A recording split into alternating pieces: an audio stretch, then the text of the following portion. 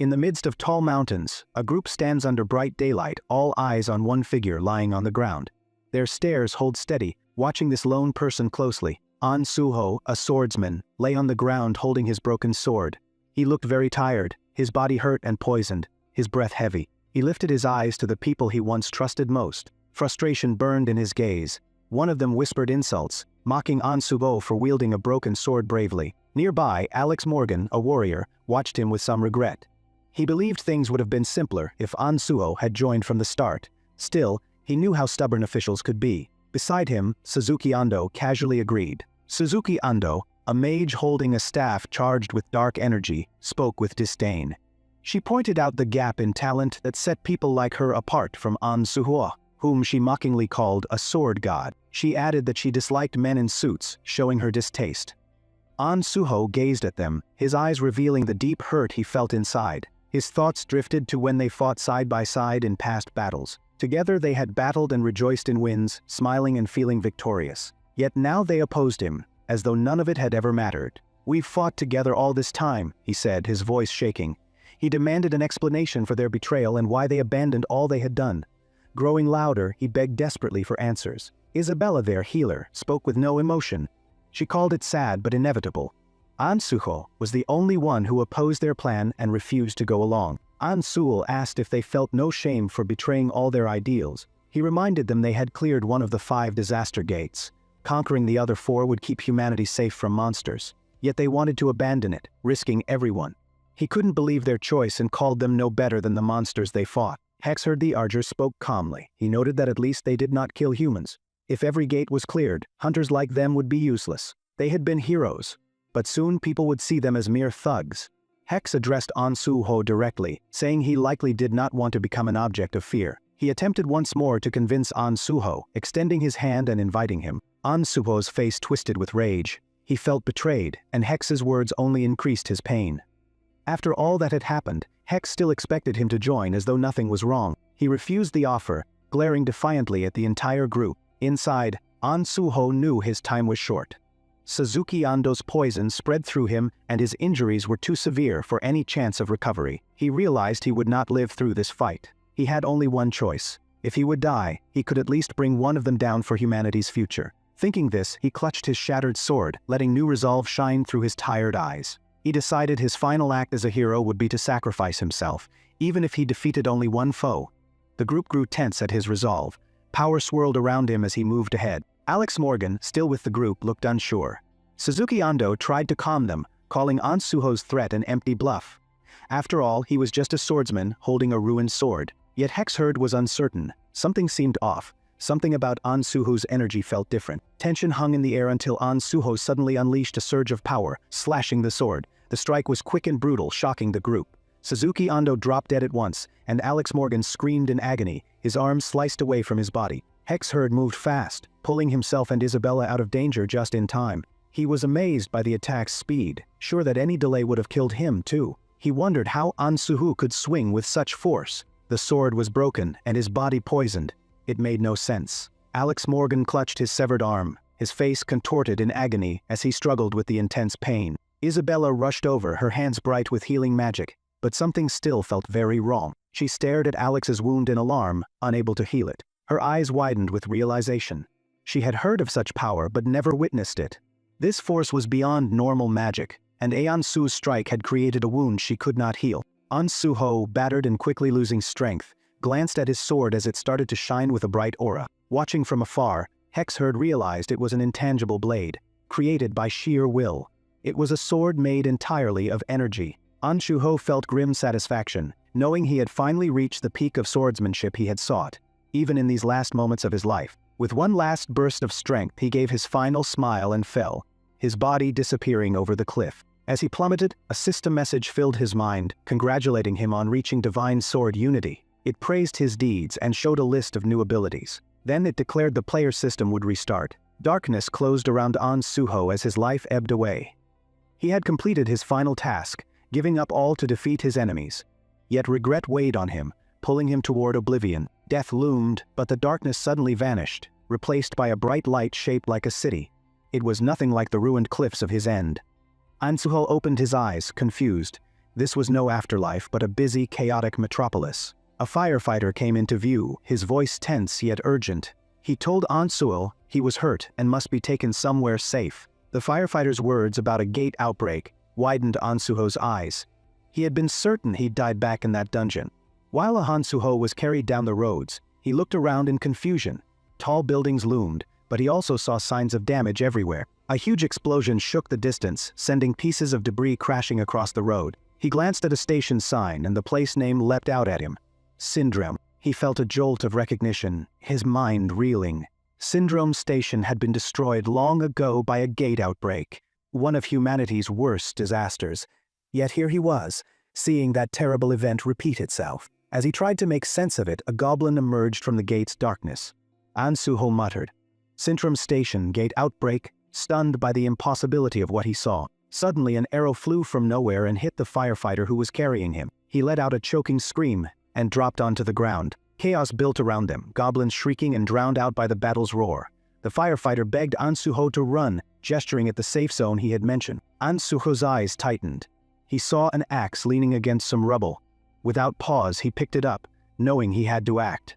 He could not hesitate at this moment. Despite the firefighter's frantic pleas, Ansuho swung the axe with practice skill gained from many fights, slaying the goblin instantly. Afterward, Ansuho checked his hands, bracing for cuts or pain, but found nothing. They were unhurt, steady, completely intact. Suddenly he realized it felt just like before, when he first awakened as a player, long ago. A bright system alert lit up in his mind, congratulating him for satisfying the awakening requirements and pushing him to become stronger. Ansuho laughed, part disbelief and part amusement. The scene felt strangely familiar. All around, the city was broken and chaos raged in every direction. Another notification appeared, offering him a new choice. This time, a digital screen lit up before him, showing 4 clear options: warrior, mage, archer, or healer. He gazed at the choices, memories rushing back. He had made this decision before, once choosing warrior without a doubt.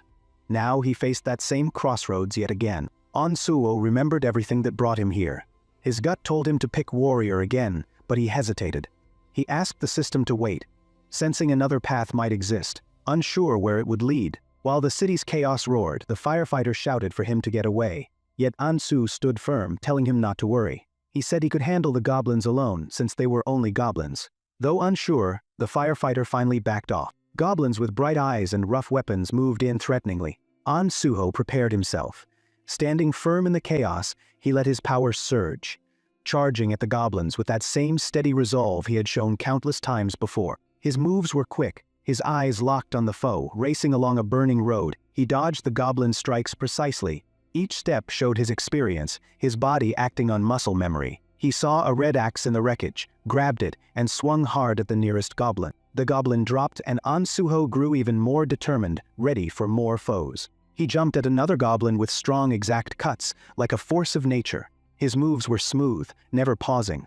It really felt like goblin slaying time for him. Standing above the dead goblins, Ansuho stayed calm.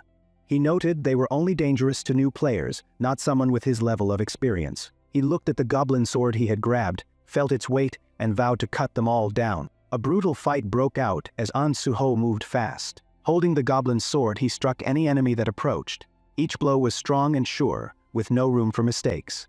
One by one, the goblins dropped until none remained. Now by himself after the fight, Ansuho stopped, breathing hard. His anger still lingered. He realized he had let his emotions run wild. He told himself to stay calm, since anger could cloud his mind, and he could not risk that again. He glanced around and a thought hit him. He must have come back to the past.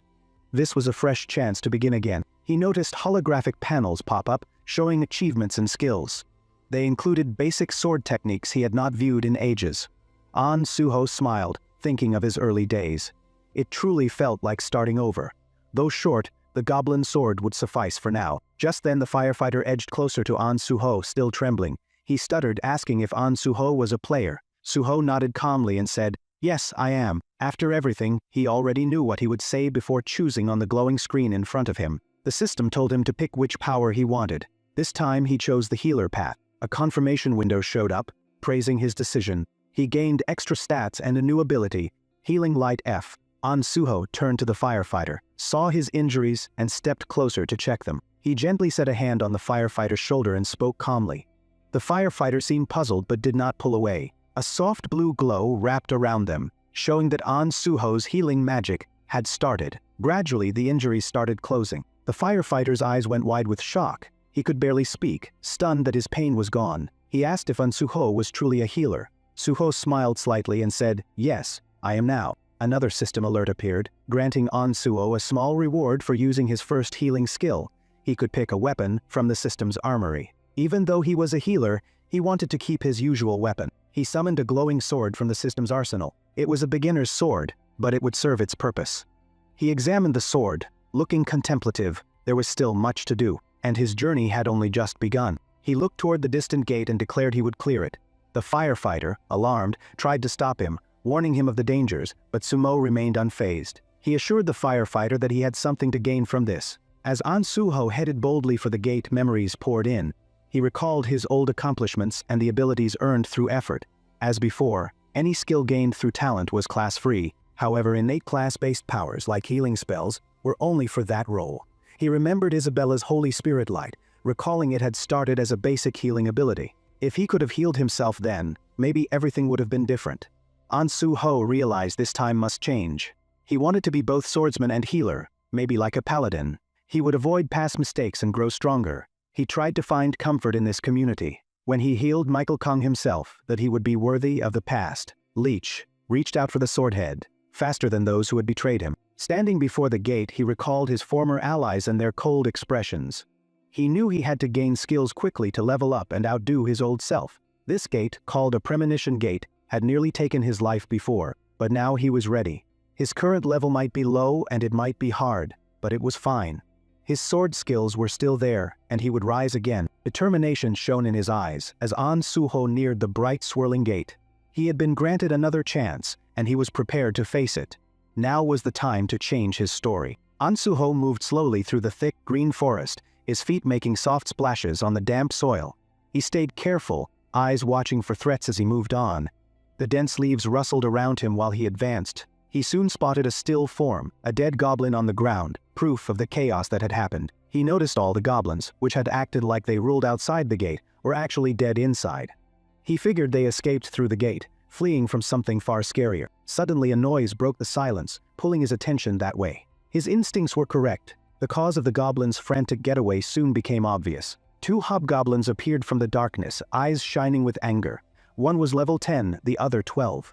They stared hard at An Suho, their bright red skin unlike normal goblins. An Suho saw these hobgoblins were bigger, with stronger muscles and a scarier vibe.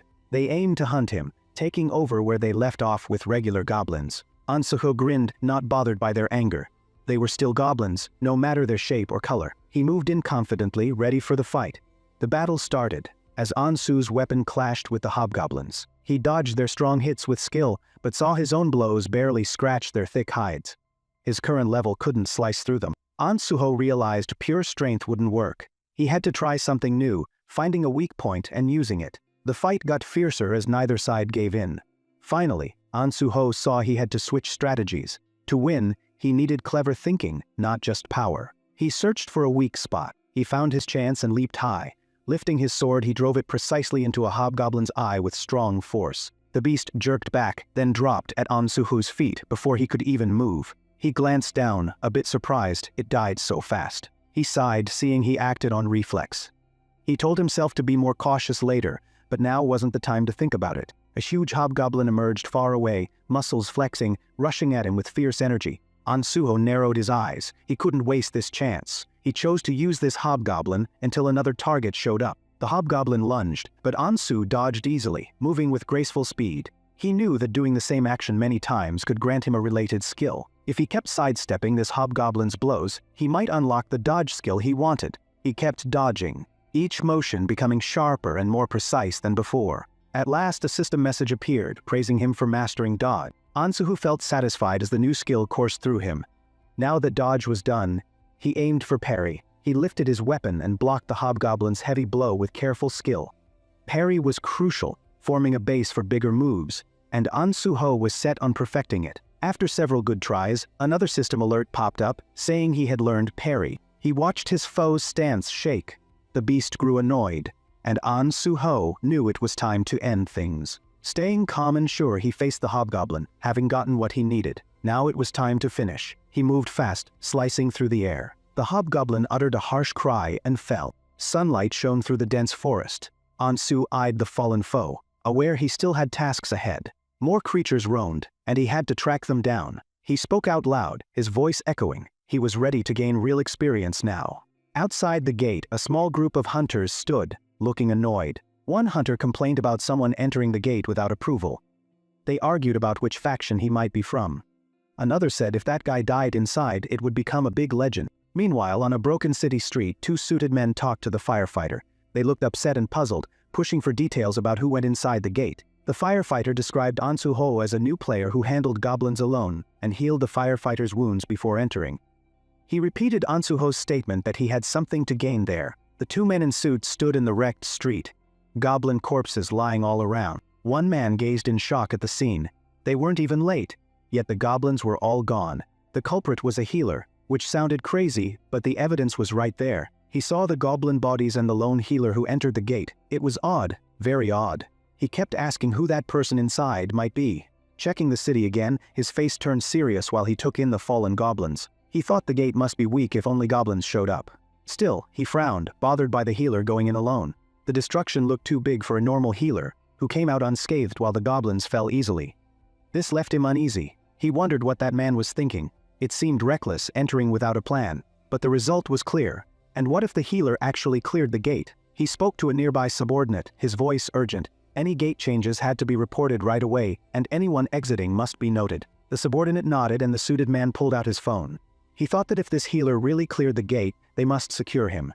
It was too risky to lose someone that strong. The scene returned to Ansu in the thick, enchanted forest. Ansu-ho rushed through the trees, his sword flashing as he cut down hobgoblins with strong, accurate blows. His swift attacks left fallen enemies behind him, their bodies hitting the ground as he moved on. He walked up to a hobgoblin that had backed away in terror, eyes wide. Ansu-ho looked at it calmly, a slight grin on his face. He chose to spare it, telling it to return with more allies, Suture and Mendai. And screeching, the creature ran off into the woods.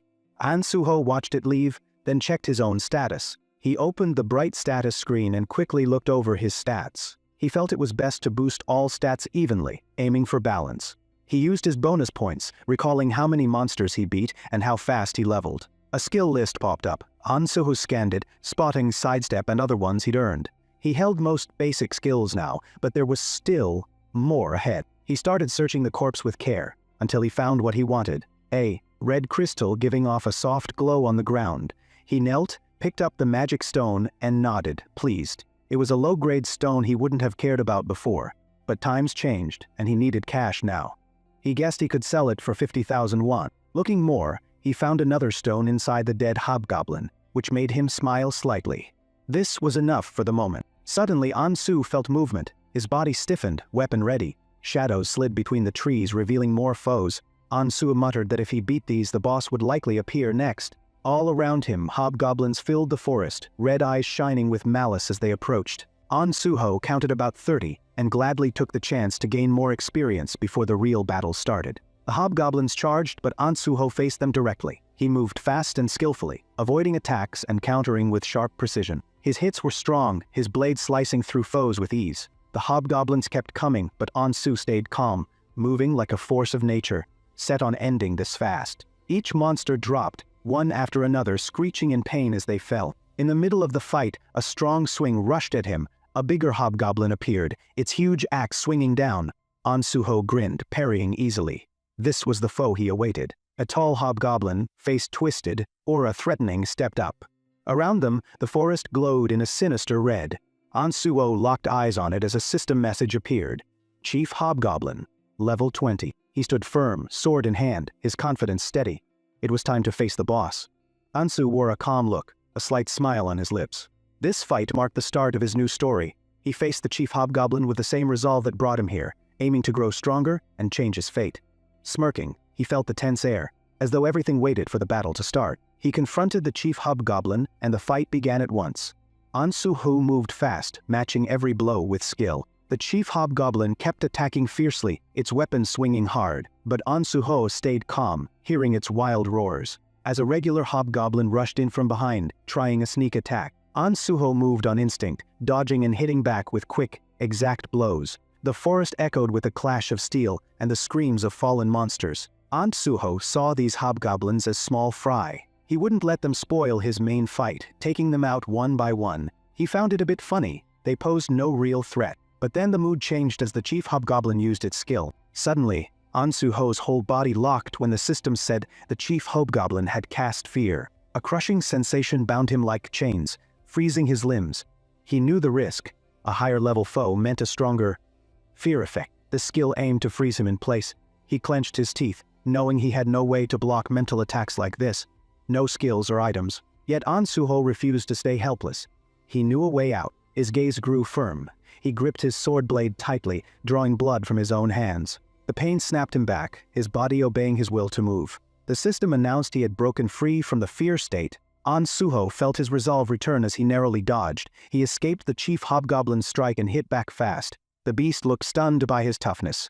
But An Suho kept moving. He swiftly finished the remaining small hobgoblins, knocking each one down in turn. The system confirmed his win, stating that every hobgoblin had been defeated. In the middle of the aftermath, An Suho used his healing power. A soft glow spread through the forest, renewing his body. But he wasn't done yet. The true fight was about to start. The chief hobgoblin appeared once more, aura threatening, its weapon catching the faint light. An Suho eyed it, his calm manner showing no fear. He stood ready for a one-on-one fight, just them both. The battle raged fiercely, both sides going all out. An Suho saw the level gap was a problem. His attacks did little damage. An Suho focused on the chief, aware each hit mattered. Many small wounds would gradually wear it down. His sword glowed a little as he gathered his power, ready for a big strike. He targeted weak points, using the cuts he had already made. He lunged hard, burying his sword deep into the hobgoblin, which let out a shriek of pain. It tried fear again to stop him, but An Suho was past that now.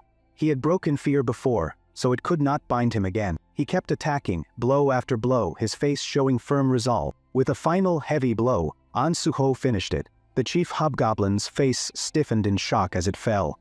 But An Suho wasn't finished. He cast healing power on the fallen beast, reviving it, just to battle it over and over. He kept doing this until he was content, sharpening his skills even more. The system reported his progress. Many of his skills upgraded, their ranks climbing, and his strength improved. An Suho glanced at his hands, sensing this new power. The hobgoblin's role was over now. Wearing a grim smile, he landed the final strike, beheading it. The system confirmed his win. The chief hobgoblin was gone. He cleared the gate and was declared MVP, feeling a burst of energy as he leveled up. All his stats rose and he gained bonus points.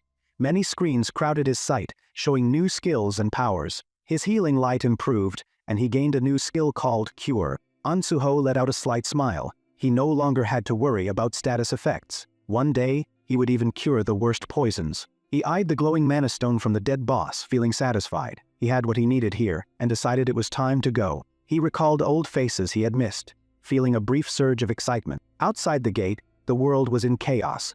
People gathered, showing both fear and wonder, as the gate shuddered. Unsure murmurs spread among the crowd, when a bright light shone and someone stepped out.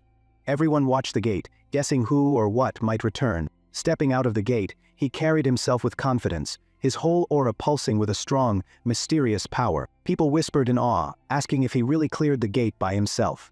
Disbelief spread through the crowd, and the question of him being alone came up again and again. Many scouts rushed over to An Suho, hoping to get his attention. One claimed to be from the Immortal Guild, another from Warren Guild, all wanting to recruit him. However, An Suho paid them no mind, jumping down boldly and landing smoothly. He walked on with purpose, until he came to a suited man and offered a firm handshake. The man looked confused by the sudden approach. An Suho greeted him, realizing he was young Chilman, a young team leader at the South Korean Hunter Association. Another suited man asked Chilman if he knew An Suho, but Chilman said no, clearly unsure of who Suho was, and feeling quite puzzled. Later, around sunset, the scene changed to a big building marked as the South Korean Hunter Association. Inside, Jung Chilman sat at his desk, facing An Suho directly. Young Chilman was lost in thought, recalling their initial encounter. He recalled how An Suho had greeted him with confidence and shook his hand.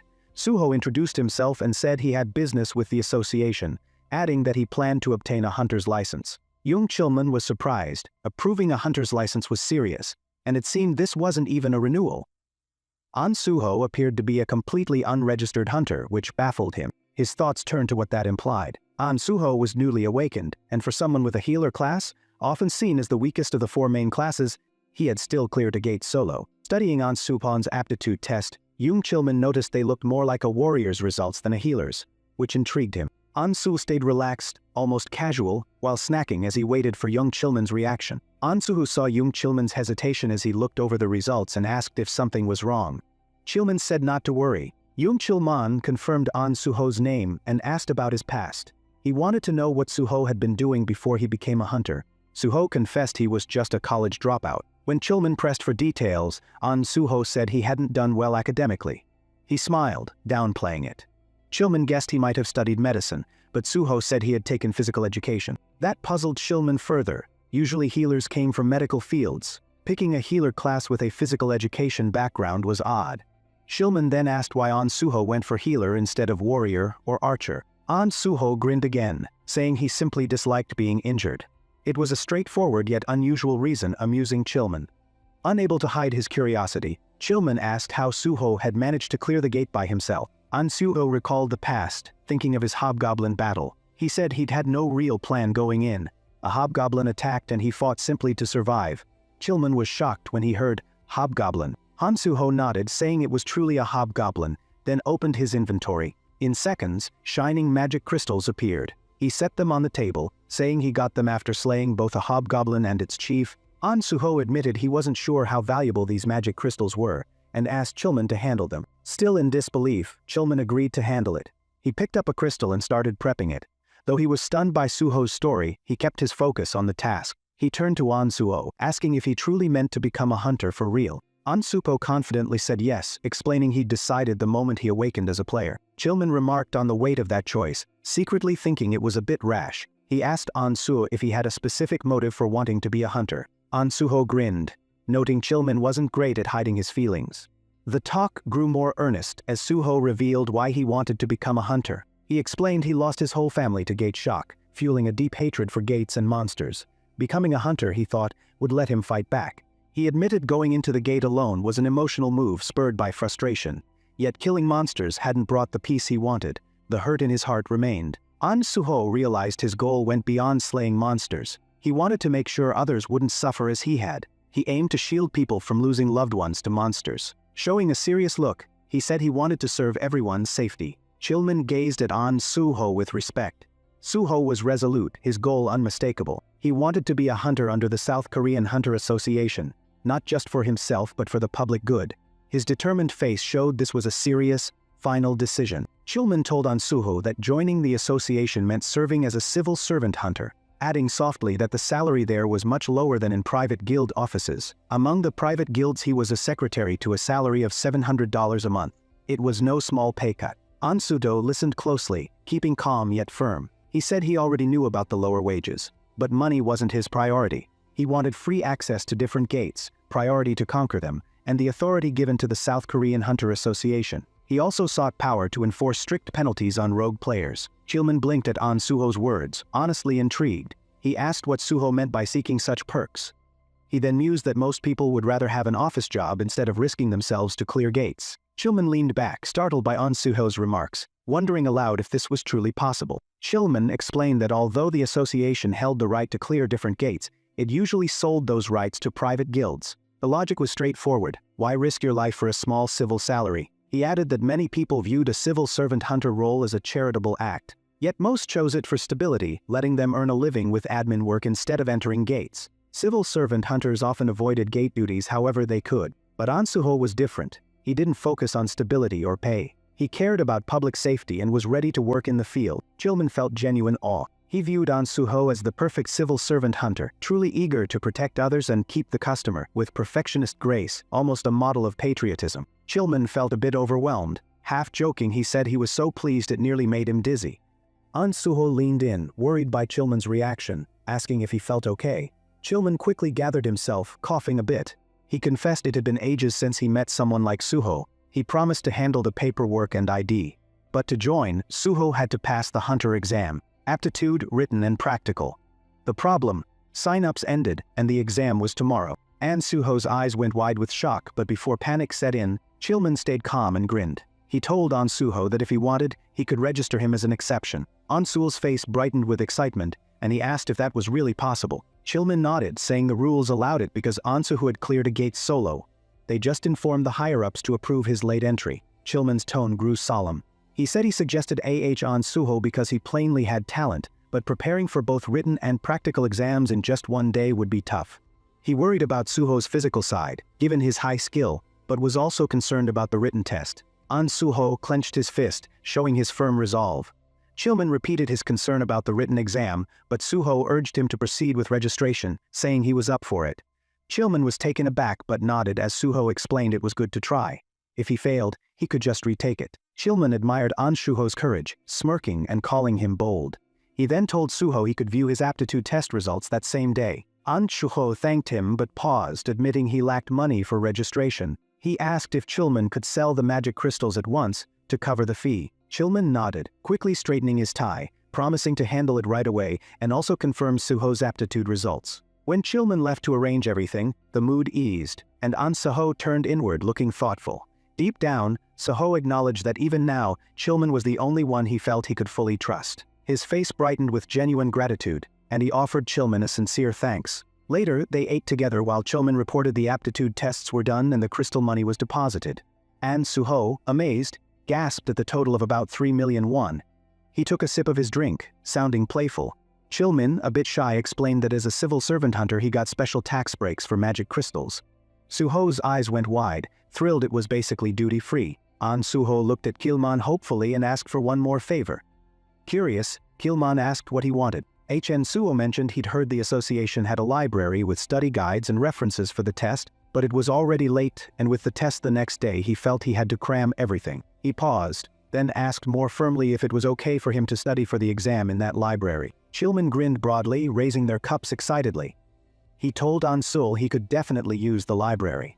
Suho's eyes lit up, and he thanked Chilman once more. The scene shifted to a bright library, with Chilman proudly showing off the enormous rows of books. He told An Suho he wouldn't need an employee card upon leaving, and could stay to study as long as he liked. Chilman cheerfully waved goodbye, wishing An Suho luck on tomorrow's test, then left. Suho stood among the tall bookshelves in reflective silence. As Chilman departed, An Suho watched him, his look mingling respect and a hint of guilt. He murmured that brother Chilman was still the same, ever kind and reliable, just like before. An Suho mused that Chilman had no idea he would eventually be president of the association. An Suho sighed, finding it tough to pretend ignorance. He felt he was sort of teasing Chilman, but realized showing he knew too much would spark Chilman's suspicion. He stood up, face set with resolve, and moved further into the library. Sunset light glowed through the windows, shining on the high shelves. An Suho murmured that it was time to locate that doshe thing. While he walked the winding aisles reading many book spines, he recalled major future events but knew he couldn't memorize every little detail. After all, he was only human. He halted at one shelf and lifted a big, old tome, decorated with detailed designs. He remarked aloud at the book's impressively large size. An Suho opened it, finding pages of strange symbols and foreign writing. He remembered once trying to learn from this tome as he gazed at the pages, which began to glow and reveal a message. The system told him the book came from another realm. An Suho noticed a short sentence appeared, hinting at multiple ways to use the volume. Holding it up, he felt a mysterious aura while the symbol on it glimmered. He placed the book on his head, but soon looked frustrated and mumbled, asking why it wasn't doing anything. They said that was the method, but still nothing happened. Suddenly, a glowing notice appeared, and the system said the Library of Memories was intrigued by his story. The book's pages flipped themselves, shining with purple light that filled the room. The system continued, saying the Library of Memories was inviting him. The book shone with fierce, magical light, and An Suho watched in awe. Finally, the system proclaimed, "Welcome to the Library of Memories." The Library of Memories opened to An Suho, its massive volume unleashing bright magic that lit up the huge space. He stood quietly, realizing how important this power would be. This artifact let a person recall all they'd ever seen or heard, even the painful memories many would choose to forget. An Suho knew people needed forgetting to cope with life. Endless, clear memories could crush someone. Still, he was ready to bear it. He understood the Library of Memories carried a cost, forever recalling everything. But that was precisely what he wanted. Even painful events were worth enduring if it meant reaching his goal. He recalled that, originally, this skill belonged to a girl who would become the Hexagon Guild's manager. She'd worked at the Korean Hunter Association before joining Hexagon Guild. He remembered how she had unintentionally gained the Library of Memories skill. He remembered that one night, as she studied in a library, she used the book as a pillow. By some lucky twist, she ended up with its power. An Suho thought how he'd learned this because of her and smiled. He planned to treat her to a meal when he saw her again, feeling she deserved it. Suddenly, a bright system alert popped up, asking if An Suho would share his story with the Library of Memories. He paused, thinking about the immense power now open to him. The library could save everything, even tiny, forgotten fragments of his past, memories that would normally disappear. He tightened his fist firmly and agreed to the request. A dazzling light surrounded him while the library started saving his story. Volumes circled him, covers gleaming with strange symbols. The whole space hummed with energy, alive with the magic of countless tales. A digital prompt flashed, confirming the skill's use. The system explained that the Library of Memories would keep every memory he had seen or heard, letting him retrieve them any time. It would also suggest needed data to him. An Suho winced, clutching his head as a weird feeling swept over him. This recording method was unlike anything else, leaving him briefly dizzy. He drew a deep breath, regaining balance, wondering if it felt odd because this was an illusionary place. Now that he held the skill, he wanted to try it. He imagined returning to the past, and the world around him instantly spun into a swirl of old memories. Glimpses of his final fight filled his vision, the force of that moment still strong. He felt the raw emotion, pain, and fury as though it was happening again. He remembered those final moments, still sensing those emotions. He watched the memories rush forward. He saw the betrayal by his former allies, the fights, the hate in their eyes. The memories were harsh and very real. He set his jaw, thinking of those selfish traitors who stopped the gate's closure to keep power longer. Their cold, uncaring faces blazed in his mind. He promised he would never forget, his stare turning cold with obvious pain and betrayal. He leaned away, frowning slightly. The memory upset him, and he regretted not focusing elsewhere. Suddenly a new screen lit up, a surprising system alert with strange info. An Suho frowned, eyes narrowed in confusion as he read it. The display changed, showing another message. The system stated it would give him a chance to grow stronger, since he was first to reach the transcendent realm, and it would reboot the player's system for An Suho. An Suho stood still, his form outlined by the swirling glow. The word rebooting rang in his head, sending chills through him. It felt unreal. When the light dimmed, An Suho was back in the vast library. The shelves shimmered with hidden energy and all the day's wisdom, just as she had felt at the beginning of this crisis, and the gathered knowledge of countless lives and stories. He nodded slowly as it sank in. The system really had sent him into the past. He recalled achieving Divine Sword Unity and getting his first SS-grade skill, only to end up here again at the start. His face grew thoughtful as he rubbed his chin. Since he was the first to reach transcendence, the system gave him a fresh chance, something he'd never known was possible. He wondered if returning to the past was mere coincidence. He tightened his hands into fists, wearing a determined look as he rode a taxi toward his goal. After leaving the taxi, he kept walking, his hands clenched with resolve. Regardless of the cause, the key point was that he'd gone back in time. He could stop what happened to him and curb the early chaos from those wild gates that caused huge losses. Taking a steady breath, he stayed focused, thinking he might clear the gates faster than before, so he couldn't afford to lose any precious time. Soon he stood before a grand, lit-up building. Under the night sky, a sign shone like a beacon. Nexus. An Suho's eyes sharpened with purpose, recognizing the private hunter academy called Nexus. In Nexus's brightly lit lobby, An Suho strode to the front desk. The receptionist smiled politely, greeting him and asking why he had come. An Suho calmly said he wished to see Director Kim. The receptionist's eyebrows went up, asking if he had an appointment. Suho replied he didn't, but he had something important to discuss with her. The receptionist gave him a regretful look, saying he needed an appointment. An Suho paused, then lifted his hand like he had a new idea. He asked if she'd relay a message. The lone conqueror of the Durham Station pre-catastrophe gate was here. Her eyes went wide in surprise, and she quickly nodded, picking up the phone to place a call. The scene shifted to a corridor ending in a door marked Director's Office. Inside, Director Kim stood behind a polished desk, calm and poised. She greeted An Suho politely, introducing herself as the head of Nexus Academy. An Suho introduced himself as well, and took a seat where she indicated. They sat facing one another, the mood a bit unusual but filled with curiosity. Director Kim started, saying she'd heard he was the lone conqueror of the Syndrome pre-catastrophe gate, and asked why he came to Nexus. An Suho didn't pause, saying he was there to request a scholarship. Director Kim's eyebrows shot up, surprised by his request. An Suho added that there was a hunter license test tomorrow, and he intended to take it too. Director Kim seemed taken aback, asking how long since his awakening. An Suho said it was literally that day. Director Kim's eyes went wide. She flipped through paperwork, stammering at the news. She wanted to confirm she heard right. He was an unregistered hunter who just awakened today, yet planned to take tomorrow's license test. Plus, he was the sole clearer of the syndrome pre-catastrophe gate.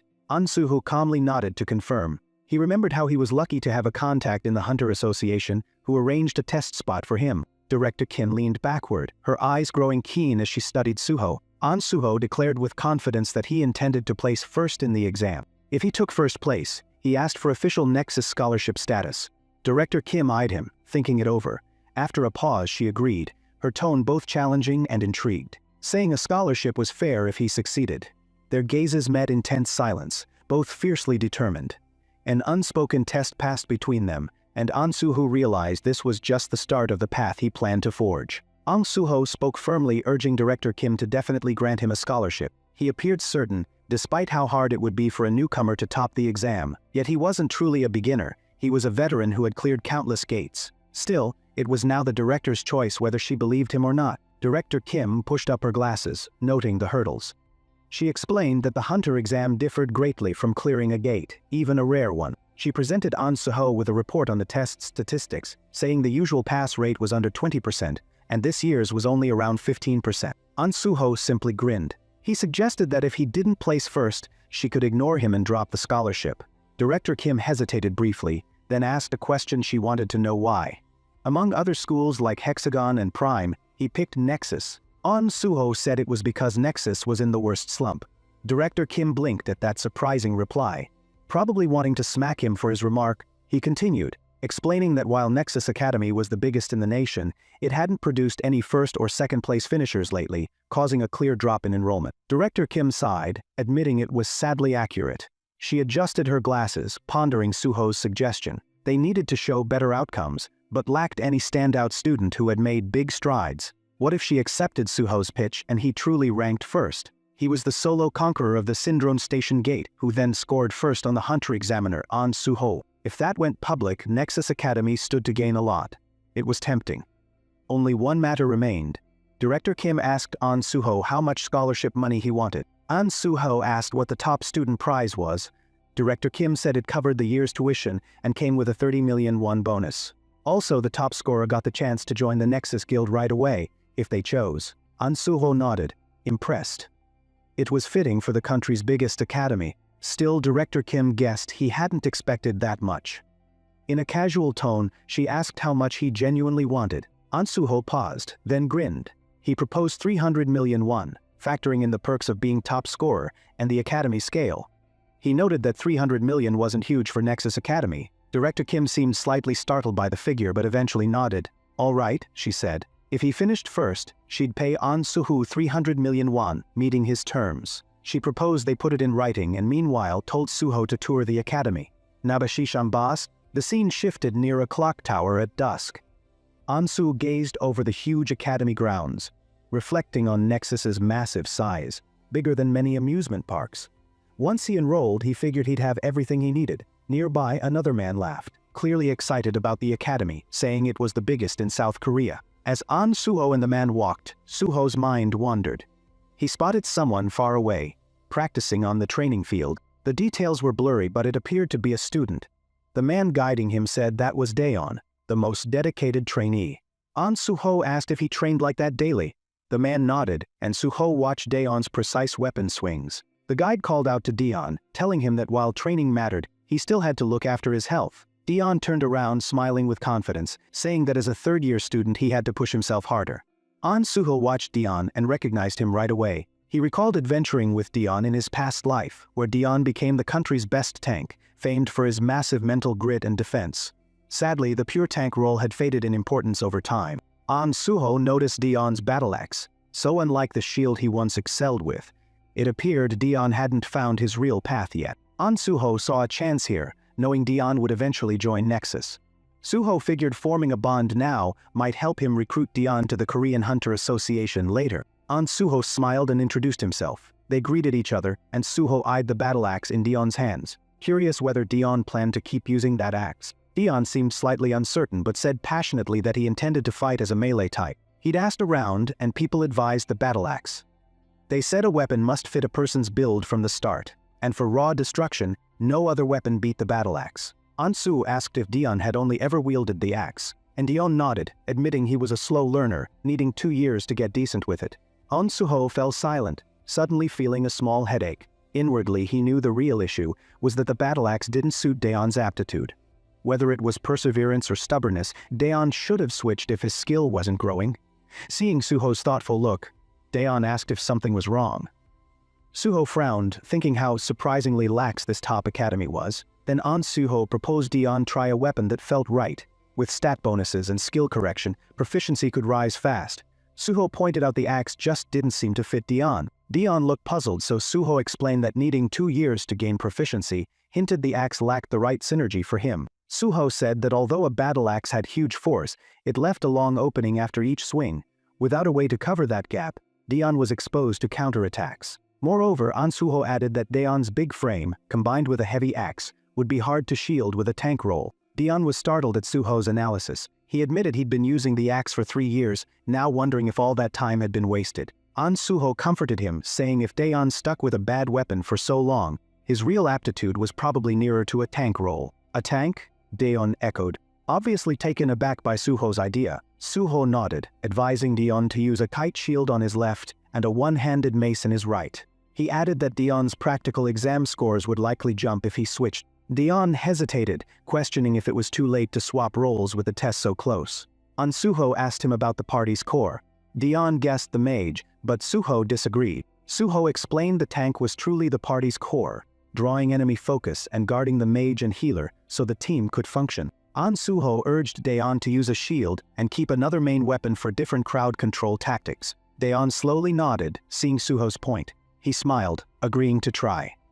Ansuho praised him for staying calm and making logical choices. Daeon thanked Ansuho and left, resolved to keep practicing. As Dion departed, the guide facing Ansuho asked if Suho was some kind of instructor. Ansuel looked surprised and denied it.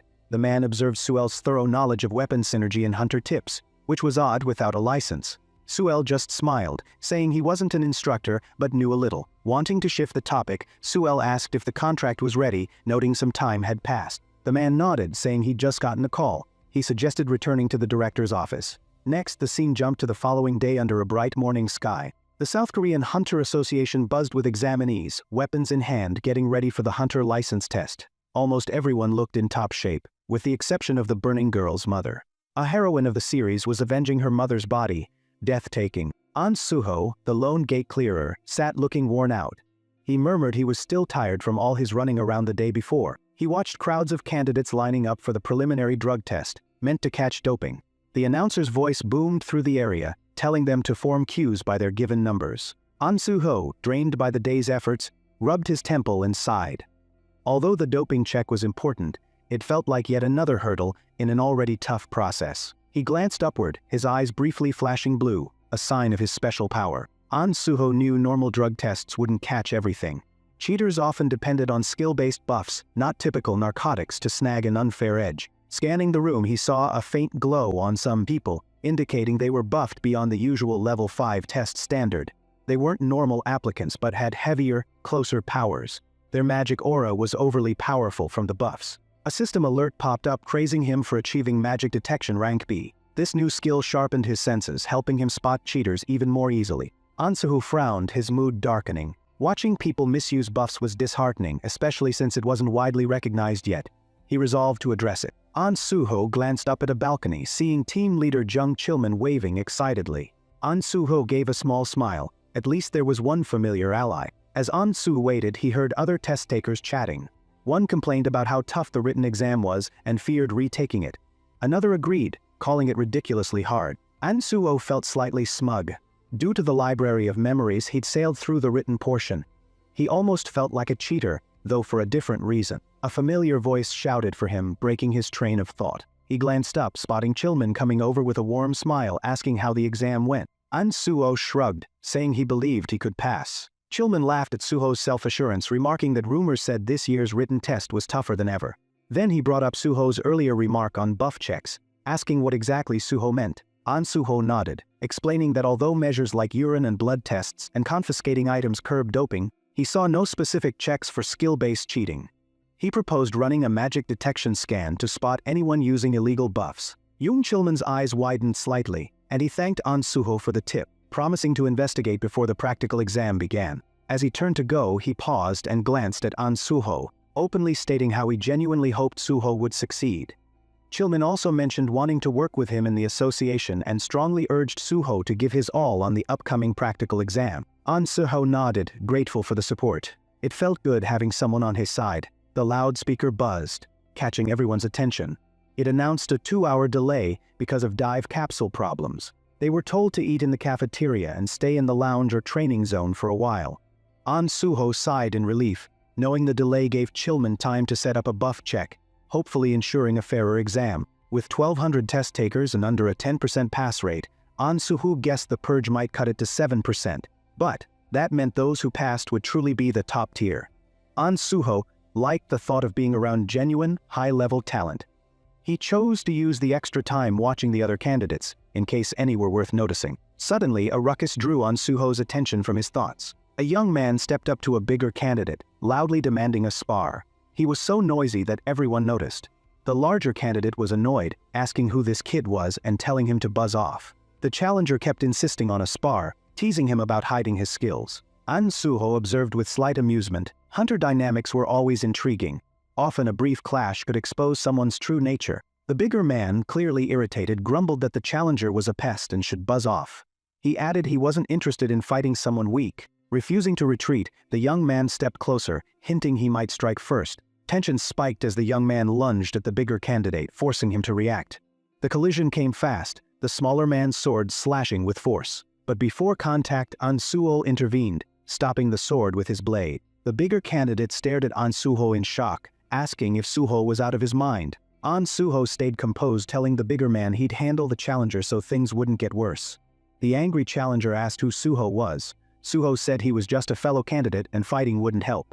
The large man huffed and left, grumbling indifferently. The young man wasn't happy. He demanded to know why Suho had intervened, clearly annoyed. Suho smiled, introducing himself and noting the young man seemed to want a sparring partner. He volunteered to stand in instead. The young man scoffed, calling Suho weak, insisting he had no wish to spar with someone like that. Suho blinked at the insult. Weak? It caught him off guard. Growing bolder, the young man taunted Suho again, claiming his earlier block was mere luck and telling him not to get arrogant. Suho paused, then tilted his head, asking if the young man was afraid. The young man's face contorted in rage, demanding to hear exactly what Suho had just implied. Suho calmly repeated that it looked like the other man was scared to spar. The goad worked. Now seething, the young man said he would teach Suho a lesson. He said he was bored anyway, surrounded by cowards, and that Suho was now the perfect punching bag. Suho smiled, seeing the young man accept. Onlookers muttered that they should move to the sparring arena and get a supervisor's permission for a proper duel. They went to a wide, open arena, bright with onlookers casually gathering in the seats. A few spectators shook their heads, saying it was needless drama on such an important day. Others wrote them off as attention seekers. Officials stepped up, speaking to Suho and the challenger as they got ready. He said only the association's training weapons were permitted, and he'd end the match if it went too far. With a swift hand motion, he signaled the start of their sparring session. Both fighters squared off, each holding a wooden practice sword. Tension rose as they traded swift blows, each move sharp and strong. The opponent struck hard, trying to overpower Suho, but Suho blocked effortlessly, studying his rival's every swing. Obviously upset, the young man yelled he would shred Suho, then lunged again, but Suho deflected it smoothly. Suho eyed him with mild surprise and let down, asking why he was so feeble. His face grew scornful, commenting the opponent was utterly weak and barely worth the trouble. Furious now, the young man hurled insults at Suho, his anger tangible. Watching him, Suho felt the tension in the air, remembering who this fighter really was. His name was Pak Yong, a skilled swordsman radiating fierce energy as red mist drifted around him, a man whose eyes shone with an endless hunger for power, driving him to battle the strongest foes. He always yearned for higher levels of sword mastery. Over time, his quest for strength veered down a darker path, turning him into a dreaded hunter-killer, relentless in seeking dominance. An Suho stood aside, narrowing his eyes at memories of Pak Yong from his earlier life. Pak Yong had been powerful but tragically lost. Suhe knew he needed to steer Pak Yong away from repeating those errors. He thought about Pak Yong's potential, feeling obliged to step in before the swordsman sank into darkness again. He smirked, recalling past life memories of Pak Yong's might. They had crossed swords before, and Pak Yong had been formidable. Yet seeing him here, Suho noted the raw, unpolished nature of his technique. He sighed, surprised to find Pak Yong in this testing arena. Although once impressive, he still lacked the experience and polish to master his abilities. He acted quickly, planting his foot on Pak Yong's chest and hurling him backward. Pak Yong fell dramatically, his body hitting the arena floor with a thud. An Suho stayed put, looking bored. He found the situation dull, taunting his opponent since Pak Yong had bragged so loudly before that Suho expected more of a challenge. Pak Yong pushed himself upright, eyes wide in shock and pain. He stared at An Suho, stunned by the overwhelming strength he just witnessed. He demanded to know how An Suho was so strong, his voice edged with frustration. Suho just shrugged, casually warning him that charging in wouldn't help. He asked if Pak Yong really wanted to keep going. Noting his stance, Suho figured it was Pak Yong's first time fighting someone level 10, since he'd likely only faced level 5s before. Even so, Pak Yong wasn't discouraged.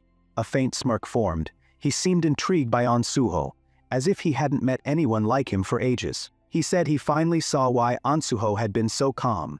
Tension rose as Pak Yong braced for another round. He gripped his sword tight, eyes shining with determination, vowing to fight at full strength. An Suho watched red energy swirl around Pak Yong. An Suho couldn't help but grin, as though indulging a child. Pak Yong lunged forward, sword whipping through the air with fierce power. They clashed in a blur of quick blows, their weapons ringing across the arena. Every swing held raw power, and for a moment, Pak Yong drove An Suho back, their forces crashing against each other like waves on stone. An Suho sensed heft behind Pak Yong's blows, realizing they were indeed heavier now. Panting, Pak Yong sneered at An Suho, asking if he'd keep pretending to be calm. His frustration was clear. He ramped up his strength, the blazing red aura growing stronger, for a decisive attack. He roared, daring An Suho to block his next strike. Taking a stance that made Suho's eyes widen, Pak Yong used his original dragon sword technique. With a fierce shout, he thrust his blade straight at Suho. A huge blast shook the arena when their powers clashed, white light flooding everything. Feeling the collision, Pak Yong thought he'd triumphed, whispering to himself that he'd won. But when the light cleared, An Suho stood solid, sword braced to stop Pak Yong's strike. He breathed a slight sigh and grinned, meeting Pak Yong's startled eyes. He noted he'd blocked the blow effortlessly and could have done it blindfolded if needed. Pak Yong stuttered, eyes wide in shock, baffled at how An Suho had done it. An Suho's mind churned, realizing this wasn't the full dragon sword technique yet, only a simpler blade skill. Stung in his pride, Pak Yong roared, cursing An Suho angrily. The battle went on, Pak Yong attacking with unceasing power. He swung wildly, the red aura around him flaring brighter with every blow. An Suho got driven back briefly, yet stayed calm, watching for an opening. Seeing Suho pushed back, Pak Yong thought he finally had an opening. He lunged, channeling every bit of energy into the blow. An Suho easily parried, then slammed a fist into Pak Yong's jaw, driving him backward before he could respond. Pak Yong staggered, vision hazy from the blow. He mumbled in disbelief, fighting to remain upright, and puzzling over how An Suho had done it. An Suho shook his head, calmly noting that Pak Yong's swings were too slow without another comment. He observed Pak Yong flying across the arena, hitting the floor hard. An Suho inhaled deeply, deciding to wrap this up. He thought that crushing Pak Yong's pride anymore might lead to serious problems. Silence fell over the arena as onlookers stared in amazement. Han Su stood, exuding authority, while Pak Yong lay sprawled on the floor, slipping into unconsciousness. He reflected that this was a lesson for both Pak Yong and himself. The past held regrets, but the present allowed a new fate. Gazing at the fallen Pak Yong, he realized the swordsman would be fixated on challenging him now, though that dream wouldn't happen. Suho also mused the testing center might be quieter from now on. An Suho summoned the supervisor, who appeared quite stunned. When he finally spoke, his tone was uneasy, clearly rattled by the large-scale brawl that had just occurred. An Suho calmly explained he'd accidentally knocked Pak Yong out, and asked the supervisor to look after him until he woke. The supervisor nodded, sympathetic to the situation, promising he'd manage it. The scene moved to the testing zone, where many technicians worked busily and several capsules lined the lab. An Suho scanned the area, noticing more skilled managers than before. He guessed they were undercover doping inspectors, posing as technicians and closely examining the candidates. Ahn Soo-ho stood near a capsule, observing the technicians at work. Nearby, someone griped about not matching the capsule's specs and was sent elsewhere for testing. A technician soothed them, asking them to cooperate for now. Eventually it was Ahn Soo-ho's turn. Told to lie in a capsule, he agreed immediately. The overseeing technician said if he felt anything odd while diving, he should push the button for emergency help. Ahn Soo nodded, showing he understood. The technician started the dive and a high-tech display glowed, indicating progress as the system synced with Ahn Soo-ho's mind. A voice declared the Hunter Practical Test Program active, starting the dive. The link finished, and the healer's practical test scenario began. The scene changed, placing Ahn Soo in a reddish, ruined city. Buildings crumbled all around, debris strewn everywhere. He noted this exam's notorious difficulty, especially given the low pass rate for healers. His thoughts broke when he saw a small girl weeping on the ground, seemingly hurt, prompting Ahn Soo-ho to approach carefully. This ravaged city felt painfully real, distant screams echoing and heightening the scene's tension. Ahn Soo-ho stared at the wreckage in disbelief, baffled at how the association designed such a harsh simulation. He mumbled that it seemed they lacked all restraint. The entire exam seemed meant to shock, and Ahn Soo-ho felt a surge of fatigue and annoyance. He let out a heavy sigh, fists tightening as he surveyed the chaos. Healers were prized because they had to offer aid in the worst danger. Ahn Soo grasped his role's importance, but it was no less daunting. This practical test was the heart of the Hunter exam, where each hopeful's suitability was rigorously measured. For warriors, mages, and archers, it focused on combat skill. Their simulation changed yearly, and passing standards varied. One-on-one duels, fighting multiple foes, survival time, and number of enemies beaten heavily influenced their final scores. However, the healer's practical exam differed. For them, it wasn't about crushing foes, it was about self-sacrifice. To the examiners, a healer's healing ability was crucial, but one who risked their life for others was even more prized. This test judged more than magic or skill, it judged willingness to place others first. High scores went to those who braved real danger to save people. Ahn Soo-ho prepared himself at the simulation site, reflecting on how absurd this was. In this test, healers sometimes had to die while defending others. The system had revived him once already. Dying again just for an exam made him sigh heavily. He glanced at his sword wedged firmly into the ground. He walked toward it with a firm, purposeful step. He gave a faint smile, gripping the sword, and thinking how odd it was to be required to die so easily. He knew the exam demanded sacrifice, but if it came down to it, Ahn Soo-ho would bend the rules. After all, he wasn't just any healer. Suddenly, frantic cries surrounded him. Ahn Soo-ho glanced about, hearing screams. All he found were lifeless bodies. The whole simulation zone lay strewn with unmoving people, their final expressions locked in terror. It resembled a battlefield devoid of hope, with only a single survivor left. He walked toward the girl he'd seen, kneeling by her side. Her eyes remained open, brimming with fear. Ahn Soo asked if she was all right, checking her wounds. She struggled to talk, voice shaking as she warned they would return and they should flee first. Ahn Soo-ho shook his head, assuring her that help would come soon. He vowed to protect her until then. He understood his duty, keep her safe to the bitter end. Meanwhile, outside in the real exam center, the place buzzed with activity. Pods filled the room, each holding a test taker deeply immersed in a virtual scenario, their minds engaged in the simulated challenges. One test taker emerged from his pod, looking worn and let down, muttering that he could have done more while rubbing his neck. A neat uniformed staff woman smiled, thanked him for his effort, and told him to gather his things before going home. He nodded slowly, lost in thought while walking off. On a nearby screen appeared his results. Kang Jin-young, Archer Class. Time: 9 minutes, 4 seconds. His time wasn't especially good. As the staff woman studied the scores, she sighed, noting that perhaps this season's difficulty was high because all the results looked especially low. Then she asked a different staffer how long the candidate in his monitored pod and Sewell had been in the simulation. Director Shin glanced up from his screen, saying Sewell had been in there quite a while. She was startled, noticing it had already been 30 minutes, twice the usual 15-minute mark. She leaned in toward the pod screen, double-checking the time.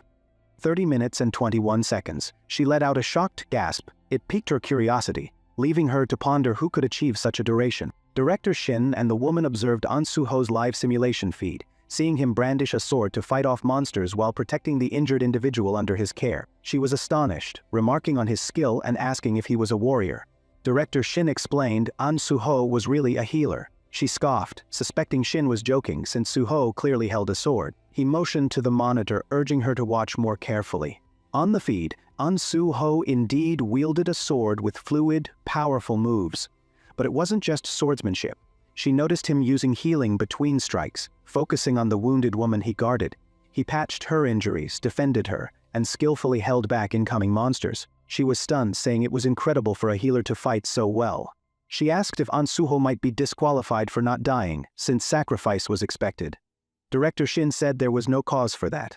A healer's main task was saving the patient, and Suho met every requirement. The display showed An Su battling monsters, staying right by his patient and healing her whenever needed, never once losing focus. Director Shin underlined that An Suho was correctly escorting the patient, providing healing as needed, and risking himself to keep her safe. With all conditions met, no disqualification was needed, and even the exam system allowed it. She nodded slowly, smiling as she realized the practical exam's top candidate was probably settled. Back in the simulation, An Suho stood in the dim scene, gripping his sword. Several little green lizard-like creatures crept up, moving aggressively.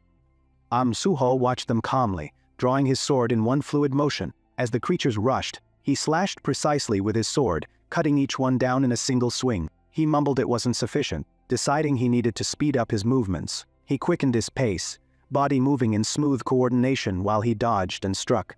The creatures swarmed, but An Suho was prepared. His blade cut through them with steady resolve and skill. A system alert flashed.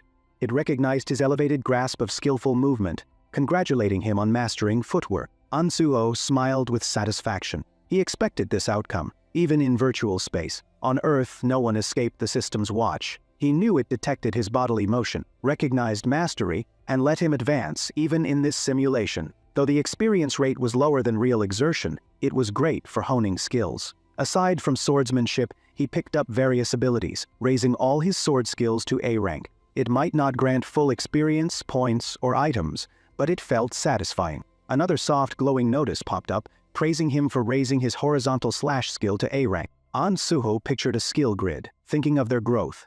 If he gained all basic sword skills and pushed them to A rank or beyond, he might craft something like Pakyong's dragon sword style. Suddenly a different system alert shone powerfully, unlike any before, almost like a radiant portal of energy. It enveloped An Suho, marking some major achievement. The system stated his swordsmanship insight exceeded everyone else's, and was impressed by his distinct style. It offered to fully recognize it, asking if he wanted to register a new technique that merged basic sword moves and footwork. If he did, it would assign a rank, and An Suho could choose its name. An Suho's face lit up in satisfaction.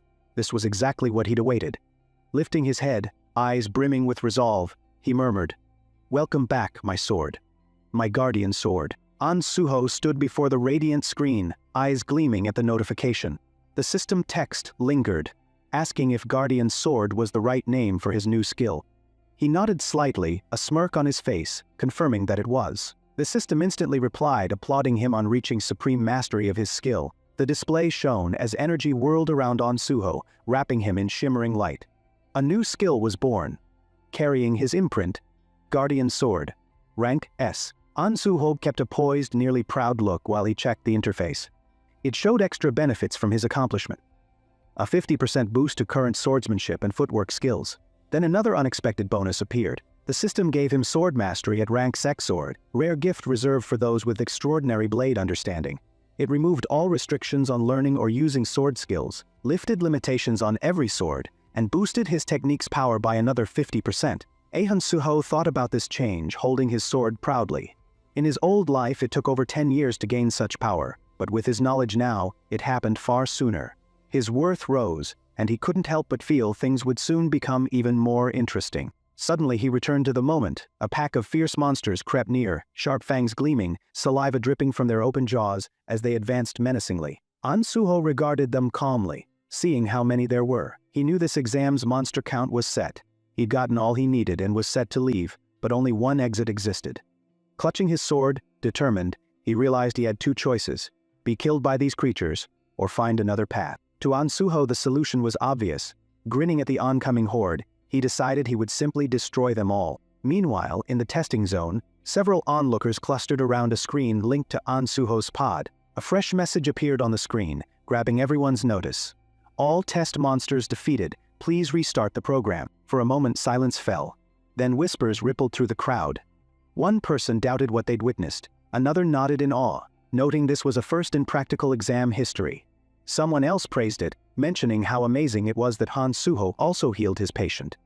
An examiner sighed, saying checking the rankings was pointless now. A few days later, at Hexagon Guild HQ, another scene took shape. Inside their HQ, a group sat in a meeting room, looking confident. One person promised their candidate would claim the top spot this year. Another agreed excitedly, pointing out the work spent training their chosen person, insisting Hexagon, not Prime, would secure first place this time. Suddenly a projector lit up, showing a congratulatory note from the South Korean Hunter Association. It listed the top candidates, with An Suo's name shining at the top.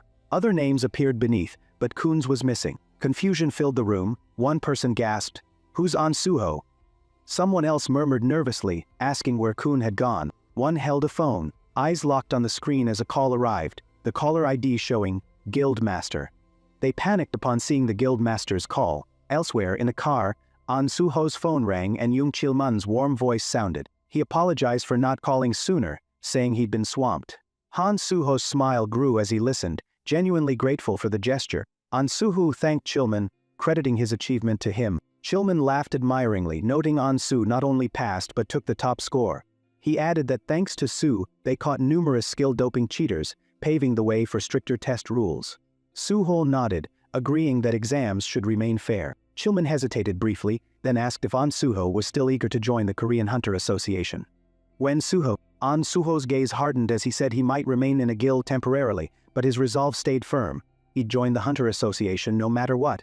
Chilman thanked him, visibly relieved, promising to call once new recruitment or exam dates open. An Suho agreed, adding that since it was lunchtime, Chilman should eat well despite his busy schedule. Chilman laughed warmly, wishing the same for An Suho. After the call ended, An Suho held his phone briefly, concern flickering as he asked himself if Chilman was all right. His voice sounded hoarse. Then Suho changed focus, expecting another call soon. Suddenly his phone lit with an incoming call. An Suho's gaze narrowed as he got ready to answer, noting to himself this was exactly on cue. Director Kim called, congratulating An Suho on his accomplishment and saying the contract money had been paid. She then asked if he'd join Nexus Guild, promising him better benefits than any rival guild. An Suho answered politely but carefully, asking the limits of her offer. She stayed upbeat, promising to meet his expectations. As a top finishing scholarship student, changing his terms would be simple, she said, then recommended meeting in person to talk more details. An Suho thanked her but said he had personal errands that day. He promised to look at his schedule and reply. As a Nexus scholarship graduate, joining Nexus made more sense than going elsewhere. Director Kim's eagerness was evident even by phone. She urged him not to sign with anyone else for now, pledging to fit his schedule. An Suho chuckled, saying he'd see her soon, then ended the call. Smiling to himself, he remarked how Director Kim was truly thrilled, and he could still sense her enthusiasm. The taxi halted and the driver told An Su they were there. He nodded, thanking him. He left the taxi, eyes fixed on the old market ahead, resolve evident. Having passed the exam, received his license and gotten his deposit, he saw a busy street. An Suho inhaled deeply, wondering what tasks remain. It was time to farm items here at Lighthouse General Market. After some time he recalled he had purchased all he needed as a hunter. Now only finding a weapon remained. He walked into a modest, somewhat worn shop that held various weapons. An Suho went to the counter where the shopkeeper stood, greeting him while his gaze swept over the stock. The shopkeeper eyed him curiously, asking what exactly he sought. With a polite smile, An Suho said he'd just become a hunter and needed a light weapon. He knew it wouldn't be easy finding something decent within his budget. The shopkeeper pondered, then directed him to a rear section where items were slightly cheaper. An Suho nodded in thanks and headed to the shelves, clearly untouched for ages. Dust blanketed most weapons, leaving them forgotten. He brushed his fingers over a notably dusty blade, amused at the thick coating. Carefully, he inspected each weapon, observing that many were low-grade and unverified, as though their true worth still slept unseen. But An Suho realized even unverified weapons could harbor hidden promise. He held a spear carefully, reflecting how some weapons require a liberation step to become truly awakened. Such items often gave off an aura seeking recognition. He doubted many players would recognize that in a shop like this. He sensed something special in the spear. Gently closing his eyes, he focused. A notice popped up, and a faint buzz of energy surrounded him. The system declared magic detection had activated. An Suo smiled slightly, feeling the blue energy swirl around the spear. He was pleased to have located it. The scene changed, placing him alone in a bright park under lush green trees. He held the spear firmly, gazing at it with both confidence and excitement. If the shopkeeper realized what he'd sold, he'd regret it later. An Suho pictured him lamenting letting the spear go so cheaply, but that was for another time. At present, An Suho had a job to do. Gripping the spear gently, he decided it was time to start. As he inhaled, the tranquil air turned tense. Energy collected around him, attracted to the spear, building a strong aura that enveloped both it and An Suho. A system voice echoed mentally, saying that magical energy was now flowing in. The spear's consciousness began awakening, which An Suho sensed immediately. A sudden energy surge startled him, eyes going wide. He groaned in pain under the mounting pressure. The spear itself was alive, pulling in more of An Suho's power. He fought to keep hold, alarmed it was draining much more energy than expected. An Suho realized the spear was gulping down his magic power, panic rising as his energy quickly ebbed away, the spear's pull nearly overwhelming him. In desperation, An Suho let go, the spear hitting the floor as he fell, panting and drained. He realized that, had he waited a moment longer, he'd have passed out from lost magic. His eyes returned to the now quiet spear on the floor, its energy dormant again, and he sat up, reflecting on what just happened. He thought that reviving it required a magic stat of at least 100. Sighing softly, he planned his next steps. Even if he couldn't use it yet, it'd help later. Smiling with resolve, he silently vowed to level up fast and awaken the spear. Elsewhere, under a bright sky, rose a tall building bearing a big PBS sign. Inside, Jo Jinhui sat at a messy desk, focused on his laptop. A normal day ended abruptly when his phone rang. He answered with mild interest. A voice on the line sounded friendly, introducing himself as An Sui and confirming if Jinhui was the PBS reporter. As Jinhui listened, Hui blinked, startled. He paused, trying to recall the name, wondering who An Suho was. Suddenly it clicked. He was talking to the top candidate, An Suho. Suho calmly confirmed he was indeed An Suho, and said he also solo cleared the unusual gate at Syndrome Station. Jinhui's eyes went wide, realizing An Suho referred to the Syndrome incident. He leaned back, struggling to take it in, mind racing at how Suho cleared that major gate before even getting his hunter license, thinking he must be a real monster. Jinhui cleared his throat, asking why An Suho called him. Suho replied he'd found Jinhui's blog while searching. He knew Jinhui was a golden spoon kid but still worked in journalism, showing strong professional pride. An Suho said he had many plans ahead and plenty of material for stories. He proposed Jinhui become his exclusive reporter, but Jin's skeptical tone came through the call. Dryly, Jin asked if Suho was trying to keep a wealthy reporter as his subordinate. Thoughts swirled as he sized up the man on the phone. He suspected An Suho was an odd guy with an inflated opinion of himself, saying he found this approach off-putting, even though he was hungry for news. He wouldn't be anyone's underling. He wanted a true partner. He pointed out Suho seemed to be tricking people to boost his value before joining a guild. Suho briefly laughed, admitting Jinhui wasn't wrong but said it wasn't about raising his value blows. He wanted some fame since he planned to become a civil servant. Who's Suho? Jinhui paused, fingers still on his keyboard, asking if Suho meant the Korean Hunter Association. He was confused. Publicity was usually for people aiming at big guilds, not government hunter roles.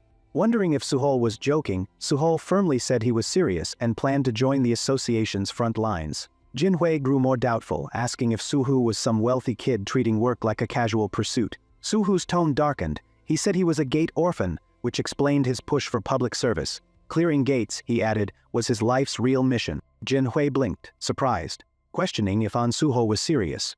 He noted so many eccentrics were around lately. After a beat, Jinhui sighed, saying it wasn't that important. He understood Suho's view but refused to be his exclusive reporter, insisting on writing what he liked. An Suho spoke up, proposing a wager.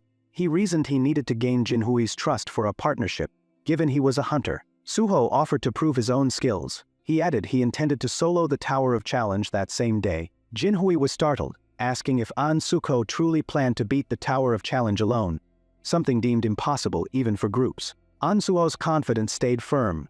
He told Jinhui this would earn his trust, and if he succeeded, he asked Jinhui to be his personal, exclusive reporter. Jinhui stared at his phone, torn between doubt and fascination. An Suho was surely peculiar, yet there was something compelling in his resolve that was hard to dismiss.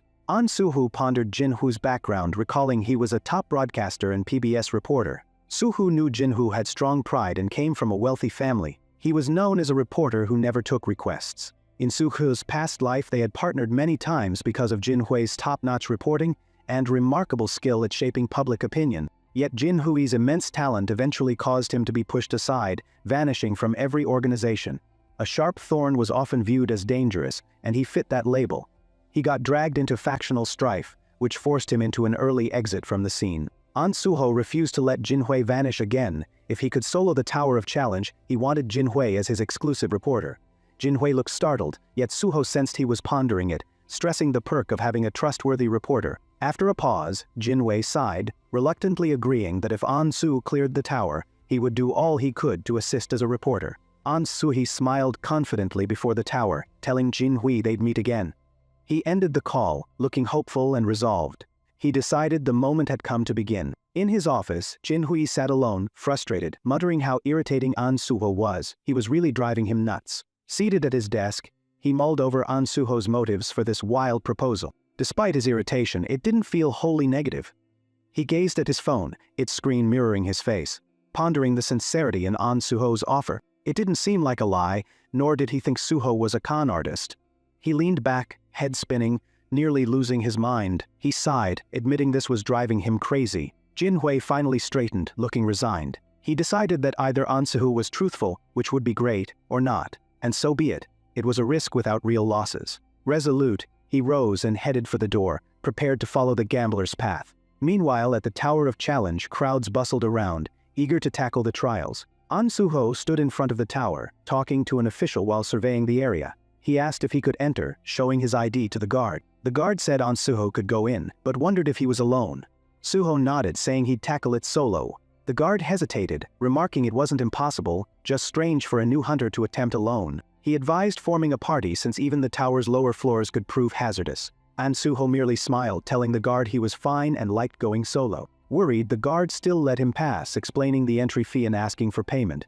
Once An Suho got the bill, An Suho nodded, thanking the guard and promising to stay cautious. He acknowledged the guard's caution about returning at once if it was too hard. As Hun Suho stepped in, he recalled that the Tower of Challenge, called the Hunting Ground, was a state-run gate for sub-level 20 players to test themselves. He braced to meet whatever lay ahead inside. He pressed his palms on the door, determination rising. Since his level was reset, there was no better hunting ground than this. Resolute, he pushed open the big door, unveiling a brilliant light beyond.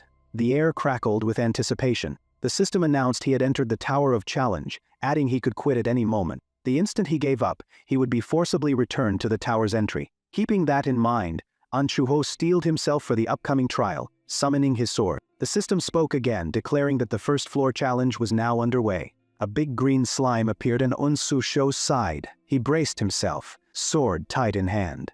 It was the first floor monster.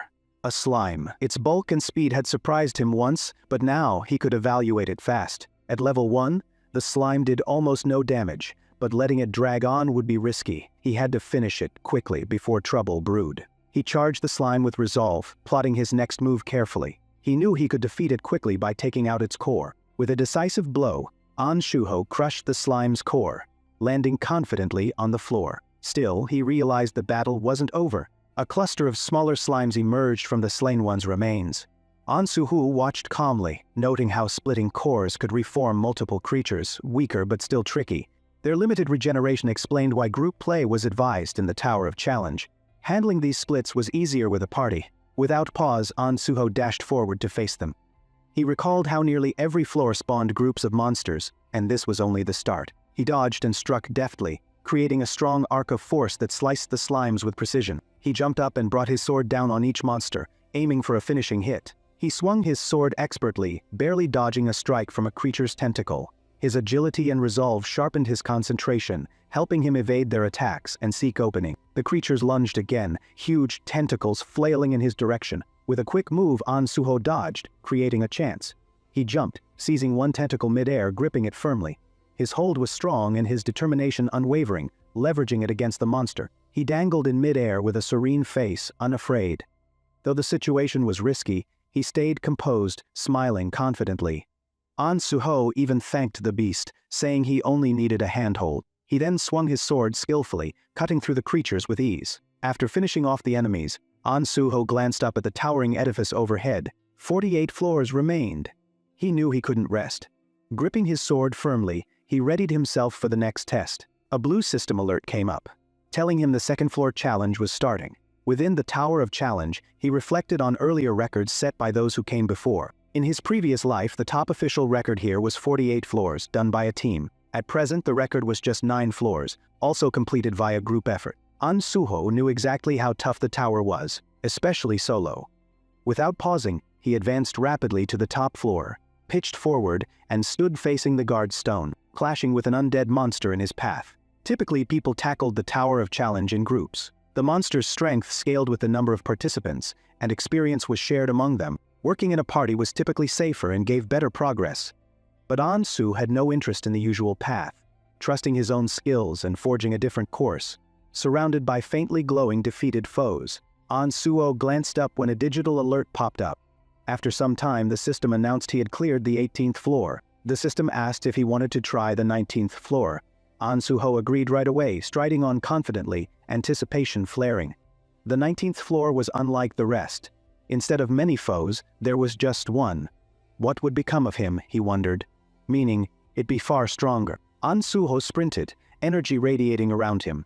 The lone monster on 19F was dangerous, but at least he just had to beat one foe. That alone would clear the floor. Suddenly, he spotted a towering shape ahead. A huge orc, red-haired and muscular. Without pause, An Suho charged in, sword unsheathed, every step powered by unyielding resolve. He slammed into the monster with great force, greeting it loudly as he attacked. His weapon gleamed, cutting smoothly through the air, striking with unstoppable, intense force. Blood spattered, marking his success, and the mighty orc toppled under the swift, crushing blow. The system announced victory. 119th floor cleared. Another prompt came, asking if he'd tried the 20th floor. An Suho stood among the aftermath, dismissing it for now to collect himself. After a moment, he turned to the dead orc's remains. Unlike earlier floors, something was different on the 19th. Typically, tower monsters vanished right after dying, leaving no trace. Yet this particular red-haired orc didn't disappear immediately. An Suho walked over to the giant tusk the creature dropped, smiling as he lifted it. He realized this was precisely what he'd sought. Studying the tusk closely, he knew it wasn't usable by itself. It served a special function. Holding the tusk, An Suho used magic detection, a shimmering glow enveloping the area around him. A soft glow lit the scene, unveiling a concealed section in a nearby wall. He mumbled he'd found it, focusing on a glowing groove in the rock. He went over and fitted the tusk into the wall's opening. With a low rumble, a portal formed in front of him. Swirling cosmic light. An Suho's eyes sparkled with satisfaction, realizing this was the subspace fortress owned by Fortress King Jang Pyong-ho. He knew beating the red-haired orc gave him a pass to this special dimension. Unlike items that made only small subspaces, this fortress let living beings come and go freely. A rare, precious ability. Without delay, An Suho stepped through and found himself in a shadowy cave, lit by a hovering orb's glow. He muttered it resembled a cave.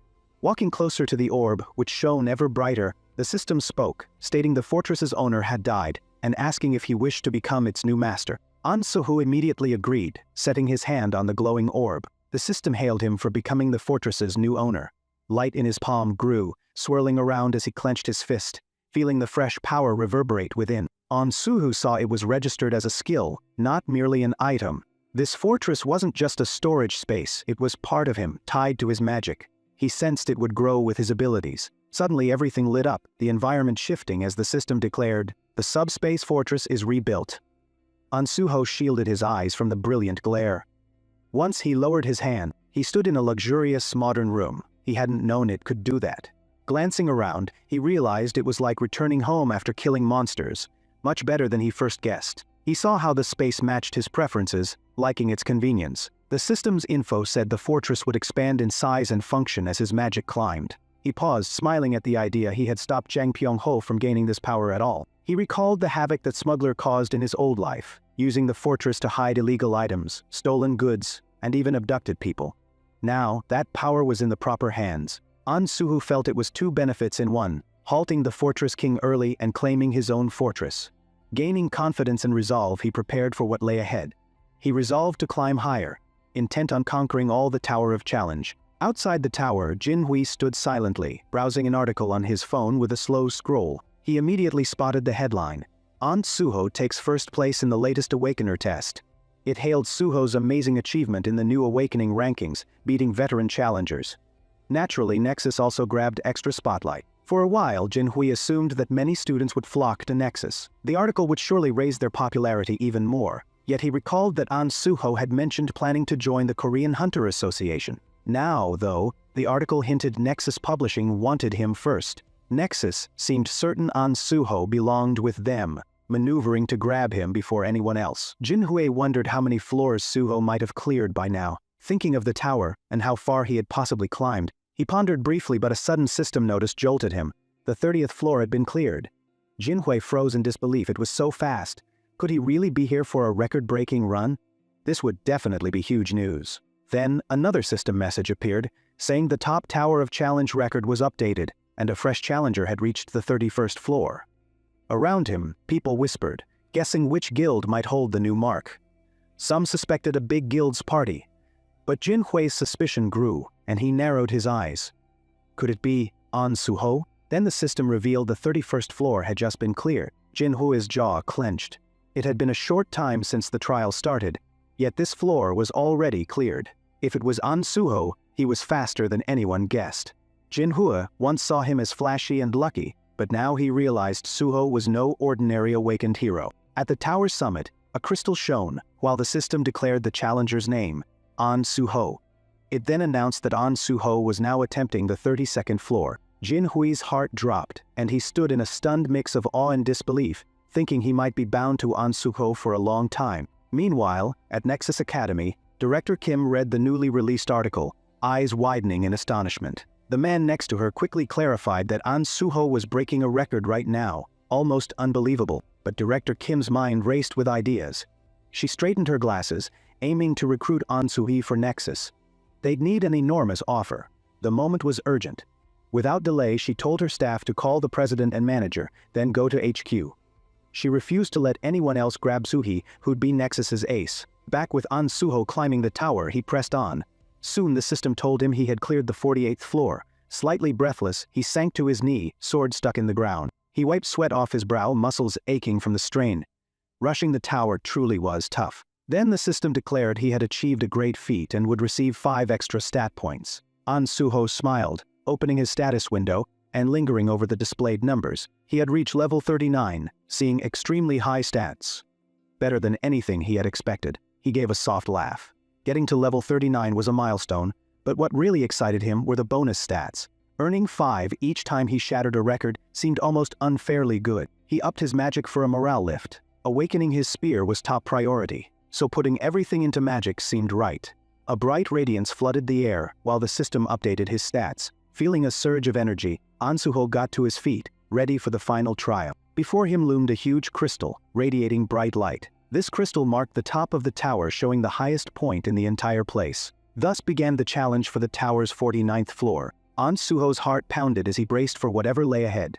Afterwards, the crystal's power flooded across the arena. A dark swirling energy mass formed in the middle, slowly taking shape. A mighty roar echoed across the arena, and from the darkness came the Tower Dragon, a level 49 boss ruling this tower. Its huge wings unfurled, throwing an ominous shadow over the battlefield. Despite the dragon's crushing aura, An Suho stayed composed and resolute. Level 49, he mused.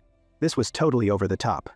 Though not pure-blooded, the dragon was probably dragon-born, and An Suho understood the grave threat that posed. But he didn't waver when the dragon roared again. An Suho's resolve only solidified. The battle wouldn't be easy, but he'd come too far to retreat. What else can I do, he thought, clutching his sword. I'm here to win. The final fight erupted with a crash, An Suho rushing in, resolve fiercer than ever. He intended to confront the dragon, making his final stride toward becoming the first human to beat this tower. The dragon's roar shook the arena as An Suho's strike hit, yet did little damage. Its dense scales soaked up the impact without even flinching. It bucked wildly, trying to shrug off the blow, eyes burning with vicious anger, glaring at An Suho as if he were prey. An Suho had anticipated a sturdy foe, but this went beyond that. The dragon's sheer force surpassed his expectations, and his weapon had barely damaged it. The dragon lunged at An Suho, power splitting the ground. An Suho could hardly believe such a large beast moved so fast. It felt like cheating. He could only dodge, clutching his weapon firmly and shifting his stance for the next onslaught. Despite its massive size and might, he stayed resolute. The dragon growled, a deep, threatening noise, taking another step and casting a huge shadow over An Suho. Though obviously enraged, An Suho refused to retreat, aware the battle was far from finished. The dragon's eyes narrowed, blazing with an intense fury. An Suho sensed the tension as the ground shook. Cracks formed around the beast as it drew on its power, clear signs of a coming strike. Suddenly, the dragon roared deafeningly, unleashing a shockwave that hurled debris everywhere. An Suho moved fast, dodging the flying rubble. Instinct took over as he sprang aside, just missing a jagged stone. His swift, precise motions, forged by years of fighting, kept him ahead of the dragon's power. As the dust settled, An Suho crouched behind shattered masonry, eyeing the dragon. The beast prowled around, glowing eyes searching for any movement. An Suho realized he had to keep hidden for now. He stayed locked on the dragon, plotting his next step. Its level wasn't as bad as he feared, but its endurance remained a big issue. The dragon's scales were so tough that normal hits wouldn't pierce them. An Suho understood he must uncover a weak spot for a decisive strike. While watching the beast, An Suho's gaze moved to its tail. He barely spotted a missing scale, and his heart jumped. It was the reverse scale, the dragon's most fragile spot. The weak point lay there, barely visible yet unmistakable. A hit would inflict real harm, but timing was critical. Crouched behind the fractured wall, An Suho took a steadying breath, aware the dragon still searched, ignorant of his find. The beast prowled along, heavy steps shaking the ground beneath it. An Suho's heartbeat quickened as he readied himself. Mind fully on the mission, he gripped his weapon and inhaled, locking on to the target. He had no room to fail. This fight had peaked, and everything depended on landing the strike at just the right instant. As the dragon kept hunting, An Suho's body grew taut, poised to act. The moment was here. An Suho launched off the disintegrating wall, leaping forward with precision. His movements were quick, methodical, and his gaze locked unwaveringly on the target. The dragon's tail towered ahead, its scales flashing in the dim sun. An Suho narrowed his focus, spotting the faint glowing mark at its tail, its vital weakness. He raised his sword, cool steel steady, gaze unshaken. Everything rode on this single strike. The decisive moment arrived. He swung with all his might, the blade striking with huge force. Then he shoved hard, aiming to dislodge that reverse scale. The blow echoed through the air, and the dragon's eyes went wide, shock and pain filling them.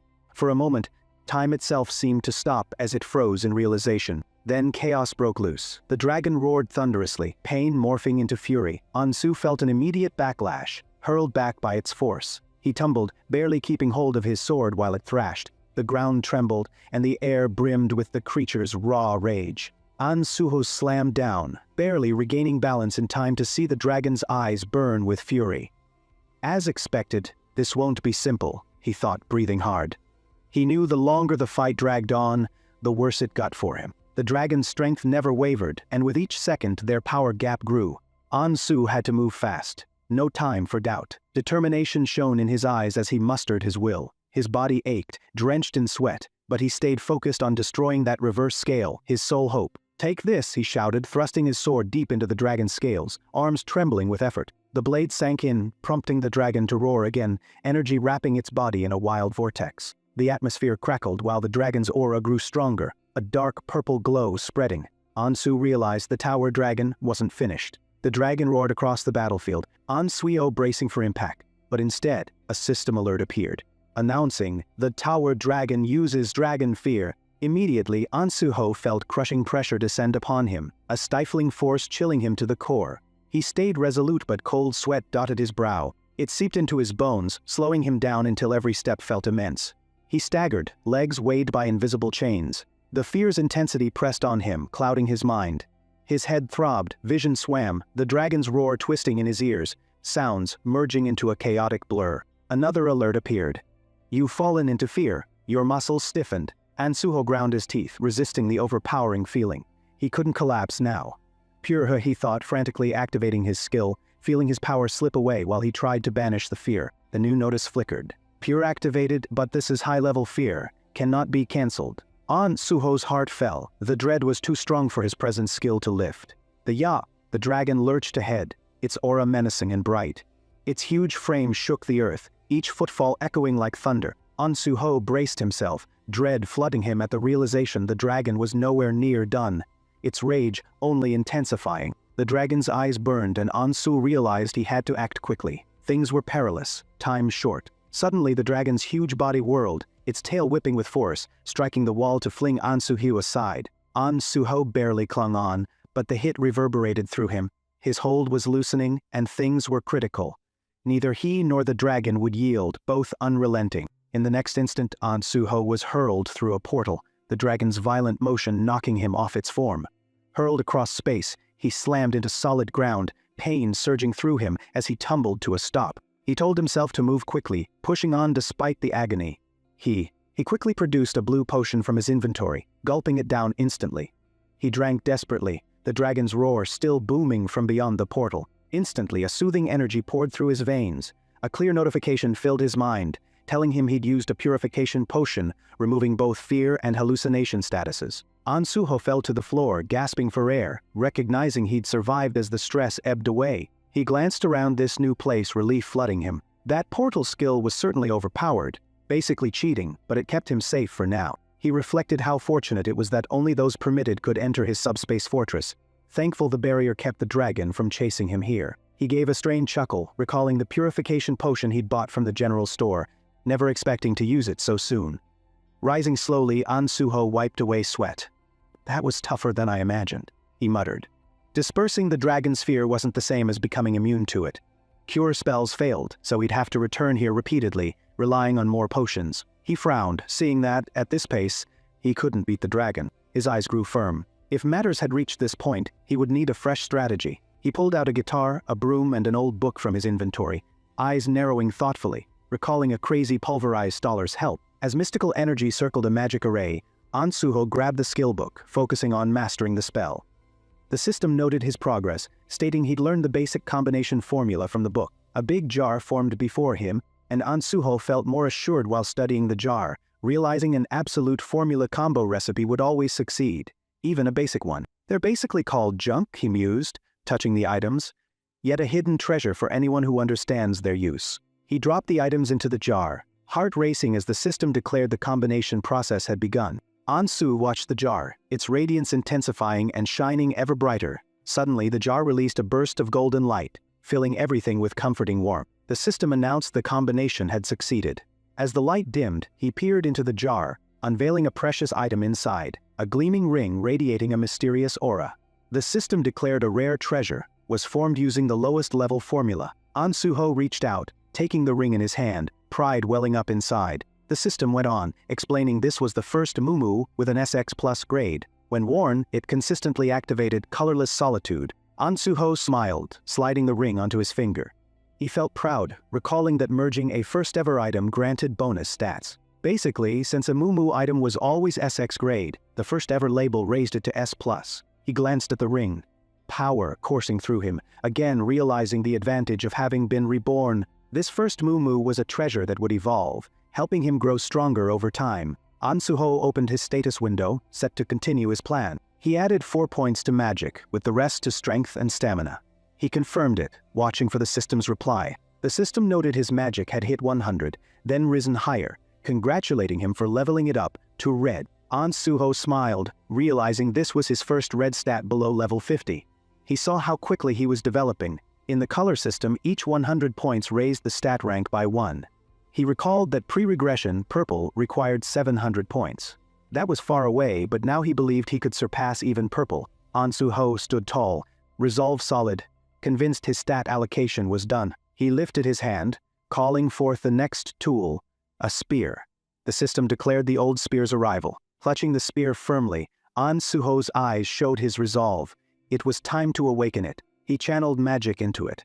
The room glowed bright as the spear stirred, its consciousness gradually coming alive. An Suho winced, sensing the spear hungrily absorb his mana, almost overpowering him. He mumbled that, as suspected, it consumed a massive amount, his body straining. The spear shone with intense energy, gaining power steadily as each moment passed. An Suho felt the spear nearing full awakening.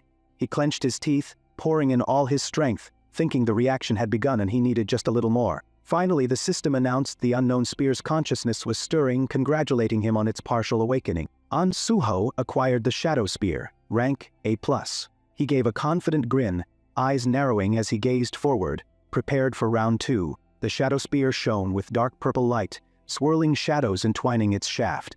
An Suho paused, examining it when a system alert appeared, detailing its source. It was among the Shadow Lord's treasures, forged from a shadow beast's bones. Its immense power let its wielder call it from darkness any time, and even repair it via ambient shadows. An Suhu saw its potential, a surge of satisfaction filling him. If Jang Pyong-ho had the subspace fortress, then the Shadow Lord Monarch of Spirits possessed this shadow spear. He eventually became as infamous as Jang Pyong-ho, a major criminal in the past. An Suho felt relieved it landed in his hands first, sparing another evil use. An Suhu stood in a lavish chamber, prepared to test the spear's might. He swung it effortlessly, shadows swirling alive. He stretched out his hand, and the spear flew back to him instantly. "Shadow summon," he muttered. Being able to call the spear any time would be very handy. That comforted him, given what challenges lay ahead. A portal appeared before him, showing a towering dragon in a barren field, its scales gleaming menacingly. An Suho surveyed things, realizing a direct fight might be disastrous. The dragon's power was clear, even from afar, but it slept now, giving him a chance. He chose stealth to inflict maximum damage before it woke. An Suho's foot crackled with power as he dashed ahead, closing in quickly. He halted at a favorable spot, clutching the shadow spear and channeling his magic into it. Shadows gathered thicker around him, swirling ever faster. His pulse raced, a fusion of excitement and steeled resolve. He rushed in with his spear, targeting the dragon's vulnerable spot. "Shadow strike," An Suho shouted, the spear unleashing a strong wave of energy as he brought it down. The attack struck the dragon squarely, making the ground quake under the force. The dragon's eyes flew open, burning with intense rage. It pulled its head back, unleashing a thunderous roar echoing through the arena. The tower dragon was furious, eyes shining, scales quivering in pain from An Suho's strike. An Suho jumped backward, bracing for what would follow. The dragon unleashed a potent blast of fear, that stifling aura flooding the space. An Suho's instincts told him to run, and he barely slipped into his subspace fortress. He caught his breath, eyeing the colossal creature through the portal's view. He smirked, gripping the shadow spear. Ducking into the fortress spared him the status effects, so he planned to repeat his hit-and-run tactic until the beast fell. After some time, the dragon's eye glinted ominously, its anger rising as An Suho maintained his strategy. This time, though, the reverse scale had cracked, and now the dragon was fully alert, refusing to drop its guard. An Suho realized his old tactic wouldn't work, so he had to confront it directly. He rushed in, throwing his spear with precision, penetrating the dragon's defenses and stabbing its eye, blood streaming down. The dragon bellowed in pain, its frame fracturing under intense strain, releasing its fear power. An Suho felt fear's crushing force overwhelm him briefly, yet he forced himself to act, driving back the terror with a surge of energy. He chugged a purification potion, the blue fluid washing away lingering fear.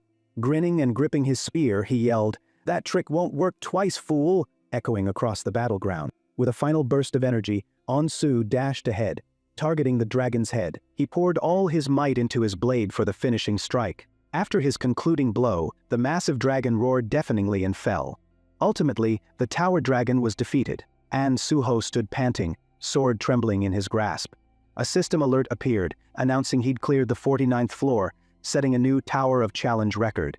It proclaimed his full completion of the tower and granted 10 bonus stats. "OMG, thank goodness," he muttered, exhausted from the prolonged dragon battle. Tiredness overwhelmed An Su as he slumped onto the cold floor, utterly spent. He felt relief, admitting he'd done something incredible. Nobody else had managed it, conquering the Tower of Challenge in both past and present lives. System messages poured in, each bestowing more rewards. The system praised him for hitting level 40 and reported that every exclusive healer skill level rose by 1. It also declared he had gained a new skill, named Healing Spirit. Intrigued by this ability, An Suho checked its details. This skill let him place a healing zone that continuously restored everyone inside, with no limit on how many. He just needed a weapon as a deployment totem. He smiled slightly, grasping the enormous potential of this ability. He imagined it eventually spanning whole battlefields, akin to Isabella's prior abilities in the past. As the system finished assessing his feats, a last prize appeared. The alert showed he'd received Dragon Blood, rated A+ rank. An Suho gaped at the text, remembering it was the hallmark of Yamapa's legendary player, renowned for unrivaled might, one of the top figures in the old timeline. He read the description. Dragon Blood granted dragon-like abilities starting with Intimidation, level 1, and Dragon Spirit, level 2, unlock at level 50. Higher levels stayed locked. Excitement coursed through him, realizing how potent this new power was. He considered how Young might have gotten Dragon Blood from Dragon Mountain. Unable to contain his glee, An Suho raised his arms triumphantly, reveling in this new strength. "Man, how powerful will I get?" I can't even guess. Am I crazy for power? Resolved to capitalize on his success, An Suho unsheathed the shadow spear and plunged it into the dragon's shadow. The spear throbbed with dark energy, drawing in the dragon's essence. The system stated the shadow spear had devoured the tower dragon, boosting its rank to SW+, adding a hidden special trait. Shadow Devour leveled up greatly, providing double defensive opportunities when punched in the face by a double fact, and exposed Shadow Devour to domestic danger by a perception check. Opening his status window, An Suho noticed all the spear's skills reached rank S. Shadow Binding, in particular, inflicted continuous bleeding damage on its victims now. Seeing the spear's growth potential, he reflected on how growth-type weapons differed from normal ones. While getting ready to depart, his eyes spotted something near the dragon's corpse. On picking it up, he found another item, the mighty dragon's fang. The system explained anyone impaled by the fang suffered a permanent curse, blocking any recovery. An Suho marveled at how rare it was, realizing the tower's boss wasn't just dragonkin, but a real pureblood. He stood amazed at these remarkable spoils. Well, another overpowered reward can't hurt, right? With his spoils secured, An Suho faced the tower and silently said goodbye. As he left, the crystal atop the tower shattered, announcing to every player that the Tower of Challenge had been cleared by An Suho, expelling all remaining players forcibly. Outside, chaos broke out as they were kicked from the tower. Many murmured that An Suho was truly a monster, discussing the tower's supposed impossibility, especially solo. Nearby, media crews swarmed An Suho, bombarding him with questions about his feat. Overwhelmed and worn out, he felt like escaping or fending everyone off. An Suho scanned the crowd until he spotted something intriguing. Jin Hui, sitting on a car roof, appeared deep in thought. Suddenly, An Suho silently appeared behind Jin Hui, patting his back. Jin Hui almost toppled over, whirling around in alarm, clearly unready for An Suho's abrupt entrance. An Suho watched Jin Hui's shocked response with amusement, wondering why he was so startled. His ultimate stealth let him slip away unnoticed to surprise Jin Hui. It was fun. He offered Jin Hui a hand, asking out loud if he still had doubts. Jin Hui shook his head, looking both awed and astonished. He said he'd never doubted An Suho. Otherwise, he wouldn't have shown up here. As the crowd's whispers intensified, Jin Hui urged Suho to hop in the car before they were mobbed again. As An Suho settled in the car, his phone buzzed, showing Young Chilman's name. Picking up, An Su heard Chilman's congratulations.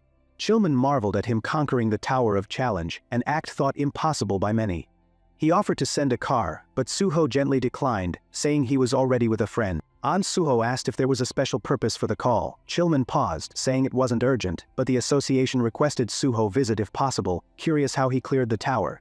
Suho noted even big guilds weren't scrutinized like that after beating tough gates. Chilman explained the Tower of Challenge's special situation and repeated the provocative quote, "I'm not taking phone calls during the week."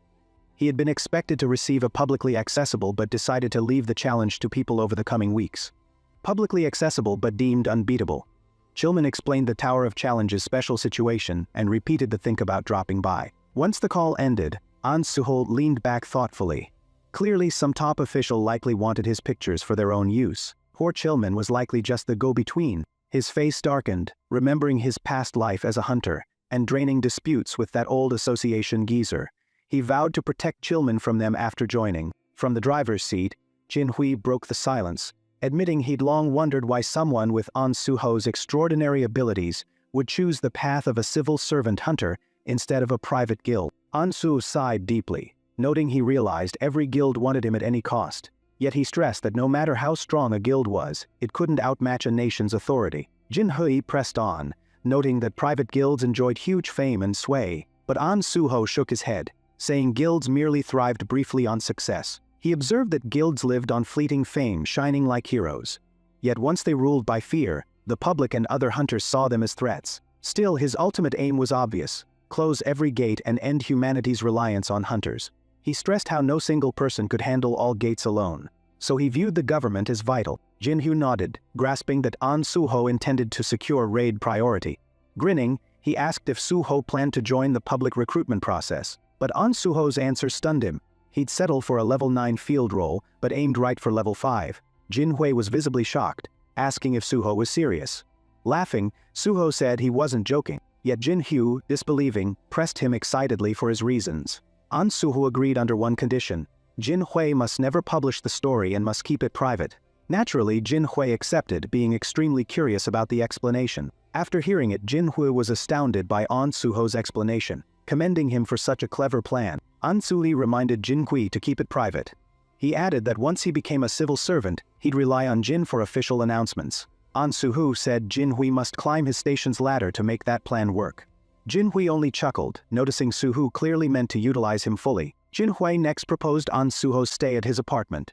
Given Su-ho's major feats, his info was likely public, making his present home both inconvenient and possibly dangerous. He assured An Su of all necessary safety measures, highlighting his large, secure guest room. When An Su-ho heard it was in Kaiser Chong Dam, famed for sky-high costs, he was taken aback. Perhaps it was the sort of complex where Taylor Swift might own a penthouse. Who knows? Arriving at Jin Hui's lavish home, An Su-ho grew more stunned by the opulence, wondering if privileged life was always like this. Inside, Jin Hui mentioned contacting a healer to treat An Su-ho, only to stare in shock on seeing Su-ho already healed. Then An Su-ho casually mentioned he was also a healer himself. Jin Hui remained doubtful, asking what kind of healer could conquer the Tower of Challenge all by himself. With a laugh, An Su-hi dismissed the doubt, reminding Jin Hui he'd repeated that fact many times. As Jin Hui got ready to depart for work, he told An Su-ho the apartment was essentially his home now. Left alone, An Su-ho opened his status window to allocate his newly gained bonus points. He decided it was time to raise stamina alongside other stats and put the leftover points into sensitivity. The refreshed window showed his new level, and 3 red mark stats, astonishing even him. He mused that hitting this state at level 40 felt nearly like cheating. Dude, I'm dying here only now realizing it? Afterward, An Su-ho carefully roamed the apartment, checking every corner for hidden cameras. He reasoned that, despite trusting Jin Hui, caution was wise, given this was a conglomerate heir's home. After checking every inch, An Su-ho confirmed no hidden cameras. The place was enormous, leaving him even more drained than fighting the dragon. With no watchful eyes, he finally relaxed. Remember, it was still the same day he slew the dragon, but his phone kept buzzing, further puzzling him. Looking at it, he saw countless incoming messages, and worse, his personal info was leaked. Strangers had his number. He sighed, concluding he needed a new phone, and shishwa, a new number. After freshening up, An Su-ho sank onto the $1,000,000 bed, intent on resting before nightfall. He had plans requiring his complete concentration. That evening, inside a corporate data center, a portal formed. Several masked suspicious figures stepped through, making sure the area was empty, then starting their operation. One tossed a hefty bag onto the ground. Surprise, it was a bomb. They hurried, installing the bomb in the servers with precise care. A calm voice cut in, cautioning them not to leave bombs in a place like this. Startled, the terrorists demanded to know who spoke. Nobody was supposed to be inside at this hour. An Su-ho emerged from the darkness, casually saying he expected them, and came precisely to converse. Their leader told them to retreat back through the portal, but before they escaped, An Su-ho hurled his spear, knocking a terrorist to the floor. The rest froze in surprise, unsure why their comrade fell. They noticed nothing out of the ordinary. As one ran to aid her, they found she couldn't move at all.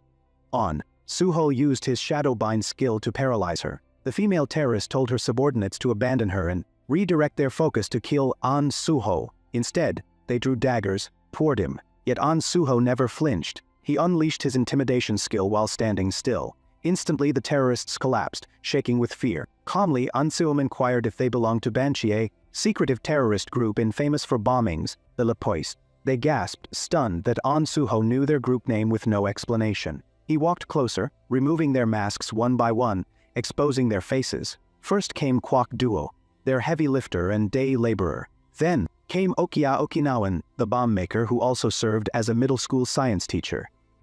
Next appeared Kim Hung-min, their transporter. He used a portal-based movement skill to dodge authorities and worked as a delivery driver. Lastly, Yang Hua, the mastermind and a university student able to disable electronic or magical gear. Stunned, she demanded an explanation for how An Su-ho discovered all their secrets. An Su-ho grinned slyly, saying he had his methods. He added, Yang Hua must know him. She confessed she knew him, everyone did, since he was the rookie who cleared the Tower of Challenge. Still, she couldn't fathom how he showed up here, given their seemingly perfect plan. An Su-ho then knelt before her, watching carefully. As he expected, she was swift to read circumstances and adjust. So An Su-ho used intimidation again, intensifying his aura. Yang Hua collapsed, her whole form shaking under immense dread. This fear was no small matter, even for her. An Su-ho started enumerating their offenses. 3 terrorist strikes, including tonight's, which spared civilian lives but inflicted major property damage. Because of Yang Hua's EMP-like power, the police lacked clues to catch them. Yet he held a method to locate them easily. He knew it all. How they worked, hid their tracks, and who their families were. So they'd better comply. Cornered, Yonghua agreed to answer every question if An Suho spared her group and her family. An Suho leaned in, face close to hers, grinning that she was finally willing to talk. An Suho then told them he had no government ties and wouldn't arrest or hurt them. He asked if that explanation was enough of an introduction. Yonghua stayed wary, doubting how An Suho expected their trust. Suho sighed, voicing regret that they couldn't be reasoned with. He implied that if this went on, calling the police might be simpler. He fixed his gaze on Yonghua, showing their fate was in their hands, trust him or not. With few choices, she hesitantly asked what An Su truly wanted. Rising, An Suho proposed shifting to another spot to talk, insisting they disarm and carry the bombs too. He suggested their hideout as the best place for discussion. Seeing he knew their hideout as well, Yonghua looked stunned, questioning how much An Suho truly understood them. Without replying, An Sul called Kim Yong-min, telling him to open a portal. As Heng-min opened it, An Suho joked there was no time for a mere taxi ride. Reaching their base, An Suzu insisted they take off their masks. They first resisted, but they soon agreed under An Suho's menacing glare, fear compelling them to obey. In the end, Yonghua fumed, demanding how An Suho learned their location and why he confronted them, given his fame implied he was only dedicated to clearing gates. An Suho offered a faint smile, saying his abilities let him learn all their secrets and criminal plans. He then revealed his real motive. He wanted them working for him. Should they have read the news about him, they'd know he planned to join the Hunter Association, and he required their help for that goal. Yonghua boiled with anger at the bold request, accusing An Suho of planning to hand them over just to earn a special recruitment spot. Yet An Suho calmly promised he wouldn't betray them and asked them to at least listen. He explained his plan. Take the level 5 exam, move through various roles, and eventually enlist in the Special Forces unit. That news sparked immediate outrage from them, plainly showing their intense loathing for the Special Forces. An Suho clarified he knew their whole story of attacking sites linked to the Special Forces unit, where their hate grew into terrorism, all rooted in that deep grudge. He recognized their fury, saying his motives matched theirs. They had a shared cause. Like them, he was a gate orphan. Initially, he assumed his tragedy was simple misfortune. Eventually, he learned his disaster was purposely orchestrated. The government knew about the looming gate shock but chose not to intervene, putting local development plans above saving lives. With firm resolve, An Suho vowed to climb the Special Forces ranks to punish the culprits. Yet, given the unit's power and influence in the Hunter Association, he knew he needed their help. He pledged to assist their revenge, guaranteeing it would be accurate and definitive, but they had to organize it under his direction. However, Yonghua questioned An Suho's certainty about passing the level 5 exam, calling it no simple feat. Resolute, An Suho said they should only join him if he succeeded. Meanwhile, any crimes would void his offer, forcing him to report them immediately. An Suho prepared to depart, aware his pitch likely stunned them all. Banshee, once famed for secrecy, lay exposed to him, and their plot against the Special Forces was uncovered. Naturally, they were confused at this point. He smirked, recalling how in his past life catching Banshee's members was monumental. During their questioning, he had uncovered vital information about them. Thinking on their parallels, he realized their fury had grown into hatred, steering them to terrorism. If only someone had led Banshee sooner, their course might have changed. With resolve, An Suho resolved to guide them differently. He'd allow them ample time to choose, trusting Yonghua would accept. Given his prowess, what better option existed? Wearing a slight smile, he left, hoping they'd make a smart decision in the end. Meanwhile, at the South Korean Hunter Association, Jung Chilman was being berated by his superior, repeatedly apologizing for failing to bring An Suho in. Afterward, he finally exited the office, burdened by the long reprimand he'd suffered for hours. Outside, he suddenly faced a mental crisis, wondering if he should quit and join a private guild. However, his commitment to his ideals held him there, despite years of hardship. He couldn't simply walk away now. While he battled his thoughts, someone's hand abruptly settled on his shoulder. Spinning around, he saw Chief P of the Special Forces unit before him. Inside, he panicked. How unlucky. Getting yelled at for hours only to encounter this person next. Chief P.I. remarked that everyone had heard about the reprimand, and he was here to offer support. He praised young Chilman for surviving the old man's scolding. Admitting it must have been exhausting, he then asked what prompted it. Young Chilman hesitated, admitting the scolding arose from confusion about An Suho. Chief P lifted an eyebrow, saying he heard a rookie named SWO caused it. Yet Chilman clarified Suho wasn't truly at fault. He had merely failed to bring Suho in, causing trouble. Hearing that Chief P grew thoughtful, saying he could fix the problem, which startled Chilman. When Chilman pressed him, Chief Pai explained that calling someone to the association wasn't that complex. They just had to serve An Suho with an official summons, bring him there, and settle things. Chilman was stunned, noting Suho deserved a friendly approach. Chief Pai smirked, stressing that once An Suho was summoned for questioning, the association president could release him and give him a surprise, sailing forward with the case against the president. Carolina restored the old association to campus. His piercing stare answered Chilman's comment that An Suho probably planned to join anyway. Wouldn't this help everyone? Yet, on the flip side, that idea was so extreme, it made Chilman clearly uneasy. Chilman gave a tense laugh, calling it one of Chief Pai's pranks. He explained that strong-arm tactics against someone as accomplished as An Suho might end disastrously. Chief Pai wore a wry grin, remarking he always saw how truly decent Chilman was. Sarcastically, he asked why the government would fear one hunter, since it could crush anyone and stay proud. Ready to end this nonsense? Chilman asked. Chilman merely nodded. Chief Pai then leaned closer, more serious, urging Chilman to reflect, noting the association's power to investigate and prosecute hunters. He referenced the past power of prosecutors, whose authority once kept people in line. Chilman listened as Chief Pai insisted on a looser view, saying they, as association members, feared no one. He explained that unorthodox tactics were sometimes required to get results. Before departing, Chief Pai assured Chilman he was always around to help if needed. As Chief Pai left, Chilman stared in disbelief. Honestly, me too. I suspect Chief Pai might get wrecked by someone like Kujo someday. Overwhelmed by emotion, Chilman quietly muttered that Pai was sly. Initially, Chilman believed Chief Pai might differ from his other knowledgeable bosses, particularly since he was a hunter operating inside the association. He soon saw Chief Pai's grasp of hunters and their thinking let him exploit loopholes to his advantage. This realization left Chilman with a sour feeling. Leaving the association building, Chilman chose to pause and gather himself. His thoughts turned to An Suho, pondering why he'd initially cooperated with the association, yet suddenly seemed distant by phone. Maybe powerful guild offers tempted An Suho, swaying him to rethink joining the association, Chilman supposed. Peering at the sky, Chilman wondered about An Suho's true motives and choices. Meanwhile, elsewhere in the city, An Su stepped from a taxi, fully decked in his new gear. The first Mumu. The system's voice rang in his head, declaring monochrome solitude was activated. Confident he'd finished every preparation, An Su clenched his fist and advanced his next move. He vaulted a fence, stepping into an old, deserted building. He glanced around, using magic detection to examine his environment. He spotted a faint dark mana trail guiding him down a tight corridor. He mused that gates naturally radiate lots of mana, so even concealed ones leak magic. Observing that flow, he guessed his next gate had formed here. Tracing the trail, he discovered a hidden gate sealed and dormant, veiled in a magical aura melting into the surrounding air. He realized it was a hidden dungeon gate needing special conditions.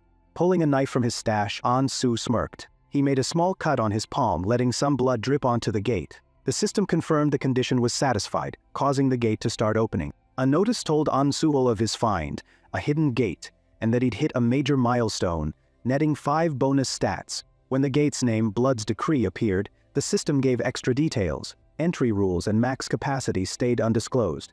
An Suho eyed the gate's swirling energy, his grin widening as he moved to enter. No matter what awaited, he planned to meet it head-on. An Suho stands before a swirling crimson gate, reading text about a hidden gate. He gains 5 new stat points. A fiery sign reveals Bloody Tower, unknown entry rules, and maximum limits. Flaming red energy intensifies the dungeon's danger. In a dark cave, he sprinkles luminous powder. Soft blue sparks reveal twisted walls labeled the tower's first stage. He smiles determinedly, holding the last powder. Flecks shimmer on his hand as he advances, ready for hidden trials. An Suho quietly explores the dim cave. Soft blue sparks outline walls, hiding something far more dangerous than normal. A droplet lands on his hair. He looks up, suspecting stalactite water, heart pounding softly, urging closer inspection. He touches the damp spot, half relieved it's water, yet worry lingers, sensing unexpected threats might appear soon. Glowing red droplets drip overhead. Realizing it's thick crimson saliva, he tenses, sure a hidden creature lurks nearby. A cluster of huge crimson-eyed bats dangles upside down. Each is labeled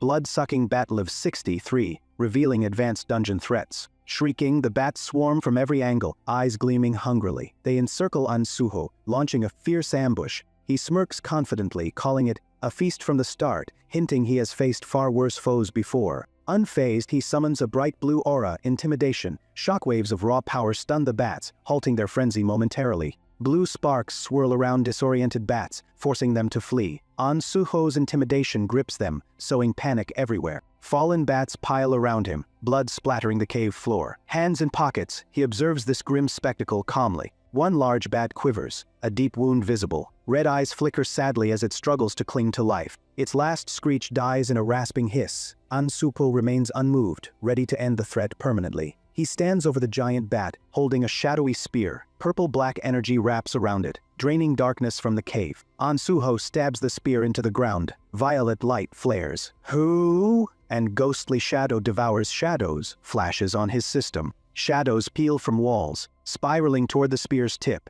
The cave trembles, while An Su calmly stands in control. A black vortex expands, swallowing bad remains and darkness. Purple flames subside, leaving An Suho triumphant in eerie silence. Purple wisps twist around his spear, slight cracks forming underfoot. He stands quietly after victory, sensing new dangers ahead. Raising an eyebrow, he opens his status window. SR rank intimidation easily beats weaker foes, bridging any level difference. He eyes the panel, recalling most hunters focus on 2 stats. Determined he will boost them all instead. Now level 46, healer, strength, stamina, magic, all rank 5, perception, 67, no points left. He smiles, pressing on. He notices fast leveling from simple bats. That's odd, he murmurs, checking his combat log for strange entries. Rows of blood-sucking bat defeated appear. Suddenly, blood slime defeated stands out, making him whisper, "Huh?" in confusion. He realizes a random blood slime died unnoticed in battle. Amused, he acknowledges defeating it without even seeing it. He imagines a tiny red slime crying about his overkill. Grinning, he pities the creature's unintentional demise. Continuing deeper, An Suho muses that intimidation quickly handles weak foes, though it lacks thrilling combat moments. He considers stronger monsters, who rarely yield unless powerless. A spark of excitement shows his readiness for tougher fights. His footstep echoes in the quiet. Darkness deepens, hinting a greater threat ahead, fueling tension throughout the tunnel. He reaches a grand blood-stained door with crimson carvings. Steeling himself, he suspects a sinister force beyond.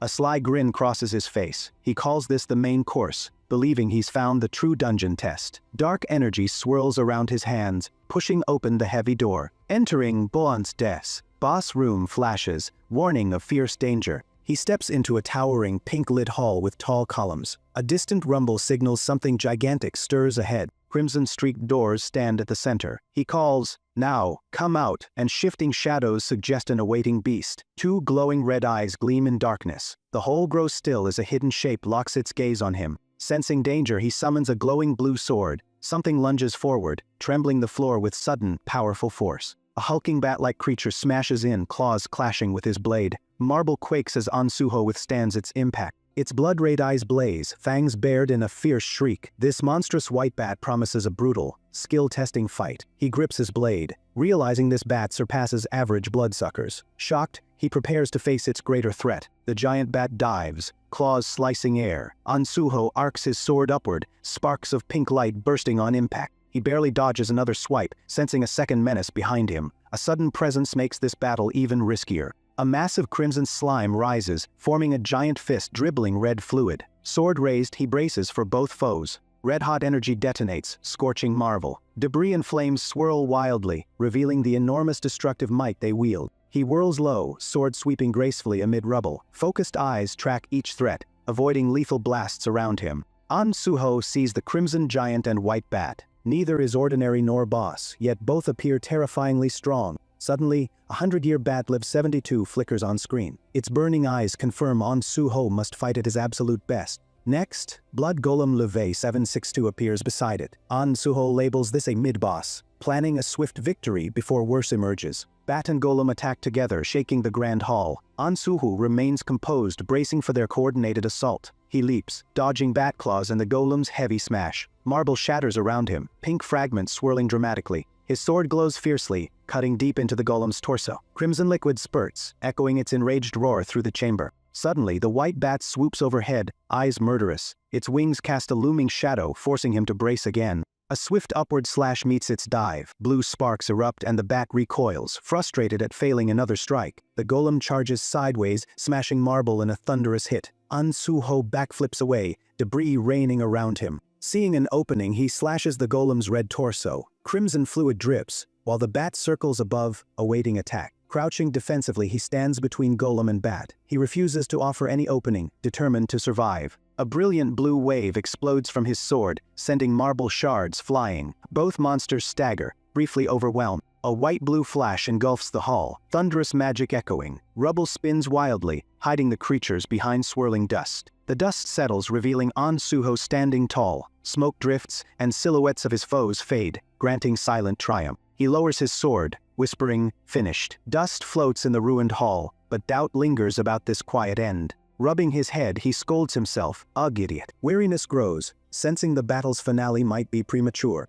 Behind him, the white bat's wings twitch again, crimson eyes burn with raw hatred, confirming the fight continues. Nearby, red slime oozes from the golem's wounds, reshaping a new form. Both foes stir, forcing Suho onward. Tired but resolute, he grips his blade again. Blue sparks flicker, and he vows to end this resurrection phase. A fierce shockwave cracks the marble hall. Suho stands ready, noting monsters won't stay dead easily. A bloodthirsty bat and red slime appear. Suho's level rises quickly, suspecting an eerie power behind it. He dodges the bat's fangs, using healing to endure. Strange tower rules boost his level unnaturally fast. Bat and slime merge their attacks. Suho's sword crackles blue, determined to deliver a finishing blow. Tired but calm, he recalls a secret item. Both monsters, dripping crimson, resist dying without a fight. His sword hums with fresh power. Towering arches glow red as he plans a final, decisive strike. A brilliant explosion topples pillars. Suho shields himself, hoping his timed blast ends these unkillable foes.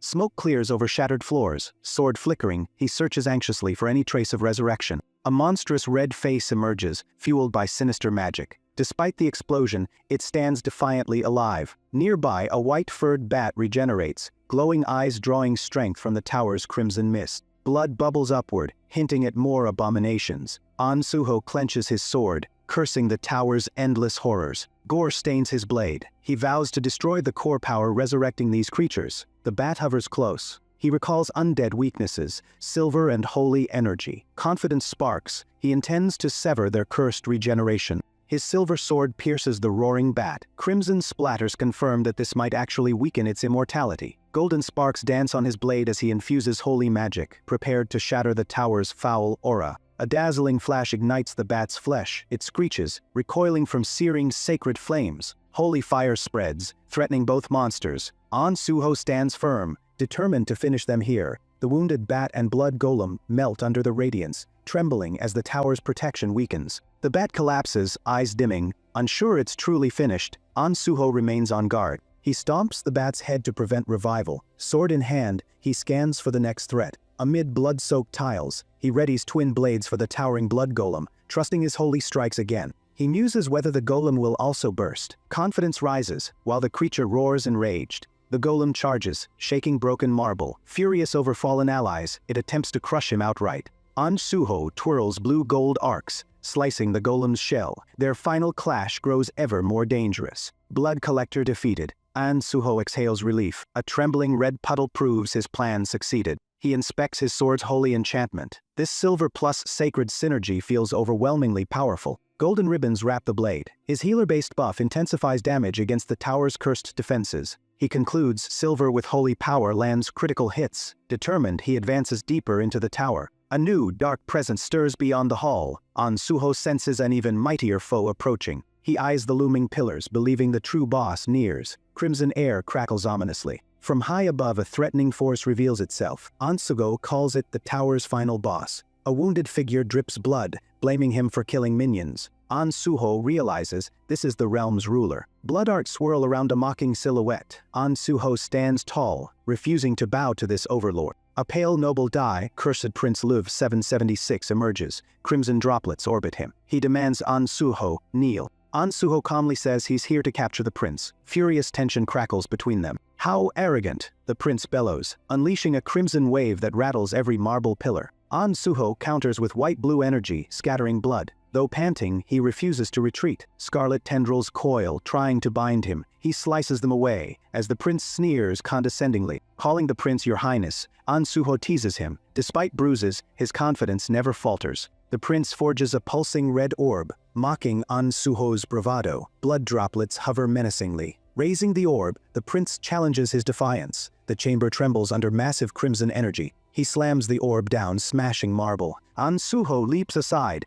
dodging razor-sharp blood fragments. Crimson walls trap him, yet holy sparks glow on his blade. He refuses to give in. A blood veil blinds his sight. The prince's mocking voice echoes beyond the red haze. An Suho crouches, swords drawn. The prince's aura saturates everything, hiding his exact position. Swirling blood mist warps the hall. He lowers one sword, racing for a sudden, unpredictable ambush. He glimpses his reflection on blood-stained marble, steels himself, and readies for any lurking danger. Detecting movement near a pillar, he tenses. If the prince appears, he'll strike immediately. The prince dives from above. An Suho blocks with a blue burst, shocking his arrogant foe. He grins, claiming superior sensing. He sidesteps another blow, further stoking the prince's mounting rage. Their blades clash, crimson versus azure. An Suho dances around the prince's cloak, determined to win. Seizing an opening, he thrusts. Holy power crackles, clashing head-on with the prince's raging red aura. His strike lands, but the prince smirks. An Suho shivers, sensing the prince's mysterious regeneration.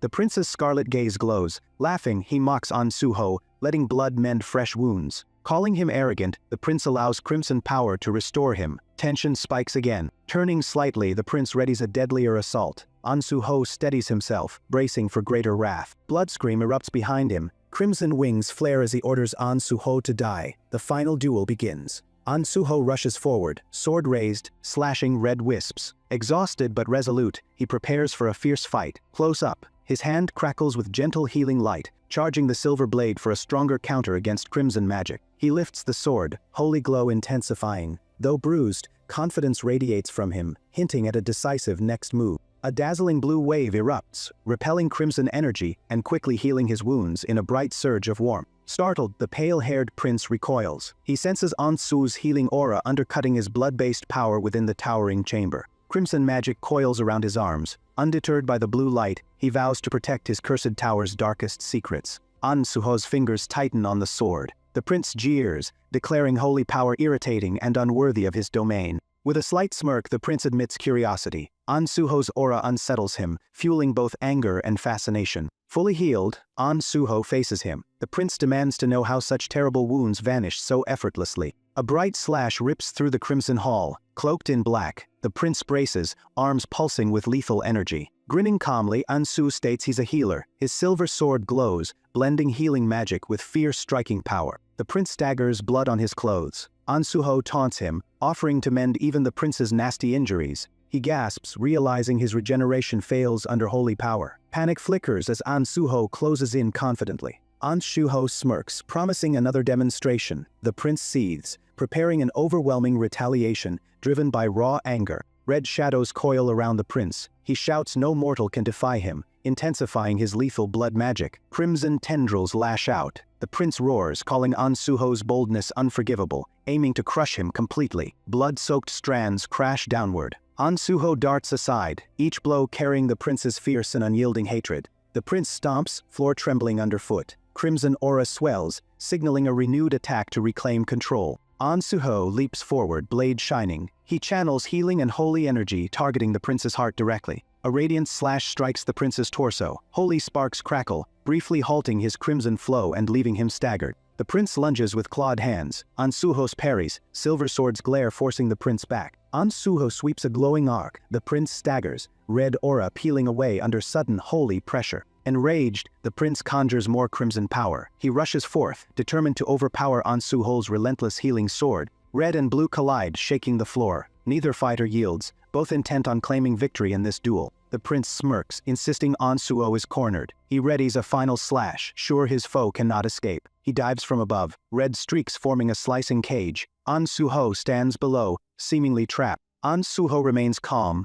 red slashes closing in. His steady gaze suggests hidden strength despite the prince's vicious onslaught. Suddenly, brilliant blue radiance envelops him. An Suho's eyes flare, revealing deeper reserves of holy power unleashed. He darts behind the prince, sword raised high. Too late. The prince senses grave danger, red eyes widening. A swirling collision of healing magic and blood aura blasts them apart. The hall trembles under this fierce impact. The prince spits blood, glaring viciously. He curses the mortal who dares wound him in his own domain. Suho leaps overhead, sword glowing anew. The prince braces, sensing this daring strike might end everything. Teeth clenched, the prince rejects defeat. Failing regeneration means nothing as he plans one last devastating assault. Crimson magic engulfs him in writhing shapes, each a sign of his fury. Pain grows, but he fights on. He lunges, vowing he'll never forgive this. Towering crimson forms trail behind, threatening unstoppable destruction. Declaring Suho must fall, the prince summons all remaining dark power. Suho stands ready, swords gleaming. Red and blue clash in their final showdown. Suho's twin holy blades match the prince's savage blood magic. They erupt in a purple-tinged explosion, rocking the tower. Walls quake and pillars tremble under cataclysmic energy. Smoke billows, debris scattered. Silence descends over shattered floors and battered pillars, revealing the colossal battle's aftermath. Suho stands victorious, swords aglow. Behind him, the prince collapses in defeat, crimson tendrils fading into stillness. Suho stands in a grand hall with twin swords glowing. Behind him, the fallen prince bleeds from their fierce battle. The prince lies on cold stone. Suho moves closer, sensing crimson energy that suggests the fight may continue. Suho kneels, gently prodding the weakened prince. He suspects the prince may be pretending to be defeated. The prince's pale hair glimmers faintly. Suho realizes one hit cannot finish such a dark, magic-fueled foe. Suddenly the prince bites Su's shoulder, crimson spraying. A royal vampire alert appears, signaling grave danger. With glowing red eyes, the prince mocks Suho's recklessness, demanding blood to strengthen his unholy powers. Tightening his grip, the prince vows Suho's submission. He's certain no one can resist his vampire influence. A sudden shockwave flings debris through the corridor. Both combatants brace for impact, proving the fight isn't over. Suho examines his fresh wound, scoffing at the prince's bite as a mere annoyance. He remains resolute. A notice warns of vampiric contamination. Suho looks alarmed, feeling a dangerous force surge inside him. He drops to one knee, pain coursing through him. He wonders how this transformation will change his fate. Dizzy and thirsty, Suho senses crimson energy tighten its hold, dragging him deeper into unwanted change. The prince's laughter echoes in Suho's mind. Frustrated but determined, Suho refuses to surrender to despair. A flashing meter shows transformation at 3%, 13%, 27%, 42%. Each jump strengthens the crimson grip over him. An inner prompt urges him to endure and later use holy water. Suho steels himself against the curse. At 50%, holy magic sparks within him. He realizes he can keep vampire traits if cleansed in time. He takes out holy water, hoping to purify himself before the tower's darkness swallows him completely. The vial suddenly shatters, spilling droplets everywhere. Suho is shocked by this unexpected failure to cleanse. A strange glow encases his hand. The prince's magic seems to have corrupted the holy water's usual effect. Crimson aura swirls. The prince sneers, declaring control of this domain. Suho, undeterred, vows to keep fighting. Suho's eyes turn crimson. He senses the prince's cunning and the tower's illusions tightening like a trap. The corridor once ruined, repairs itself. At 57% transformation, Suho realizes the tower's threat is escalating. Amid swirling red energy, he endures the prince's jeers. Instead of yielding, he forms a new plan silently. Blood corruption warnings appear. The prince mocks his plight, but Suho insists he still holds a hidden option. Corruption hits 75%. A golden light flickers in Suho's eye, hinting at a dormant dragon power awakening. A system message unlocks dragon armor. Reaching level 50 in mortal danger grants him dragon endurance and dragon skin. An achievements list confirms new defenses. Su's eyes glow with confidence, ready to counter the prince's attacks. Blue sparks swirl, purifying his tainted blood. Standing firm, Suho feels relief that the dragon's might arrived, just in time. In a cosmic realm of swirling stars, Suho faces a colossal violet dragon. A mental message declares his second dragon blood power is ready. The dragon's energy crackles, promising a life-changing transformation that will banish the lingering vampire curse. White-hot light surrounds Suho, forming shimmering dragon armor. Two powers awaken, dragon kin bonding him to the dragon's spirit, and dragon skin toughening his body. Hope fills him, knowing these gifts can purge any corruption standing in his way. Brilliant energy flares, halting the vampire curse. Black veins vanish as the dragon's radiance purifies Suho's blood. He exhales relief, realizing dragonkin is saving him. The dragon watches silently, sealing away every trace of darkness with holy power. Suho reappears in the bloody tower's corridor, swirling lights fading. Cleansed of vampirism, he senses a strange new force within. Gripping his twin swords, he feels thankful to survive, yet wonders what other secrets lurk beyond these towering pillars. A soothing calm washes over him. He raises one hand, marveling at blue sparks dancing across his fingers. His muscles feel lighter and stronger. Exhaustion drifts away, replaced by fresh energy. He silently thanks the dragon power for this relief. Surrounded by floating screens, Ansuho recalls reaching level 50. He assumed a special gate was needed for the second power, yet it awakened right here. The tower's magic amazes him, hinting that hidden wonders lurk within these ancient halls. A larger panel displays requirements. Reach level 50 and face a lethal threat. A green dragon eye labeled Dragonkin glows, describing immunity to contamination and purifying powers. Ansuho grasps that this ability saved him from vampire enslavement. Flickers of memory show a figure wearing crimson goggles. He mentioned a hidden condition taught by something called the Dragon Horse. His cryptic tip helped awaken Ansuho's second power. Now, Ansuho suspects more mysteries remain in the tower. Red flashes reveal Ansuho's near-vampire curse. A new panel shows he gained vampirism proof. He almost succumbed. Though weakened by Dragonkin, a remnant remains. The system accepted his crisis as life-threatening, so now he holds this skill. In the corridor, Ansuho inspects an interface, curiosity replacing his dread. He ponders what powers come with partial vampirism. Despite its risks, any new skill might be useful against the tower's horrors.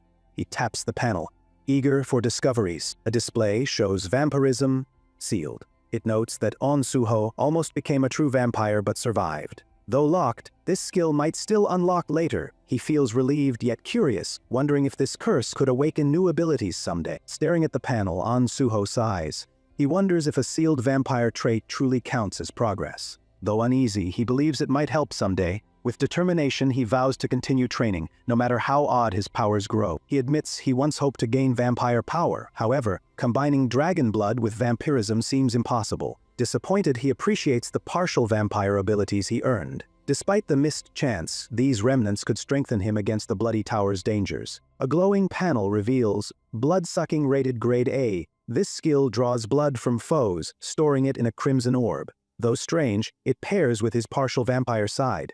Ansuho wonders how this technique might help him survive encounters. Another screen shows the Blood Orb Grade A. It's a secret reservoir holding extra blood. Ansuho imagines tapping it when dragon powers run low. Though odd, he's grateful for advantage. The tower's dangers could demand every resource he has. A panel reveals Blood Weapon. Grade A, reserved for noble vampires. It shapes blood into a weapon limited by imagination. Ansuho envisions forging a blade, but wonders if his partial vampirism is enough. He welcomes help in future fights. A vision shows a regal vampire swirling with scarlet energy, forging blood weapons at will. It's the highest form of blood weapon power. Ansuho senses this might is out of reach, but admires the possibility of wielding such magic. In a chibi-style montage, Ansuho outlines steps. Defeat monsters, siphon their blood into the blood orb, then empower his shadow spear with Shadow Devour. He hopes this plan will make him stronger, mixing vampire-like methods with his dragon heritage. Ansuho ponders the risks of combining dragon and vampire powers. A glow surrounds him as he muses whether these abilities might clash. He pushes onward, convinced that skill, no matter how strange, is necessary to conquer the Bloody Tower. Suddenly, whispers echo through the corridor. Ansuho, seated, demands they quiet down, unable to understand their babble. The red glow intensifies, revealing hidden illusions or spirits. Tired yet alert, he prepares for whatever force the Bloody Tower conjures next. In the tower's dim corridor, the cursed prince stares at Ansuho, confused why his vampire bite failed. He feels worthless, suspecting his own curse is to blame. Soft red light flickers across the walls, mirroring his anger and shame. Ansuho stands ready in the corridor, sensing a change in the tower's magic. He grips twin swords that glow with holy power. The ground seems to shift beneath him, signaling that a new phase of this trial is starting. A flickering crimson message reveals the prince's frustration. He clutches a wound from Ansuho's blade, groaning in pain. Though weakened, his eyes burn with hatred. The tower's eerie light intensifies, hinting that his wounded pride will spark a counterattack. Suddenly, another glowing text declares the prince's rising power. Arcane energy crackles around him, driven by anger. Though battered, he won't accept defeat. His cursed blood boils, promising a fiercer assault on Ansuho and anyone else who dares resist. Ansuho glances up, noticing shapes pulsing like veins across the vaulted ceiling. The atmosphere grows tense, each breath feeling heavy. Shadows twist along the hall, hinting that the tower's magic is gathering overhead, preparing a terrifying spectacle of blood. Crimson droplets begin falling from the arches, merging into a mass.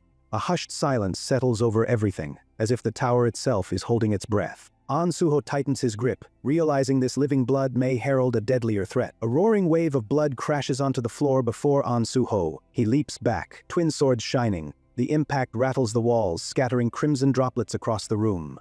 Danger ominously looms, and every sense warns of an impending assault. Within the swirling column, the cursed prince steps forward, head lowered. Streams of blood coil around his limbs, fueling an ominous aura. Where he was wounded, he now seems unstoppable. A glare reveals he is ready for a savage clash. The prince snarls and vows to destroy anyone standing above him. Red flames flicker around his head, pulsing with hate. Each heartbeat sends shockwaves of fury through the hall. The tower's atmosphere thickens, foretelling a confrontation fueled by his curse. A text appears, naming him the enraged cursed prince at level 80. Crimson tears drip from his eyes, reflecting his twisted transformation. He imagines flinging enemies into darkness, voice trembling with menace.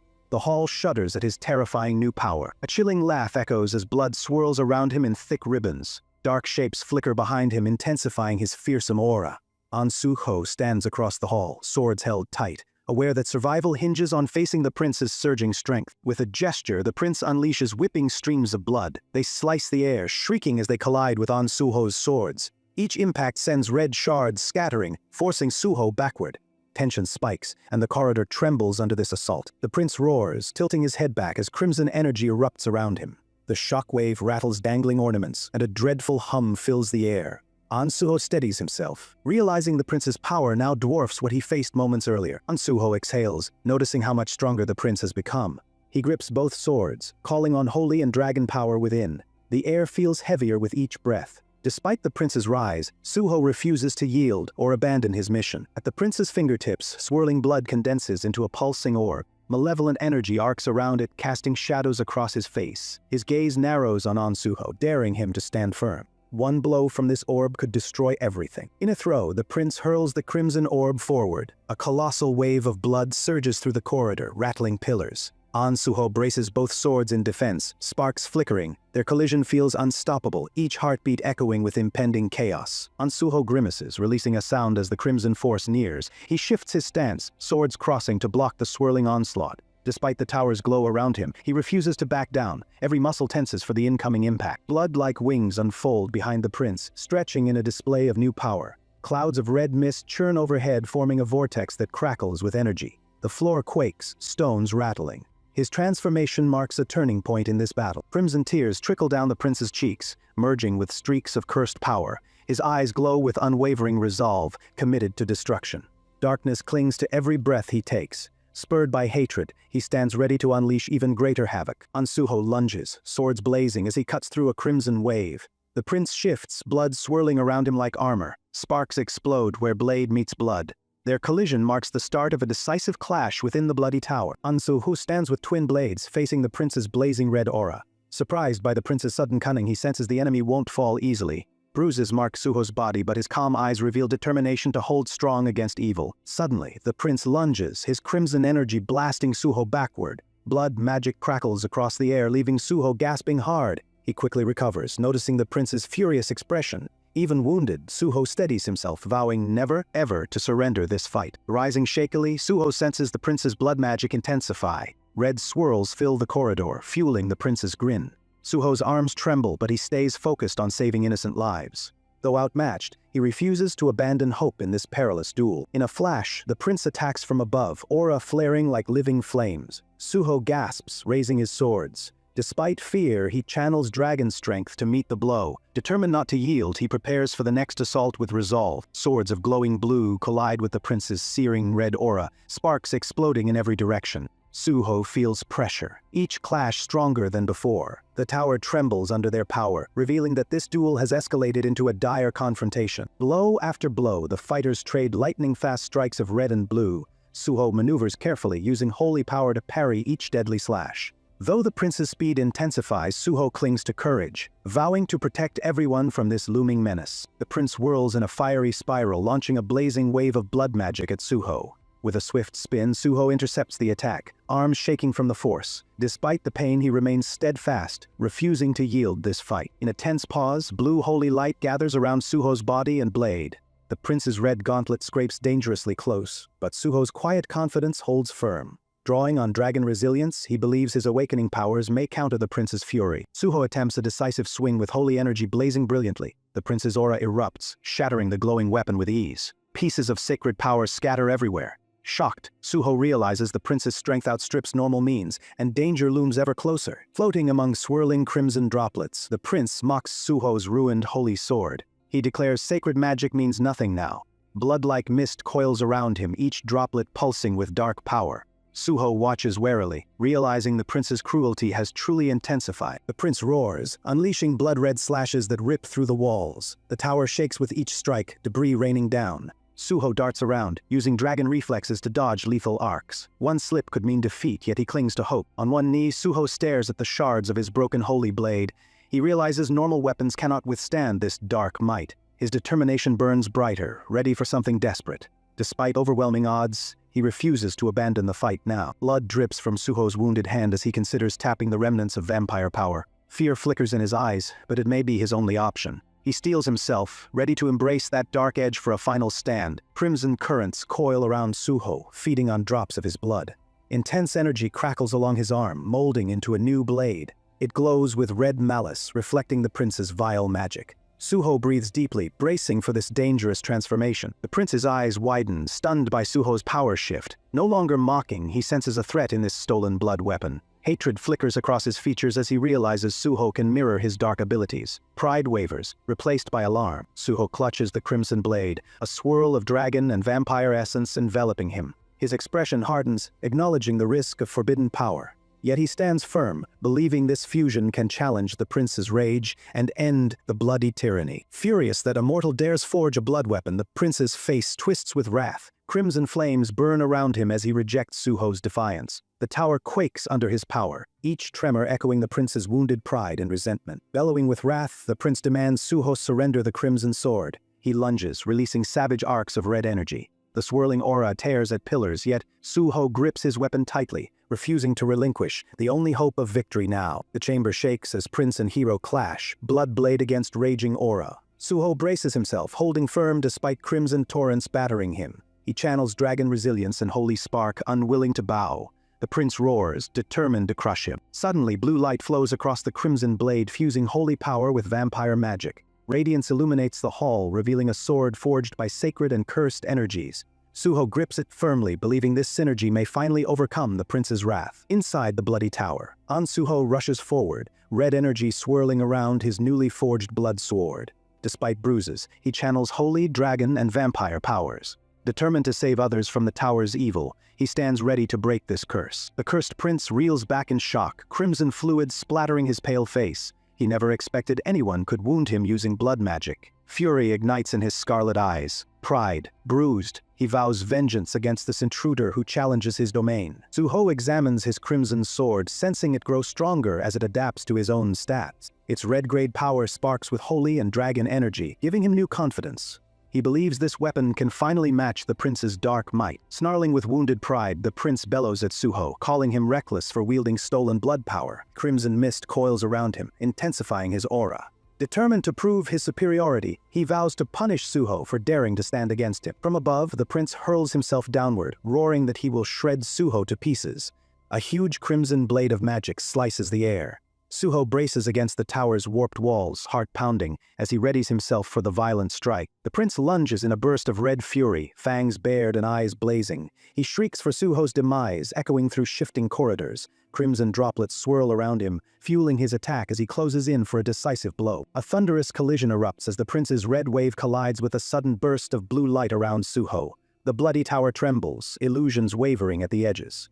Surrounded by swirling colors, Suho strains to keep his shield from shattering. Reeling with disbelief, the prince discovers Suho's glowing barrier blocking his attack. Red mist flares around his body, fueled by wounded pride. Determined not to lose, he channels even more of the tower's twisted power, preparing another blow against Suho's defense. Smiling confidently, Suho asks why the prince seems startled, reminding him he's not the only one who can reshape blood weapons. Red energy crackles around Suho's arm, his determination rising as he prepares to unleash a final decisive move. Crimson wisps snake around Suho's hand as he quietly declares this battle's end. His triple powers, holy, dragon, and vampire, surge within, fueling a strike meant to sever the tower's curse. He grips his sword, heart pounding with fierce resolve. In a leap, Suho lunges at the prince, red sparks dancing along his blade. Illusions flicker across the chamber as holy light shines through his attack. Determined to break the tower's darkness, Suho pours every ounce of strength into this blow. A final slash rips across the chamber, sending shockwaves through cracked floors. Crimson arcs clash with a faint blue glow, forcing both fighters to stagger. Suho's eyes blaze with unyielding spirit, refusing to quit until the prince's dark reign is shattered. A single boot presses into the cracked floor, sending faint red ripples through the tiles. The corridor feels tense as though it just witnessed a fierce battle. Unnatural energy clings to every surface, hinting at the danger that lurks nearby. Suho stands with sweat beading on his brow, breathing heavily from his last clash. Though bruised, he shows fierce courage. His gaze remains locked ahead, ready to fight lurking evil and protect anyone trapped within these dark, cursed halls. Sprawled on the shifting floor lies the cursed prince, pale skin smeared with crimson. Blood pools around his head, its glow pulsing unnaturally. Despite appearing defeated, a faint aura of power flickers around him, suggesting his dark will remains unbroken. Suddenly, the prince's eyes snap open, glowing red. A grin twists his lips as mocking laughter echoes through the hall. He sneers that no injury can silence him, vowing he will rise to challenge Suho's resolve and keep his reign. He strains to lift himself, eyes blazing with fury. Red sparks crackle around his fingertips, hinting at another deadly spell. Though battered, the prince refuses to yield, eager to test Suho's strength once more and prove his own true power. Suho darts forward with startling speed, raising his foot high. He delivers a swift kick across the prince's cheek, sending him crashing onto the blood-streaked floor. The impact resonates like thunder, momentarily silencing every echo in this dark, twisted corridor. The prince smashes into the ground, releasing a burst of crimson energy. Suho remains calm, refusing to be swayed by his foe's laughter or threats. Instead, he levels a stare, determined to end the prince's reign once and for all. Dark wisps coil around Suho's fist, merging with his crimson blade. Empowered by holy, dragon, and vampire energies, he vows to seal the prince's magic here. Resolve burns in his eyes, signaling the decisive blow he intends to deliver next. The prince, gasping for breath, lies sprawled on the floor. Despite gushing wounds, he boldly declares his intent to heal and strike back. Though battered, he refuses surrender, promising that his vengeance will be swift once his cursed strength returns. Before he can regenerate, purple lightning streaks through the air, halting his plan. The prince jerks in surprise, eyes widening at this unexpected surge. He senses a threat beyond his control, realizing his injuries might prevent him from fighting it. Dark chains, coated in a glowing violet aura, erupt from the floor and tighten around his limbs. A label reads, "Shadow Binding." Furious, the prince strains to break free, but each link resists his efforts, rooting him to the spot. The prince's eyes flare with desperation as he thrashes, but the shackles only tighten. He roars in frustration, realizing his strongest spells can't shatter this binding. Fear flickers across his face, unsure how Suho gained such a weapon of control. Suho steps across the blood-stained tiles, each footfall echoing in the stillness. The corridor's walls seem to bow to his resolve. He closes the distance to the prince, ready to end this twisted conflict and seal the tower's influence forever. Towering above his foe, Suho instructs him to remain still. Purple tendrils swirl around Suho's hand, fueling the chains that hold the prince. The prince curses Suho, demanding to know how he wields such magic to restrain a vampire lord. Suddenly, thin streams of blood flow from the prince's injuries into a crimson orb. Words appear. Blood drain activates. The prince groans as his lifeblood is pulled away, leaving him weaker by the second. Suho watches, controlling this new ability. A second message flashes. The absorbed blood is stored in the blood prison.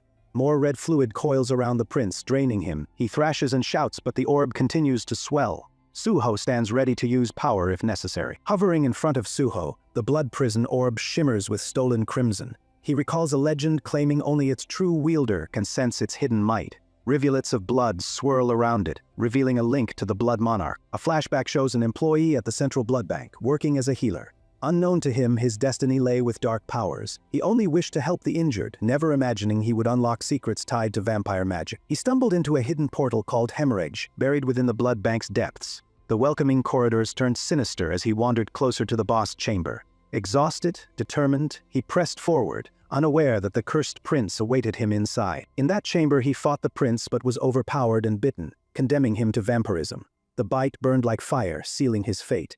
Thus, the healer transformed into the Blood Monarch, destined for a greater role in dark magic. Blood-red energy swirls across the screen, revealing that once bitten by a vampire, a victim is locked away as a monster. Normally, there is no escape from this terrible fate. But a daring healer defied this curse, sparking a miraculous event. The hidden healer, later hailed as the Blood Monarch, refused to succumb. Using his healing gifts, he slowed the transformation and uncovered strange powers. Through sheer will, he escaped certain doom, forging a path no one ever expected. The Blood Monarch stands shirtless in swirling red light, towering over the fallen cursed prince. His newly awakened might ends the prince's evil reign and clears the gate.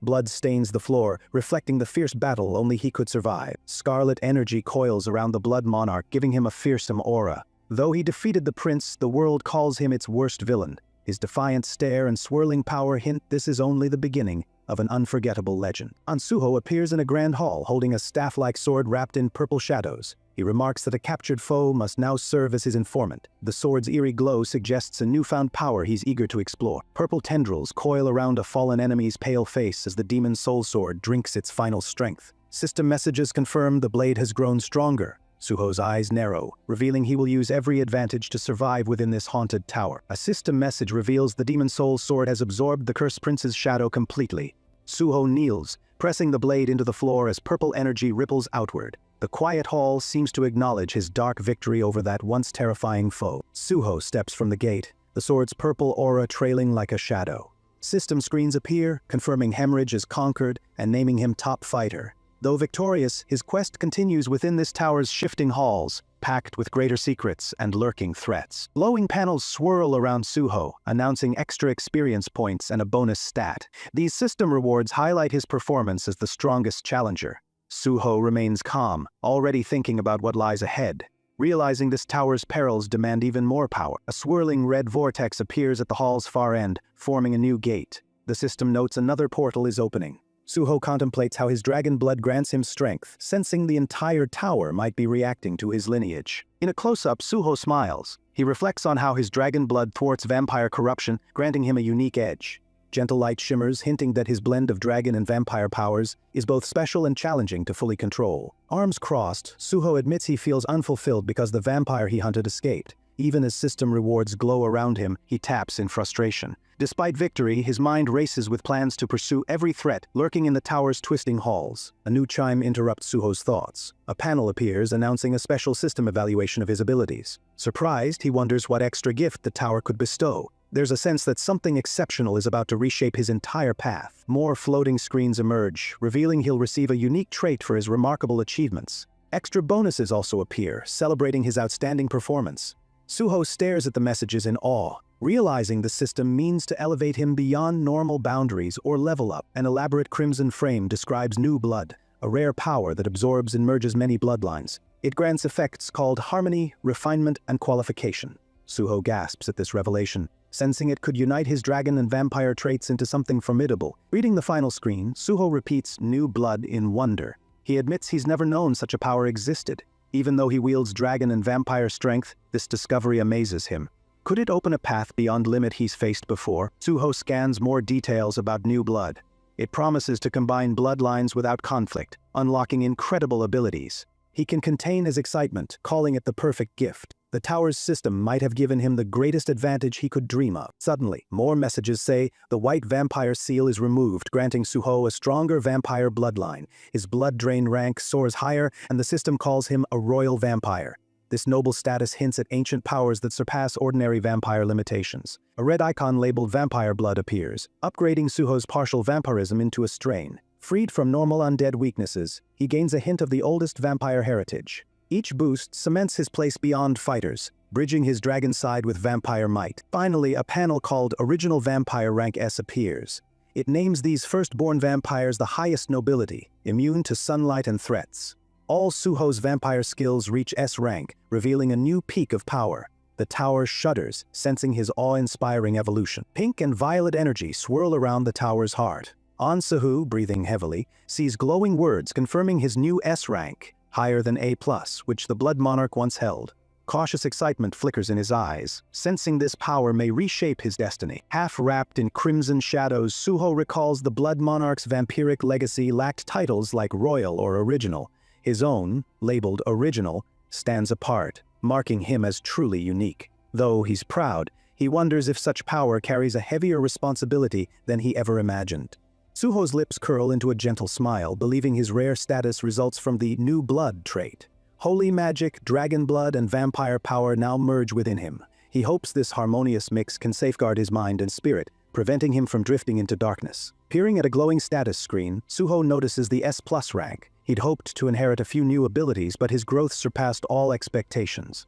Though relieved, he stays cautious, sensing that immense strength might also draw dangerous consequences in the Bloody Tower's depths. Lowering his gaze, Suho reflects on the risks of trusting power too much. He reminds himself that no plan is foolproof, and that failure remains possible. Despite his heightened abilities, he vows to keep a clear mind, knowing hope alone doesn't ensure victory. With steady resolve, Suho walks away from the tower's silent corridors. He announces that his work here is done, having claimed the trait and mastered its trials. The red mist ebbs around toppled pillars, hinting that the tower's dark grip no longer binds him. Outside, Suho's playful grin contrasts with the fading crimson wisps dancing around him. He declares his next stop is Nexus, revealing a new challenge on the horizon. Confidence gleams in his posture, ready for fresh threats that may test his newfound power. Towering before him is the grand Nexus structure, sunlight reflecting off its tall windows and elaborate symbol. The imposing walls seem to welcome an unexpected visitor. Suho stands at the gates, feeling both excitement and caution as he imagines what trials wait inside. Deep within Nexus, Kim Sue strides through a polished hallway, two stern associates at her side. She moves purposefully, carrying urgent news about a significant visitor. Her calm expression masks the importance of her mission, hinting that someone influential awaits her report. Kim Sue stops at a large office door and announces herself with quiet confidence. Her companions glance at each other, acknowledging the gravity of this meeting. Though poised, she seems eager to deliver vital information, suggesting a new development that could affect the entire guild. A polite voice calls them in, revealing a spacious office bathed in warm light. A silhouette behind a broad desk awaits their news. Without hesitation, Kim Sue enters, her professionalism unwavering. An air of respectful formality hangs in the room, hinting at significant business. Kim Sue reports that Hunter Ansuhu will come tomorrow to join the guild. The figure at the desk leans forward, absorbing the announcement. Although half in shadow, their reaction makes clear how critical Suho's arrival is for Nexus's plans and future. Remaining in his tall chair, the guild leader insists they prepare thoroughly. He knows Ansuho's unpredictable choices can shift major plans at any moment. His calm tone suggests respect for Suho's power, and a hint of concern over how events may unfold. Stepping into the light, Baedong Haik, Nexus guild leader, smiles thoughtfully. Documents detailing missions and recruits lie spread on his desk. Aware of Suho's unusual reputation, he's eager to secure this powerful newcomer's loyalty. Believing Suho could change Nexus's fate in unforeseen ways. Late at night, city lights glow across tall buildings. One apartment complex stands out, each window shining. Ansuho approaches with quiet steps, reflecting on recent tower battles. Though the streets seem calm, he senses tension in the night air. Stepping inside a quiet apartment, Suho notices soft lights and minimal decor. Though welcoming, it feels oddly empty. He scans the spacious living room and large TV, wondering who else might be here. His new powers keep him on guard. Peering around a corner, Suho spots Jojin Hui sprawled across a sofa, asleep. Dim city lights glow beyond tall windows, highlighting his form. Suho exhales, relieved it's just his friend. Despite victory in the tower, caution still lingers within him. Jinhui stirs, murmuring Suho's name as he struggles upright. He rubs his eyes, complaining about dozing off on the sofa. Suho chuckles, relieved to see his friend safe. Their shared apartment feels warmer with this reassuring greeting after tough battles. Jojin Hui sits up, congratulating Suho on clearing another tower. He reminds Suho they share this place as roommates and partners. Empty bottles on a table hint at his earlier weight. Suho senses gratitude, appreciating these calm moments after danger. Grinning widely, Jinhui brandishes two unopened wine bottles. He proposes a small celebration for Suho's latest success. Despite the hour, his excitement shines as he hopes to lighten Suho's burden. Suho smiles, touched by his friend's support after perilous challenges. Jinhui admits he fell asleep waiting for Suho's return. He laughs it off, though exhaustion shows on his face. Suho feels a pang of guilt, yet appreciates Jinhui's dedication. Together they share relief that they are safe in this moment. Relaxing on the sofa, Jinhui predicts Suho's late arrivals will continue. Suho jokingly calls that confidence irritating, but a grin spreads across his face. Their light-hearted banter softens the mood, showing friendship forged by tower fights and daily challenges alike. At the dining table, savory dishes and fresh bread await, despite the late hour. Suho pulls out a chair, pleased by Jinhui's thoughtful spread. Feeling relaxed, they prepare to share a meal, grateful for safety and companionship after harrowing encounters. Jinhui, still holding wine bottles, invites Suho to toast his tower success. A gentle glow fills the apartment, contrasting the tower's corridors. Suho glances at the clock but nods, deciding these warm moments are worth savoring, no matter how late. Jo Jinhui's face brightens, thrilled by Suho's agreement. They settle onto the couch, hoping to forget relentless tower threats for a moment. The city skyline shimmers behind them, reminding both men how precious simple joys can be after unimaginable danger. Over steaming plates and a bright glass of wine, Jinhui praises the building's community app for fast deliveries and services. He compliments Suho's upscale apartment, impressed by its comfort. Sharing a toast, they relish this safe haven after risky explorations. Suho recalls reading Jinhui's blog, noting his friend's apparent wealth. He's surprised by hints that Jinhui is more than just comfortable.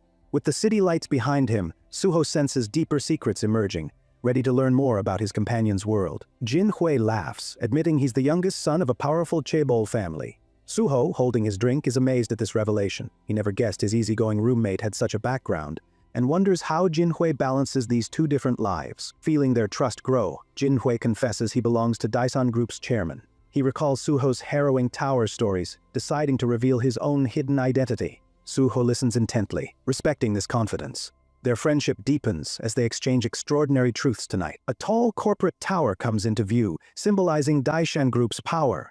Jinhui admits each sibling has a different mother, and his own mother was never recognized. Despite this origin, he remains determined to forge his own path. Mirroring Suho's resolve, a flashback shows Jinhui with his father, revealing he is an illegitimate son hidden from the corporate spotlight. This secret weighs heavily on him, yet he confides in Suho. He trusts they'll remain companions, united by secrets few others know. Back in the apartment, Suho questions Jinhui's casual approach to journalism. Jinhui confirms it's a hobby he truly enjoys, letting him chase stories that spark curiosity. Their banter continues, each realizing they hold surprising roles beyond what others might guess. While twirling pasta, Jinhui admits he has no shares or real power within Daison Group. He even declined an offered subsidiary, feeling unsuited for management.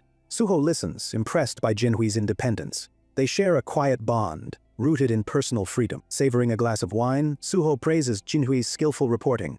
Jinhui admits he's hopeless at running a business, but writing comes naturally. Suho values his friend's authenticity, feeling grateful for this respite.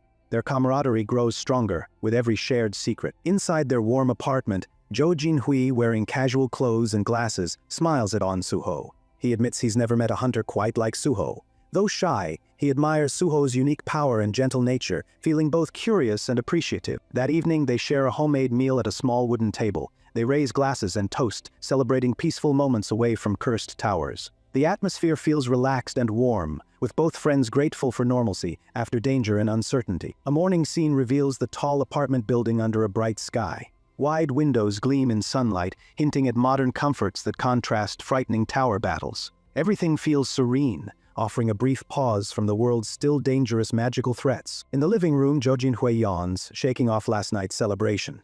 He recalls the relief of enjoying normal meals and jokes with Suho. The morning sun and surroundings remind them how precious peace can be after recent tower battles. Moments later, Jo Jinhui greets Suho with a friendly smile. Suho looks drowsy but content, relieved to be safe in their apartment. Their easy banter shows how their friendship has blossomed, providing solid support beyond the danger of cursed gates. Jo Jinhui now wears a neat suit and pours a drink in the kitchen. Suho seems surprised he's working on a weekend, but Jinhui mentions his overlapping roles, a hidden family background, and relentless curiosity, always demanding stories and responsibilities. Suho rubs his temples, regretting last night's extra drinks. Jinhui laughs, brushing off any apology, reminding him the fun was worth it. Their relaxed chat underscores how they treasure ordinary mornings like this, free from tower battles and illusions, if briefly. Sipping drinks, Jinhui says he can't focus solely on Suho's tales. While Suho's feats are thrilling, Jinhui craves new stories for his journalistic appetite. Suho smiles, knowing Jinhui's curiosity drives him forward, always seeking fresh insights beyond one powerful hunter. Suho teasingly admits he appreciates Jinhui's direct nature. Jinhui reacts with embarrassment, calling it a sudden confession. Their playful exchange shows how much their bond has grown, grounded in trust and teasing that still eases the strain of tower ordeals. Jinhui inquires about Suho's schedule, reminding him it's the day he planned to visit Nexus. Suho nods, confirming he must handle guild matters. Their short conversation reveals that quiet mornings can't last long when responsibilities call in a dangerous world. Before leaving, Jinhui shares news. He reached level 50 overnight, gaining new traits. Suho gasps, nearly spilling his drink, stunned by such rapid growth. This sudden leap reminds them that tower powers can surge unexpectedly, changing what they believe possible. Suho exclaims that Jinhui was only level 40 after the Tower of Battle, surprised he rose so fast. Jinhui corrects him, revealing he's at level 51. Suho's astonishment grows, hinting that both friends may possess untapped power awaiting future challenges. Jinhui gazes at Suho, noting how each new discovery about him adds more mystery. Suho laughs, unsure why he seems so cryptic. It's clear their bond deepens with each revelation, weaving their lives tighter in a world teeming with magic. Jinhui's stare makes Suho ask if something is on his shirt. Jinhui shakes his head, implying that Suho's aura itself is unusual. Their moment highlights how Suho's traits, forged by tower battles, continue to draw fascination from those around him. Suddenly, Jinhui changes focus, grabbing Suho's arm and reminding him of the looming Nexus meeting. He insists that casual clothes won't do, determined to help Suho look presentable. This playful tug-of-war shows their friendship's balance between humor and genuine concern. Suho protests that simple attire is fine, but Jinhui urges him to wear something sharper. He offers a suit and watch, insisting appearances matter for big guild introductions. Suho sighs yet agrees, grateful for Jinhui's support whenever serious events arise. Jinhua shoves Suho out the door, ignoring protests. He jokes that proper meetings demand neat looks, dragging Suho along like a determined manager. Their banter reveals how they rely on each other's strengths, even in everyday tasks beyond tower combat. Outside, the sun shines on a vibrant city skyline. Jinhui strongly suggests choosing a luxurious car, warning that curious onlookers will swarm a famous hunter. He prefers avoiding public transport. The bright day hints at hope despite still looming challenges. Roaring the engine, Suho zooms off in a red sports car. Its sleek design and powerful sound turn heads, mirroring his emerging confidence. He leaves behind the apartment's comfort, ready to face guild negotiations and the conflicts that lie ahead. He arrives at the Nexus entrance, drawing a crowd. With control, Suho parks gracefully, the red car gleaming under the daylight. Observers watch in amazement, aware this hunter isn't here for casual visits. A crucial meeting is about to begin. A group of Nexus members gathers outside, eyes widening at the gleaming car. At their center stands a tall man in a brown suit, studying Suho's arrival with interest. Their expressions hint that this visitor could influence the guild's future. Suho steps out in a gray suit, framed by the city's towering buildings. Sunlight highlights his posture, suggesting both confidence and readiness. He has come far from battling curses in towers, now facing new possibilities, with determination at Nexus's gates. Someone praises Suho's parking skills, joking that he dominated the maneuver. Suho hides a grin, trying not to appear too proud. The compliment contrasts his serious mission, reminding everyone that beneath his composure, he's still human, with moments of pride. A tall man in a brown suit approaches, introducing himself as Bei Donghai, Nexus's representative. He extends a hand, eager to meet the hunter who bested tower curses. Suho accepts politely, realizing this encounter could reshape his future and theirs. Suho, in a sleek gray suit, enters a bright office. He greets the Nexus Guild officials with a polite yet confident smile. His poised demeanor suggests he's come prepared for an important meeting. The officials sense this encounter might change their futures. Bei Donghai, Kim Sue, and a stern man in black sit opposite Suho. They remark on his rapid power growth, recalling his early dream of joining the public sector. Unsure if he's abandoned that path, they study Suho for any change in resolve. Kim Sue eyes Suho carefully as he reaffirms his Public Hunters Association goal. Surprised, Bei Donghyuk and the man in black exchange a look. Suho's unwavering ambition intrigues Kim Sue, who notices the quiet determination shining behind his calm expression. Bei Donghyuk leans forward, asking why Suho seeks a private guild when he wants public service. Suho pauses, considering how to explain his plan. He aims to show that working with Nexus can help protect people and advance his ultimate mission. Still in the office, Suho reveals his strategy. Joining a major guild can boost his chances of entering the Public Hunters Association. Confidently, he shares that he intends to take the Grade 5 exam soon, indicating his organized approach to success. A bright exterior shot reveals the towering Public Hunters Association building under a clear sky. Suho's internal thoughts explain he wants bonus points from guild experience. He also hopes to prevent the association from assuming they already have him secured. Back at the table, Suho clarifies that if he only pursued the public path, the association might take him for granted. By allying with Nexus first, he remains valuable. His playful remark about people desiring the unattainable hints at clever psychology. Bei Donghyuk rests his chin on his hand, intrigued by Suho's reasoning. Suho reassures them he'll do his best for Nexus during his stay. His sincerity and logical approach pique their interest, signaling a potential win-win if they cooperate properly. Suddenly, Bei Donghyuk expresses one remaining concern.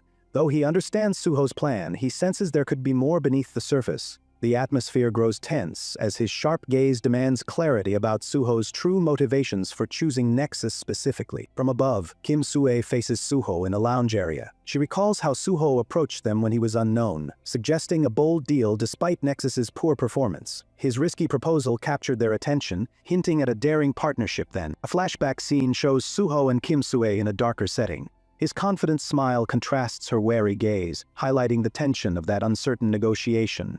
Though Nexus had struggled for years, his proposal offered hope, sparking curiosity despite obvious risks. In the present, the officials note Suho is now highly sought after by every guild. They wonder why he still focuses solely on Nexus, suspecting there's a deeper reason than convenience. Suho seems ready to explain his unshakable loyalty further. Bae Donghyuk acknowledges Suho's remarkable talent, but admits he cannot decipher his deeper purpose. He studies Suho's face, suspecting hidden motivations that extend beyond securing a guild or building influence. Tension hangs in the air as they await Suho's response. Finally, Bae Donghyuk warns that if Suho picked Nexus just because they seem easy to manipulate, they'll refuse him outright, no matter his power. His calm but firm words leave the room in silence. Suho must now prove his true intentions. Bae Donghyuk, the Nexus Guild's representative, tells Suho that being skilled is not enough. Nexus has standards and they refuse to accept him too quickly. He explains that Nexus values genuine loyalty, not just power. Letting Suho treat the guild as a shortcut would disrespect everything they have worked for. The Nexus secretary recalls a recent guild address. He questions Suho's true intentions, wondering if Suho actually respects Nexus's mission or seeks quick personal gain. A flashback shows Bae Donghyuk at a podium, vowing that Nexus will protect civilians at all costs. This unwavering commitment shapes their strict membership policy. Bae Donghyuk reaffirms their mission to fight dangerous gates until every region is safe. His determination proves Nexus focuses on protecting people, not gaining fame. A memory shows Nexus teams rescuing trapped civilians near a collapsed road. Orange-jacketed members guide survivors through rubble, reflecting the guild's commitment to public safety. The secretary studies Suho closely, acknowledging his possible sincerity. Still, he hesitates about accepting a powerful newcomer whose goals might not fully align with Nexus. Suho explains he wants to help where he is truly needed. He assures them he would rather strengthen Nexus than join a less principled group. Smiling, Suho adds that even after joining the Grand Hunter Association, he hopes to collaborate with Nexus. His upbeat tone softens the slightly tense air. Bae Donghyuk gives a nod, agreeing to consider Suho's proposal. Though he offers few words, his curious expression shows growing interest in Suho's determined spirit. Pausing, Bae Donghyuk asks why Suho insists on the official route. Private guilds can seal gates effectively. What draws him to the Grand Hunter Association? From above, we see Suho explaining that ending threats might demand government support. He believes combining Nexus's valor with official authority can conquer perilous gates. Suddenly, a crimson gate appears in Suho's mind. He warns that high-risk areas remain sealed, yet they cannot be fully ignored if peace is desired. Chains rattle against swirling red energy, suggesting even deadlier gates exist. Suho declares he will tackle the infamous 5 Great Calamity Gates to ensure safety. Suho reveals his plan. Every gate he conquers while attached to Nexus will highlight the guild's name. He believes this approach can expand Nexus's reputation. Kim Sua and the secretary review documents detailing Suho's powers. They exchange uncertain glances, realizing his bold ambitions could shake the hunter industry if realized. Straightening his posture, Suho declares he will make Nexus the top guild. His promise suggests he intends to raise Nexus's status, not just benefit himself. Bae Donghyuk and the secretary glance at contracts on the table. They worry whether Suho's goals apply only while he remains with Nexus, fearing abandonment. Bae Donghyuk repeats Suho's promise to devote his effort during his stay. His eyes suggest he needs reassurance that Suho won't vanish once he's famous. Suho explains he'll do more than conquer gates. He plans to recruit people, train current members, and leave Nexus stronger, even if he pursues other goals. Inside a small Nexus office, Kim Sue looks up from her desk. Suho announces plans to mentor someone from his last visit, sparking her cautious curiosity. At the name Kang Dae-han, Kim Sue's eyes widen. She touches her chin, recalling details about this recruit, curious why Suho specifically chose him now. A quick flashback shows Kang Dae-han, bright-eyed, accepting advice to become a tanker. Kim Sue recalls suggesting this path when he signed a scholarship contract, confident in his potential. Leaping up from her chair, Kim Sue worries she might have pushed Dae-han incorrectly. Her protective instincts surface, fearing the tanker role may not match his hidden strengths. Relaxed at the desk, Suho calmly explains he analyzed Dae-han's abilities before recommending tanking.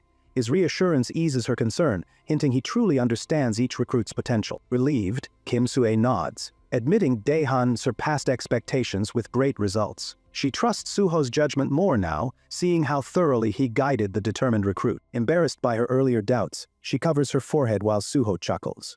He gently reminds her that strong training, mixed with effort, can spark unexpected achievements. Documents piled on the desk reveal Daeon's astonishing climb to second place. Originally deemed unlikely to pass, his success proves Suho's keen instincts and effective training plan. Kim Sue thanks Suho, though she finds his relaxed attitude exasperating. He shrugs off the praise, calling his support effortless, leaving her torn between gratitude and mild annoyance. Standing tall, Suho outlines grand proposals for Kim Sue, Bae Dong-hik, and the secretary. His careful planning surprises them, revealing he's put much thought into every detail. A wider view shows Bae Dong-hyuk leading the meeting. He admits rejecting Suho's ideas seems foolish, then invites the secretary's questions, curious to probe Suho's ambition further. The secretary notes Suho's eagerness to challenge sealed gates as a Nexus member. Concern grows over the danger, but Suho stands firm, ready to explain his bold strategy. Outside, towering fences and armed guards underscore the government's strict control over sealed gates. Only official permits allow entry, proving safety outweighs profit in these dangerous domains. Back in the conference room, the secretary questions Suho's plan to secure permission.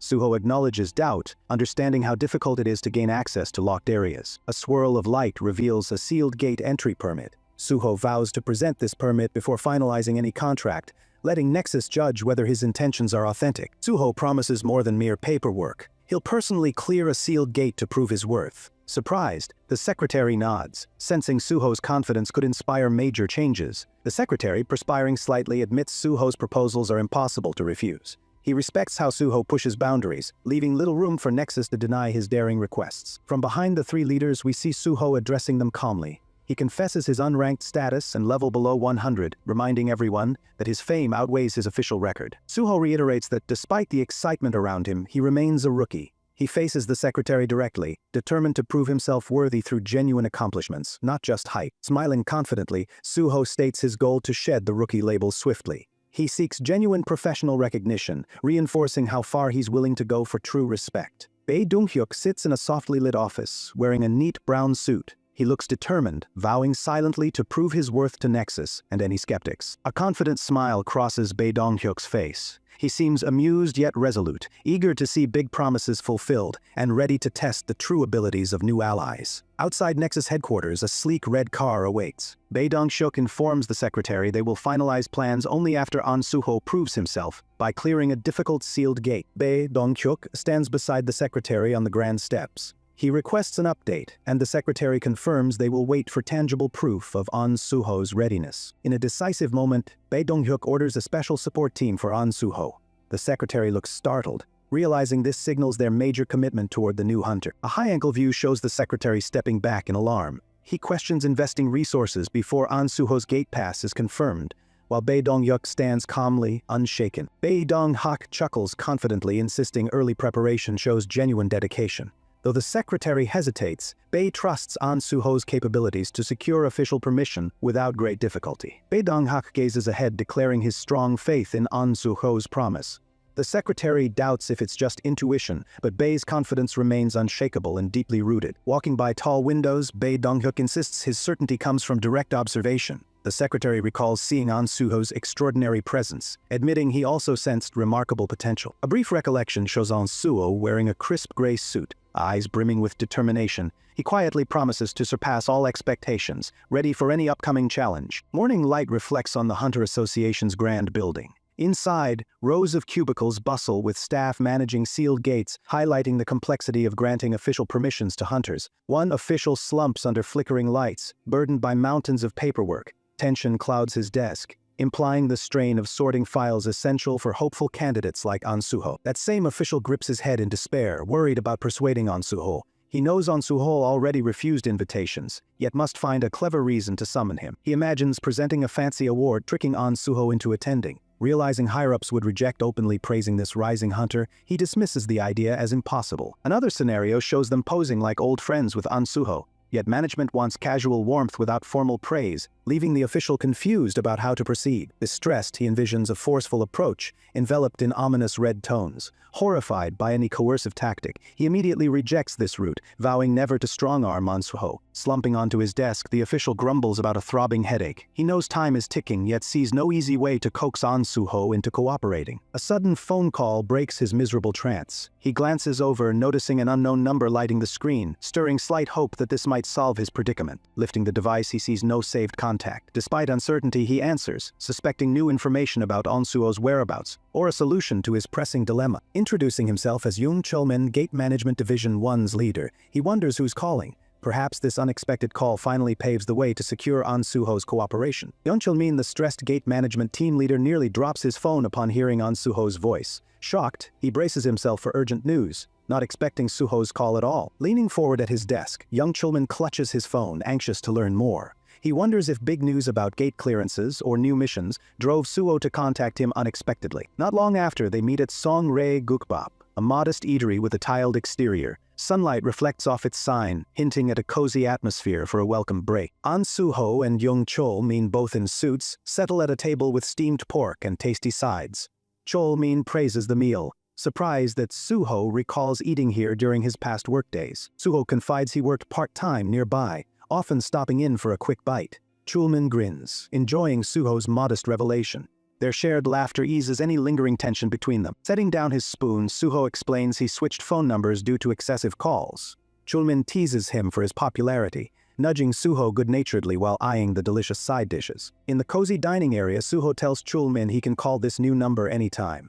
Chulmin, both relieved and impressed, nods gratefully, happy that Suho isn't ignoring him. Chulmin thanks Suho for reaching out first, confessing he worried Suho might disappear after their tower mission. Suho reassures him he would never vanish without a word, easing Chulmin's lingering doubts. Over their meal, Suho casually asks if the association has been troubling Chulmin about bringing him in.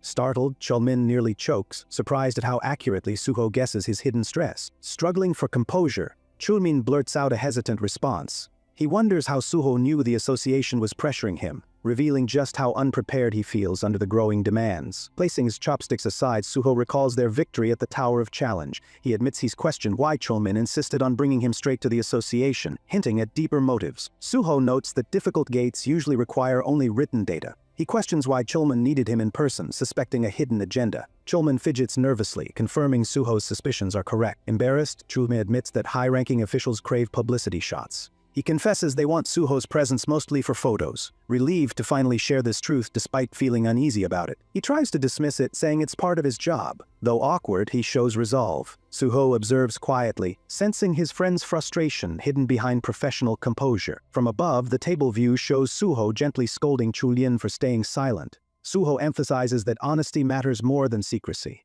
Chulin apologizes, grateful for Suho's understanding and steady patience. Suho quickly clarifies he never wanted an apology, explaining he already suspected the truth. Chulin feels sheepish for hiding it. Their conversation lightens and both begin to relax again. Suho surprises Chulin by expressing gratitude, calling him a conscientious team leader. Chulin touches his chest, puzzled why Suho would thank him. Suho's smile hints at deeper respect and friendship. A flashback briefly shows unfortunate hunters forcibly taken without fair hearing. Suho contrasts this injustice with how Chulmin behaved, protecting Suho from any harsh or rushed procedures. Suho calls Chulmin reasonable and professional, criticizing forced photo ops. He appreciates how Chulmin stayed fair even under pressure. Chulmin blushes slightly, stunned by Suho's praise, yet clearly relieved. Finishing their meal, Suho announces he'll visit the association of his own accord. Overjoyed, Chulmin nearly jumps from his seat, excited that Suho is finally ready to formalize his status. Suho and Young Chulmin share a simple meal at a bright restaurant. Young suggests meeting the association's leaders, explaining it may boost Suho's future. Suho nods thoughtfully in his neat gray suit. A close-up of their table reveals steaming soup and side dishes. Young wonders how they'll schedule Suho's visit.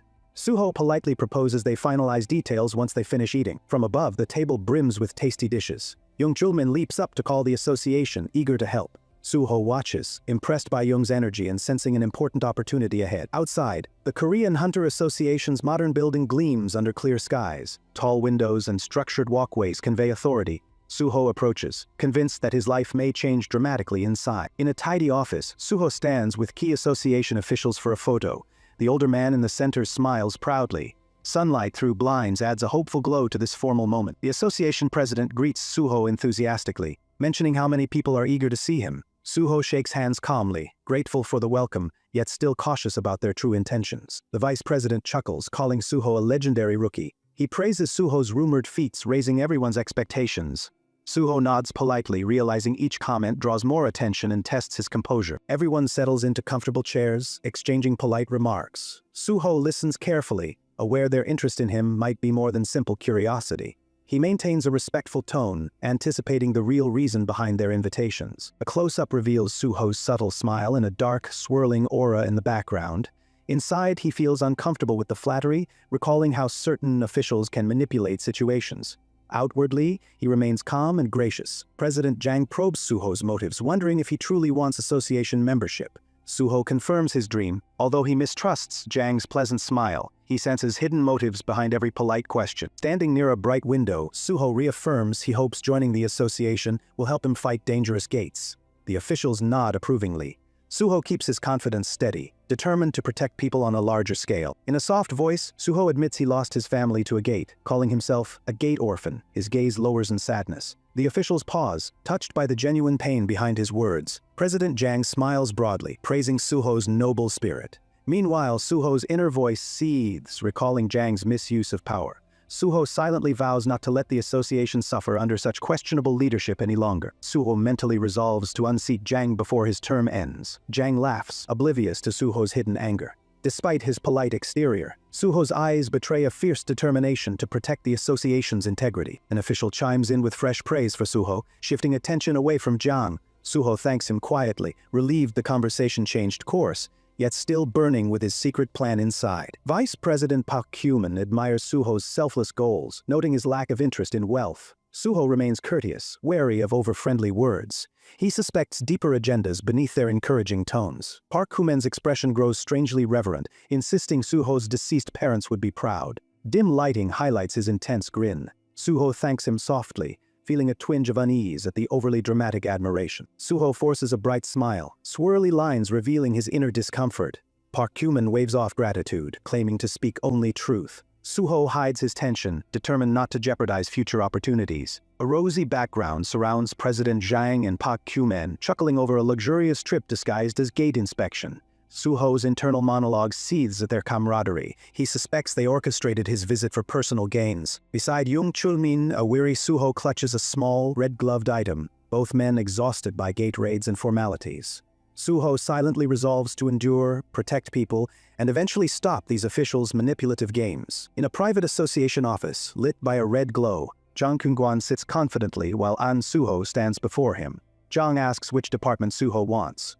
Suho senses hidden motives, but stays resolute. In a brighter room, Suho calmly says he's reviewed several departments. He suspects some officials have secret agendas, yet his desire to protect others drives him forward with quiet determination. Suho declares he'll join the gate department. An official asks why. Suho explains that monitoring gates from the start allows quick rescue. His unwavering tone shows he's prepared for whatever lies ahead. A swirling portal dominates the scene, with staff checking equipment for a possible raid.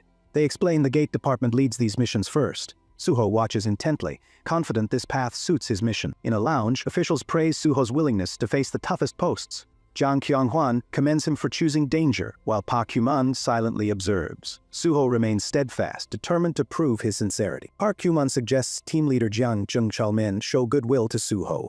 Jung Chalmin looks unsure, sensing they might be testing Suho.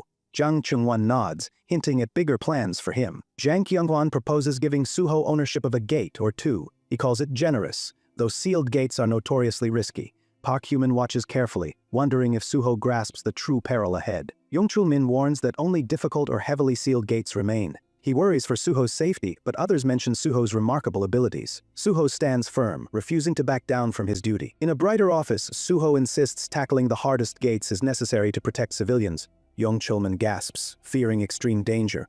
Suho's steady gaze shows he won't be swayed from his goal. Suho boldly proclaims he'll eliminate every dangerous gate threatening humanity. Officials applaud, stirred by his determination. A subtle tension lingers, foreshadowing the immense challenges he's bound to face beyond those portals. Suddenly, Jung Chul-min rushes in, calling for the president. Chang Kun-guan calmly asks what happened. An uneasy hush falls, suggesting urgent news that could disrupt Suho's confident momentum. A close-up of young Chulmin's tense face shows he's discovered something unsettling. He hesitates, glancing between Suho and the other officials. Everyone braces for an announcement that could alter Suho's entire plan. In a dimly lit office, Jang Kungguan and Suho speak alone.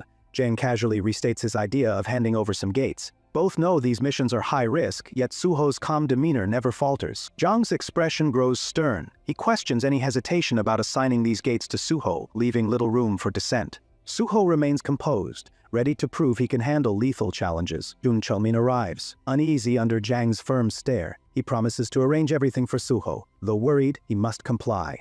Suho and Yun Chulmin exchange a look, sharing unspoken concern about these dangerous missions. Zhang grants final approval, flashing a confident smile. Park Kuman stands by, quiet. Suho thanks them, already anticipating the trials ahead.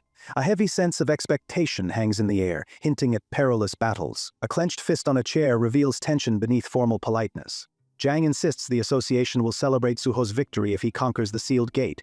Park Kuman is urged to give his full support. Park Kuman agrees, noting the association's duty to aid hunters. Young Chulmin silently fumes, believing they treat sealed gates too lightly. Suho focuses on his mission, ready to push his limits in deadly terrain. A fiery vision of explosions and discarded weapons shows how often sealed gates claim lives. These places are so lethal that the government heavily restricts them. Young Chulmin's alarm grows at the official's casual approach. Back in the office, Young Chulmin worries they're sending Suho into a hunter's graveyard. He glances at Suho, who remains confident but may not grasp the full danger.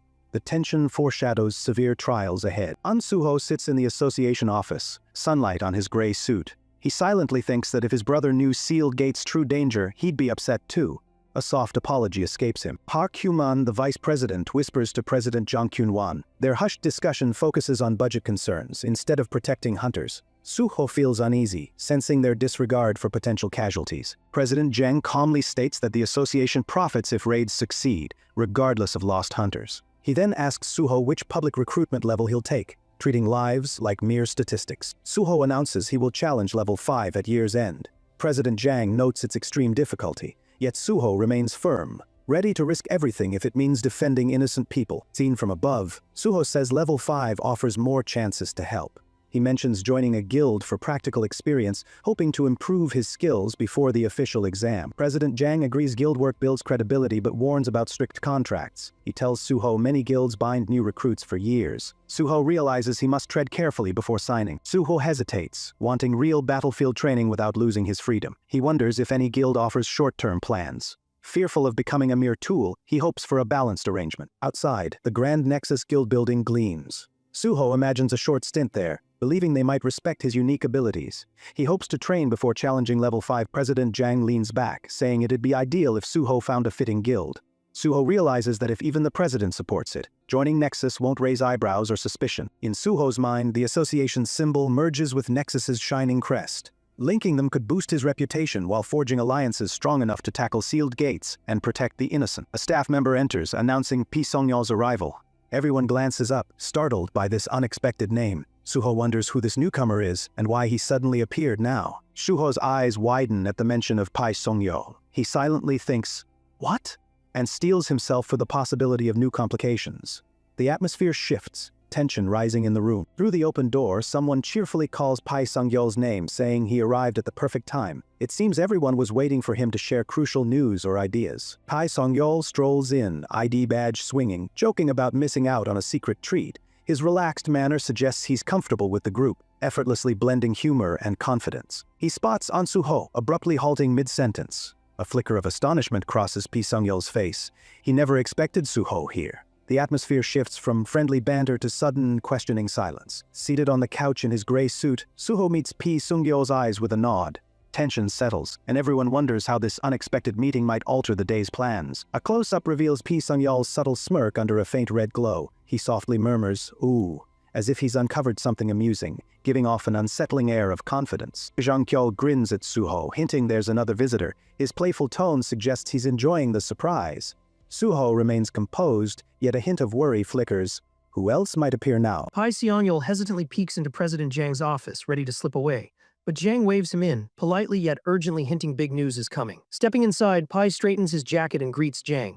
Zhang smiles warmly, urging him to speak. He drops a hint, Pai is about to meet someone impressive. Jang introduces An Suho, the legendary hunter who conquered the Tower of Challenge. Pai's eyes widen, instantly realizing he's in the presence of a true powerhouse. Suho's face brightens as if recalling a distant memory. The air buzzes with his energy, hinting that this unexpected meeting might launch grand plans. With a confident grin, Pai thanks Jang for arranging this meeting. He proudly mentions his special forces past, then extends a firm, respectful handshake towards Suho. Suho, dressed in a sharp gray suit, greets Pai with genuine warmth. He's no stranger to compliments, yet stays humble, intrigued by Pai's well-trained stance. Pai confesses he's devoured endless tales of Suho's exploits. Suho, slightly bashful, plays it down. Their handshake lingers, forging a quick but sincere bond. Suho invites Pai to take a seat, quietly noting this meeting feels unexpected. Mutual curiosity flickers between them, hinting they might collaborate on something massive soon. Jang reveals that Suho aims to tackle the level 5 civil service exam. Pai's eyes widen, grasping the serious ambition driving Suho toward this daunting challenge. Suho coolly admits it's tough but insists on going for it. Pai admires his unwavering focus, realizing this hunter won't back down from any challenge. Jang casually drops a bigger bomb. Suho wants a shot at a sealed gate, infamous for being deadly. Pai's face screams concern over such a crazy risk. Pai is momentarily stunned, torn between warning Suho and admiring his guts. Meanwhile, Suho stays calm, fully prepared to tackle the deadliest missions imaginable. Pai bluntly demands whether Suho grasps the gate's lethal nature. Suho nods, unshaken. The room goes quiet, everyone mentally bracing for the choice he's already made. Suho offers a polite smile, noticing Pai's anxiety. He won't back down, trusting his own strength. Pai's concern grows, but Suho's resolve stands firm. Pai crosses his arms, realizing he can't dissuade Suho. His worried expression says it all. He respects Suho's iron will but dreads the potential fallout. Pai quietly wishes Suho good luck, a hint of eagerness glowing in his gaze. Clearly, he'd hate to lose such a gifted ally to needless danger. Zoom in on Pai's serious expression. He's terrified at the prospect of a gifted hero like Suho dying for nothing.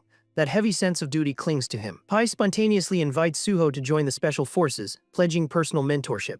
He's half worried, half recruiting, hoping to harness Suho's talents without letting him self-destruct. Jang teases Pai for his sudden pitch. He then reminds him Suho wants the gate department instead. Pai arches a brow, clearly confused by that preference. We see Jang's sleek office highlighting the gravity of Suho's dream, shutting down every gate.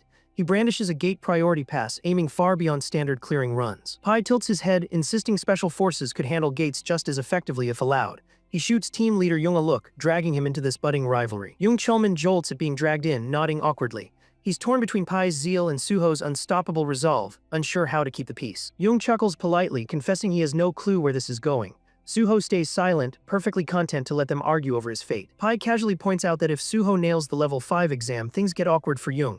He smirks, while Jung shifts uneasily, picturing those rank headaches. It's nighttime, Jung politely wishes Suho luck, and Pai advises waiting until after Suho passes to plan further.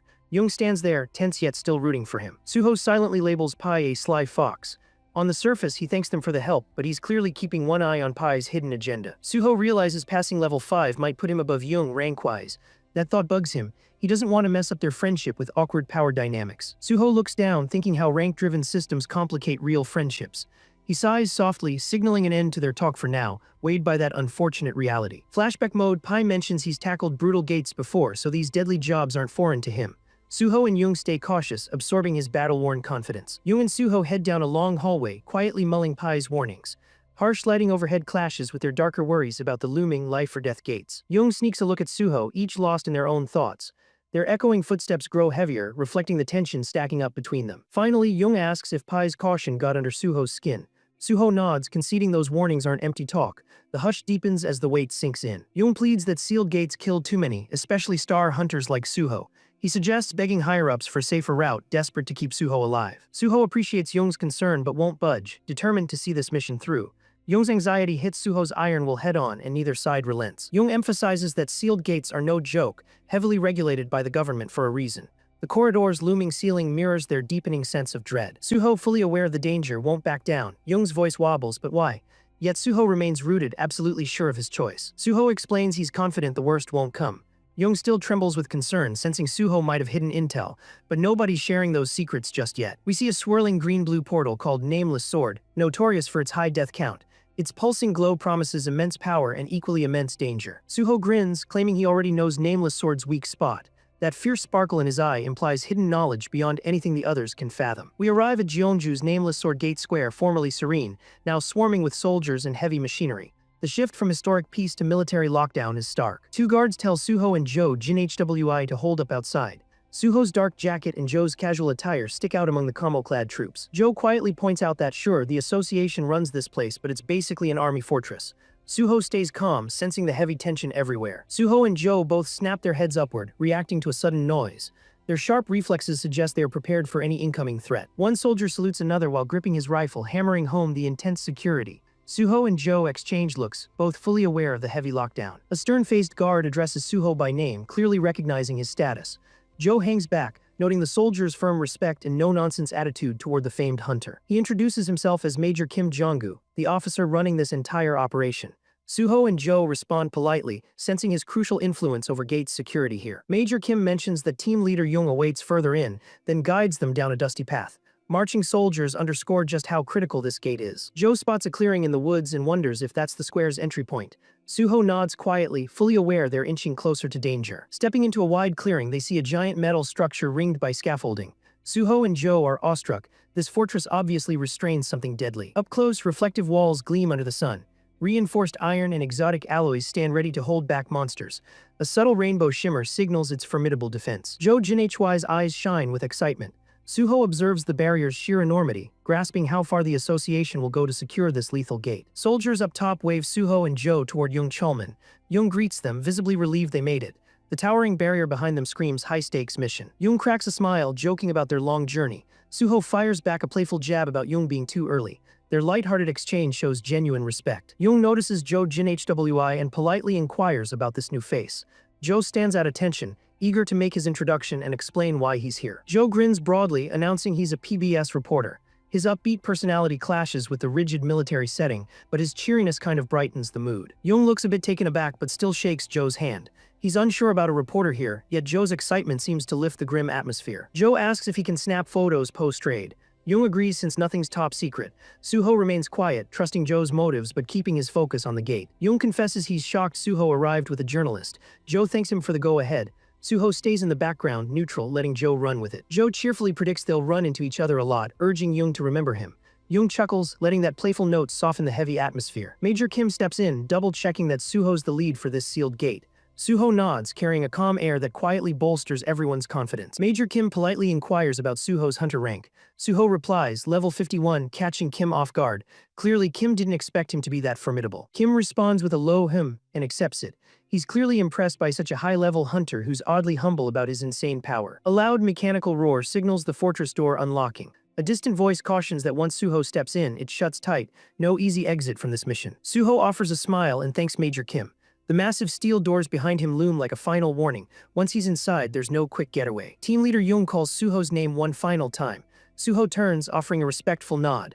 Major Kim waits near the towering doors, ready to seal them shut. Jung anxiously asks if Suho genuinely has a plan. Suho says yes, but won't dish every detail. Jung and Kim exchange confused looks, suspecting hidden insights. Suho compares this to besting the Tower of Challenge. He then asks for backing on upcoming gates, declaring once he crushes Nameless Sword, he'll tackle even more. We close in on those unyielding walls while Suho's words hang. Jung questions if Suho can be stopped at all, but promises to assist if he triumphs. Green energy swirls at the gate's opening. Jung begs Suho to stay safe, but Suho waves off the concern, insisting he'll handle it just fine. Jung's mouth falls open as Suho declares he'll wrap this in an hour. For a lethal gate, that's insane. Suho's calm poise stuns everyone present. Suho stands by the portal, flashing one final confident grin. Emerald wisps coil around him. He vows they'll reunite shortly, then steps into the swirling abyss. A deafening clang seals Suho inside. Jung, Joe, and Major Kim stand outside, breath caught, questioning if this hour will crown Suho's legend or end in tragedy. Jung mutters he's inside as the heavy locks clamp shut. Joe and Major Kim trade anxious glances, remembering Suho's outrageous promise to finish up in 1 hour. Jung sighs, admitting there's nothing left but trust now. Major Kim keeps a stiff poker face, while Joe questions if Suho can really solo this deadly gate. Jung and Joe step from the sealed doors. Jung warns raw power isn't enough here. Joe cites Suho's healing skill, but Kim shrugs, hinting bigger complexities lie ahead. Major Kim remarks that Suho's healer tag won't help much now. Jung crosses his arms, pressing for details. Joe grows curious, sensing they hardly know Suho's true powers. Joe chuckles, saying Suho's basically a healer in name only. Major Kim seems baffled. Joe's mischievous smile implies Suho's combat approach is far from standard support. Jung says nobody wields a blade like on Suho. Joe's jaw drops, questioning if Suho's really that amazing. Major Kim leans in, intrigued by Suho's hidden prowess. Flashback: during the new hunter exam, healers had safe stations. Young remembers Suho entering the healer test, but doing something shocking nobody anticipated. Back then, Suho slaughtered all monsters assigned to healers, blowing examiners' minds. His lethal swordsmanship defied every healer norm. Memory fades, leaving Young's group praying he repeats that feat. We're in a quiet clearing near the nameless sword gate. Major Kim stands guard, rifle in hand. Joe's psyched, peppering Young with questions about Suho's bizarre test method. Major Kim remembers Suho saving civilians at another gate. With nobody harmed, no one questioned his methods. Kim's amazed Suho knows swords so well, though everyone calls him a healer. Kim realizes Suho's here to show off those special sword skills. Admiration collides with concern in his eyes. The silent forest lurks ominously, promising lethal surprises behind every branch. Young quietly confirms Kim's hunch, while Joe buzzes with excitement to record Suho's heroics. They all turn to the sealed gate, sensing Suho's attempt might change everything they believe. Towering steel walls glint under the sun, enclosing the nameless sword gate. A huge system notification labels it plainly. Dark vines creep along the base, hinting at lurking threats. An emerald portal twists ominously. Another system message says only one person can enter. Naturally, Suho's volunteering solo, because hey, who needs backup when you're half superhero, right? Blinding light erupts as Suho steps through. A fresh notification reads, "You have entered the gate." Beyond the portal, jagged cliffs and lush greens beckon, teeming with deadly possibility. Suho strides into the shadowy forest, dressed in black that melts into the dim light. His crimson sword flickers ominously. Everything seems still, but he senses lurking threats. Suho mutters it's been a while since he roamed these woods, half fond, half wary. Sunbeams reveal his determined look. He remembers past trials and braces for more. He recalls brutal fights here before, each escape razor-thin. Suddenly, a distant rumble shakes him from memory, hinting powerful enemies are on the hunt once again. Shapes slither among towering trees. A massive figure prowls in the darkness, sending shivers down Suho's spine. He clenches his crimson blade, fully expecting a deadly showdown. Flames flare across a system alert. A boss monster has appeared. Leaves whip around and Suho's sword flares bright. Beast or knight, he's ready, unwavering in his stance. From the thick undergrowth steps a hulking, armored form. The system calls it Nameless Swordsman LV. That mystery level raises chills as Suho steals for battle. The Nameless Swordsman hoists a sword almost as tall as itself, sunlight gleaming off its edge. Suho refuses to budge, crimson blade lifted, prepared for this nightly clash. Suddenly, the swordsman surges skyward in a burst of radiant power. A notification declares the Nameless Swordsman activates the battlefield. Blinding light floods the forest, escalating the danger. Golden power spirals around them both. A system prompt says the swordsman's stats now match Suho's. He realizes this foe just cloned his strength, setting up a true duel. 3 notifications pop up: swords only, sword skills only, no exceptions. Suho just grins, unfazed by these rules, while the silent knight looms, ready to test his mettle. Suho's crimson sword gleams under that golden aura. He muses it's been ages since such a challenge. Though restricted, he's thrilled to duel this fearsome knight purely with blades. Leaves swirl wildly as the swordsman charges, colossal blade overhead. Suho addresses it calmly by name. Sparks erupt with each collision, forging a whirlwind of steel-on-steel fury. A fierce shockwave ripples outward, rattling trees. The swordsman vaults back, regaining balance. Suho remains planted in the eye of the storm, determined to see this fight through. Suho's blade crashes against the swordsman, sparks dancing. He's exhilarated by this high-stakes, sword-only duel. Each metallic clang echoes in the hush of the ancient forest around them. Suho unleashes a blazing red slash, driving the knight backward. The explosive force rattles branches overhead. His resolve burns clear, no matter the threat, he's pushing onward. They pause only a few steps apart. The swordsman's imposing silhouette looms, cloak rippling. Suho's eyes show excitement, not fear. He's been craving this kind of intense showdown. He notices the knight pivoting expertly to lessen recoil. Impressed, Suho recognizes he must proceed carefully. A faint grin surfaces, tougher foes only sharpen his swordsmanship further. Suho feels the knight's deadly aura and thinks how most fighters rely on fancy powers, not raw swordplay.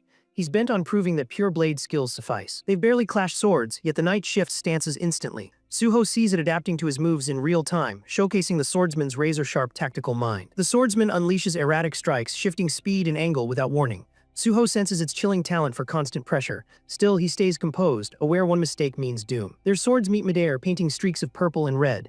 Suho struggles against the knight's changing approach. However, that fierce sparkle in his eyes suggests he's relishing this growth. Suho remembers a past life mentor who molded his swordsmanship. Reflecting on those lessons boosts his confidence, giving him the backbone to challenge any foe, no matter how ferocious. The knight fires off a massive horizontal slash, pink glow trailing. Suho ducks, pivots, then lines up his own precision counter, channeling those refined skills he once mastered. Spotting a gap, Suho unleashes a sweeping crimson strike, hammering the knight. It slams into the ground, armor clattering loudly. That vivid red arc showcases Suho's raw might. The knight roars and lurches upright, cloak snapping. Suho's grip tightens, bracing for another clash. Danger or not, he's clearly jazzed. Each sword strike fuels his growth. Light radiates through a crack in the knight's breastplate, proof of Suho's solid hit. The swordsman stands mute but stunned.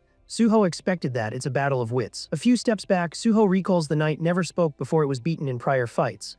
Honestly, its silent blade speaks louder, dripping lethal intent every swing. Suho vaults overhead, flipping against the bright sky contrasted by the knight's dark armor. He eyes that armor crack with a grin, ready to hammer that weak point again. Red and purple light burst wildly whenever their swords clash again. The knight staggers under Suho's pounding attacks but won't yield. Suho stays sharp, intent on finishing this showdown. A hollow voice rings out 7 times. Suho's eyes go wide. This is the knight's first time talking, hinting it has battled him repeatedly with its own personal grudge. In mid-fight, the knight elaborates, "I've tried to beat you 7 times. Suho tenses, rattled that this armor harbors such a persistent vendetta after so many run-ins. Charging in, Suho slams the knight's midsection with his sword's hilt. Red energy explodes, fracturing more armor. Leaves whirl in the shockwave as the swordsman staggers. Suho steps back, blade still high, scanning the gloom.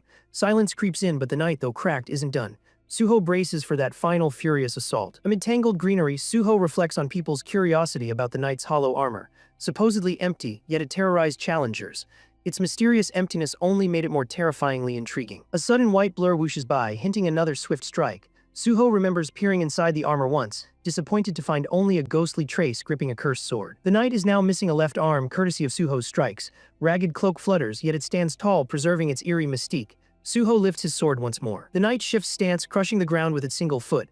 Only one footprint remains, confirming it's missing a leg. It won't fall. Suho stands wary yet impressed. Sunbeams highlight the injured knight like a broken legend. Suho comments it's just a phantom of a dead warrior. The battered armor reveals how fragile that myth really is. Violet mist leaks from the knight's split torso. Suho nears, knowing it's just possessed armor without flesh. Still, this ghostly foe once drove him to sharpen his swordsmanship. Suddenly, the knight lunges once more. Suho races forward, slipping past that enormous blade. Green foliage whips by in a blur. His gaze hardens. He aims to finish this himself. Suho notes his guardian sword technique was built for slippery enemies. His sword radiates energy, primed for decisive blow. Even hollow armor can move fast, but he's set. Suho carves a deep cut, violet haze leaking out. The knight lifts its sword again, declaring resurrection won't help if Suho counters its flawed footwork. The finale looms. One final flash and the knight crumples. System windows proclaim nameless swordsman killed, gate conquered, MVP on Suho. He stands triumphant over fragmented armor, concluding this epic showdown. Suho looks upon the defeated knight, murmuring thanks for their impactful clash.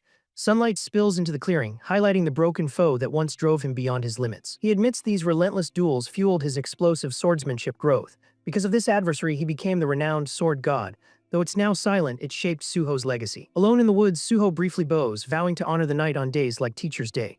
A fresh system pop-up grants MVP bonus EXP, signaling mission accomplished. Tons of blue alerts appear. Level up, all stats increased, plus bonus stats for clearing a tough gate. Suho exhales, savoring the powerful rush of newly boosted abilities. Suho eyes the knight's remains, bummed there's no actual blood or shadow to drain. His vampiric and shadow powers get nothing from ghosts. Still, he's satisfied with his triumph. He picks up the fallen sword, admiring its shine in the sunlight. No extra power to leech, but grabbing it was his main goal. His gaze hints it's vital. A system notice shows, Nameless Swordsman's Nameless Sword Grade F. It's an old blade, but Suho's reflection glimmers on its steel, implying hidden promise beyond that pitiful rating. Suho tests the sword's heft, then tosses it over his shoulder. A subtle energy ripple suggests secret power within. He suspects it might evolve for a worthy wielder. Light swirls around Suho. A new prompt says, activating the understanding of the sword. Blue spirals climb skyward as he shuts his eyes, welcoming ancient insights into his mind. 2 notices flash. Nameless Sword soul merges and Guardian Sword updated. As the glow fades, Suho opens his eyes, feeling his technique evolve thanks to the knight's legacy. A last blue alert reveals Guardian Sword S+, with infinite growth and synergy from the Nameless Sword. Suho grins softly, muttering his sword journey is just beginning. Beyond those walls, the Nameless Sword gate's exterior looks deceptively peaceful under a bright sky. Meanwhile, spectators stand ready, clueless that Suho already finished his epic battle inside. In a small control station, Major Kim, Young, and Joe watch monitors stuck on a silent forest feed. Joe notes how eerily quiet it is, missing Suho's hidden fight. Young chuckles nervously, suggesting Suho needs more time for that brutal monster. Joe checks his watch, just 30 minutes gone. They've no clue Suho's basically done already. Major Kim shrugs and goes for a patrol. Joe and Young urge him on, hoping it calms nerves. None realize the monitors are about to blow up with news. Kim is just stepping outside when Joe yells, "Wait." His eyes are huge, spotting something abrupt on the displays. Kim freezes mid-step, wondering why Joe's freaking out. Young asks what's up, and Joe stumbles over his words, pointing to shifting gate data. They both realize something major just changed inside, catching them totally off guard. On-screen, Suho appears with a swirling portal behind him, plus the words "Gate Conquered." Everyone is stunned. A mere half-hour passed, and he beat a notoriously deadly gate. The massive doors grown apart, and Suho strolls out into daylight. A nearby guard gawks at his unscathed form. The sunshine frames Suho's cool composure, proof of his triumph. Jung and Joe eagerly shout Suho, and pro on. He arches an eyebrow at the new title, slightly amused. Though tired, he offers them a small grin in return. Joe and Jung sprint to Suho, faces lit with relief and excitement. Joe's camera is rolling non-stop for this record-breaking moment. Jung attempts calm but can't hide his glee. Joe yells that Suho beat a sealed gate in under an hour, practically unheard of. The camera keeps flashing. Suho chuckles, telling them to relax, yet he gets their shock. Shaken, Jung recalls the nameless sword gate once took over 200 lives. He inspects Suho for injuries. Finding none, relief and amazement flood him at Suho's serene state. Suho flashes a calm smile, insisting he's fine. He brushes off the gate's difficulty as routine. His understated poise proves this victory is real, not just talk. He tilts his head, claiming it felt like nothing. They all stare, bewildered that a lethal gate was so casually dismissed. The room's mood flips from worry to disbelief. Major Kim is in disbelief, echoing Suho's words. It was easy. Suho nods. The Major's eyes widen, grappling with how rumors of extreme danger contrast Suho's effortless triumph. His disbelief grows. Kim wonders aloud how a gate with countless fatalities could be easy. Sweat beads on his brow as he struggles with Suho's calm, unshaken attitude. Seeing Joe and Jung hover around Suho, Kim questions who Suho truly is. A soft radiance seems to emanate from him, emphasizing the mystery behind his remarkable presence. Suho casually proposes they celebrate this gate clear with a photo. A soldier stands rigid, unsure if he should pose. Suho's relaxed vibe is jarringly light after such peril. Jung jokes they need official pics for the public office. Kim hesitates, casual group photos aren't standard. Still, Suho's vibe calms them. They snap a shot, immortalizing Suho's solo conquest. Under a bright sky, officials crowd around Suho by tall steel walls. They want a group photo proving he conquered the nameless sword gate. They check the laptop, admiring a fresh group shot. Suho stands proudly with association staff and Major Kim. It's proof he truly cleared that lethal gate. In a room, Suho introduces Dong Hyuk from Nexus Guild to Joe Jin HWI, PBS reporter who took the photos. B realizes these snapshots are authentic. Joe shows off his press badge, calling himself Suho's exclusive reporter. The mood brightens, and everyone senses Suho's rapid ascent to fame has only begun. Dong Hyuk waves off Joe's business card, saying he never doubted the pictures. Joe looks awkward, but B wants to skip pleasantries and hear Suho's gate-clearing story. B moves in, demanding every detail of Suho's lightning-fast victory over that deadly gate. Two suited colleagues hover, both suspicious and intrigued by Suho's incredible claim. Suho in casual black stares back. B wants every detail, how he got permission, how he survived, and how he finished quickly. Joe listens eagerly. They study the laptop photo of the infamous gate where countless hunters fell. B grills Suho on how he gained entry and won so fast, pushing hard. Suho explains he secured a ticket directly from the association president. B is stunned, realizing Suho truly tackled one of the most dangerous gates alive. When pressed, Suho casually says, "I went in and won." B's eyes fill with disbelief, questioning how anyone could pull off such a feat. B massages his temple, clearly overwhelmed. Suho repeats it's all true, no fluff. Joe Jin HWI confirms it, having personally witnessed Suho's truly astonishing skills firsthand. Finally convinced, B suggests a contract. Suho's prowess seems undeniable, and Nexus Guild wants him. This agreement might rewrite the future for everyone involved. Suho grins, agreeing but demands two big conditions. He flashes two fingers, hinting at personal goals. B senses Suho won't be a typical recruit. Backdrop shift showing cityscapes in the association building. Suho's first condition, total guild support. Second, if he passes the civil service exam, he can leave anytime. Bold move. Suho clarifies many guilds begged for him, but he chose one respecting his unusual ambitions. B listens intently, realizing this partnership might be extremely invaluable. Suho confirms he'll train under any guild that supports his public service goal. B looks shocked but intrigued, figuring a rising star like Suho could quickly elevate Nexus's reputation. B bursts into laughter, ordering his secretary to bring the contract. Suho's victory over the nameless sword gate convinced him to sign immediately, no more hesitations. B stomps excitedly, admitting Suho's instant proof shut down all doubts.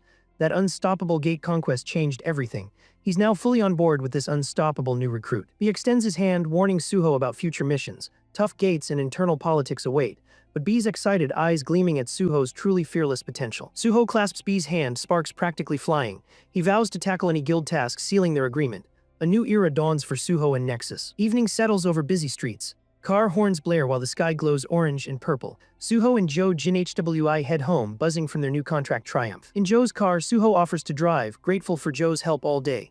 It's a friendly gesture after an intense round of guild meetings. Joe declines, joking he's Suho's manager. Suho raises an eyebrow, reminding him he's a PBS reporter. Joe just shrugs, happily wearing his multiple hats. Driving under the city lights, Joe explains he gets exclusive stories from Suho, so he'll act like a manager. Their banter shows a growing friendship, forged through adventures. Stuck in traffic, Joe brags about his comfy new sedan.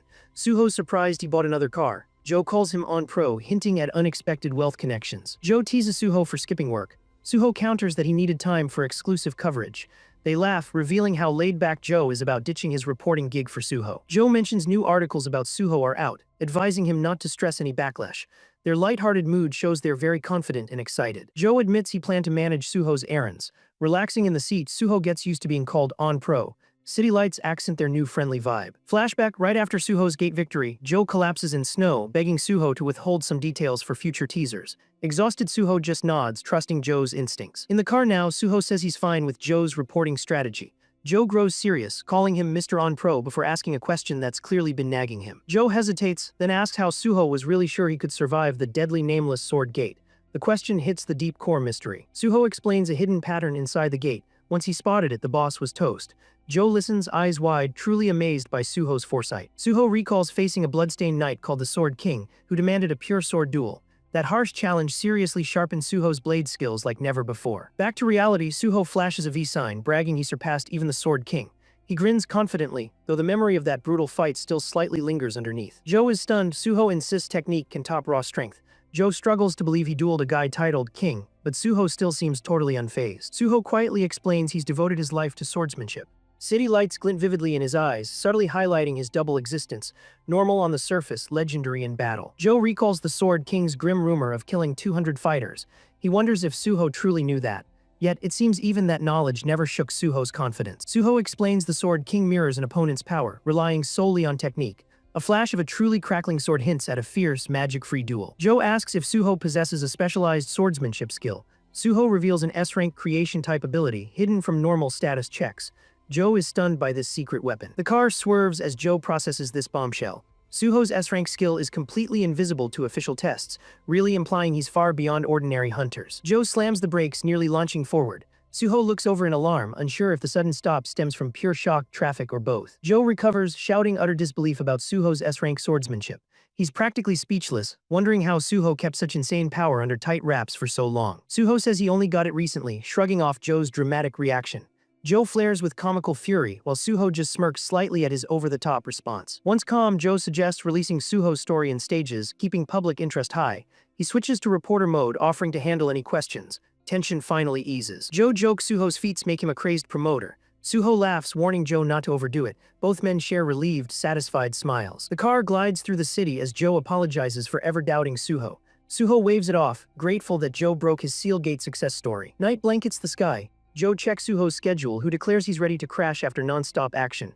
Joe offers a final lift, urging Suho to rest for tomorrow's chaos. They arrive at Suho's towering apartment complex, glowing in the dark. Suho steps out, relief washing over him after a chaotic day, anticipating what adventures come next. Inside, Suho notices he's oddly energized, crediting a recent stat boost. He casually towels his hair, truly amazed he isn't drained after so many intense events. He summons his status window, bathing the room in a soft blue glow. Suho murmurs, "Let's check," obviously eager to see how his stats have dramatically improved post-gate. Turns out he's gained 7 bonus points. Suho contemplates using them for something very special, cryptically noting it's time to upgrade that ability soon. A possible unified trait requires matching certain stats. Strength, stamina, magic, and sensitivity are all boosted.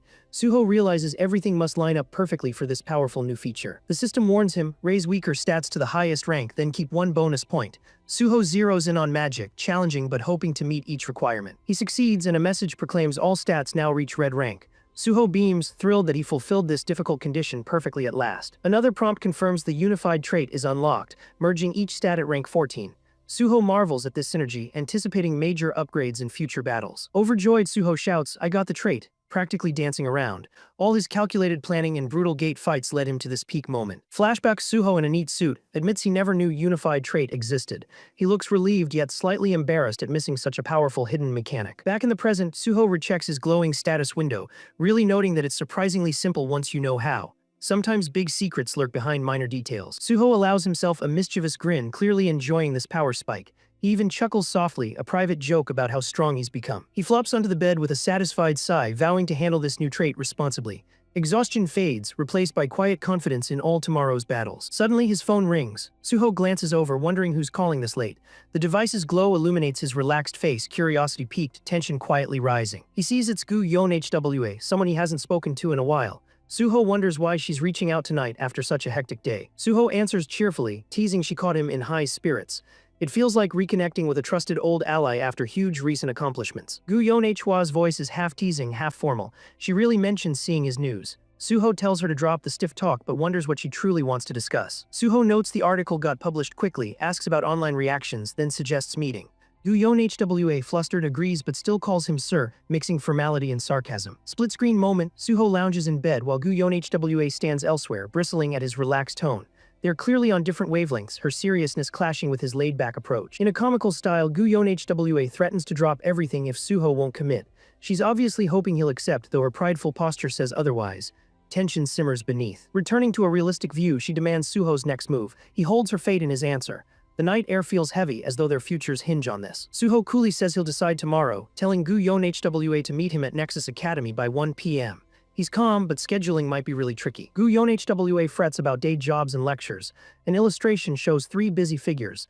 Gathering the team at midday isn't simple, but Suho teases them anyway. Suho jokes maybe it's not urgent if they can't meet. He's testing Gu Yonhwa's resolve. She grows flustered, realizing he's pushing them to act seriously and swiftly. Suddenly, Suho changes tune, loudly agreeing to meet at 1 p.m. His over-the-top shout breaks the tension. Everyone breathes easier, comedic drama effectively resolved. Next morning, Suho ends a call with a sly grin, telling Gu Yonhwa he'll see her soon. He's amused by their lightly comedic back and forth. Sunlight bathes Nexus Academy, its grand architecture shining. Suho arrives, eyeing the massive emblem overhead. He's ready for whatever meeting awaits under this clear, promising sky. In a hallway, Gu Yonhwa insists she didn't take time off just for him. Arms crossed, cheeks pink, she denies caring too much. Overhead shot, Suho sits casually on a bench, while Gu Yonhwa and 2 teammates stand, bristling. She snaps, "Who asked?" Suho smirks, clearly amused by her reaction. In a private corner, Gu Yonhwa demands to know why Suho summoned them. Perched on a ledge, Suho hints there's critical news. She stares, arms folded, awaiting his explanation. Facing the full team, Suho declares he'll explain immediately. Gu Yonhwa and her 2 partners stand at attention, braced for Suho's plan. Tension hangs, waiting for big revelations. Suddenly, darkness envelops the scene. On Suho's eyes gleam red as he threatens to kill them today. His deadly aura completely contradicts the usual academy calm. Inside an office, Gu Yonhwa and her 3 male teammates look completely stunned. They stare forward, clearly surprised and tense after an unexpected event just occurred. Suho slides a tablet over. Gu Yonhwa eyes it warily, asking if it's some scary contract where they have to sign away their bodies or something dramatic. Reading the tablet, Gu Yonhwa realizes it just asks for their skills. Confused, she asks why Suho needs their personal info, her teammates equally puzzled beside her. Suho stands before the 4 trainees in a locker room. He explains his future plans for a special division require trustworthy agents, or shadows, to act outside. Focusing his intense gaze, Suho asks if they seriously thought he would choose just anyone to be his trusted quote shadows for such vital, secretive work. Suho lays out his plan, intense training covering basics to advanced power usage. He tells the 4 to fill out the info honestly, assuring them it's private. Gu Yonhwa considers the tablet. Suho reminds them this alliance needs trust, mentioning he's already shared secrets. The team thinks hard about this serious proposal. The scene changes to a vast, empty Nexus Academy training room. Rows of sleek, high-tech blue pods line the wall under bright, sterile lighting. Suho stands coolly beside a control panel for the training pods. With a confident smirk, he announces it's officially time for their training to commence. Suho presents a sleek, unmarked black pass card, holding it up for the trainees to see clearly. This card signifies special access. He explains this valuable black card grants free, unlimited access to all facilities within the entire Nexus complex, a major perk for them. A quick flashback shows Suho in a suit talking with manager Kim Sue. She confirms his S-rank room ensures privacy and mentions getting guest passes ready. Back in the present, Suho pauses thoughtfully, stylus in hand. He recalls he needs to meet Kang Dae-han, having forgotten amidst his own recent intense activities. Suho remembers instructing Kang Dae-han to meet him here in the training room. He expects the young hunter should arrive sometime soon during the session. Suho directs the team towards the pods. Their 4 silhouettes are visible inside the machines, lying down as they prepare for the virtual immersion training session. Bright blue light flashes from the pods, accompanied by digital interface sounds. The 4 trainees are plugged into the system, beginning their virtual experience. Suddenly, their senses are transported. They find themselves in a breathtaking virtual world, the misty, sunlit mountain range of Kunlun, complete with a faint rainbow.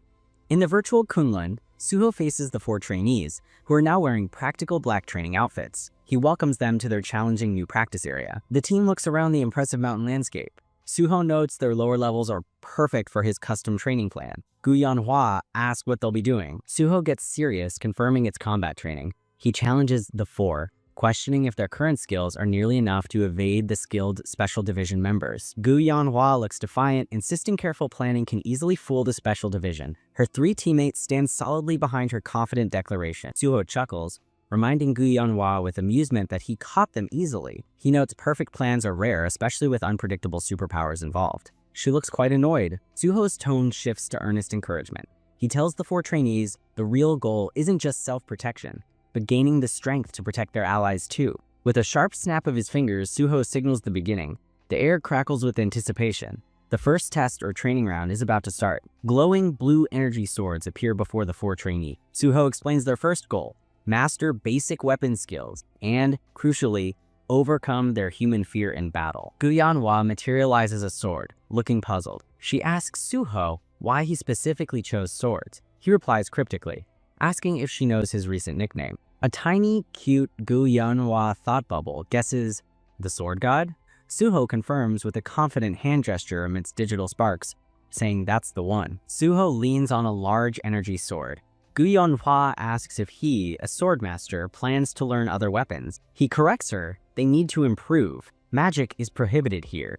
The 4 trainees look tense, but determined, sweat visible. Suho issues their first serious challenge. They must try their absolute best to defeat him in combat. Suho smoothly draws his own gleaming sword, settling into a ready stance. He looks towards the 4 distant trainees and announces the fight begins now. Start! Suho commands, immediately dashing forward. The 4 trainees brace themselves, raising their energy swords to meet his incredibly fast opening charge on the rocky terrain. From Suho's perspective, the 4 trainees launch their attack together. Arcs of blue energy from their sword swings slice through the air towards him simultaneously. With blinding speed, Suho instantly cuts down the 3 male trainees. Gu Yanhua cries out, shocked to see her teammates killed so quickly in the simulation. As he defeats the 3 teammates, Suho coolly asks if they really thought they had time to be surprised mid-battle, emphasizing their fatal slowness. Before Gu Yanhua can even react, Suho flashes past her like a blur. His incredible speed and agility completely overwhelm her defenses in the virtual space. The 3 defeated male trainees begin to digitally reform, their bodies glitching as they respawn. They express their frustration from the swift, simulated defeat. Suho calmly observes the 4 trainees sprawled on the ground. He notes that having faced, quote, death once, at least they aren't completely frozen with fear this time. Despite the harsh defeat, all 4 trainees determinedly push themselves back to their feet. Swords ready, they look bruised but resolute, prepared for another round. Suho watches their resilience with a slight smirk. Seemingly pleased, he nods slightly in acknowledgement of their refusal to give up, saying, it's not bad. From Suho's viewpoint, the 4 trainees stand ready again. He gives them a brief warning, announcing that he is coming at them again immediately. Suho leaps powerfully. 2 male trainees cross their swords, barely managing to block his heavy downward strike, causing a bright explosion of blue energy on impact. Gu Yanhua tries a sneak attack on a teammate, but he blocks instantly. Suho mockingly asks if she thinks revenge will be that easy. The teammate looks annoyed. Suho delivers a swift kick, sending another male trainee stumbling. He taunts the trainee about being slower than even his grandmother, adding insult to injury. Suho strikes the same trainee again, criticizing his clumsy movements. He jokes the trainee moves less like a delivery worker and more like an old man. The teacher trainee lunges, but Suho dodges easily. Suho critiques his slowness, asking how he'll teach students if he can't even dodge basic attacks. Flustered, the teacher claims he meant to take the hit. Suho, now behind him, dryly remarks his excuses sound just like a middle school. Gripping his sword tightly, the teacher trainee glares, completely embarrassed and angered by the taunts. He mutters determinedly about needing to shut Suho's mouth. Provoked by the relentless attacks and taunts, the 4 trainees charge together in a final, furious assault, yelling fiercely. Suho observes, thinking this anger is necessary progress. Suho meets their charge by slamming his sword down, creating a powerful shockwave. The energy blast stops the 4 trainees in their tracks momentarily. Gu Yanhua and a teammate look startled by the display of power. Suho clarifies being his shadows involves more than just quiet intel gathering. The other 2 trainees also seem surprised. Suho states his high expectations. They must become strong enough to clear gates independently in his place if needed. Standing confidently, sword planted, Suho looks down at the trainees. He declares there's no secret trick or easy shortcut to becoming a true, capable warrior. Suho explains the harsh reality with an intense look. True warriors are forged only by being pushed to their absolute limit, facing death itself. Intense flashes of action and impact effects fill the screen. This symbolizes the brutal, relentless virtual training continuing against Suho or his clone. The rocky virtual ground is heavily cracked and scarred. The sounds of exertion and pained breathing indicate the extreme physical toll of the training session. The 4 trainees are shown completely exhausted, panting and leaning on their swords. They've endured the harsh regimen, but refuse to stay down. Suho surveys the scene, blue digital effects fading. He comments he'd enjoy watching them train more, but has other important matters awaiting him now. A small cartoon, Suho, explains this session ends automatically later. Keep training hard. The real trainees look confused, asking why he's leaving so suddenly. Suho reassures the concerned trainees not to worry. A glowing blue energy clone, possessing his exact abilities, will appear to continue sparring with them. The newly formed blue energy clone looks just as arrogant as Suho. It immediately taunts the exhausted trainees, calling them trash and urging them to attack. Utterly indignant, the 4 trainees glare at the infuriating clone, radiating anger. They desperately want to land just one single hit on their tormentor. Back in the real world, Suho smoothly exits the high-tech blue training pod inside the Nexus Academy facility, the virtual session now left to his clone. Standing beside the pods, Suho stretches casual. He mutters to himself that the intense virtual session should be sufficient training for the Banshees, his team nickname. Suho answers his phone politely. Director. Kim Sue confirms the news article about his Nexus admission is officially published, just as they discussed earlier. Suho confirms Jo Jinwei published it. Sue verifies Jo got the exclusive. Suho immediately suggests a follow-up report, surprising Sue with the timing. Suho predicts incoming public criticism. He explains to Sue that joining a private guild contradicts his earlier government hunter dream, expecting online backlash. Kim Sue calmly reassures Suho over the phone from her office. She advises him not to worry, as their planned strategy should handle the negative reaction. Suho clarifies he hasn't announced taking the civil service exam yet and won't soon. He ends the call for another, promising details later. Suho quickly answers the next call. Yes, on pro. It's reporter Jo Jinhui on the line, likely calling about the recent news release. Jo Jinhui sounds excited from his office. He asks Suho what's up, confirming he saw the Nexus admission article just went live. Suho smiles strategically, telling Jo it's time to make their next move now public attention is high. He instructs Jo to prepare a follow-up report immediately, titled The Second Sealed Gate. Suho reveals decisively. He announces his bold next challenge, taking on the infamous Swamp of Despair Gate. Online news explodes over Suho clearing Nameless Sword. Comments debate his power, Sword God, and question his joining Nexus after wanting to be a government hunter. A new article.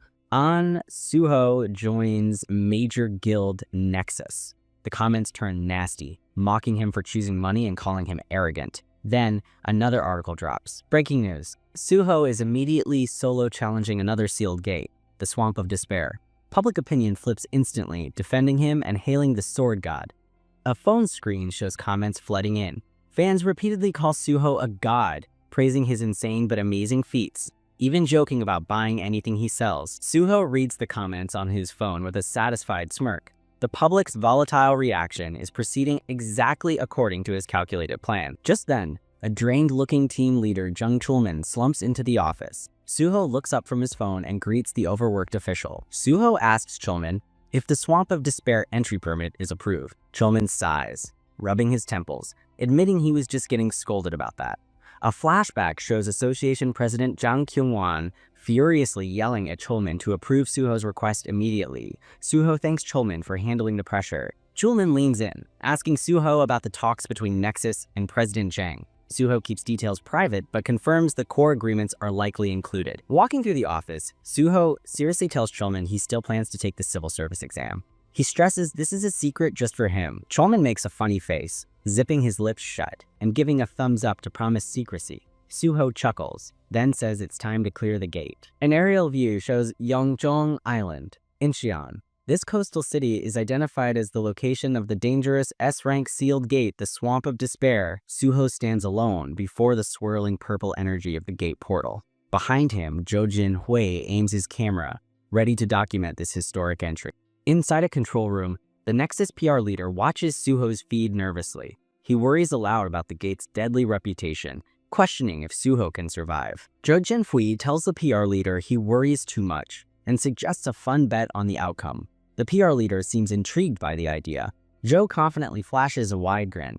He declares his wager, a hefty 1 million won, betting that Suho will successfully clear the gate. The PR leader nervously agrees, saying while he hopes Suho wins, he'll bet 1 million on failure just for the bet. Suddenly, someone gasps nearby. Young Chulman stares at the monitors, utterly shocked. He shouts, pointing at the screen, asking everyone if the gate line is actually disappearing right now. Everyone spins towards the gate monitor. The purple energy signature is fading fast. A technician yells, "This means Suho has incredibly cleared the gate already." Joe grabs the PR leader, shaking him wildly, asking how long Suho was inside. 10 minutes? 20? Chulman frantically checks the timer, shouting, "It wasn't even 5 minutes." Suho calmly walks out of the fading gate portal, giving a casual wave, completely unharmed. The control room staff are utterly speechless at the impossible speed. A system notification confirms the timeline, approximately 5 minutes ago. It displays the Swamp of Despair's simple but misleading entry requirement. Anyone can enter, no limit. A quick flashback shows Suho's determined eyes just before entering the gate moments ago. The system notification simply read, "Entered the gate." Flashback inside. Suho stands at the bottom of endless crumbling stairs. He thinks about the gate's dread. No level limits, yet more deaths than Nameless Sword. No info exists. Suho's flashback thoughts continue. The secret?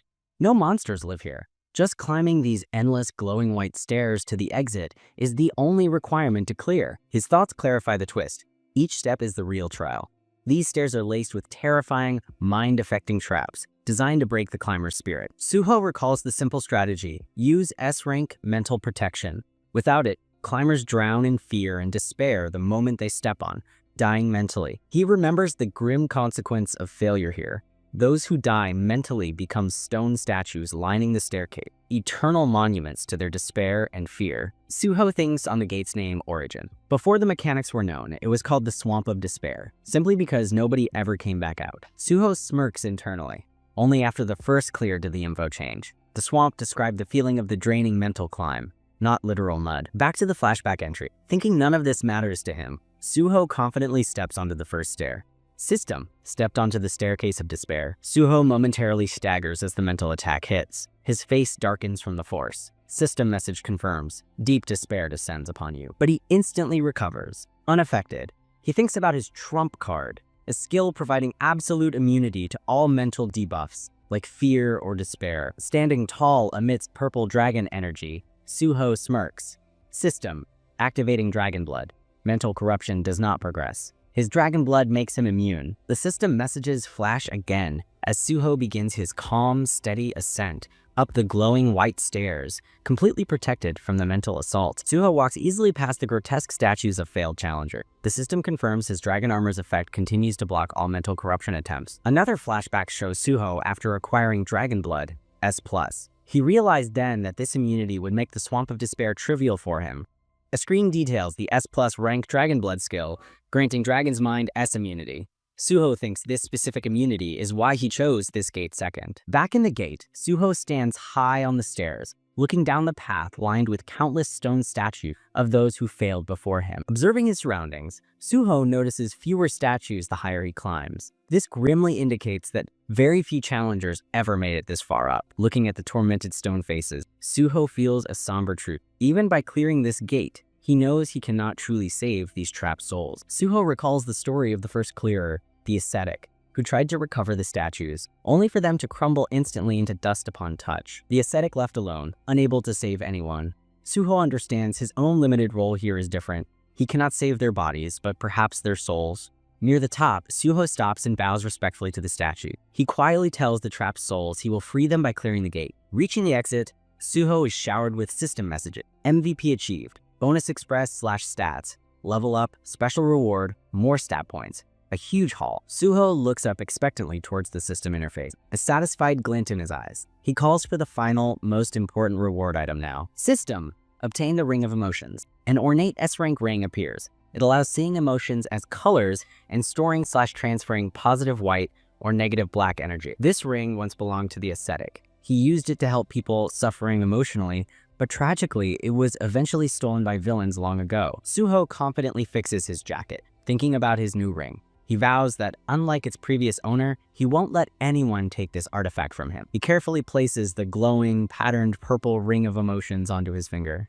The artifact settles, ready for use as his new power-up. Suho recalls entering the gate, stepping onto the foreboding staircase of despair, remembering the system alert about its notorious mental challenges ahead. He remembers touching the stair, dark energy instantly grabbing his arm. The system warned him that deep despair was trying to corrupt his mind. Unfazed, Suho faced the attack. Notifications confirmed his dragon blood activated, and the Dragonkin armor effect completely blocked any mental corruption from taking hold. Kneeling amidst dark energy, Suho felt his new ring react. It targeted the strong, black despair emotion from the stairs and started absorbing it. Dark energy streams flowed intensely from the cursed stairs directly into the pulsing ring, like it was drinking up all the bad feelings. Suho observes the ring, now dark. It absorbed its maximum black energy, but he knew it wasn't enough to purify everything. It would have to do. His task partially done, Suho turns towards the swirling gate exit. Having freed the trapped souls, he decides it is finally time to leave. Outside, many reporters, including Jo Jin-hui, have gathered.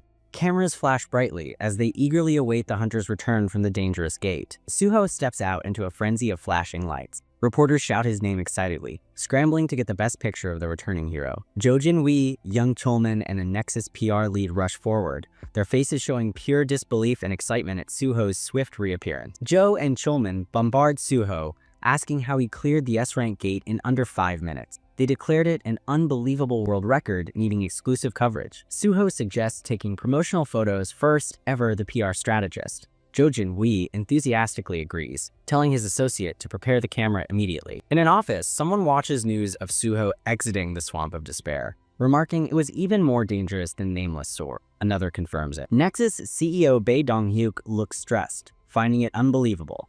He mutters that clearing a sealed gate solo in 5 minutes just doesn't make any sense. Bae rubs his head. Thinking Suho surpasses all expectations, he tells his staff to gather data and await orders, wondering how to handle this. The office phone rings loudly, displaying an unknown number. The unexpected call startles the already bewildered CEO Bae Dong-hyuk, making him jump. Bae answers professionally, confirming his identity as the Nexus CEO. He cautiously asks the person on the other end of the line who is calling. A man wearing sunglasses speaks from the other end. He begins to introduce himself with a smooth, confident, and slightly imposing tone. The caller reveals himself as Jang Kyung-wan, president of the Hunters Association. He states he has something important to discuss and asks if Bae is free. Bae correctly assumes it's about Suho. He politely offers to visit the association, realizing Suho's feats leave Nexus little choice but to cooperate. Bae quickly suggests a dinner meeting instead. President Jang agrees to a meal, saying he'll wait for the arrangement. Bae taps his desk thoughtfully. After the call, Bae tells Chief Kim I-gang, who just entered, that his timing is perfect. He needs to contact Hunter on Suho right away. A white car pulls up to the curb for Suho. His friend, the reporter Jo Jin-hui, calls out that he has arrived for pickup. In the car, Suho asks if Jo is heading to the station. Jo confirms, saying the article is ready. He suggests a food tour later. Jo Jin-hui drives away, leaving Suho alone on the sidewalk. Suho stands before a large, traditional building complex set against the modern cityscape backdrop. Suho watches his friend leave, smiling slightly. He appreciates Jo Jin-hui's dedication and passion for reporting the truth about hunters and gates. He notices his ring glowing white now. Suho realizes the reporter's excitement and admiration must have filled it with positive energy after his gate clear. Suho walks towards the traditional building's entrance, the arranged meeting spot. Sunlight shines down as he blends in with other people walking nearby. Inside the elegant building, Suho, now wearing a smart suit, is met by a woman in formal traditional clothing, who will guide him further inside. The guide leads Suho down a corridor towards a private room. He sees several important-looking men already seated around a table filled with food. President Jang greets Suho warmly as Korea's protector, welcoming him after his journey. He invites Suho to sit beside CEO Bae Dong-hyuk. Suho sits next to CEO Bae, surveying the powerful figures present. He notes President Jang, Vice President Park Kyu-min, and one other significant person. He recognizes the smirking man as Pai Seong-gil, Special Unit Chief. Suho is inwardly surprised by this gathering of top brass, pondering its true purpose. President Jang congratulates Suho on clearing the difficult gates so quickly. He heaps praise, calling Suho a national treasure and the country's future hope. Vice President Park Kyuman raises his cup first. He proposes a celebratory toast to Hunter An Suho's astounding success, and everyone quickly agrees. President Jang insists, Suho, the star, give the toast. Suho accepts calmly, holding his cup and preparing a simple toast for the powerful group. Suho toasts to everyone's collective success. Cups clink together merrily around the table as the assembled leaders all shout out, cheers, in unison. President Jang turns to CEO Bei, mentioning Suho praised him. He asks if it's true. Nexus gave Suho a contract without a fixed duration. CEO Bei confirms Suho is special. He explains Nexus wants to support Suho's future contributions to the nation, not hinder him with standard contracts. President Jang voices his approval, saying Bei's thinking aligns with the association's goals. Suho agrees, crediting Bei's consideration for the generous terms. Pi Seong-gil smoothly adds his support, excited about Suho potentially joining the association. He notes Suho's talent would elevate national security and prestige. Vice President Park enthusiastically announces the president plans to issue Suho a special letter of appreciation for his incredible recent achievement. Suho instantly grasps the letter's meaning, a guaranteed pass for the civil service exam, his secret goal. Outwardly, he expresses deep honor and gratitude. President Jang explains the letter was originally for the nameless sword Clear.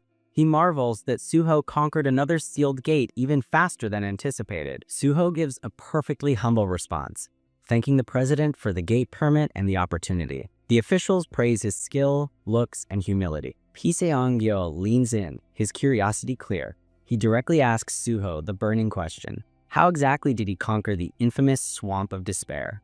Pi emphasizes his curiosity as a fellow awakened. He states that since no one ever returned, details of the swamp's interior are completely unknown.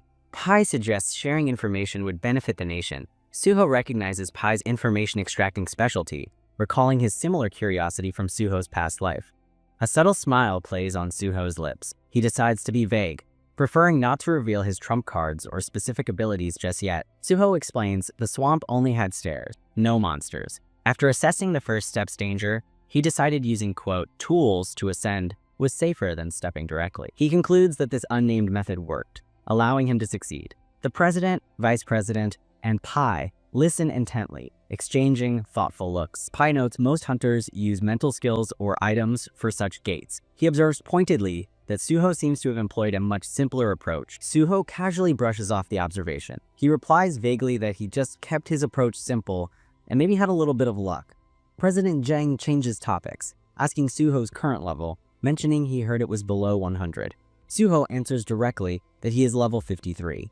Pi looks surprised but intrigued by the low level. He immediately presses, suggesting Suho must have acquired a special trait to achieve such feats then. Suho feels the ring react as he adjusts his tie. He realizes grimly they see him as a tool, a hunting dog they want to utilize. Suho explains that although he's a healer, he focuses on swordsmanship.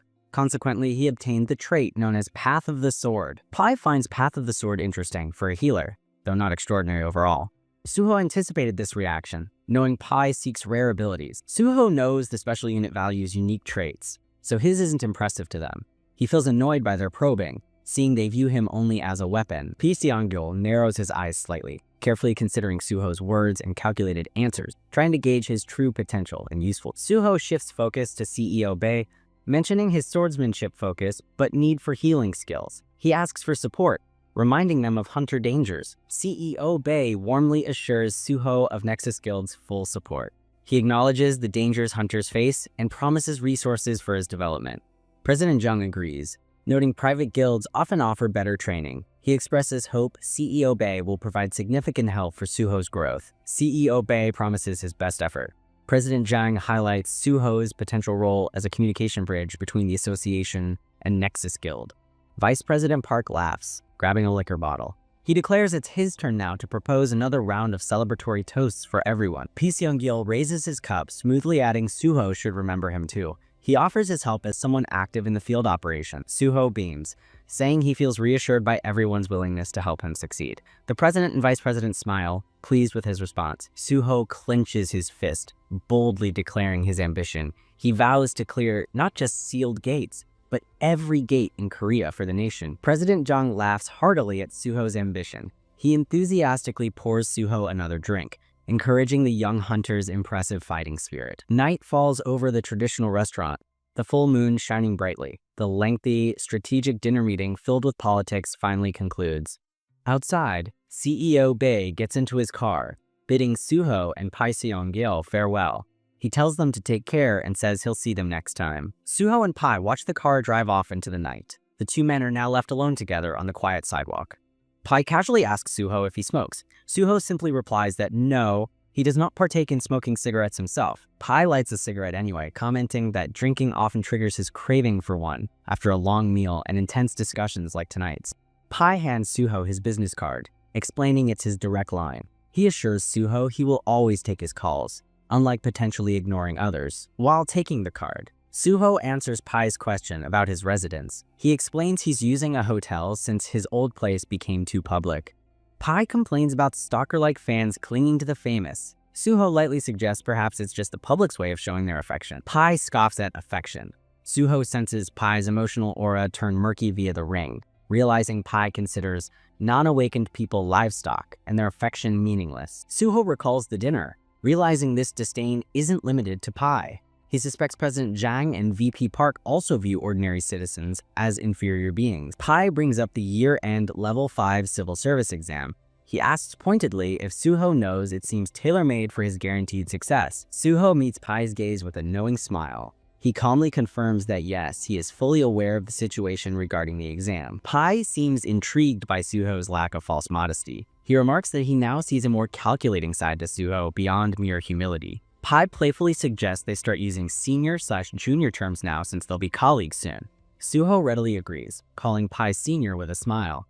Pai laughs loudly, clearly enjoying the interaction. He declares he likes Suho's straightforward attitude, heartily calling him junior in return. Pai turns serious, stating he has something important to say. Suho politely encourages his senior to speak his mind freely. Pai makes his pitch. Suho should skip gate management upon joining and enter the elite special unit directly. Suho listens, expression carefully neutral. A subtle, calculating smile appears on Suho's face. He recognizes this as the moment he has been maneuvering towards throughout the evening. Suho thinks with hidden satisfaction he took the bait. Pi Seong-gil fell right into his carefully laid conversational trap as planned. Suho internally confirms Pai's direct recruitment offer was the reason he stayed behind. Pai's personal approach showed his determination to secure Suho for his use. The Ring of Emotions glows faintly with white energy. Suho thinks strategically, go ahead and use me, preparing to leverage Pai's desire. Surrounded by faint white energy, Suho enthusiastically agrees to Pai's offer. He beams, stating he is perfectly fine with joining the special unit. Pai looks pleased. Suho affirms his choice, stating everyone knows the special unit is the core, the most vital part of the association. Pai praises Suho's visible ambition, unlike others. He likes ambitious people, but then asks curiously about Suho's known closeness with team leader Jiang. Suho confirms his friendship with Jiang, but insists he can build ties with Pai too. He slyly adds he especially wants to get closer to Pai. Suho explains it's best to be close to one's direct superior. He positions Pai as more relevant long-term than the distant president or temporary colleague Jiang. Pai laughs, complimenting Suho's advanced social skills for his age, joking it's like a second life. Suho slightly flinches, startled by the accurate guess. Suho thanks Pai for the compliment. He then expresses his eagerness, saying if possible, he would join immediately via special recruitment. Pai repeats, special recruitment, considering it. Suho knows the year-end exam makes it unnecessary, confirming Pai is acting based on emotion now. Suho understands the ring's effect is worded strongly. Pai's feeling has moved beyond mere liking towards the love the ascetic described. Suho reflects on the ring's power. The white effect has amplified Pai's positive feelings to love, temporarily tilting the situation greatly in Suho's favor. Suho reaffirms his goal is unchanged. He then mentions checking for special recruitment this year but finding none, feigning slight disappointment. Influenced Pai agrees. Special recruitment is rare, but hints he could arrange it. Impressed, Suho outwardly praises Pai, calling him an amazing senpai. Pai modestly says it depends on higher-ups, but he suggests citing a manpower shortage in a special unit could make it feasible. Pai's eyes narrow, his strategic mind still working. He explains that pushing an unscheduled recruitment requires a strong justification. Pai states they need proof Suho is essential to the unit. Suho asks if he means a gate assault, inwardly noting Pai's focus despite emotions. Pai clarifies gate assaults are secondary. The special unit focuses more intensely on another critical task, indicated by a swirling dark vortex image.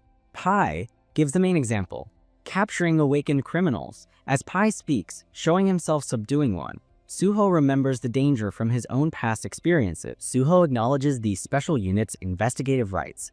Pai adds they hunt wanted criminals, now commonly referred to as dangerous villains. Pai knows Suho's skills but says villain hunting differs from Gates. He proposes Suho prove himself by capturing a famous villain this time. Pai suggests capturing a wanted criminal would impress the higher-ups, adding there's no pressure. Suho agrees, asking if Pai has a specific target. Pai says no specific target, just pick one from the wanted list. He reminds Suho that special recruitment usually happens within a month or two. Suho taps his wrist confidently. He promises Pai he will catch a villain soon and prove his worthiness for the special unit position.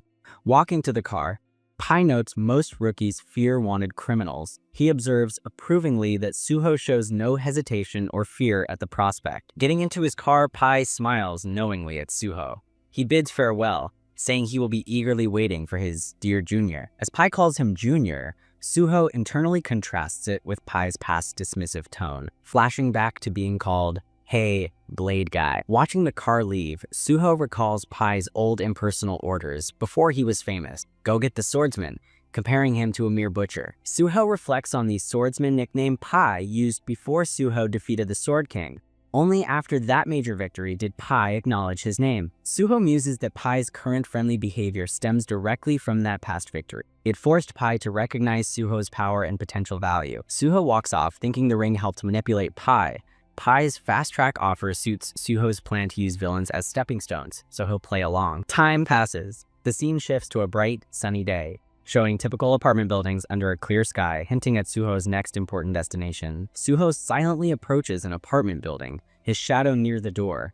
He has arrived at the location where the villains are holding Seo Kiwon captive. Peeking inside, Suho sees a messy, smoke-filled room. He notes the awful smell, comparing it to a dirty animal den, showing the prisoner's terrible condition. Using mana detection, Suho confirms the villains are inside. Blue energy reveals their unaware forms lounging around. He knows he's found the exact hideout. Ready for action, Suho picks up a heavy brick outside. With a determined expression, he prepares to make a very disruptive and noisy entrance. Suho hurls the brick through the window. Inside, startled men react with shock, one getting hit.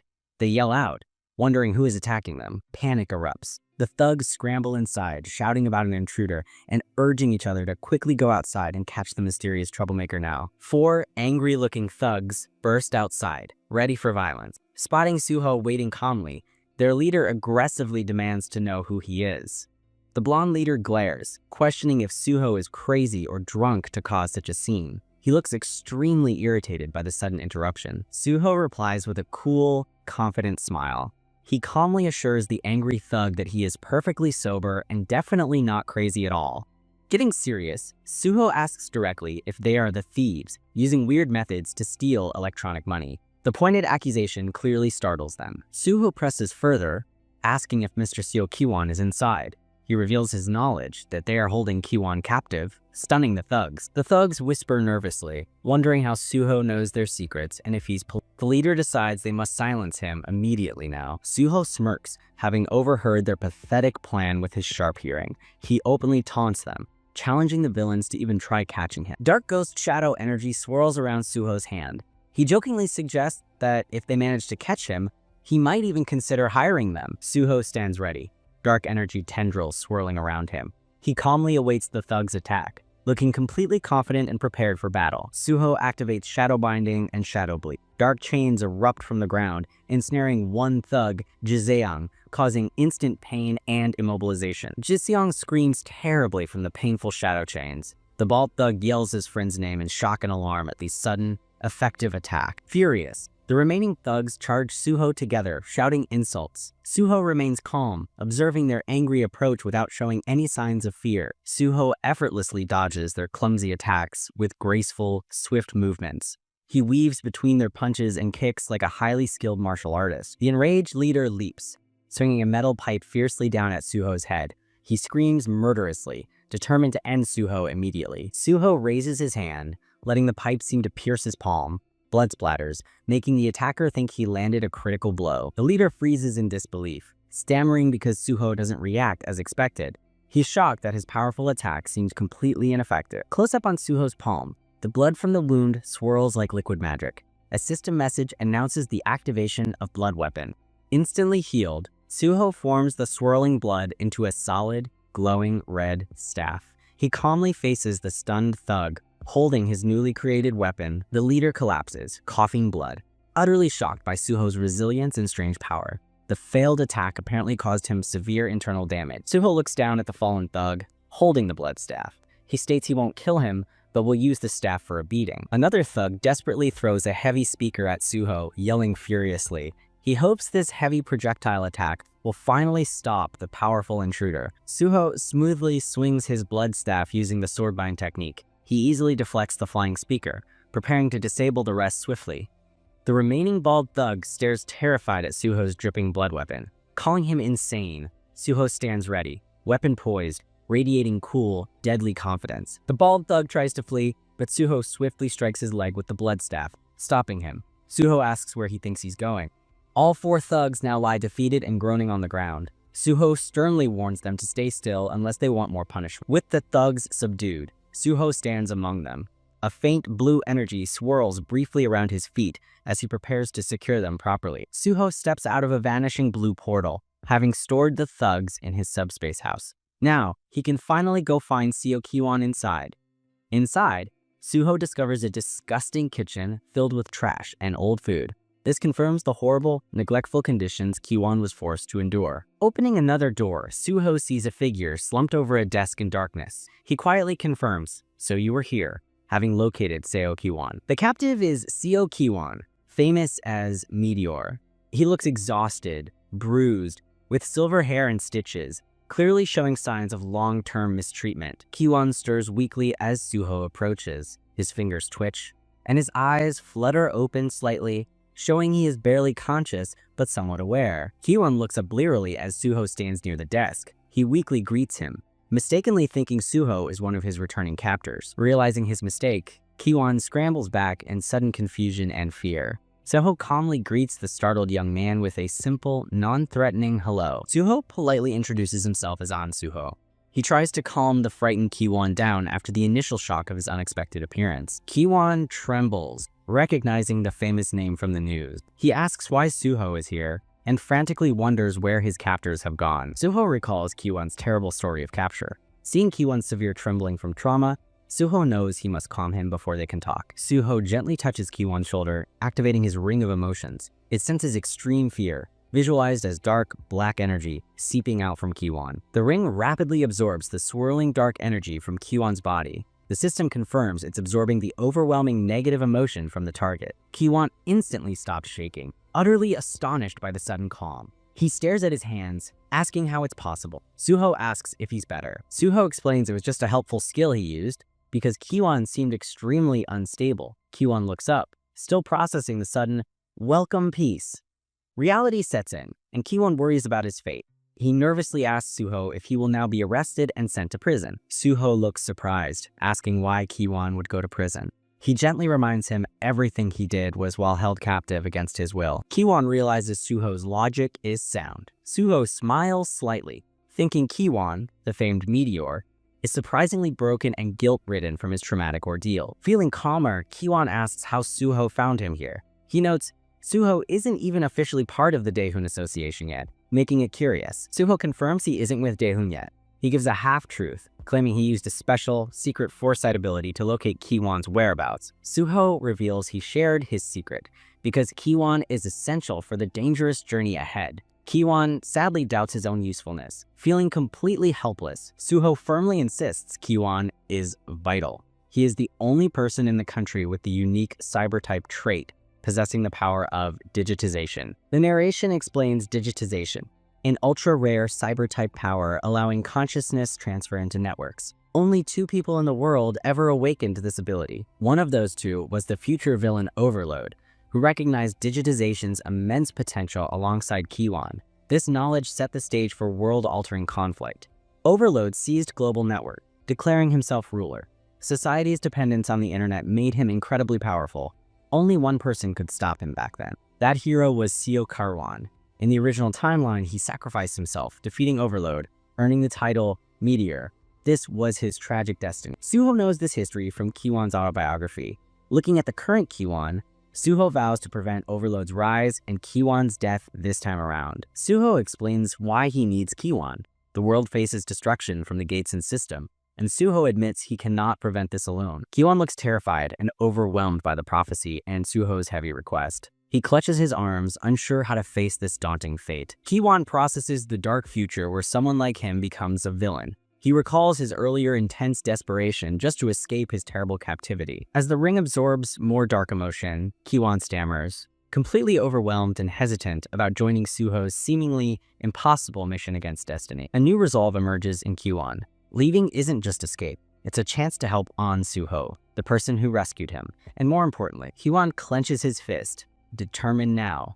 Knowing Overload shares his power, he realizes the potential for disaster and feels he must stop its misuse. Kiwon looks up, resolute. He agrees to join Suho's cause, admitting his uncertainty but willing to help prevent the catastrophic future Suho described. Suho smiles faintly, recognizing Kiwon's selfless spirit, just like his autobiography described. Even after terrible suffering, Kiwon chooses to help protect others. Suho thanks Kiwon for accepting and suggests they eat first. Kiwon looks down worriedly, admitting he has absolutely no money after being captive. Suho reassures him, saying he'll cover the cost. He kindly gives Kiwon sandals, prompting Kiwon to wonder how Suho even has these prepared. Suho cheekily credits his foresight power again. He looks at Kiwon with genuine sympathy, acknowledging the tremendous suffering the young man has recently endured.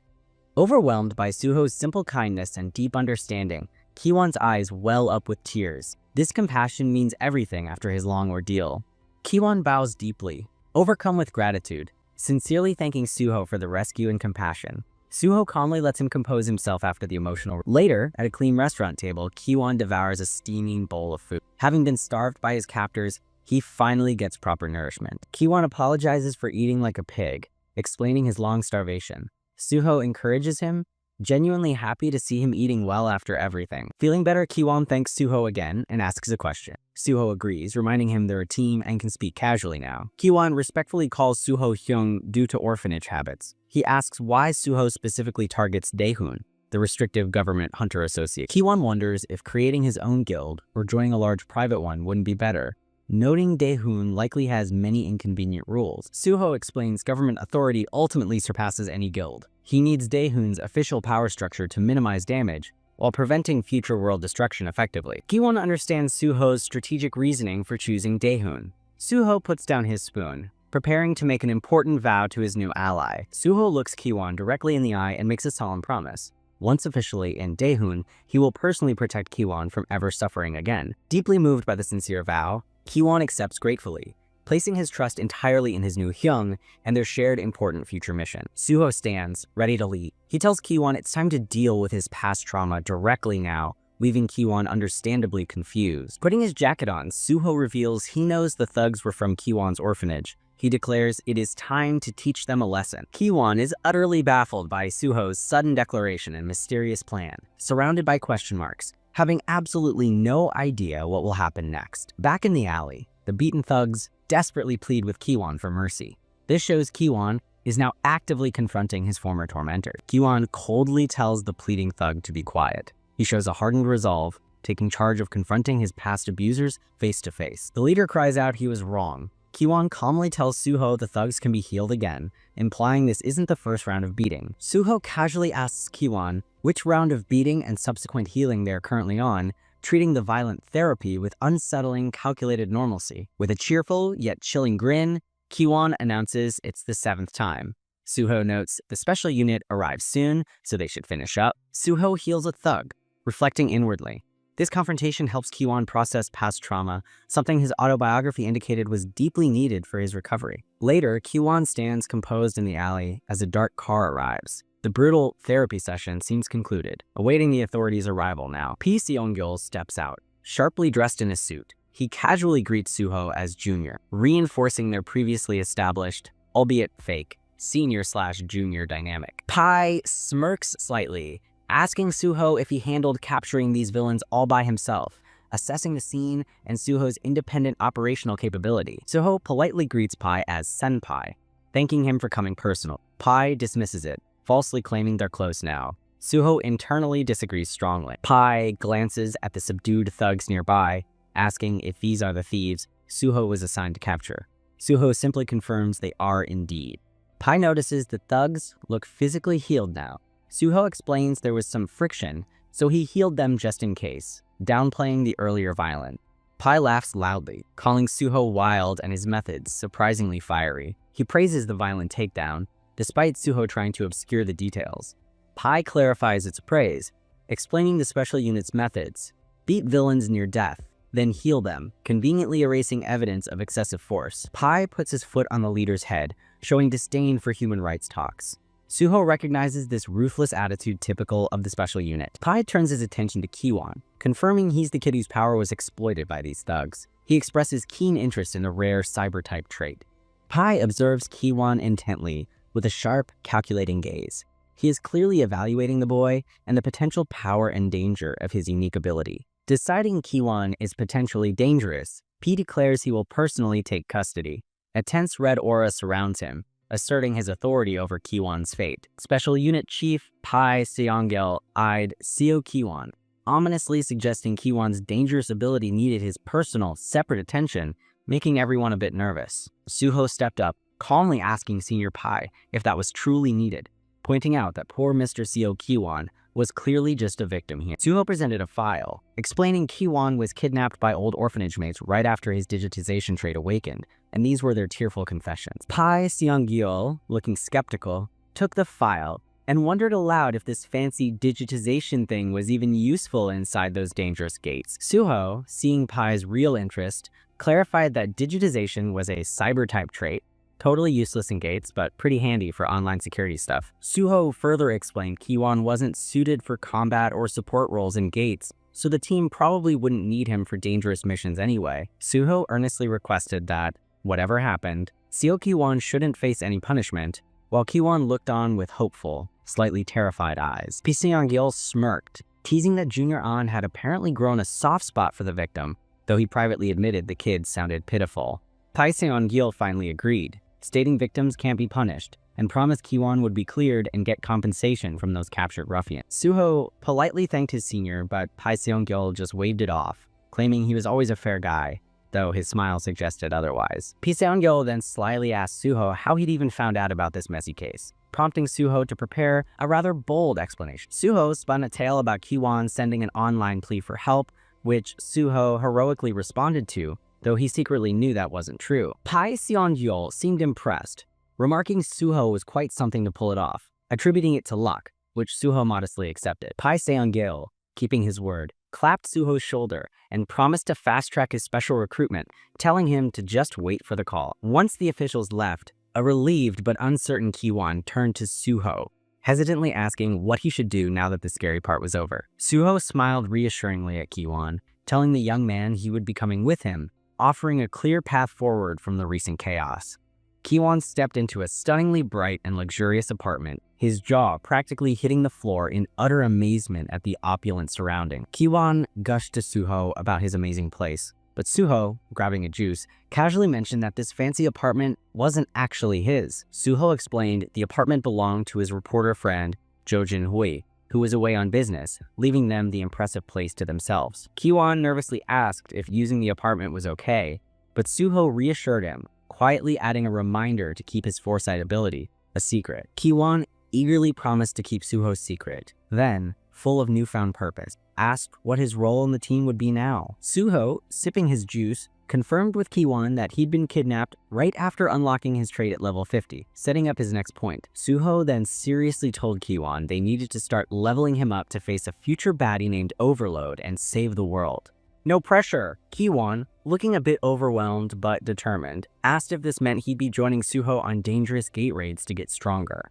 Suho, already typing on a laptop, said Kiwon needed a unique leveling path, planning to fully utilize his special digitization ability starting immediately. Suho suggested they connect to the network together, prompting a surprised Kiwon to ask if that was even possible with his ability. Suho explained Kiwon's digitization power could send anyone's consciousness into the network, not just his own, opening up exciting possibilities. With Suho's encouragement, Kiwon placed his hand on the laptop, and a bright light flared as his digitization ability began to activate. Suho agreed to the consciousness transmission, and with a flash, he felt himself entering the strange new reality of the network world. Suho found himself in an entirely new kind of digital space, his usual composure lost for a moment, as he simply uttered, "Wow." Suho stood in a beautiful digital vineyard, a place he'd always wanted to see, just as Kiwon excitedly called out to him. Kiwon ran up, remarking how odd it was to see someone else there, while Suho admitted it was his fascinating first time too. Suho identified the scene as a desktop background grape farm,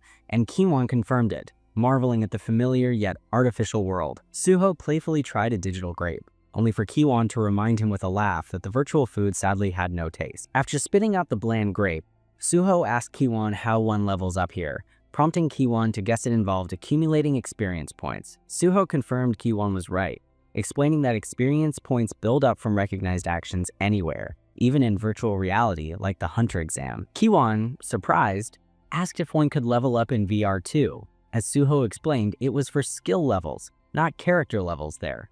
Suho gravely explained that unlike VR, actions here had real consequences, which is how Kiwon had managed to hack crypto wallets before. Suho, with a mysterious smile, led Kiwon to a structure resembling a giant computer folder, announcing he had something special prepared inside. Kiwon read the folder's name, Free File Cleaner, just as Suho revealed it was a trap, actually filled with dangerous computer viruses. A startled Kiwon asked if he was supposed to level up using viruses, as Suho explained they were like monsters to be hunted. Suho warned Kiwon to be careful, as getting hurt here meant real-life injury, and not to answer the guide's deceptive question inside. A smiling digital guide with bright blue hair appeared, cheerfully asking if they'd like to use the free file cleaner, a truly unsettling welcome. Suho dryly commented on how legitimate the offer sounded, and Kiwon admitted he almost fell for it and answered her question. Suho handed Kiwon a staff, identifying him as a mage class, much to Kiwon's surprise about how Suho knew his role. Suho reminded Kiwon of his foresight, then stretched, announcing he would tank the incoming fight, telling Kiwon to get a feel for spellcasting. The guide's friendly smile twisted into a demonic grin as she repeated her offer, her eyes glowing with a new, terrifying red light. Monstrous, shadowy viruses with glowing red eyes erupted, and a terrified Kiwon wondered if there weren't far too many of them. Suho calmly assured Kiwon they could escape, but the viruses couldn't, then summoned his crimson blood weapon, ready for a fight. Suho advised Kiwon to run if things got too dire, because failing to escape the massive virus looming over them meant real trouble.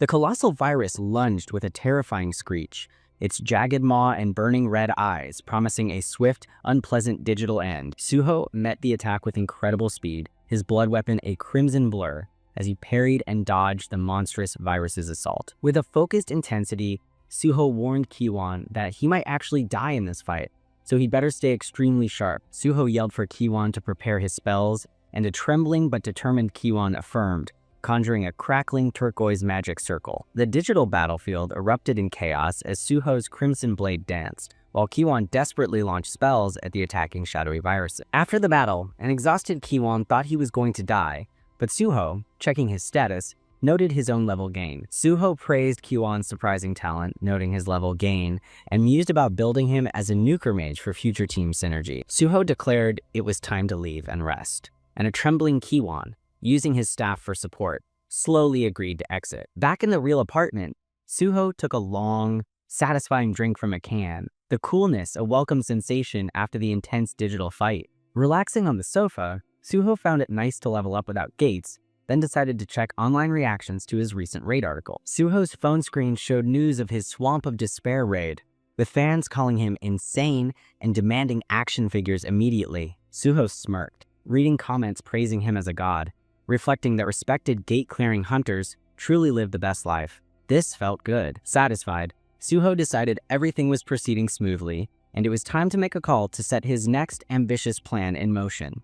On the phone, Suho informed CEO Bae Dong-hyuk of Nexus that he had something important he needed to discuss with him soon. CEO Bae, intrigued, asked what it was about, confirming that Nexus indeed owned an S-rank gate, wondering what Suho was planning now. Suho confidently declared his intention to personally conquer Nexus's S-rank gate, casually adding that all the loot would go to Bae. CEO Bae recognizing the massive potential gain for Nexus if Suho succeeded, agreed but curiously asked about Suho's sudden interest. Suho explained his entry into the Public Hunters Association was being moved up, so tackling the S-rank gate felt like fair compensation. Suho told Bae he'd handle minors for the S-rank gate, and Bae, though a bit sad, thanked Suho for his thoughtful advance notice. The scene shifted to a sunlit, modern break room at the Paju Nexus Academy, a calm space with comfortable chairs and city views. A friendly, powerfully built young man named Kang Daehan approached Suho with an outstretched hand and a warm, enthusiastic greeting. Suho greeted Daehan warmly, then introduced him to Kiwon as the hunter who passed second in his exam batch, fostering new connection. Kang Daehan expressed his deep gratitude, saying he passed the exam thanks to Suho's advice and had really wanted to see him again. They sat, and Suho asked Daehan about his current training, learning he was still gaining basic field experience by running gates. Suho explained the typical hunter progression, gaining field experience, then team assignment based on skill, all to increase survival rates in gates. Suho, with a charming smile, then offered Kang Daehan a chance to gain experience with him on an upcoming gate raid. Kang Daehan was visibly shocked and thrilled by the unexpected offer, stammering if Suho was being serious about the joint raid. Overcome with excitement, Kang Daehan eagerly accepted, exclaiming he'd do it and was ready to go anytime Suho gave the word. Suho, with a playful glint in his eye, smoothly replied, "Then let's start right now," leaving Kang Daehan utterly bewildered and confused. Suddenly, the scene changed to Suho's Shadows team enduring brutal training in the network world, with Suho's clone fiercely attacking a teammate. In the snowy digital landscape, trainees yelled warnings as Suho's relentless clone launched another barrage of sharp, unavoidable energy attacks. Guyanhua grunted in pain as the clone landed a solid hit, sending digital blood scattering, showing the harsh reality of their training. Suho's clone, radiating a cold blue energy, pressed its assault with terrifying precision, its sword a blur against the struggling trainees. Guyanhua cried out, overwhelmed by the clone's relentless power, its strikes pushing her far beyond her apparent breaking. With a swift, brutal slash, Suho's clone cleanly decapitated Guyanhua, her digital form vanishing in a spray of particles. Moments later, Guyanhua and the other defeated trainees reformed on the snowy ground, panting from their latest digital death experience. Unaware the real Suho had arrived, Yanhua furiously cursed the clone, vowing to crush its skull, just as Suho praised their endurance. Startled by Suho's voice, the trainees looked up in surprise, and Suho dryly asked why they were looking at him so strangely. One trainee, still breathless, hesitantly asked Suho if his odd comment was supposed to be some kind of joke, clearly confused. Suho noted their mood had changed, and Yanhua bitterly agreed, saying dying hundreds of times in training would change anyone's outlook. Suho, observing their hardened eyes, noted with satisfaction they seemed detached from death and had developed a necessary fighting edge.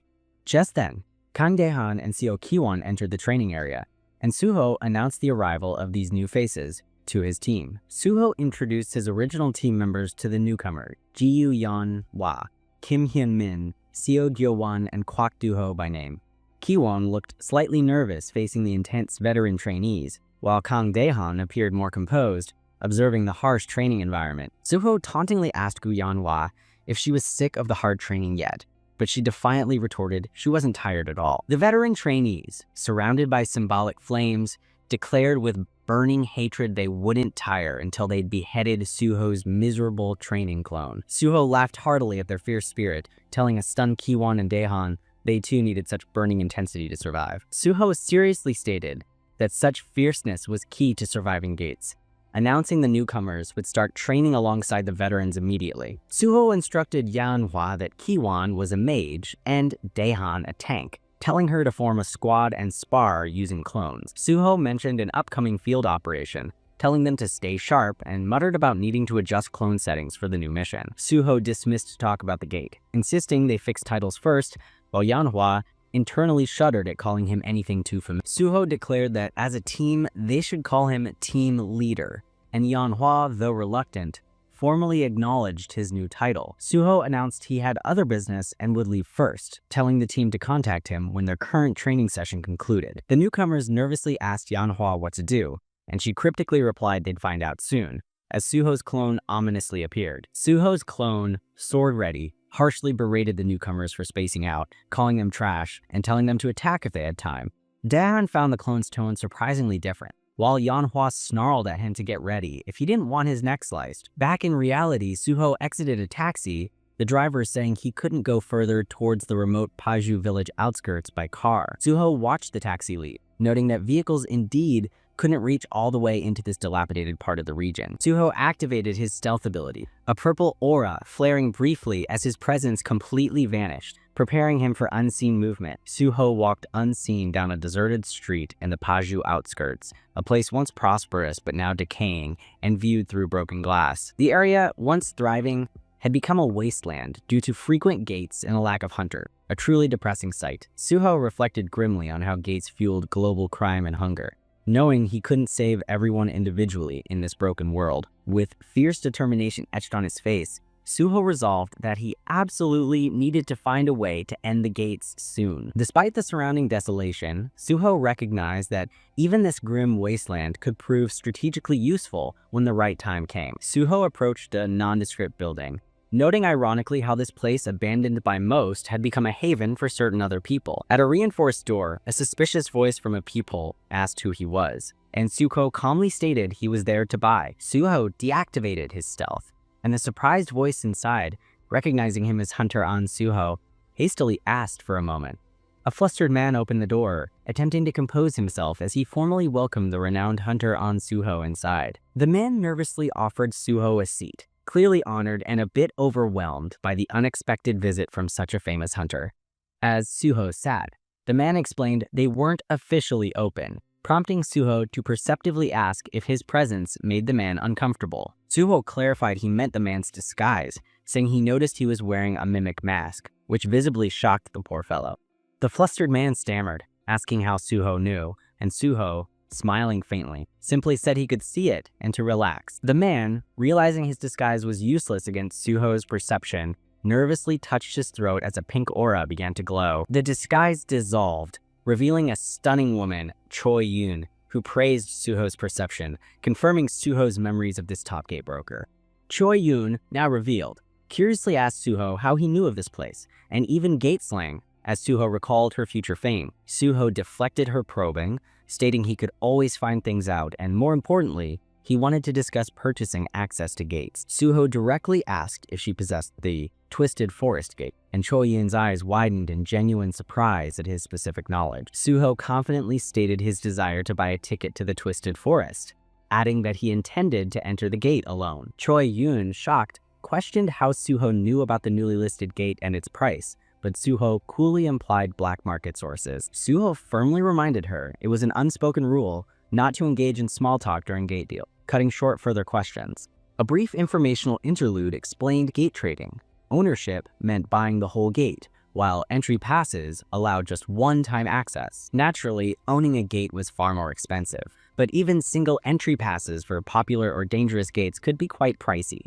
Choi Yun, looking concerned, apologized that the single-person entry fee for Twisted Forest was a steep 100 million won, questioning Suho's solo plan. Suho, completely unfazed, said that was his concern, placing a large cash deposit on the table, promising the rest at the gate. Choi Yun, relieved, admitted she was just surprised by his knowledge, then offered to personally guide him to the gate entrance. Soon, Suho and Choi Yun were speeding across a modern bridge in her sleek white car, heading towards their clandestine destination. Suho noticed the Union Guild mark on her car's display, realizing she'd just joined, which was a relief as their backing minimized conflicts. Choi Yun, glancing at Suho, asked if he wasn't surprised they had crossed into North Korean territory, testing his composure again. Choi Yun explained North Korea was now anarchic due to gates, making it dangerous but also more accessible for certain groups. As they stopped, Choi Yun remarked Suho was very blunt, unlike his public image, and Suho coolly agreed he left good impressions. They exited the car near some imposing guards, the atmosphere tense,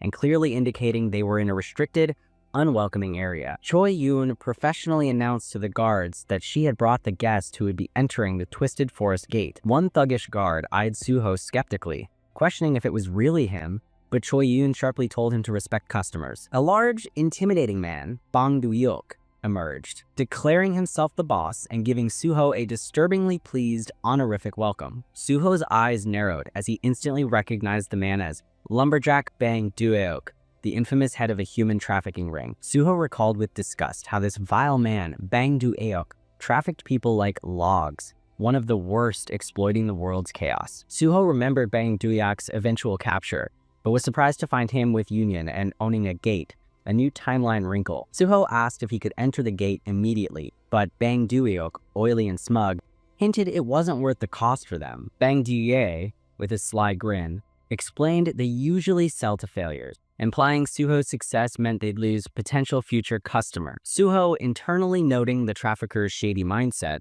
began to address the thinly veiled attempt at a price hike for the gate. Choi Yoon, with a dazzling but firm smile, quickly interjected, loudly questioning if Bang Duyuk was actually trying to raise the price now. Choi Yoon, radiating authority, coolly reminded Bang Duyuk that she, backed by Union, wouldn't tolerate such last-minute opportunistic price changes. Bang Duyuk quickly backed down with a forced laugh, claiming he was just joking, as Suho noted Choi Yoon's veteran broker skills. Suho, seeing Choi Yoon handle the despicable Bang Duyuk, decided there was no need for him to personally step in just yet. Bang Duyuk grumbled about not being able to joke, then told him to follow, while Choi Yoon confirmed Suho could enter. Choi Yoon assured Suho she and her guards would stay with him for his safety until he entered the danger. She explained some lowlifes ambush buyers after gate clears, so brokers need power to ensure safety, making good ones extremely rare. At the swirling blue gate portal, Bang Duyok grudgingly remarked on Suho's confidence to enter such a dangerous place completely alone. Suho looked towards the gate, a determined glint in his eye, curious and ready to see if he could conquer this place too. Suho stepped into the shimmering portal of the Twisted Forest, its entry conditions noted, ready to face the dangers within its depths. Suho found himself on a gloomy path in a dense, eerie forest, with unnaturally glowing, twisted roots and flickering digital artifacts. Suho mused he never thought he'd visit this forest, though he knew of its famed rare items from another's past success. Suho summoned an ornate dark spear crackling with purple energy, ready to venture deeper and claim the forest's valuable treasures. Suho activated his mana detection, his eyes glowing faintly as he scanned the unnervingly quiet, treacherous woods for hidden threats. Suddenly, a massive, baleful yellow eye in a nearby tree snapped open, fixing on Suho with a disturbing, hostile intensity. The surrounding trees groaned, twisting into monstrous ants, their high levels indicating this forest was a truly dangerous hunting ground. A towering twisted ant, level 93, loomed before Suho, its single glowing eye and jagged bark maw promising a fierce battle. Suho dryly remarked that while an axe was for chopping wood, he unfortunately didn't happen to have one on him right now. A twisted ant shrieked and lunged with surprising speed, its branch claws swiping, but Suho deftly dodged the powerful, clumsy attack. Suho recalled hearing the ruler of the miner's mine was even tougher, seeing these ants as mere practice for future challenges. Suho resolved to grow stronger here, just like with the Nameless Sword, to defeat that future enemy, using only his swordsmanship. Suho activated a decapitation skill, his crimson blood weapon flashing in a devastating arc towards the neck of a twisted ant. Noting his blade didn't cut through in one strike due to the level gap, Suho reaffirmed his vow to use only swordsmanship. Suho unleashed a furious flurry of slashes, his crimson blade tearing into the ant, which shrieked as dark sap sprayed wildly. After felling the first ant, Suho admitted it took effort, but felt himself growing stronger, finding the challenging fight rewarding. More ants emerged, and Suho, with a grim smile, called them training dummies as he leaped back into the chaotic fray. Suho, eyes glowing red, unleashed a massive wave of crimson energy from his sword. Roaring, he'd turn them all into firewood. Suho stood triumphantly atop a huge pile of defeated ents, his blood sword on his shoulder, declaring that should do it. Suho checked his status, noting the slow but steady progress, and decided to allocate his newly gained points to control power. His status showed he was now level 63, a healer, with his stats like strength and stamina reflecting his recent growth. Suho's eyes widened slightly as an unexpected new notification suddenly popped up on his status screen, piquing his curiosity. A system message declared his Light of Healing skill had evolved into a more powerful version, simply named Heal, a significant upgrade. Suho recalled skill progression, upgrades at level 50, then individual skill evolutions from level 60, with a career shift at 100. Suho walked deeper into the now quieted forest, stating he'd dealt with the small fry and expected the real boss soon. A colossal, shadowy silhouette, radiating ancient power, began to rise from a shimmering turquoise pool of water in the distance. Two enormous, glowing yellow eyes, filled with primal intelligence, snapped open, fixing on Suho, their gaze heavy and ancient. The majestic, antlered boss monster Malayan, level 100, ruler of the Twisted Forest, fully emerged, its body covered in glowing script. Suho appeared dwarfed by the immense Malayan, but coolly assessed it, noting it was finally a challenging 1-star class monster.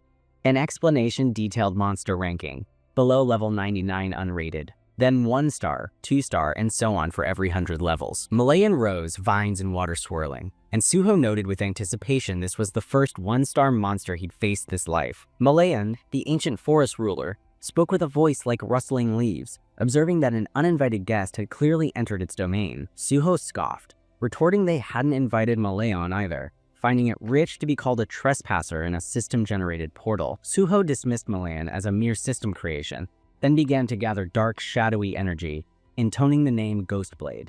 A brilliant blue light then enveloped Suho's Ghostblade as he activated Holy Power, creating a potent, unstable combination of energy. Suho forcefully hurled the Ghostblade, now blazing with both dark and holy power, directly towards the ancient forest ruler, Malayan. Malayan, with surprising ease, casually deflected the speeding blade, then questioned if Suho, with his holy power, was a servant of gods. Suho smirked wildly, a crimson rose of blood energy blooming in his other hand, tauntingly asking if he looked like a servant. Suho then yelled, "Take this!"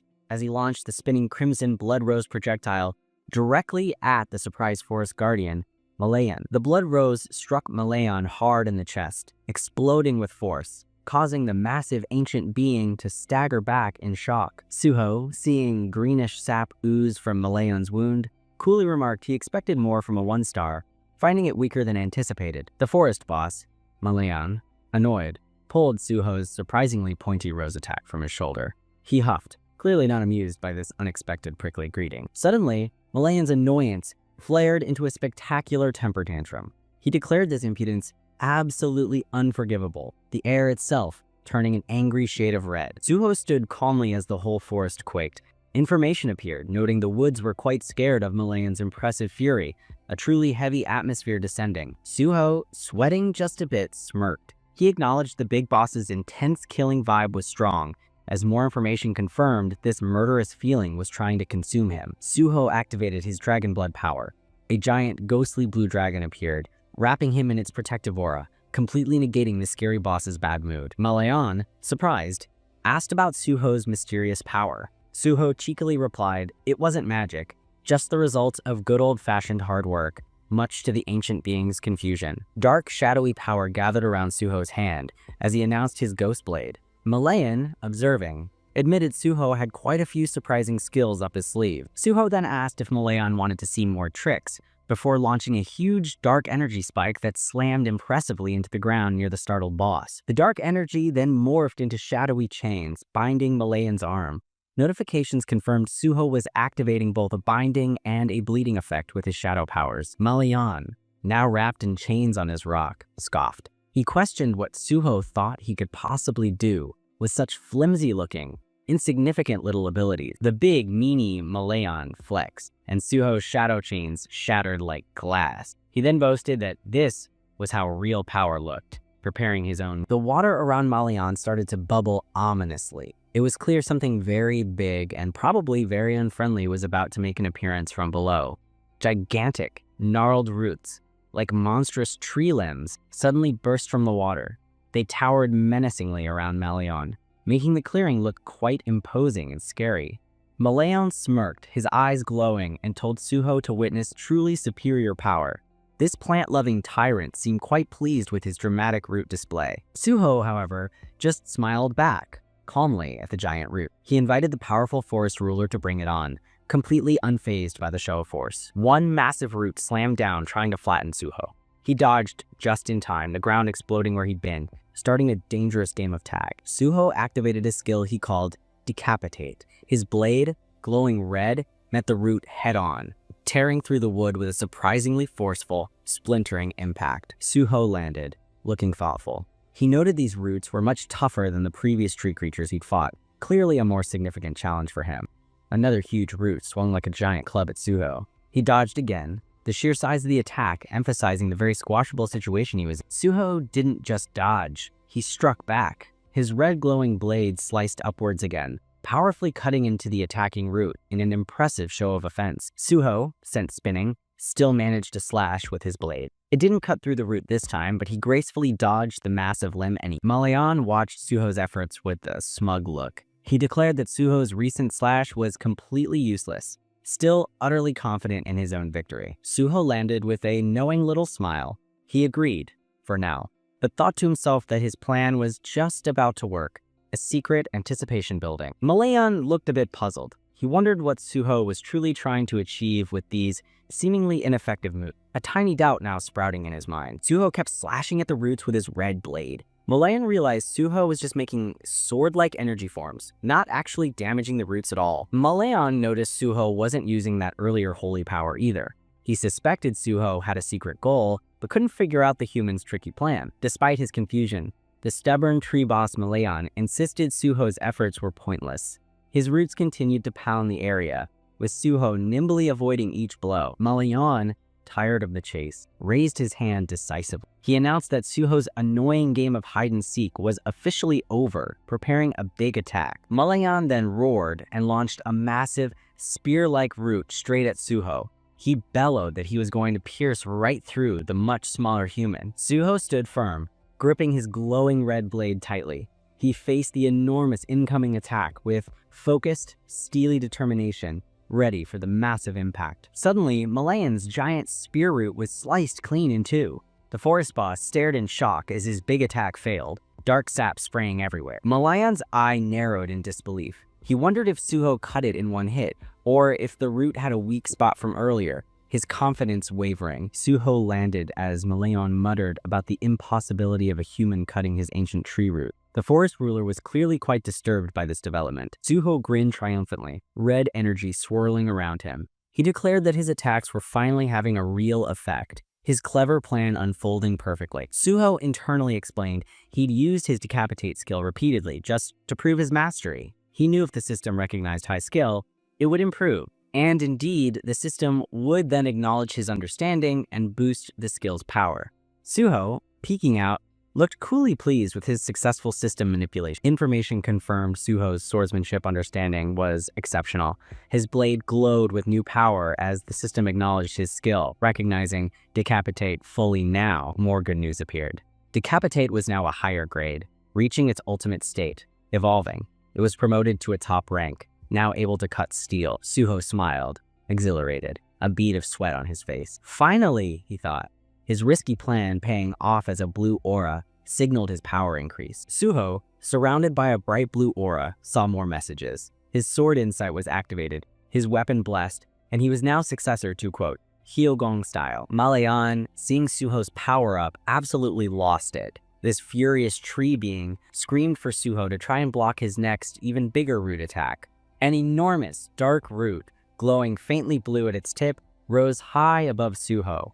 It looked like a giant, ancient club ready to pulverize him. Suho faced the giant root, his own blade now burning with intense red energy. A message detailed his new technique, Hyogong style, Form 1 severing steel. Malayan's face was a picture of disbelief and rage. He yelled, asking what kind of unbelievable sorcery this was. This dim-witted monster, completely baffled by Suho. Suho stood calmly, his red blade planted. He repeated to Malayan that it wasn't magic, just the simple, honest result of putting in the effort. Suho raised his intensely glowing red blade, a dangerous glint in his eye. He told Malayan things were about to get exciting.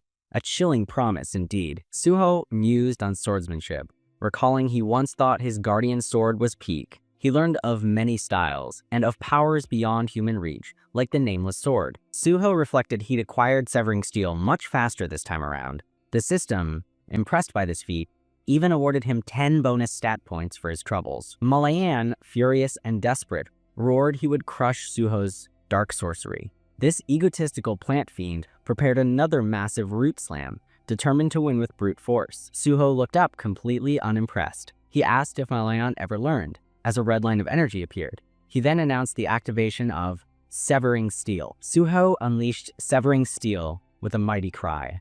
A blinding red energy flash erupted as his blade met the huge root, creating an immense, star-like impact. Malayan stumbled back, horrified, as his strongest root was effortlessly sliced apart. He stammered, asking how this could possibly be happening to him. Malayan, from his perch, saw Suho standing calmly. He angrily asked how Suho cut an already cut sword, and Suho coolly promised to drag him down. Malayan clenched his fist, enraged by Suho's bold threat. This overgrown weed shouted about Suho's arrogance as the rock beneath him glowed with power. Malayan then summoned new minions from the earth. 3 stone golems of impressive levels appeared, to which Suho merely commented on the cheapness of the summon. Malayan sneered, challenging Suho to handle these new stone creatures too. He then roared at his golems to destroy the arrogant human bastard for him. A golem charged, but Suho nimbly leaped onto its arm, kicked off its head, and sent bits of stone flying with a blood-red energy effect. Suho, now airborne, held his crimson blade high. It pulsed with red energy and droplets of golem essence, his focus sharp for the next exchange. Suho scoffed disdainfully, preparing another move. Information confirmed he was once again activating his powerful severing steel technique against the golems. With one devastating downward slash, Suho's severing steel tore through the golem. The crimson energy split it cleanly in two, defeating it instantly. Malayan stared, his jaw practically on the floor, completely dumbfounded. The ancient forest ruler simply couldn't believe Suho had just wrecked his stone golem so easily. Suho landed smoothly as messages confirmed 2 golem defeats. He then taunted Malayan, asking if he really thought rocks could stop someone who cut steel. Suho flicked his red blade, looking coolly at Malayan. He asked with chilling confidence if that was all the boss had, clearly unimpressed. Malayan trembled with pure, sputtering rage, baring his teeth. He stammered out that Suho was a complete bastard, his composure utterly shattered now. The desperate Malayan screamed at his remaining roots to shut Suho up.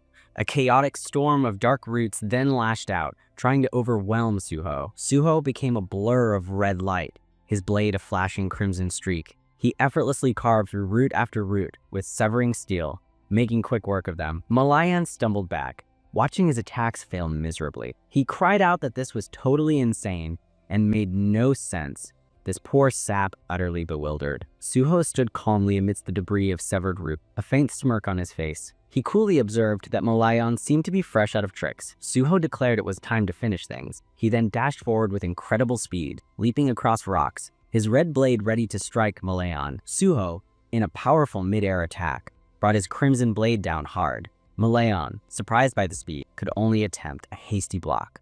The red blade struck Malayan with great force, sending a shockwave. The forest boss cried out as the blow landed solidly on his chest. Malayan was sent flying by the impact, crashing into the water with a huge splash. Suho landed on a rock, blood-like drops flicking from his blade. Malayan surfaced, clutching his chest in pain and sputtering water. He was clearly hurt and disoriented from Suho's surprisingly powerful blow. Seeing Malayan vulnerable, Suho raised his hand, purple energy forming his ghost blade. Malayan looked up in alarm, seeing yet another attack coming his way. The ghost blade shot out, not to hit, but to form dark chains. These quickly ensnared Malayan again, who grunted in pained frustration as he was bound. Malayan, chained and angry, glared at Suho. Suho taunted him about being tired, and the enraged tree fiend yelled at the lowly human to shut up. Suho ignored Malayan's furious rambling. He leaped above the bound boss, and his crimson blade flashed, neatly severing Malayan's head, which flew upwards.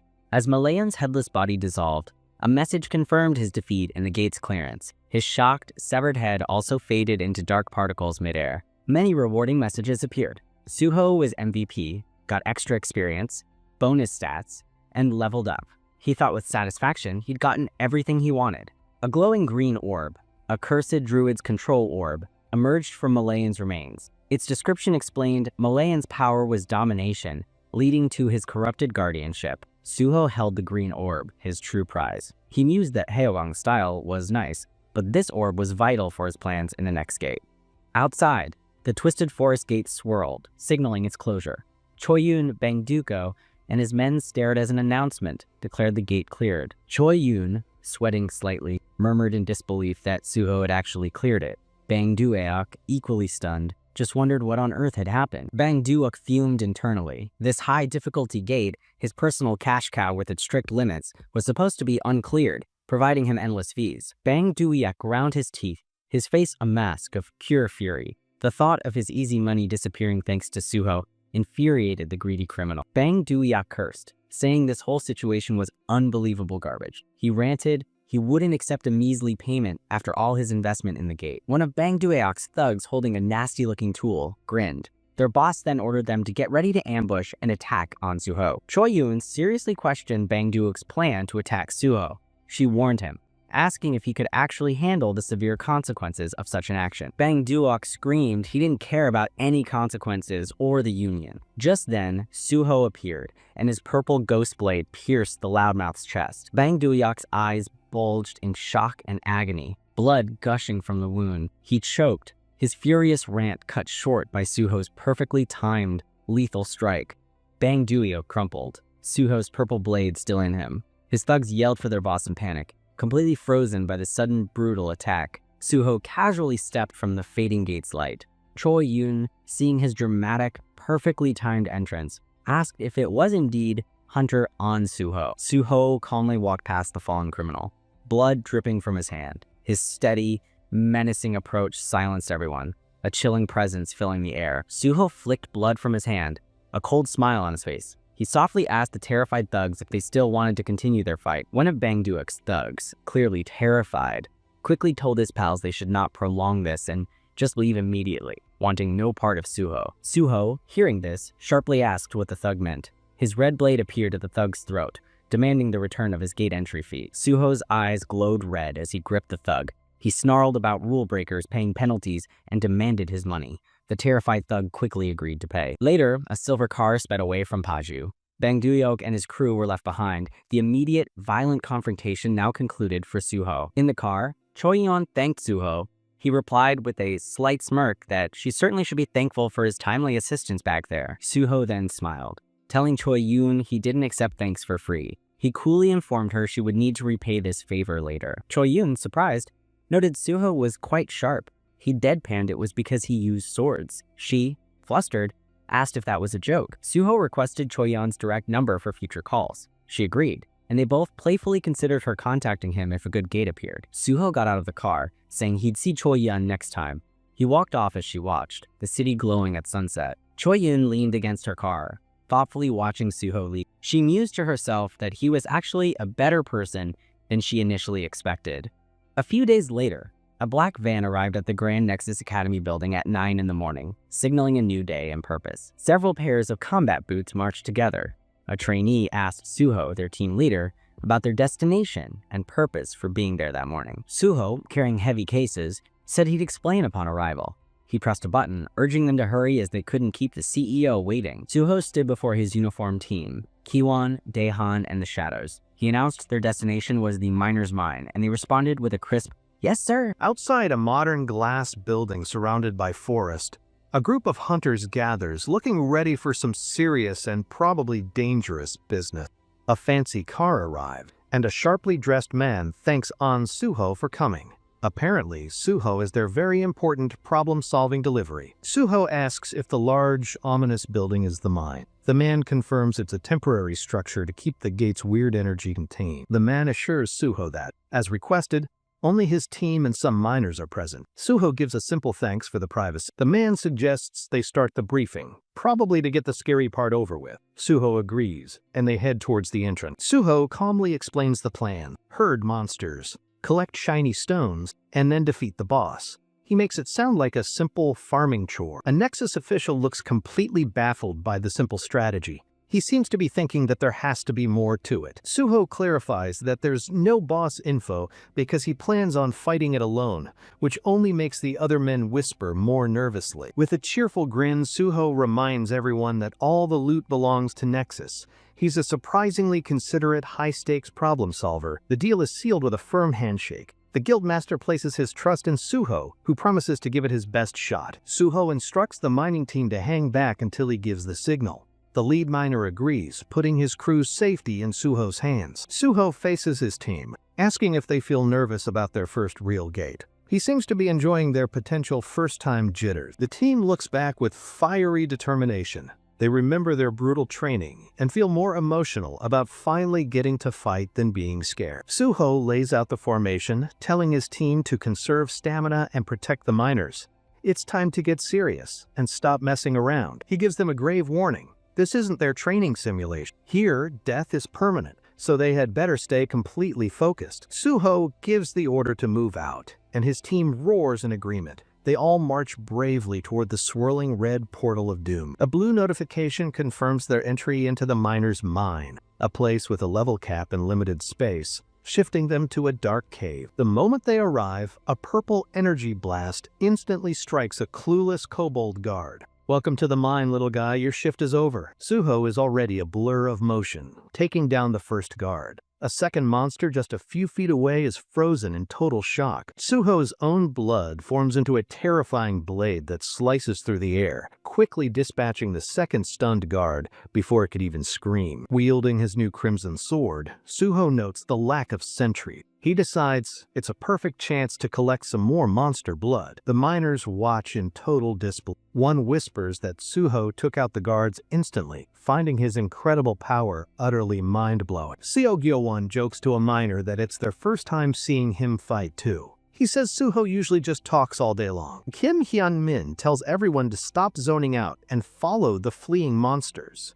The team quickly snaps to attention and gives chase into the darkness. Kim Hyun-min fiercely leads the charge, yelling at her teammates to hunt down every last kobold. She orders them not to let anyone escape. Seo Ki-won unleashes bright, crackling energy from his hands. He shouts to his teammates that he will provide covering fire for their advance. The team works in perfect, brutal harmony. Kang Dae-han smashes the front line, while the others expertly cut down the terrified kobold forces. Kim Hyun-min, sweating from the intensity, barks orders to maintain their formation. She reminds them not to get cocky and rush ahead carelessly. Suho watches from behind with a satisfied smile. He sees that his team is performing their roles perfectly and feels completely confident in them. Kim Hyun-min shouts to the miners, telling them to start collecting ore right behind them. The well-oiled machine of death and profit moves forward. The mining leader yells that he understands and orders his men to begin. A miner immediately swings his pickaxe into a large mana crystal. The mining operation runs like clockwork. The workers efficiently gather ore and byproducts,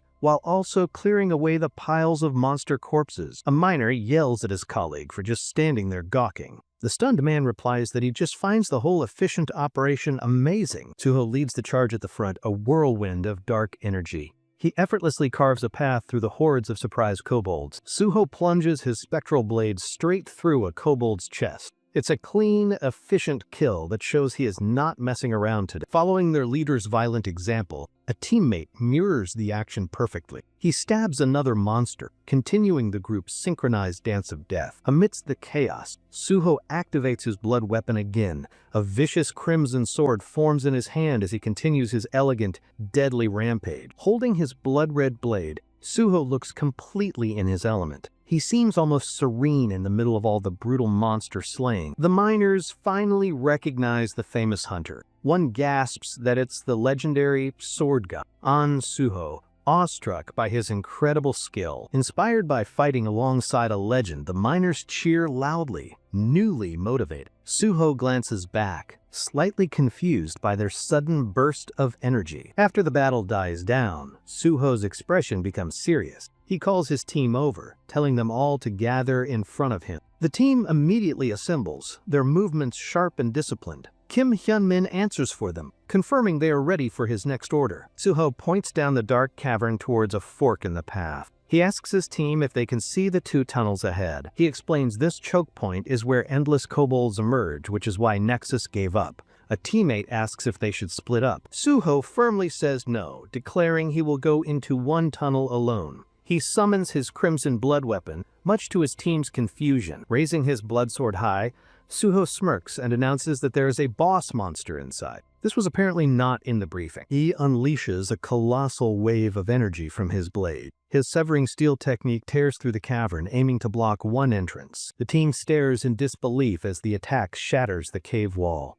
They wonder aloud just how powerful their strange leader truly is. Suho explains his plan. He will take the collapsed left path while they guard the right. A teammate confirms their job is just crowd control. Suho confirms, adding that he could have blocked the path completely. He says this way, they get to fight and gain valuable experience. He gives his team one final, very strict order.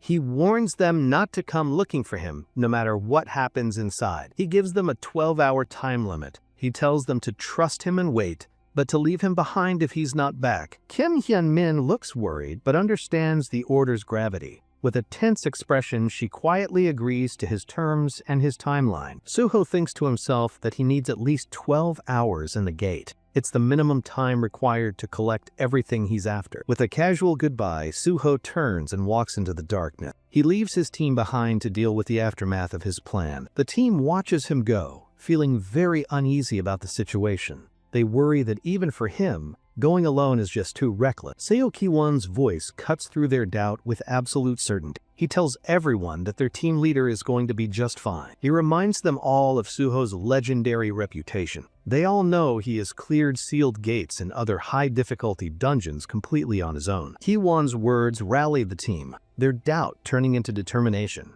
He tells them to trust Suho and focus on doing their own jobs well. Now completely fired up, the team declares they'll level up so much Suho will be shocked. It's finally time to prove their training paid off. Now completely alone, Suho feels a grim sense of satisfaction. With his team safe, he thinks that now nothing is standing in his way. He enters a huge chamber where dozens of glowing eyes snap open. He faces a massive horde, thinking that now the real fun begins. Suho looks at the massive army of monsters with an amused smile. He notes that the number of enemies is completely insane, but seems unbothered. With unshakable confidence, he thinks that it doesn't matter how many there are. To him, the outcome of this fight is already decided. Digital readouts identify the enemies as Earthkeeper Kobold, all high level. The horde snarls, preparing to charge at the lone intruder before them. Suho announces that he is starting, then launches himself into the fray. He becomes a spinning vortex of death, diving headfirst into the horde. The kobolds' battle cries quickly turn to terrified scream. Suho moves like a phantom, cutting them down before they can even properly react. A clever kobold leaps from a high ledge, trying to ambush Suho from above.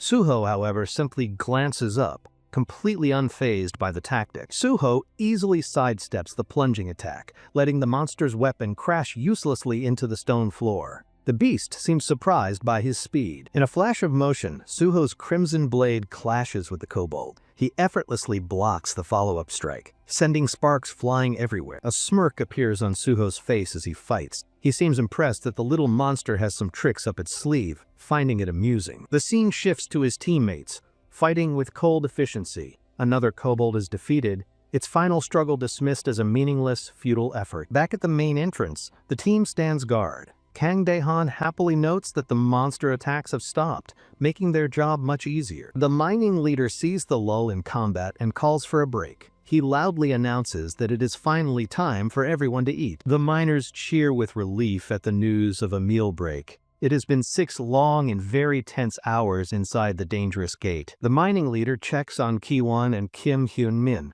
asking how they're holding up. Kim Hyun-min replies that things are calm now. Kim Hyun-min proudly remarks on her team's great performance. Ki-won adds that it was much easier because their leader blocked the main passage. Kim Hyun-min agrees, admitting they would have been overwhelmed otherwise. She worries if Suho is okay, wondering if he predicted everything perfectly. She recalls their strange first meeting, admitting she has grown attached. She finds herself genuinely worried, even if she can't help him now. She sighs in frustration, but a nearby teammate teases. He laughingly asks who she's worried about, implying their leader needs no help. Ki-won stands apart, staring into the dark tunnel with unwavering resolve. He thinks to himself that he will wait and trust his leader. Meanwhile, Suho sits on a throne of monster corpses, eating a tiny chocolate bar. He wryly notes his team is having a much better meal. His short break over, Suho gets to his feet. His expression turns serious as he prepares to continue his solo mission into the mine. A new group of kobolds cautiously peeks out from the shadows.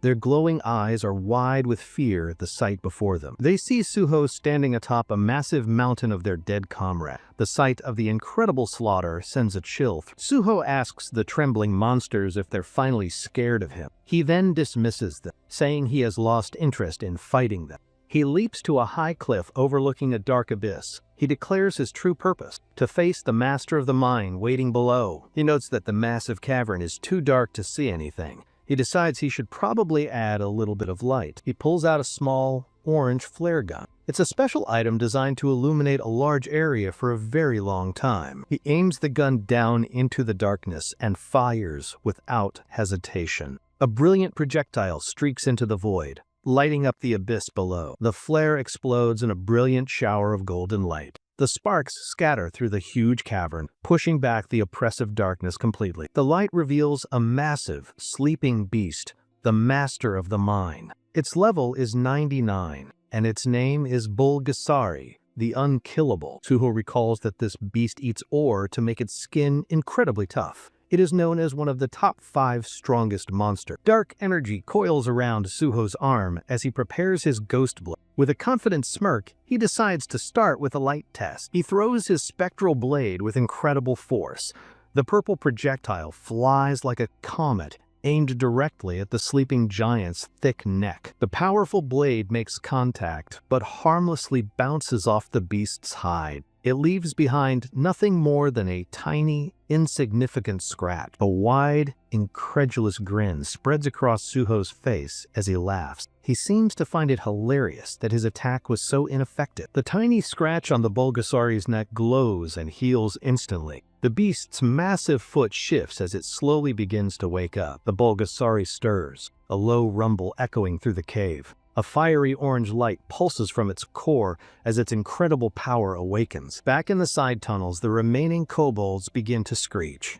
They are terrified and awed that their powerful protector has been disturbed. The entire cave starts to shake violently, and the miners cry out in panic. They fear the cavern is about to collapse on them. Kim Hyun-min realizes with alarm that the tremors are coming from where Suho went. The shaking ground confirms he has engaged the boss. She looks up at the crumbling ceiling, her face a mask of worry. She screams out, wondering what on earth her leader is doing. Suho simply looks up at the waking beast and lets out a defiant shout. He seems to be intentionally provoking the massive monster before him. A cunning, self-satisfied smile touches his lips. He thinks to himself that he has successfully provoked the sleeping lion and woken it up. An alert confirms the Bulgasari is now using a boss-level fear aura. Intricate energy patterns glow across its hide as it gathers its power. The monster reveals its terrifying tiger-like face and unleashes a deafening roar. The sheer force of the sound is enough to crush one's soul. Suho stands firm against the wave of dread as a blue aura surrounds him. His dragon blood ability activates, completely negating the fear effect. Completely immune to the monster's psychic attack,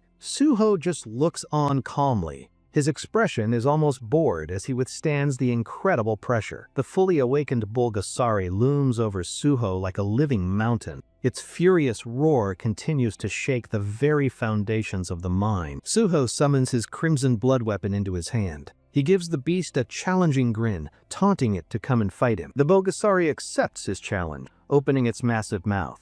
It takes a deep, guttural breath, sucking in the air around it. It unleashes a devastating torrent of superheated ore from its mouth. Suho is hit by the blast, and blood sprays from his body. Even while being shredded, Suho analyzes the simple but powerful attack. He grips his vibrating blood weapon, enduring the terrifying force of the blast. He grits his teeth, holding his ground against the storm of projectiles. He thinks that no matter how powerful, it is still just steel. His blade begins to glow with an intense red and black energy. His special skill, Steel Cutter, has just been activated on his weapon. With a powerful shout, Suho swings his enhanced blade with all his might. He cleanly slices the torrent of steel projectiles in half. He stands untouched as the energy dissipates around him. With a confident smirk, he says he will now tame the beast slowly. He walks forward across a misty, ethereal river, sword held ready. The colossal, red-maned head of the Bulgasari rises to meet him. A swirling aura of blood erupts around Suho, gathered from the kobold. He grins,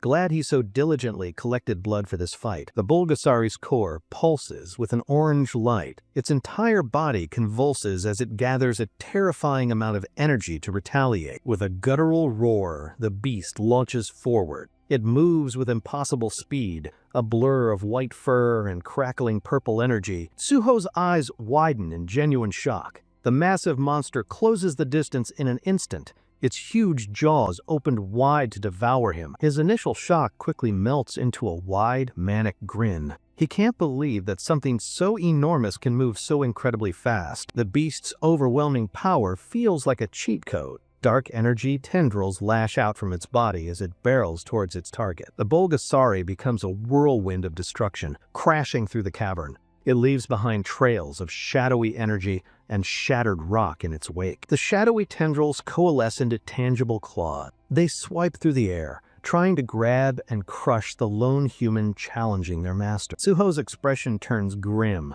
knowing he cannot drag this fight out. He realizes that if he wastes any more time, the cave will collapse. He decides to end things now, activating a power-boosting tonic. At the same time, he fully materializes his crimson blood weapon for the attack. He pours all the blood he collected from the kobolds into his weapon. The energy explodes outward, massively expanding his sword's size and range. With his steel cutter skill active, he brings the colossal blade down. He strikes the charging Bulgasari with all of his concentrated might. The enhanced sword slices a deep, brutal gash into the beast's face. The monster reels back as Suho lands, his blade dripping blood. Suho looks confident, knowing the secret of his skill. Steel Cutter has a special effect that applies an unconditional amount of cutting depth.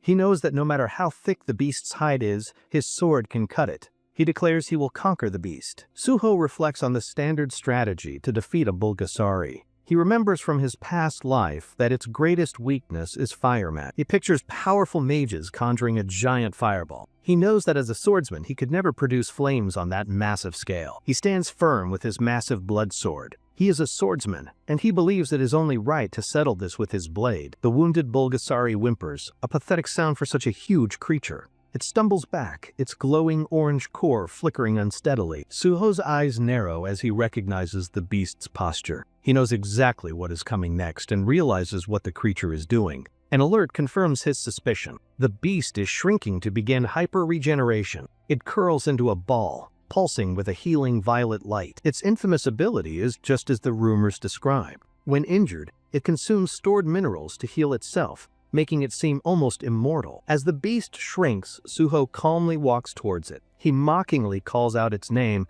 as if speaking to a scared, wounded animal. A smug smile plays on his lips as he approaches the healing monster. He asks if it really thought he would just stand by. The beast cries out again, but this time it is not a sound of pain. Golden, lightning-like energy crackles across its regenerating body. The monster isn't just healing, it's getting stronger. It activates hyper-enhancement, consuming minerals to fortify its exoskeleton and become even tougher. Suho watches as rock-like plates form over the monster's hide. He realizes the beast now sees him as a true threat. Blood drips from Suho's chin, but his expression is one of pure joy. He declares that he will happily accept the monster's challenge. The now fully armored Bulgasari unleashes a new attack. Using hyperspin, it becomes a spinning, unstoppable cannonball of pure destructive force. Suho stands his ground, not flinching at the incoming attack. He holds his crimson sword ready, his eyes burning with keen anticipation.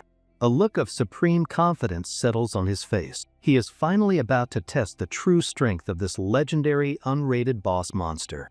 As the spinning cannonball of death closes in, Suho braces himself. He wonders if his sword can actually cut through its ultimate skill. The two forces collide in a titanic explosion of raw power. Suho is engulfed in the blinding light, holding his ground against it. Suho's arms strain as he pushes his blood-red blade against the spinning beast. Sparks and crimson energy fly as his sword grinds against it. The seemingly impenetrable armor begins to crack under the relentless pressure. A fierce, triumphant grin spreads across Suho's blood-splattered, determined face. With a final, explosive push, his blade pierces the spinning shell. Vicious red tendrils erupt from the sword, shattering the beast's momentum. The beast is thrown backward, its ultimate attack completely broken. It stumbles, looking utterly shocked that its powerful move has actually failed. The Bulgasari looks down at its exposed, flickering core. It lets out a confused whimper, not understanding how its skill was defeated. This is the opening Suho was waiting for. His eyes glow with red light as he raises his sword for the final, decisive blow. He plunges the blade directly into the beast's vulnerable core. The massive monster lets out one last, soul-shaking roar of pure agony. The enormous creature slumps to the ground, its life force finally extinguished.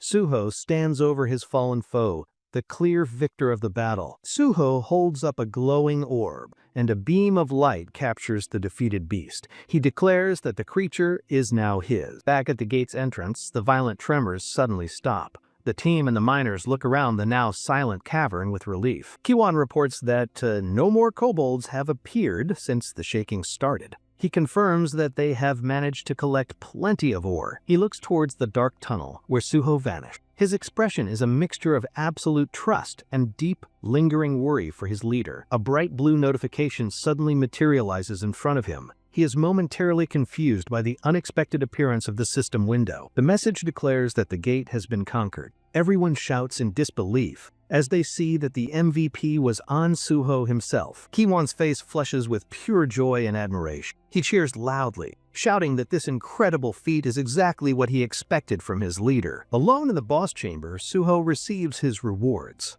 He is granted 5 bonus stat points for accomplishing such a great feat. The system continues to shower him with rewards. He gets bonus experience and another stat point for being MVP, which triggers a level up. He holds the orb containing his new prize. A final notification grants him 1 more bonus stat point for the successful capture of the monster.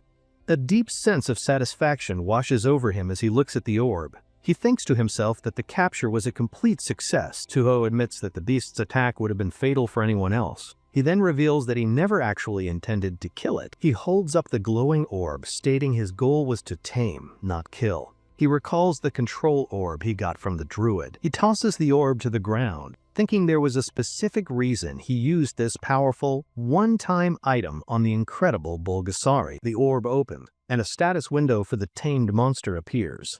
A miniature, adorable version of the beast materializes on the cavern floor. Suho kneels beside the tiny, sleeping creature. He activates his healing skill, preparing to mend the wounds from their brutal fight. Soothing blue energy flows from Suho's hand into the miniature Bulgasari. It sleeps peacefully as its wounds completely heal under his gentle care. The small creature slowly opens its eyes and looks up at him. Suho greets it gently, asking the cute little thing how it's feeling. Suho gives a crisp command for it to stand at attention. The tiny beast immediately snaps to it, puffing its chest out proudly. Suho smiles, pleased with his new companion's enthusiastic spirit. He tells it they need to gather all the ore before they finally. Suho pats his new tiny companion, asking if it's ready to begin. The creature, Bulbul, lets out a happy chirp, eager to work. The scene shifts back to the worried team waiting at the entrance. They wonder why their leader is taking so long to come out. Suho recalls the Bulgasari's original owner, Gaia.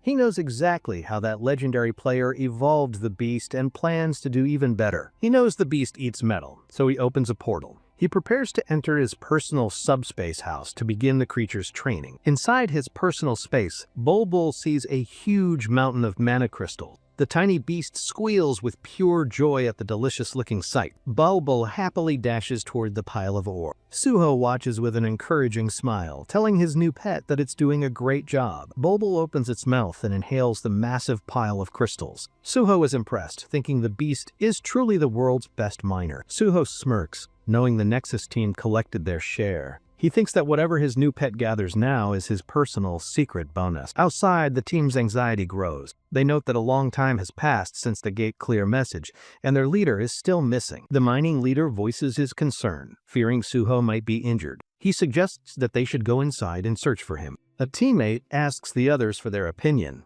He says that while they trust their leader, they can't help but feel very worried. Seo Kiwon's voice cuts through the doubt, firm and resolute. He states with absolute faith that their leader will definitely come back safely. Kiwon reminds them that their duty as team members is simple. He believes they must trust their leader and continue to wait for Kim Hyun-min listens to Kiwon's words, her expression thoughtful. She quietly considers her own feelings and her duty to the team's unity. Her resolve now hardened, she agrees with Kiwon. She reminds everyone that Suho gave them clear instructions, so they will wait as instructed. Kim Hyun-min admits to herself that she is incredibly worried. However, she knows that the team's unity depends on their trust. She recalls Suho's final command to wait for 12 hours. She decides that, At the very least, they must honor his specific word. Just as their resolve solidifies, the rock wall explodes outward. Purple energy crackles as the blockage is blown apart from the inside. Kiwon and Kang Daehan's faces light up with pure joy. They both shout out for their team leader, relieved to finally see him. The dust settles to reveal Suho sitting casually among the rubble. He looks at his stunned team and notes that they're all here. Kiwon rushes forward, complaining about how worried they were. Suho cheekily replies that if he was that worried, he should have come looking. Kiwon tearfully explains that they were following his orders not to enter. He proudly declares that he was the one who insisted they wait. Suho pats Kiwon's shoulder with a rare, genuine smile. He praises his subordinate, telling him to keep up the good work and loyalty. Suho tells the rest of the team they did well to wait. In the background, Kiwon celebrates with his hands in the air, happy he was praised. Kim Hyun-min watches with a firm, resolved expression. She thinks to herself that if they cannot trust their leader, they can trust no one. Suho thanks her for her trust, but she immediately asks why he was so late. She reminds him the gate was cleared a day ago. Suho vaguely says he had some adult business to take care of. He playfully teases her, saying that kids wouldn't understand the details. Kim Hyun-min erupts in a furious, yelling that she's not a kid. Suho just walks away, whistling, enjoying her frustrated reaction. His playful moment over, Suho turns to the mining crew. He thanks them for their patience and asks if they're ready to leave. The miners cheer and raise their fists in triumph, ready to go. Meanwhile, outside, CEO Bei worries as he stares at the dark monitor. CEO Bei frets about the consequences if anything happened to Suho. The hunter is a rising star that even the association is watching closely. He breaks into a cold sweat, thinking of the public backlash. If word got out Suho entered out of guilt, his guild would be blamed. Suddenly, Suho and his team emerge from the portal, looking completely fine. An announcement declares that everyone has returned safely from the gate. Overwhelmed with relief, CEO Bei rushes towards Suho, shouting his name. Suho simply offers a calm smile, acknowledging the very stressed guildman. Suho gestures towards the now stabilized gate area. He calmly informs the CEO that the gate has been cleared, just as he had promised. A Nexus official stares at a data tablet, his eyes wide with shock. He tells the CEO that the amount of ore is unbelievable. A wave of profound relief washes over Bei Dong-yuk. He says with deep emotion that Hunter An has given them a truly great gift. Bei knows Suho's contract was cut short, but this huge haul is more than enough. He sees it as a great display of sincerity. Bei understands that Suho saved the Nexus brand's reputation. If they had failed, the damage from the government's intervention would have been unavoidable. Later, in his office, CEO Bei tells Suho they have tallied the profits. He is ready to inform him of the final numbers. Bei thanks him again, but Suho humbly says it was the least he could do. He insists he owed it for leaving early. The CEO laughs, praising Suho's rare sense of duty and loyalty. He notes that such honorable values are hard to find these days. Bei hands Suho the summary report to review together. Suho looks comically awkward after receiving so much intense, heartfelt praise from the man. Bei explains this is the estimated value from just the mining team. Suho narrows his eyes, focusing intently on the preliminary profit report. Suho's composure shatters as he stares at the report. The ore is valued at a jaw-dropping 7.2 billion won, nearly frying his brain. The CEO explains the stones are high-grade, and the final profit will exceed 10 billion. Suho's mind rapidly calculates his own secret haul. Suho struggles to suppress a greedy grin, knowing his personal stash is worth more. He tries to keep a straight face as Bei speaks. Bei generously offers to give 10% of the profits to Suho's team. Suho is struck completely speechless by the unexpected, generous offer. Beaming with pride, the CEO says it would be shameless to take all the credit. Suho begins to sweat, stressed by this inconvenient generosity. Suho frantically tries to refuse the bonus, but Bei insists. He says that giving them the money is the only way he'll feel at ease. Suho sweats, repeating that he really doesn't need it. He thinks that since he already stole a fortune, he can't accept it. After a long, awkward negotiation between the two men, an agreement is finally reached. The sun sets on a very productive business meeting. Bei offers a new, different proposal to settle their debt. Suho, eager to just move on, immediately says that it sounds good to him. Suho asks why Bei agreed when he hasn't said anything. The CEO happily replies that they owe him so much. They'll agree to anything. Suho reflects on his choice to work with them. He knew Bei was honorable and generous, which is exactly why he chose Nexus. With the mood perfect, Suho makes his real proposal. He tells Bei that he wants to create a secret, unofficial raid team. Suho explains he has a private team and will soon join the association. He asks Bei to secretly manage them under the Nexus banner. A cunning smile appears on Suho's face as he lays out the terms. He asks Bei to register and support his skilled, helpful team. Bei understands that Suho will secretly continue to be a hunter for Nexus. He realizes that the team in question must be the trainees. The deal is struck, and Bei says he will inform his manager. As they walk away, Suho offers a simple, satisfied word of thanks. Suho's expression darkens as he reflects on a past betrayal. He reaffirms his vow to carefully build only true, unbreakable alliances this time. Suho enters his team's lounge. Surprising. They all look up from what they're doing and greet their team leader with curiosity. He tells them that he has come to make an important announcement. His serious tone immediately captures every single person's full and undivided attention. He drops the incredible news. As of today, they are all officially registered members of the prestigious Nexus Guild. The team is completely stunned. Suho explains he arranged for them to get paid and receive B-rank treatment. He knows they all sacrificed a lot to train with him. The team erupts in pure joy, ecstatic at the news. They can't believe they are now official members of such a major, respected guild. Suho's phone rings, and he walks away to answer it. He speaks respectfully, addressing the person on the other end as his senior. The caller, Pai Seon-yeol, congratulates Suho on his recent amazing accomplishment. Suho coolly thanks him, pretending that it was nothing special at all. Pai informs him that the special recruitment went through successfully. The higher-ups approved, so he will be hired after a small ceremony. Suho smiles, thanking his senior for all his help. With his eyes fixed firmly on the future, he promises more impressive results soon. Suho's team relaxes in the fancy Paju Nexus Academy lounge, probably wondering if their new high-paying job comes with a good snack bar.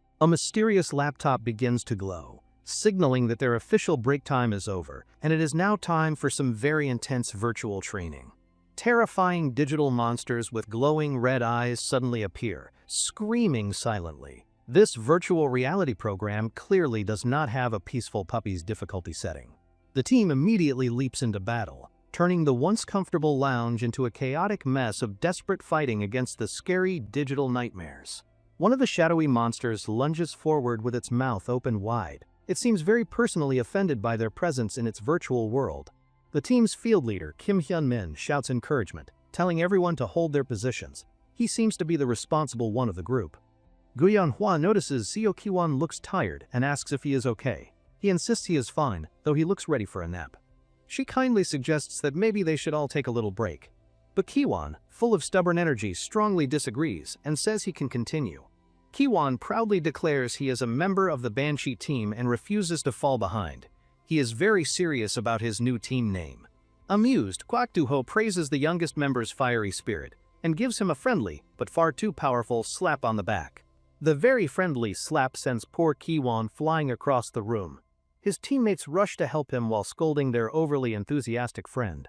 A calm hand rests on Ki-won's shoulder as a quiet voice tells everyone to settle down, ending the brief moment of chaotic team bonding. Guyan-hwa offers Ki-won her hand, telling him not to show weakness.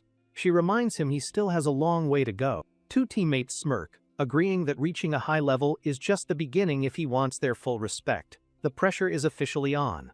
Kwak Do-ho adds that they all have a lot of work to do and tells them it is time to get fired up again. Inspired, Kim Hyun-min rallies everyone with a loud cheer for their Banshee team, officially kicking off their intense training session as a new unit. Suho watches his team from a distance, surrounded by defeated virtual monsters. He notes with a smile that they have plenty of energy. In his own virtual space, Suho stands in a long hallway. He thinks the training program is just a little more intense than he planned. Suho checks in on Ki-won, who is taking a short maintenance break. Suho casually informs him that he has already finished his own session.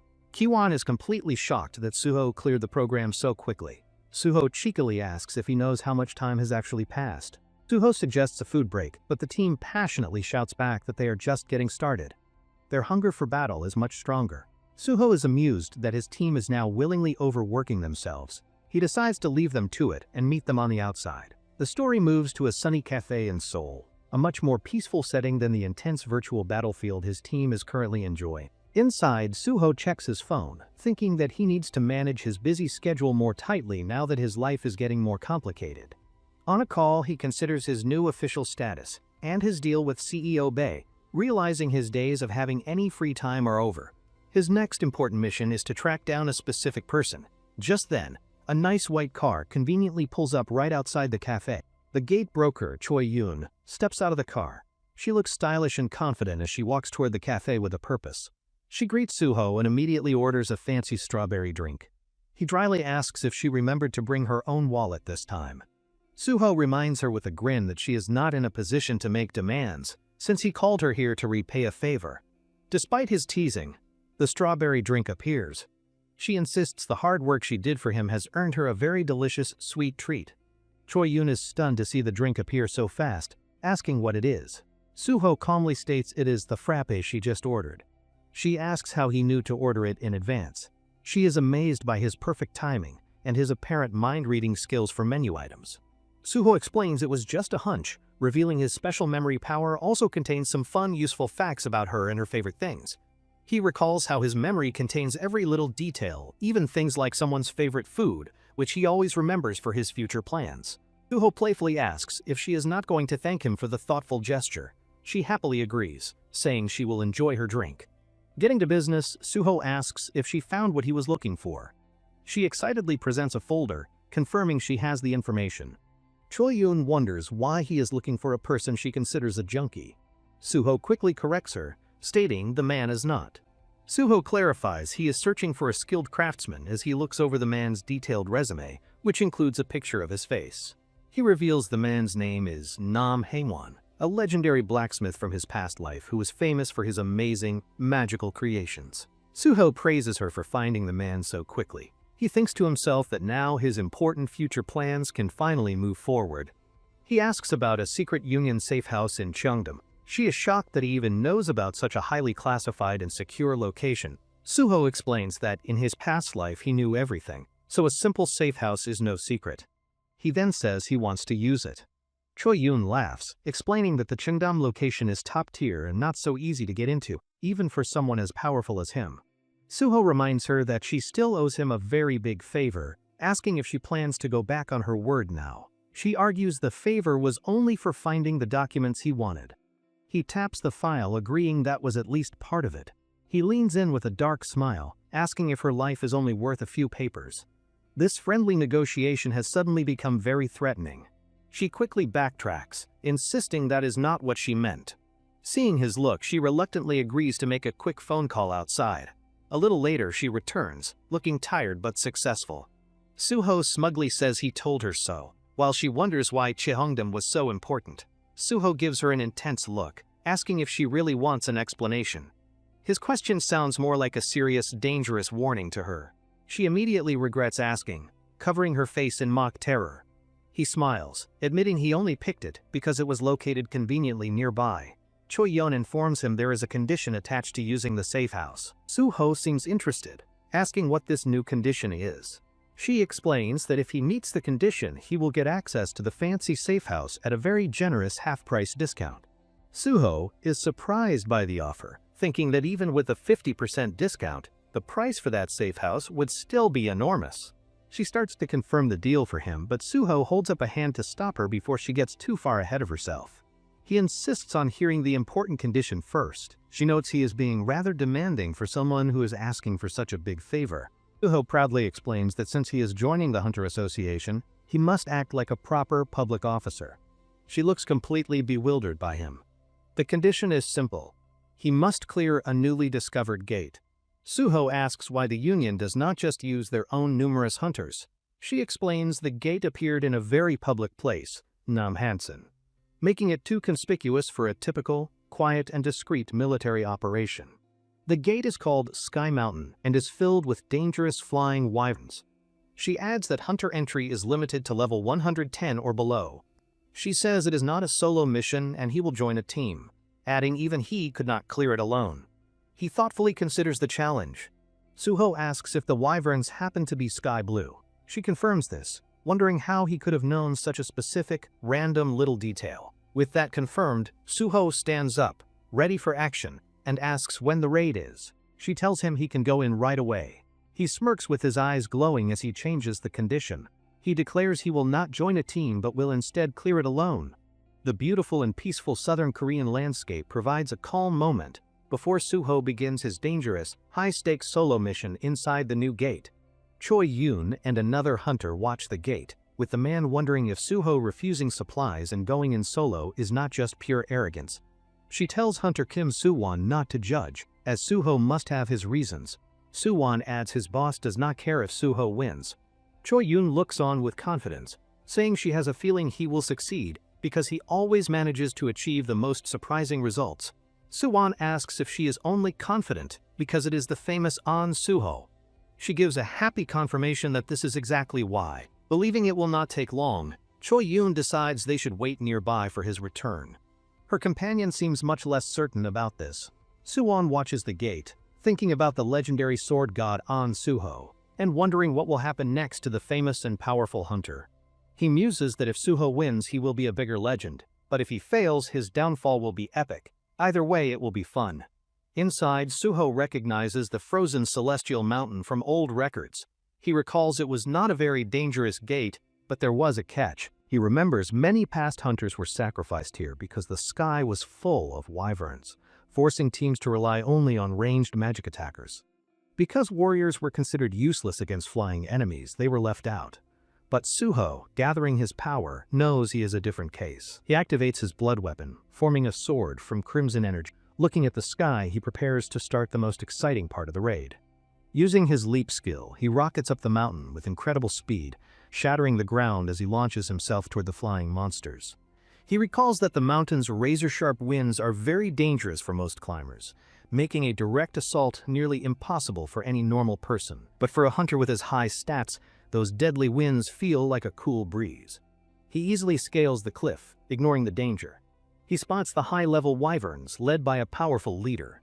Meanwhile, a tiny red creature peeks out from behind a nearby rock.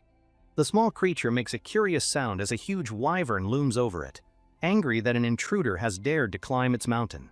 Suho studies his enemies, noting that wyverns are a lesser type of dragon, known for their powerful flight and impressive brute strength. He also knows they are cunning, making them tough opponents. A wyvern snarls, clearly unhappy to see him getting closer to its precious nest. Suho smirks, guessing the creatures see a lone man with a sword and probably think he looks like a very easy, delicious afternoon snack. The wyverns take flight, circling above him like hungry birds of prey, getting ready to dive down and attack their single, lonely target. One of the creatures screeches and dives, unleashing a powerful blast of wind magic aimed directly at Suho, starting the first real attack. He thinks they are underestimating him far too much as the powerful winds swirl around him, kicking up dust from the Rocky Mountain peak. He identifies the attack as a simple wind blast and prepares his counter.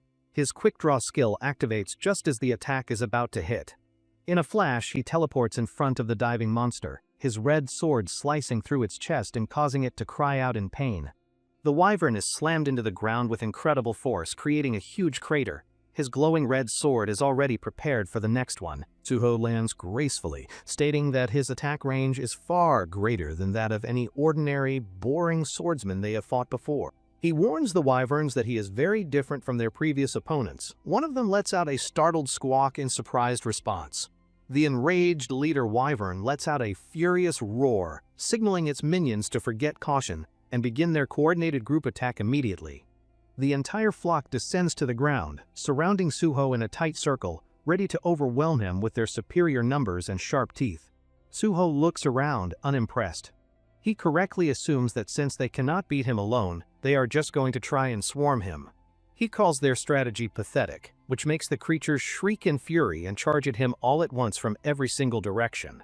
As they charge, he calmly analyzes their formation, seeing that the first attackers are just decoys meant to distract and confuse their real target.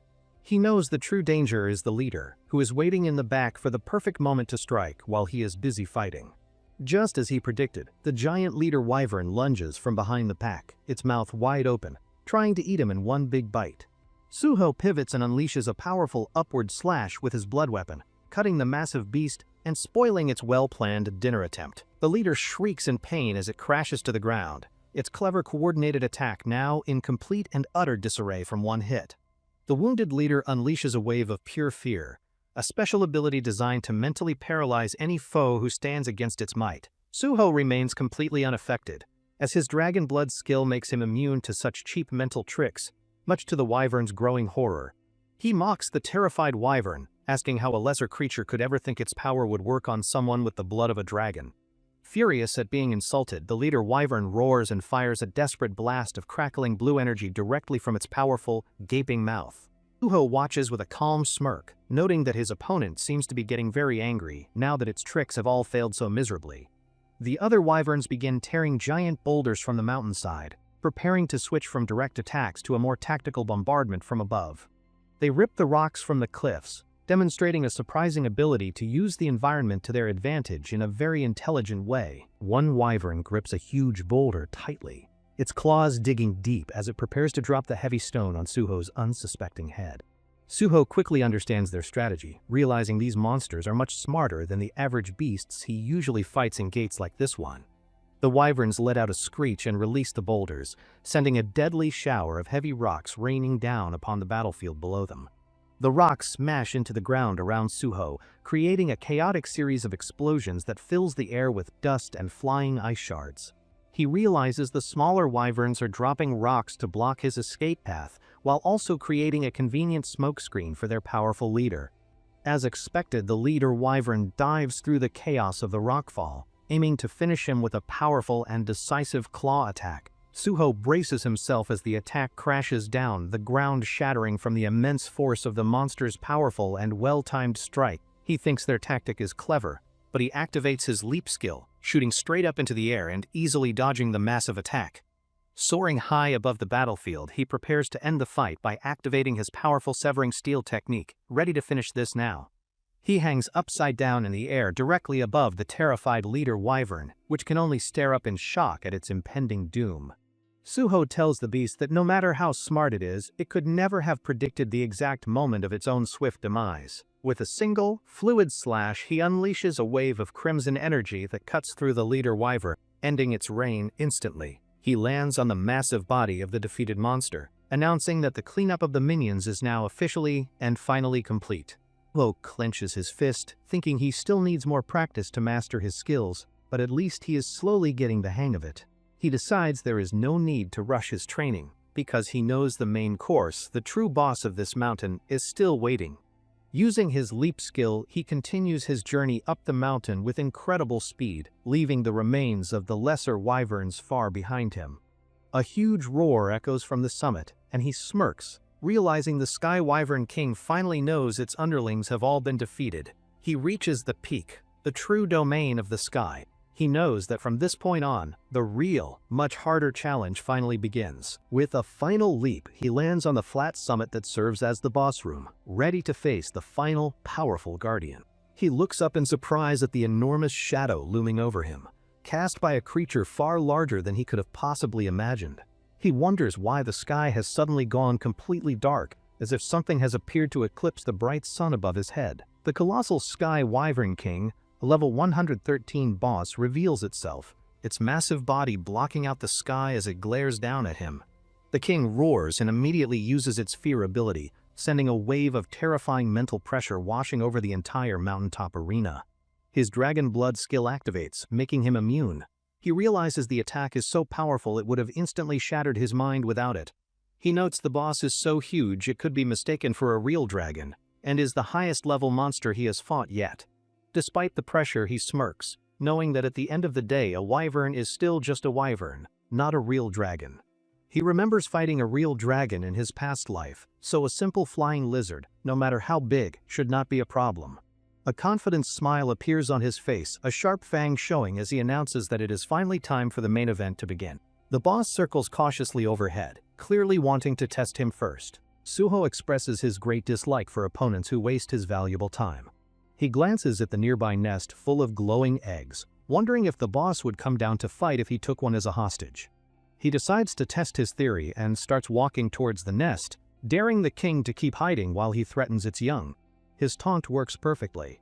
The furious king roars and dives down from the sky, unleashing a massive wave of energy as it descends.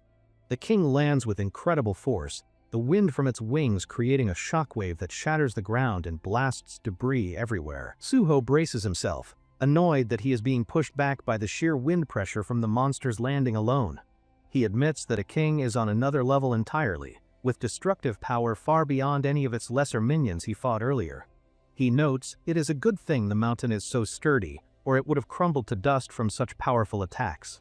A sly grin appears as he realizes the opposite is true. The tough terrain is not actually helping him at all in this situation. He knows the sturdy ground is an advantage for the king, allowing it to unleash its full power without ever having to hold back. The king lunges forward, trying to use its fear ability again at close range, hoping it will be more effective this time around. Suho ignores the attack and charges forward, meeting the beast head-on with a powerful strike from his glowing crimson blood weapon. He activates his Iron Slash technique, bringing the heavy blade down on the king's body with all of his formidable might. He lets out a sharp breath, a look of genuine surprise on his face as he feels the impact of his own powerful attack. His blade grinds against the king's incredibly tough scales but fails to break through, shocking him with its unexpected level of durability. Suho admits that a 40-level difference in power is a pretty big gap that probably should not be ignored in a fight like this. But he smiles, seeing this as a great chance to train his techniques on a durable opponent who can actually take a punch. The king roars and spins in the air, gathering its power to summon a huge swarm of reinforcements to help in the difficult battle. A flock of smaller sky-blue wyverns appears, flying alongside their powerful leader as they prepare to join the fight against the lone hunter. Suho watches them arrive with a calm expression, stating that he fully expected the boss to call for backup to try and overwhelm him. He glances at the sky, now filled with dozens of the creatures, and remarks on the impressive number of minions the king has summoned. The entire horde roars and dives down in a massive, coordinated assault, aiming to crush Suho with their combined strength and numbers. He knows that under their king's command, these normally cautious creatures are now in an all-out attack mode, which makes dodging them very tricky. He smiles confidently, glad that he chose to invest his skill points in strength first, knowing it will give him a crucial advantage here. He knows his high strength stat increases his speed and jumping power, which is a tremendous help for evasive maneuvers in a chaotic fight. Just as he is about to move, a bright blue system alert flashes before his eyes, catching him by surprise with its timing. The Wyvern King roars again, commanding its minions to press their attack and finally finish off their single, very troublesome human opponent. A brilliant column of light shines down on the mountain. Suho smiles, thinking that the timing for this surprising new development is absolutely perfect. He reflects that it took him a very long time to acquire a skill as simple as leap, but it was worth the wait. His leap skill activates with a message stating his understanding of it is extremely high as he launches himself powerfully from the ground. The system reassesses his talent due to his mastery, and his leap skill is officially upgraded to a powerful S-rank ability. He shoots through the air like a red comet, aiming directly for the Wyvern King with his newly enhanced and much more powerful speed. The Wyvern King is startled by his sudden burst of speed and pulls back just in time to narrowly avoid his incredibly fast attack. Suho lands with a smirk, impressed that the boss was clever enough to dodge his newly upgraded and very powerful leap skill. He compliments the beast on its smart move, but his tone suggests that one good dodge will not be enough to save its life. His new S-rank leap skill gives him a massive 500% boost to jumping power, plus a brand new, very special effect. The new skill lets him perform an additional step in midair. He activates it again, launching himself from the air itself. Using the mid-air jump, he appears before the shocked king, calling it careless as his hand plunges deep into the monster's chest. With a savage grin, he pulls his crimson sword from the deep wound, his eyes already locking onto his next unfortunate target nearby. To show off his power, he brutally strikes down a minion right in front of the boss, whose face shows pure terror. He gathers dark energy into his blood weapon, knowing that for a boss of this high caliber, he needs a very special move. He knows he can end this entire long and difficult fight in just one single, perfectly executed final strike with his ultimate technique.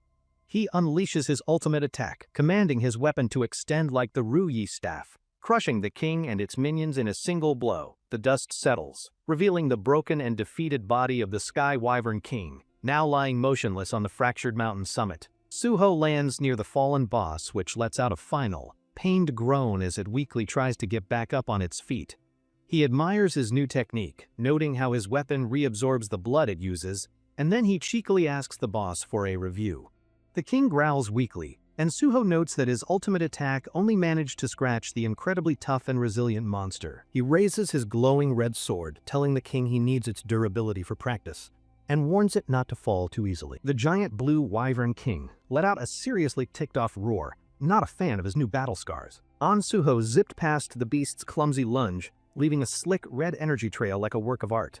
He popped up above the big lizard, his blade glowing as he landed another perfectly annoying hit. The wyvern smartly blocked the attack, its scales shimmering with a blue power that pushed back hard. Realizing he was in over his head, the king screeched for backup like his life depended on it.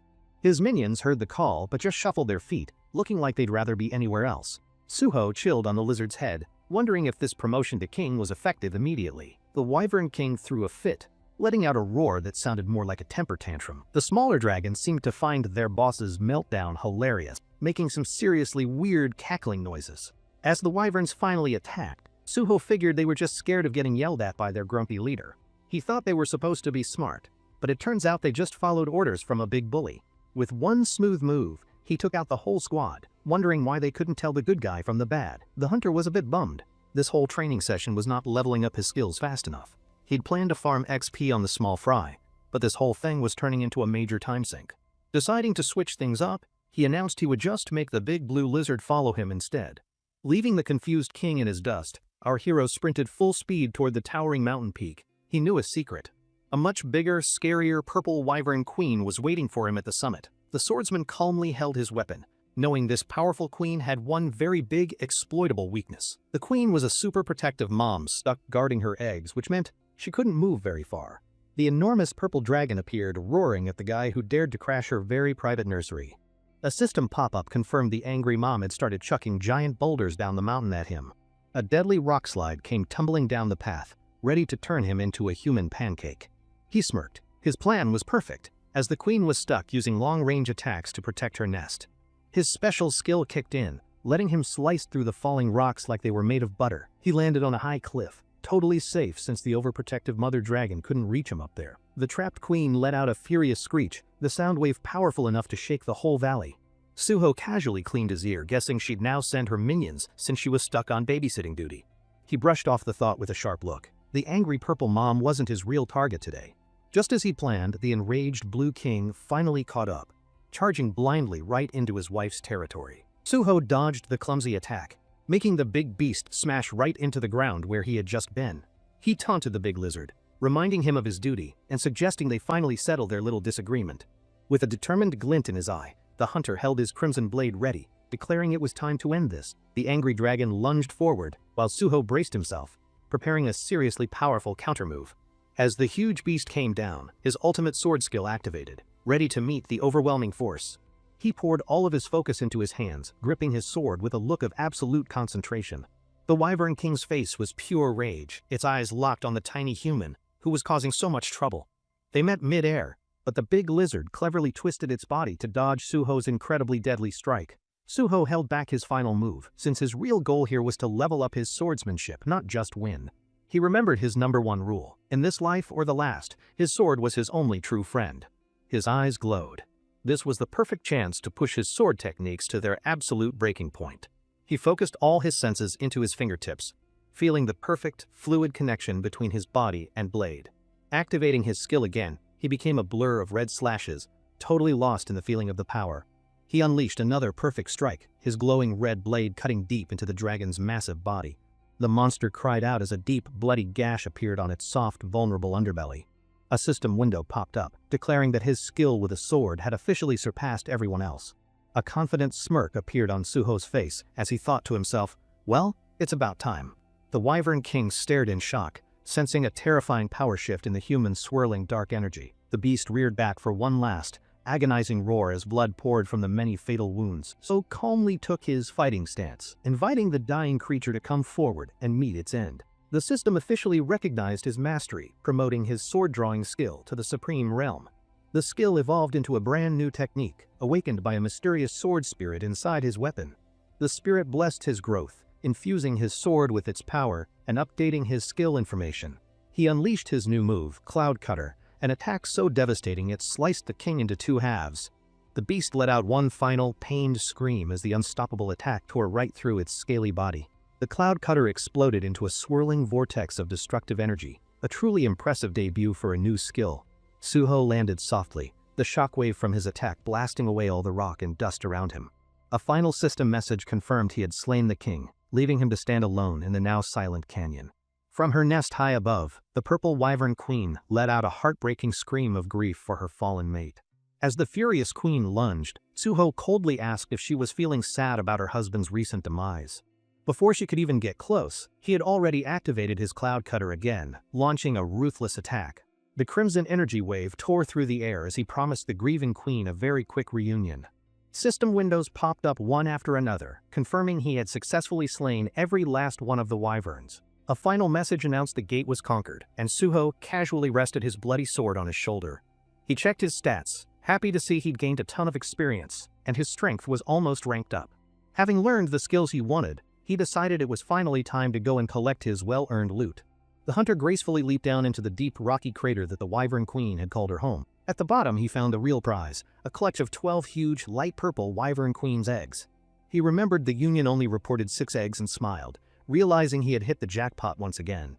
Cradling 2 of the giant eggs, he grinned, thinking this awesome bonus definitely called for some extra pay. With the eggs now safely secured, he turned his attention to the other valuable prizes, the monster corpses. He knew the queen's body was a high-grade material that could be sold for a ridiculously high price, but Suho had a much better, more creative idea for this prize, and decided to invest it elsewhere. He placed his hand on the dead queen, and his ghost blade immediately began to absorb the monster's shadow. The ghost blade pulsed with a brilliant purple light, growing much stronger as it feasted on the queen's energy. He noted the shadow was great food for his sword, and now he just needed one more to complete its evolution.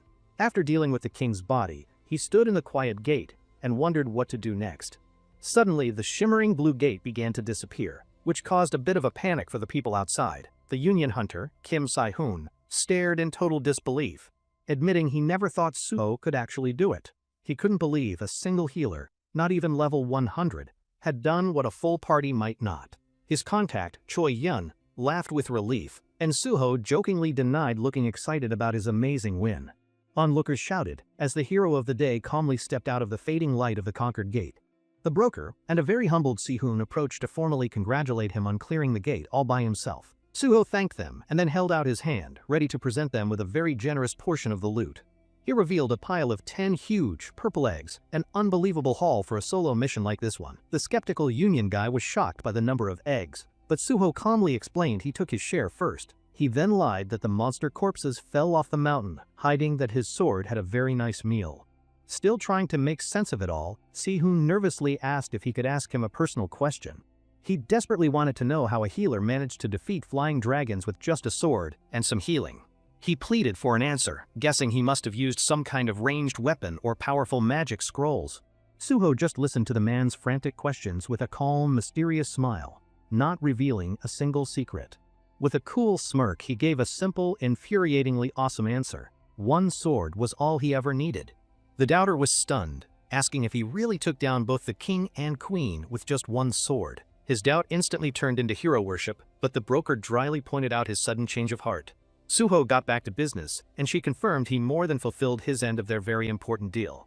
He demanded free use of the biggest Cheongdam safe house, and she assured him her boss was a man of his word. He wanted the safe house that day, and also asked her to handle selling his items and laundering the money. His contact beamed, promising the best, most discreet service for all of his future business needs. Just as she was about to leave, Suho stopped her again, asking for one last, very important favor.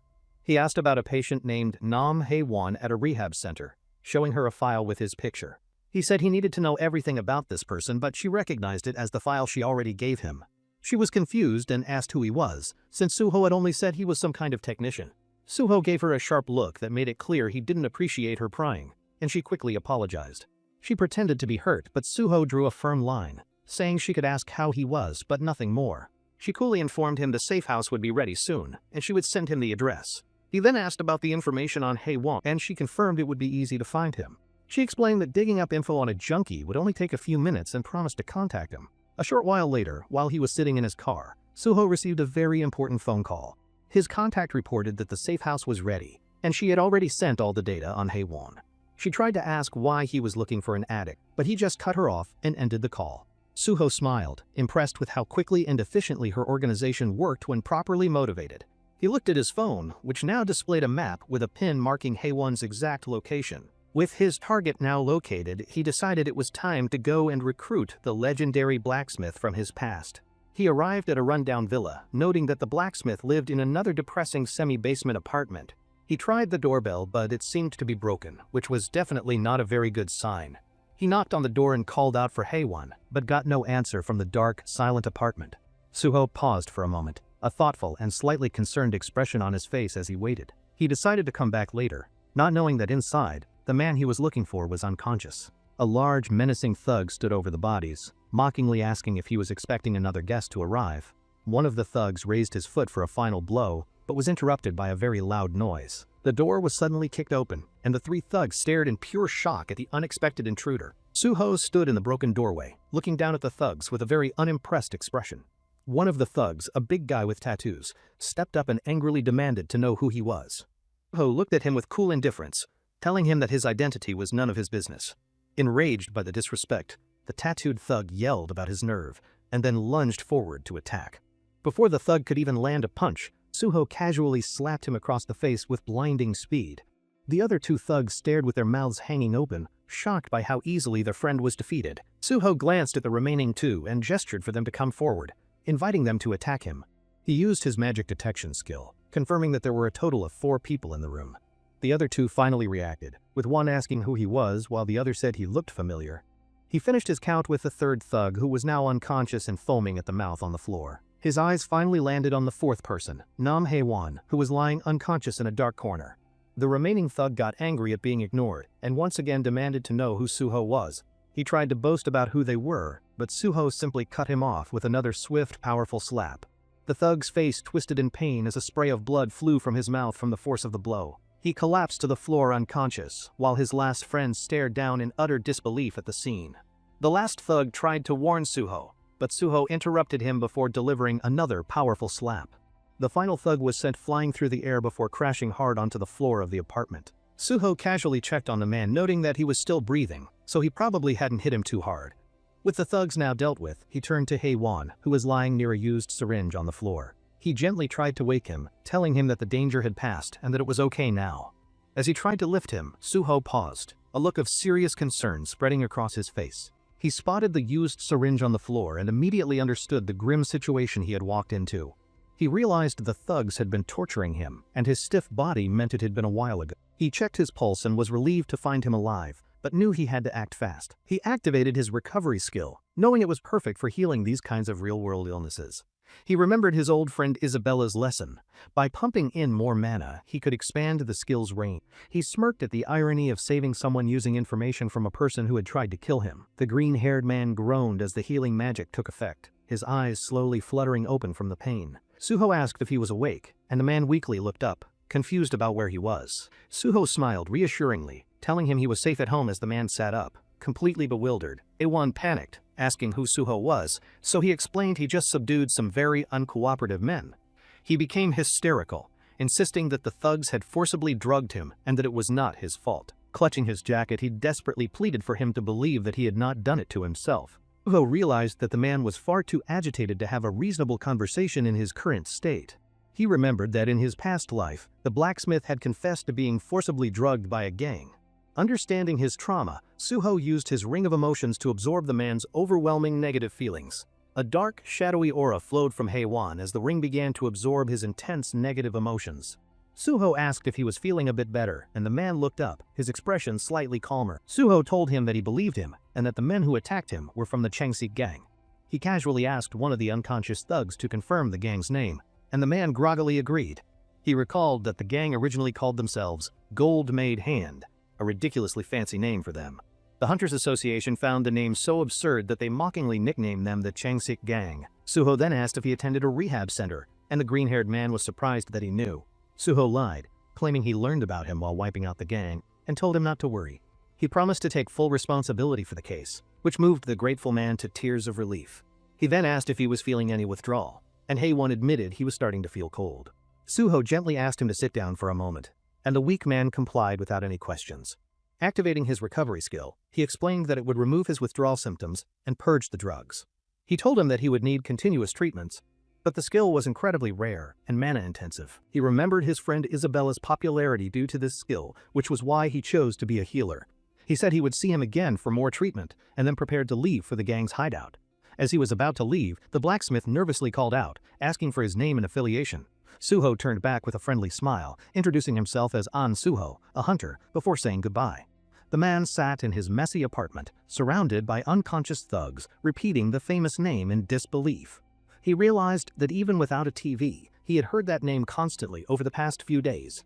He remembered seeing a breaking news report about Hunter An Suho clearing another sealed dungeon on TV. He stared in shock, finally understanding that the man who had just saved him was that famous hunter. Suho walked away with a confident expression, his mind already focused on his next important mission. He knew that after several gate shocks, this part of the city had devolved into a dangerous slum. Now in the heart of Seoul, it had become a hotbed of crime that the authorities chose to ignore. He arrived at a rundown building, knowing this was a place abandoned by both police and the association.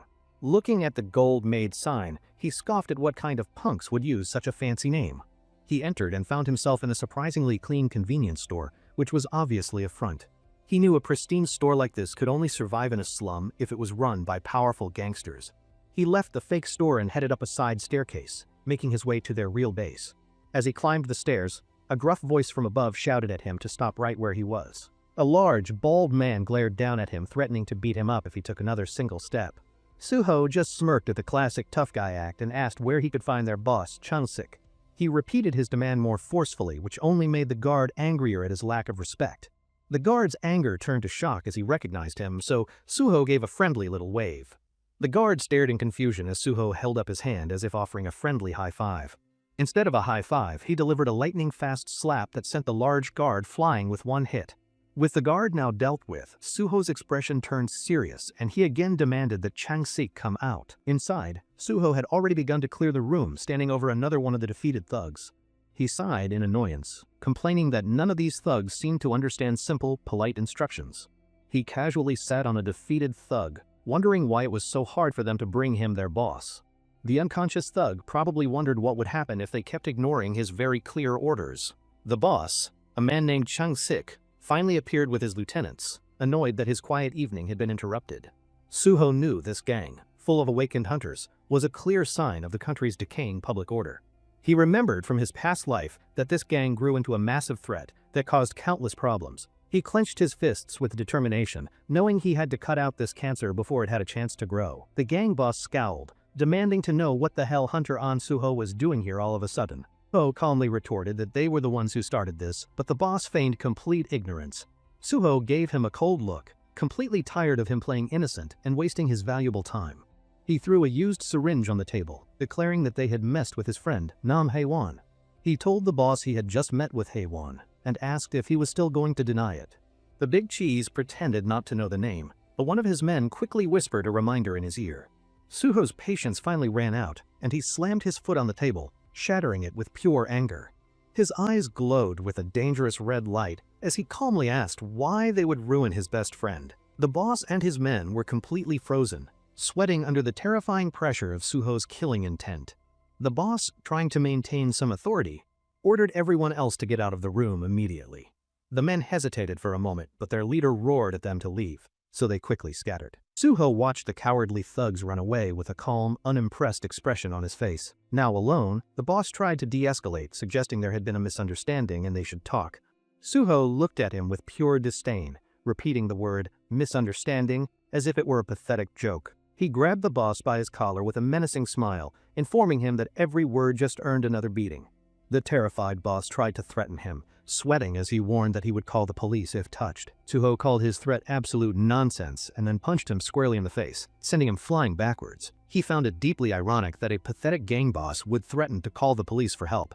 He was slightly impressed that the boss wasn't completely knocked out after taking one of his direct hits. The boss glared at him with pure hatred. vowing through his bruised face that he would never let this go. He suddenly burst into a fit of crazed, maniacal laughter, which was a very strange choice. Suho's expression darkened as his fist began to glow, reminding the boss that he had been warned.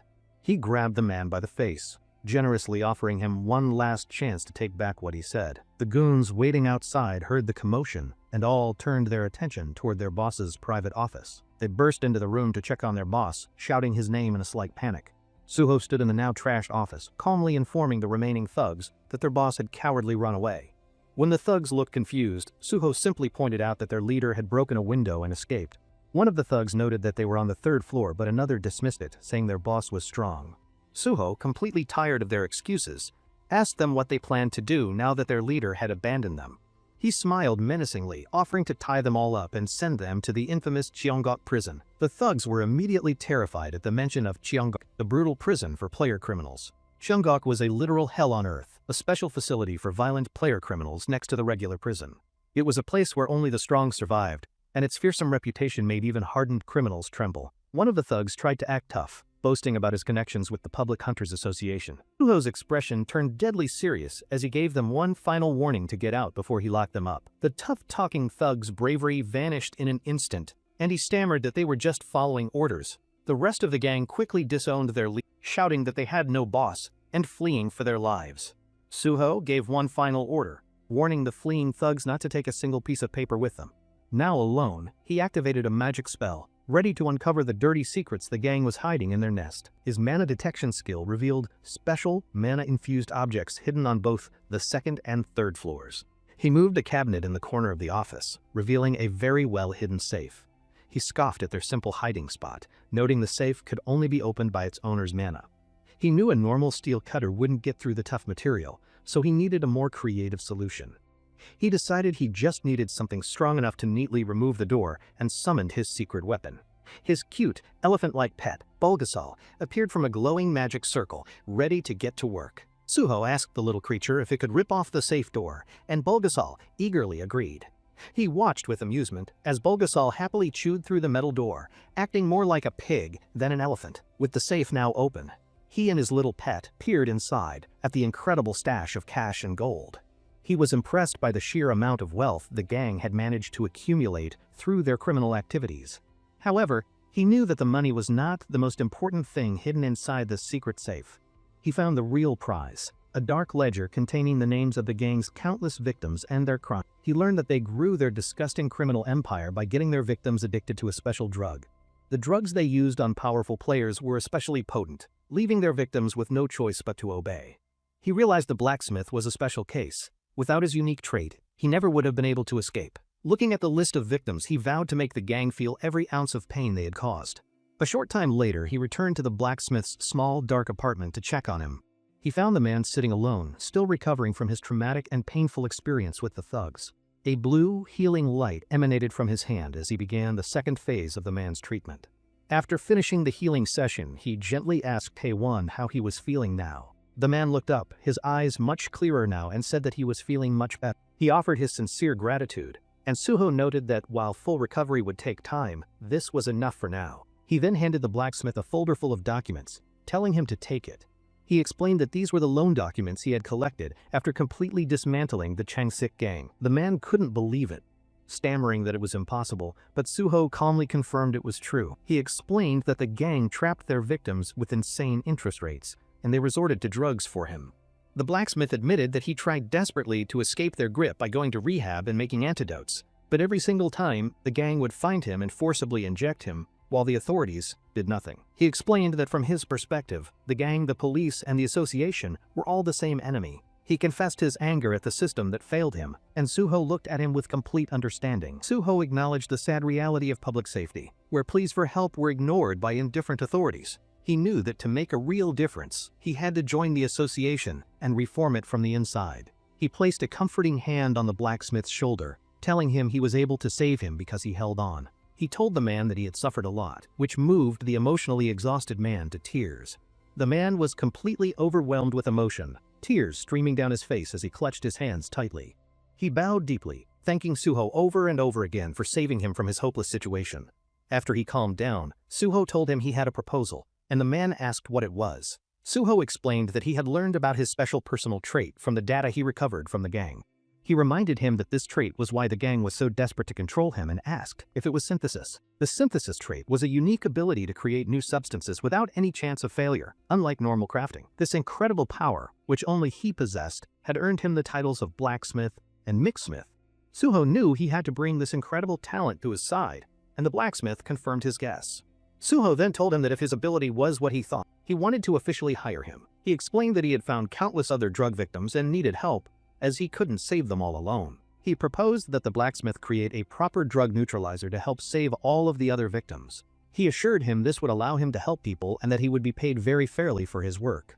He added he would also provide a top-class safe house and personally treat his addiction, a truly unbelievable offer. The man wondered if Suho was some kind of hero, so Suho asked if the conditions were lacking. He quickly grabbed Suho's hands, insisting that the generous offer was far from lacking in any way. He passionately begged for the chance to accept the job, his eyes wide with hope and determination. He insisted that he didn't even need to be paid, as being saved from hell was more than enough. Suho smiled, explaining that he needed to hire him properly so he could officially provide the necessary resources. Just as the man was wondering what kind of person Suho was, his teammates arrived at the location. He told them that they would go in his car, and they left the rundown apartment building behind. They arrived at a luxurious modern safe house, where the Banshee team was already waiting to handle the request. The blacksmith was completely amazed by the lavish interior, while Suho took it all in with a calm sigh. The safe house was a 3-story structure with top-of-the-line security and staff ready to be summoned at any time. Suho told him to choose any room he liked, and to use the lab on the 3rd floor for his work. With the man now settled in, Suho said he had to head to the Nexus headquarters for a meeting. As he was about to leave, he received a timely call from a reporter named Jo Jin-wai. Suho answered the call, telling the reporter on the other end that he had some great material for a story. The reporter, Jo Jin-hui, listened with a stressed expression as Suho relayed the incredible details of his story. Members of the Banshee team helped with the investigation, piecing together how Suho dismantled the notorious gang. The CEO of Nexus was amazed to learn that Suho was now planning to create a neutralizer to save the victims. Suho explained to the CEO that he had already passed the story to the reporter, who planned a series. The reporter explained that a single article wouldn't get much attention, so they would run a feature series. The series would first expose the slums, and then reveal how the gang had been secretly dismantled. Finally, it would dramatically reveal that Suho was the hero behind it all, creating a sensational story. Suho knew that if the article blew up, the police and the association would face heavy public criticism. He made it clear that he had no intention of covering up their mistakes. They needed to be held accountable. He explained his plan. Haewon would create a neutralizer, and Nexus would buy it, benefiting everyone. Nexus could then use the neutralizer to save the victims, finally getting public credit for their relief efforts. The Nexus boss listened with a slow, appreciative smile, realizing the absolute brilliance of Suho's master plan. He laughed, impressed that Suho had it all planned out, and agreed to fully support his efforts. He asked for the victim list but doubted Suho could create the neutralizer, but Suho assured him it was underway. The CEO readily agreed to buy the neutralizer as long as it worked, promising to help the people. He thanked Suho and shook his hand, asking him to also take good care of the blacksmith when he joins. The boss promised to make the most of the opportunity, and they shook hands, officially sealing their deal. Suho left the meeting with a satisfied smile, pleased that he had created a win-win situation for everyone. Before heading back, he decided it was time to check on the condition of that guy he had captured. The scene shifted to a trashed room, where a man was convulsing on the floor next to a syringe. It was the gang boss, Chung-sik, suffering from severe withdrawal and growling Suho's name with pure hatred. Suho entered a subspace house, stepping calmly through a swirling and bright blue portal to check on his prisoner. He looked around at the trashed interior of the subspace, coolly commenting on what a mess it was. He found the boss crawling on the floor and noted that the drug's withdrawal effect was impressively strong. He activated his recovery skill, placing a hand on the man, who looked up, dazed and confused. He told the pathetic, mumbling man to get a hold of himself and stop being so dramatic. The boss, now clear-headed, glared at him with pure hatred and then lunged forward, screaming like a wild animal. Suho effortlessly dodged the clumsy attack and delivered a swift, powerful kick to the man's chest. The boss cried out in pain and began screaming pathetically, begging to be let out of the subspace prison. Suho smiled, mockingly asking if the drug was kicking in and making him feel so lively. He informed the man that he had used up several days' worth of drugs, but not to worry. The gang boss's face was a mask of pure terror as he understood the truly hopeless situation he was trapped in. He crawled on the floor, desperately begging Suho to let him out and promising to do anything he asked. Suho coldly refused and stomped on his chest, causing the pathetic man to scream in absolute agony. He informed the screaming man that no one could hear him, and his cowardly gang members had all run away. He told him that letting him off easy was not an option, and that he should reflect on his actions. The scene shifted to the luxurious safe house, where the sun was setting beautifully in the background. As Suho returned, Nam Hae-won rushed out onto the balcony to greet him with some exciting news. With a proud and excited smile, he announced that he had successfully created the drug neutralizer. He held up a small bottle of glowing green liquid, a grade C neutralizer he had named Hammer 2. Suho was amazed he had created it in just 2 hours, but the blacksmith explained he'd just improved his prototype. He guaranteed the effect was solid, and Suho, always curious, asked him about the name Hammer. The man explained he named it Hammer to symbolize smashing the drug known as fantasy, a clever name. Suho knew that while this version was effective, it was no match for the future Grade A Hammer 4. Still, he praised the blacksmith, saying it was incredible to create a second version so quickly. The man modestly credited Suho's support, saying that with time and money, he could whip up anything. Suho smiled, wondering what he would be capable of once he reached level 100 and his trait evolved. The blacksmith confirmed that he had the formula and could mass-produce it, so Suho told him to prepare.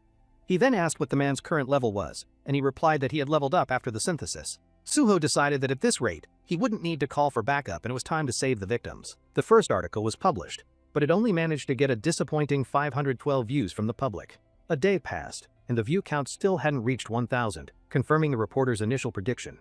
He knew a story about a neglected slum wasn't big news, but this was all just a stepping stone. Suho and his team began distributing relief supplies, including the new neutralizers, food, and water to the victims. A truck full of supplies arrived, and the entire team hurried to unload and distribute them to the needy. Suho proudly oversaw the operation, confident that with Nexus's support, the relief efforts were going smoothly.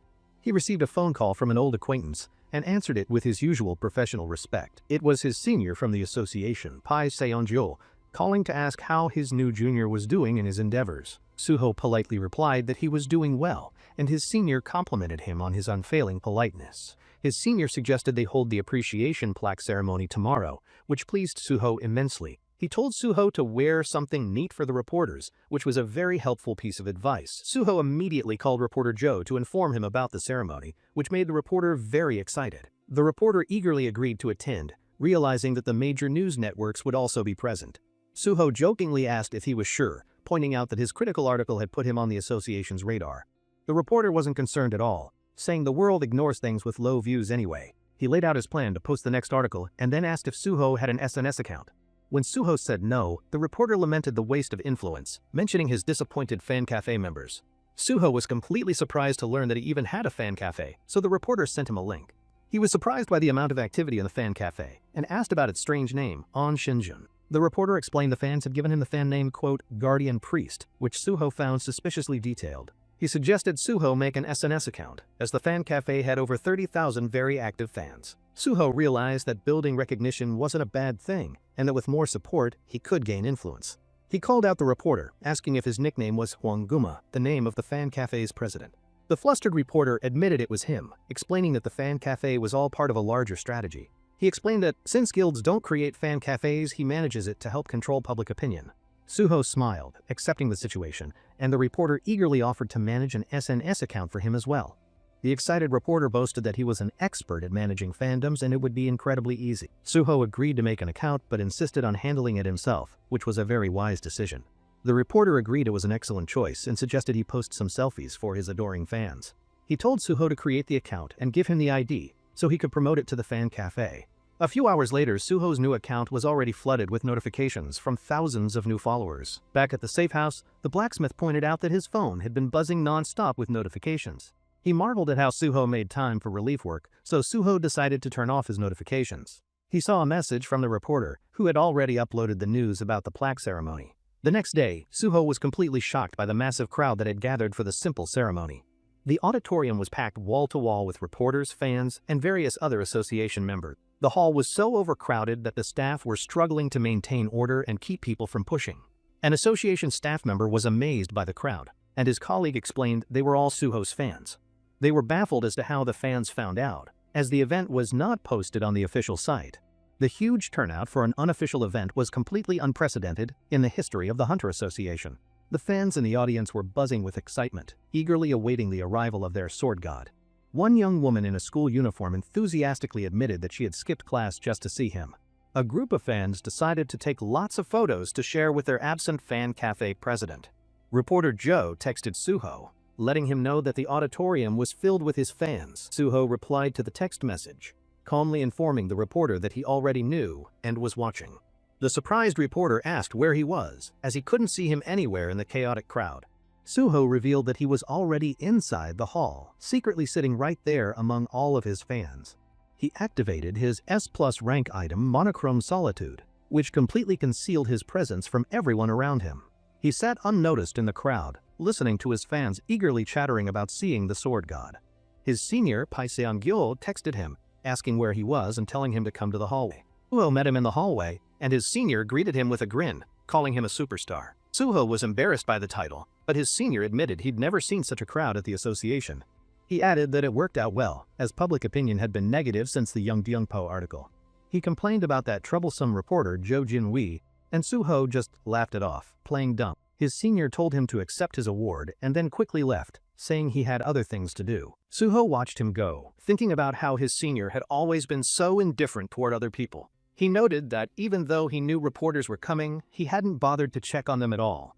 If he had paid any attention, he would have easily spotted reporter Joe among all the other reporters. He decided his carelessness had let the reporters slip in, but it was fine as the ceremony began. The stage lights suddenly brightened, and the excited audience finally quieted down in anticipation of the main event. The crowd erupted in a massive wave of cheers as Suho finally walked out onto the main stage. The fans were completely in awe of his handsome appearance, shouting their praises for the sword god. Some fans even declared they wanted to be slashed by him, which made Suho feel a bit embarrassed. The presenter on the stage then called for him to step forward for the official plaque presentation ceremony. The president of the Korea Hunter Association, Jang Kyung-won, presented him with the appreciation plaque. They posed for photos together, the president with a proud smile and Suho with a confident one. The president commented that he seemed used to posing for photos, and Suho credited his expert guidance. The president then mentioned that he had heard from manager Pai that Suho did quite a job in Yeongdongpo. Suho smiled modestly and simply replied that he had only helped the victims, that was all. The president told him to expect good news in a few days, which Suho knew meant his special recruitment. They shook hands, and the presenter invited Suho to the podium to say a few words to the audience. Suho thanked everyone, humbly saying he only did what he thought was right and was flustered by the award. He added that the award motivated him to work even harder and promised to continue doing his best. The crowd, especially his fans, erupted in cheers again, shouting their love and support for their hero. The first reporter asked if he still wished to join the association, and Suho gave a firm yes. The next question was about his new social media account, which he said a friend had suggested. He admitted he turned off his notifications but was aware that many people were interested in his activities. When asked about his first post, he suggested he might post a photo of the plaque he just received. Finally, reporter Joe introduced himself as being from the major news network, PBS, taking his turn to ask. The association staff and the audience were immediately on high alert at the mention of his well-known name. They recognized him as the writer of the critical article and wondered why the idiots invited him here. A staff member realized they had invited a different PBS reporter by mistake, cursing the administrative error. The reporter asked Suho if he had read the article about the association's selective enforcement of public safety. Suho confirmed that he was aware of it, privately admitting the reporter had guts to ask that question here. The association staff were panicking in the back, urging someone to do something about the bold reporter. Suho recalled that the reporter was known for his no-breaks style of speaking his mind, no matter what.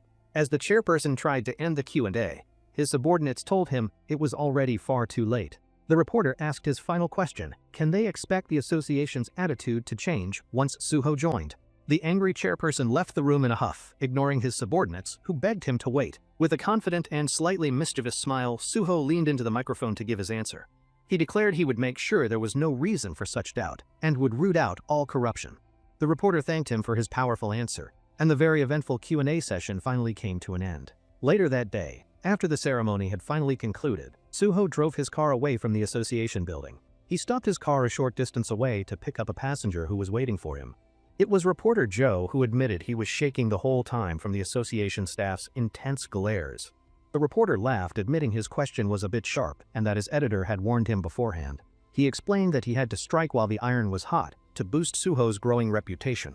Suho thanked him, saying that because of his question, he was able to say what he really wanted to. When the reporter asked if it was just for show, Suho asked how he could possibly lie while receiving an award. Suho smiled, promising to work hard so that such criticism would never be necessary again in the future. The reporter laughed and said that he would be looking forward to seeing him keep that promise.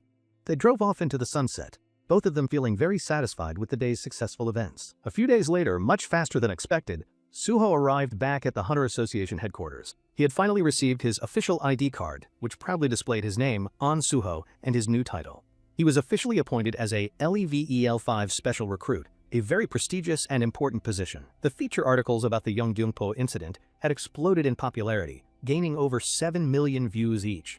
The third part of the series, focusing on the victims of the drug, also racked up nearly 7 million views. The articles had finally brought much-needed attention to the ignored slum, with many praising Suho as a hero. The public was abuzz with the news, with some finding it hilarious that a private citizen did the government's job. People online praised his handsome appearance at the ceremony and eagerly promoted his fan cafe to other fans. Some people questioned his right to act as a vigilante, but his loyal fans quickly shut down the trolls. The online forums were filled with very heated debates and passionate discussions about all of Suho's recent actions. The news of Suho joining the association as a special recruit spread like wildfire across all news platforms. Hunter On Suho had finally and officially joined the Korea Hunter Association, a truly momentous occasion. The public was amazed that his bold promise was real, and crowds of his fans chanted his name. Some speculated the association was just using him as a shield, but others argued a LEVEL5 rank was no joke. While the association had recruited Suho, the public's opinion of the police remained incredibly negative. Questions arose about his contract with Nexus, with many wondering if he had just ditched the guild. At the Nexus headquarters, the CEO was informed that rumors about Suho were spreading across the internet. He calmly decided to make an official press statement to clear the air and control the public narrative. News headlines were soon filled with Nexus's supportive statements, wishing Suho the best in his future. In response to Suho's appointment, Nexus released a formal statement clarifying their side of the situation. The public praised Nexus for their professional response, comparing them favorably to the other top guilds in the industry. People criticized the other guilds for being scummy and only seeing their hunters as a source of easy money. They recalled an incident where a guild's negligence led to a hunter's death, calling them a pile of trash. The CEO of Nexus, Bae Dong-hyuk, appeared on a news program where the interviewer asked if he released Suho's contract. The CEO calmly explained that from the very beginning, their agreement was that his contract would end. He added that it just so happened to be their guild, and the interviewer asked if he was disappointed. The CEO admitted he was disappointed, but believed Suho would do great things for humanity in a public institution. Suho knew the CEO's interview solidified Nexus's positive image, leaving him as the only one left to prove himself. On his first day, he was immediately mobbed by reporters and fans, all cheering for the sword god. He was already tired of all the attention and wished he could use his invisibility skill to just disappear. He remembered the reporter's advice to show his face to his fans, admitting that every word made sense. He knew his old mystery concept was no good. This time, he was stepping up and taking initiative. The chairman of the association, No.1, greeted him warmly as he walked into the main building. Suho saw the chairman and the vice chairman, both surrounded by reporters and photographers as they entered. He thought that as ex-politicians, they certainly knew how to put on a good show for all the cameras. The chairman made a big public show of welcoming him on his historic first day at the association. As soon as the cameras were gone, the chairman's tone switched, and he casually asked Suho how he's been. The chairman asked if he had been briefed on his schedule yet, and Suho replied that he hadn't. The chairman told him the vice chairman will explain the details and to come to him with any problems. Suho thought it was strange that the vice chairman was personally escorting him to his orientation. He knew that the vice chairman wasn't the type to lower himself for such a simple task. The vice chairman wished him good luck and then quickly left, confirming Suho's suspicions about his involvement. His old senior, Pi Song-gil, greeted him with a smirk, and Suho greeted him back, noting it had been a while. His senior invited him to sit down and then casually asked team leader Jeong to get them something to drink. Suho found it very odd that two people from completely different departments were handling his simple orientation. His senior called him, quote him, Junior, and Suho, ever the professional, replied with a formal, yes sir. His senior told him to only call him Chief in official settings, and to use senior otherwise. Suho was surprised by his senior's soft tone, especially for someone so sensitive about his official titles. The chief then asked him what he thought his role will be at the, quote, company, a strange question. Suho noted the staff always called it the company, and said he will first go through a probation period. His senior confirmed this, explaining that their internal training system was different from that of ordinary civil servants. He explained that their new recruits rotate through each department for 2 or 3 months as part of training. He added that many departments had their eyes on him but promised his special division transfer would go through. Suho realized the promise of skipping departments was just for show, which he had expected all along. He remembered how his senior had personally escorted him, knowing there had to be another reason for it. The schemer explained that he had chosen team leader Zhang as his supervisor since they already knew each other. Suho and his old acquaintance, Zhang Xiaomin, shook hands, agreeing to work together during his time at the association. The chief clapped Suho on the shoulder, saying he had done his part and would see him later. He told the team leader to take good care of Suho, and the man smiled, promising not to worry. Suho finally realized that his senior's personal visit was all just to subtly warn the team leader. It was an unspoken warning not to take him to the gate department, a classic move from his. After his senior left, the team leader greeted him again, and Suho politely returned the greeting. The man admitted he was surprised to be a supervisor, but Suho said he would be counting on him. He began to explain the training program, and Suho confidently listed all 5 departments and their functions. He detailed the roles of the management, awakening, gate, resource, and special divisions with perfect accuracy. The team leader was impressed, joking that he had printed out the information files for absolutely nothing. He confirmed that Suho would train in all 5 departments and asked where he wanted to start. He was told his first stop was the awakening division, and Suho knew that person would be there. His thoughts immediately turned to Director Lee 1IK, one of the chairman's most loyal and dangerous people. The team leader explained that he would need to pass all the tasks and exams given by his evaluators. He added with a smile that he was completely sure Suho would pull it off splendidly without any trouble. He also reminded him that his official title was just, quote, probationary, so he should be careful how he speaks. Suho knew that even without his special memories, there was one person in this division everyone knew. As they entered the office, that very same person, the one man everyone knew, looked up from his desk.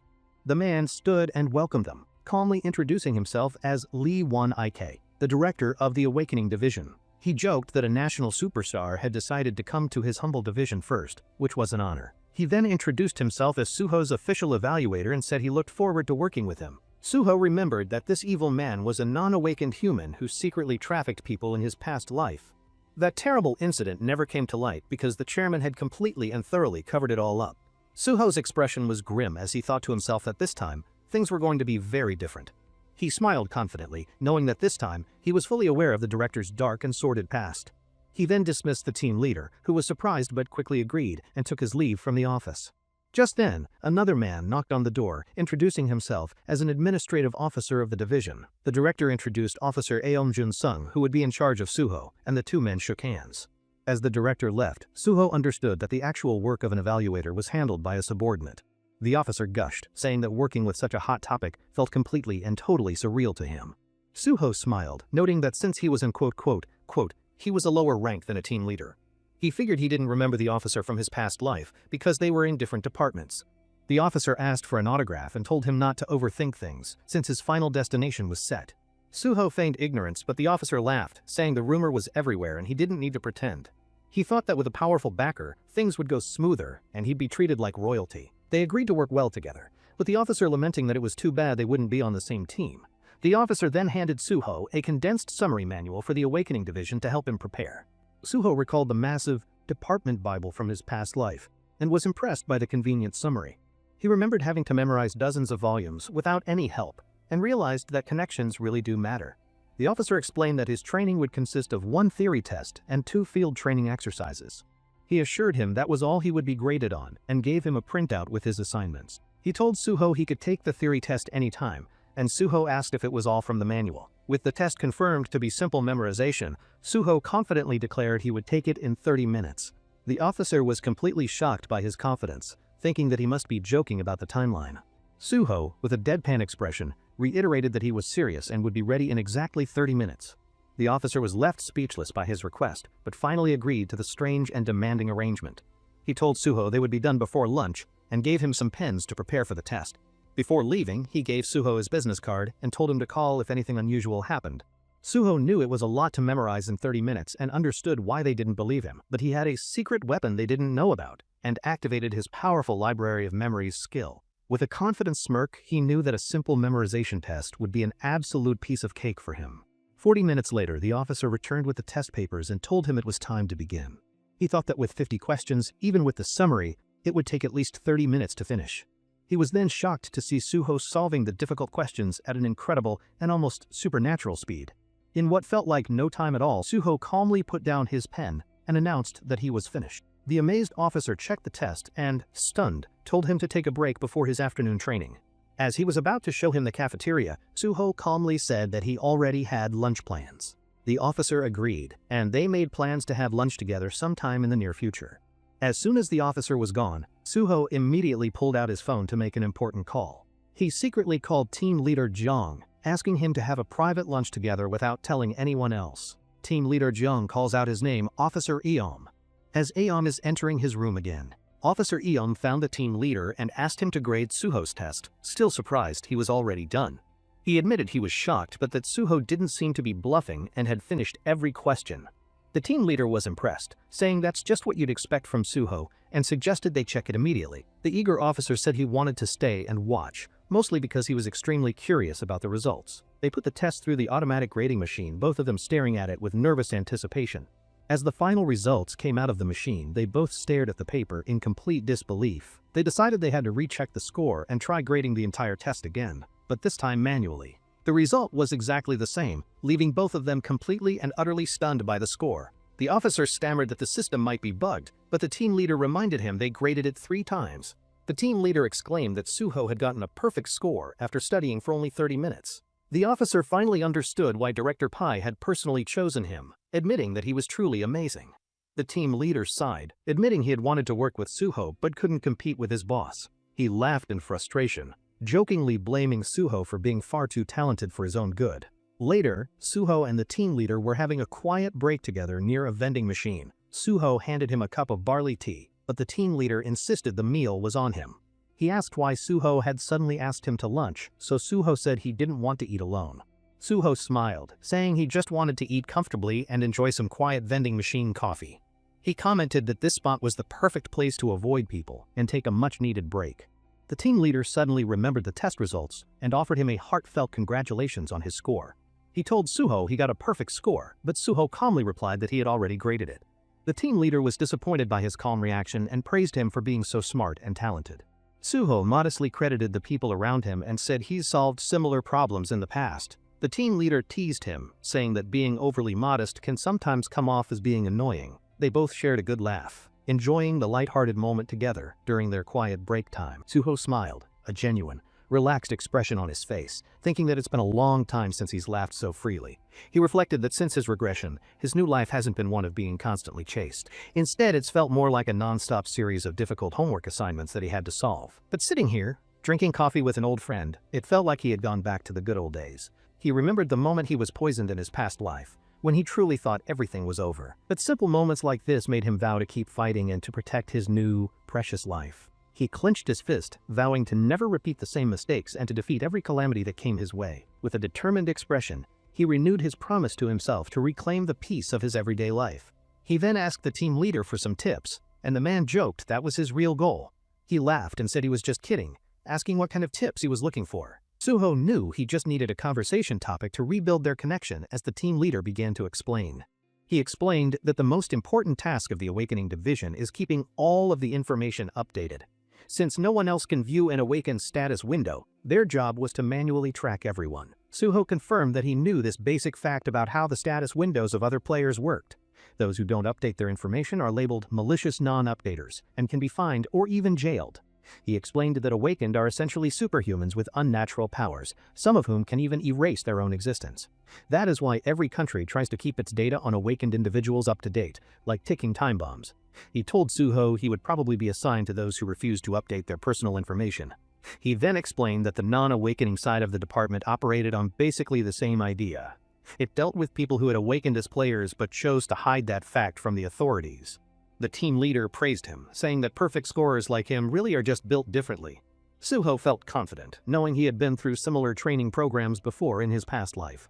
After their break, he told Officer Eom he wanted to start with the Awakening Department for no special reason. The officer agreed and, before they left, congratulated him one more time on his perfect test score. He said he didn't think Suho would get a perfect score and that the director would be pleased. As they parted ways, the officer jokingly told Suho not to pretend he didn't know him later. They arrived at the Awakening section, where they were greeted by the friendly chief, Lee Mun-ho. The chief congratulated him on his perfect score, and Suho was amused by how fast rumors spread.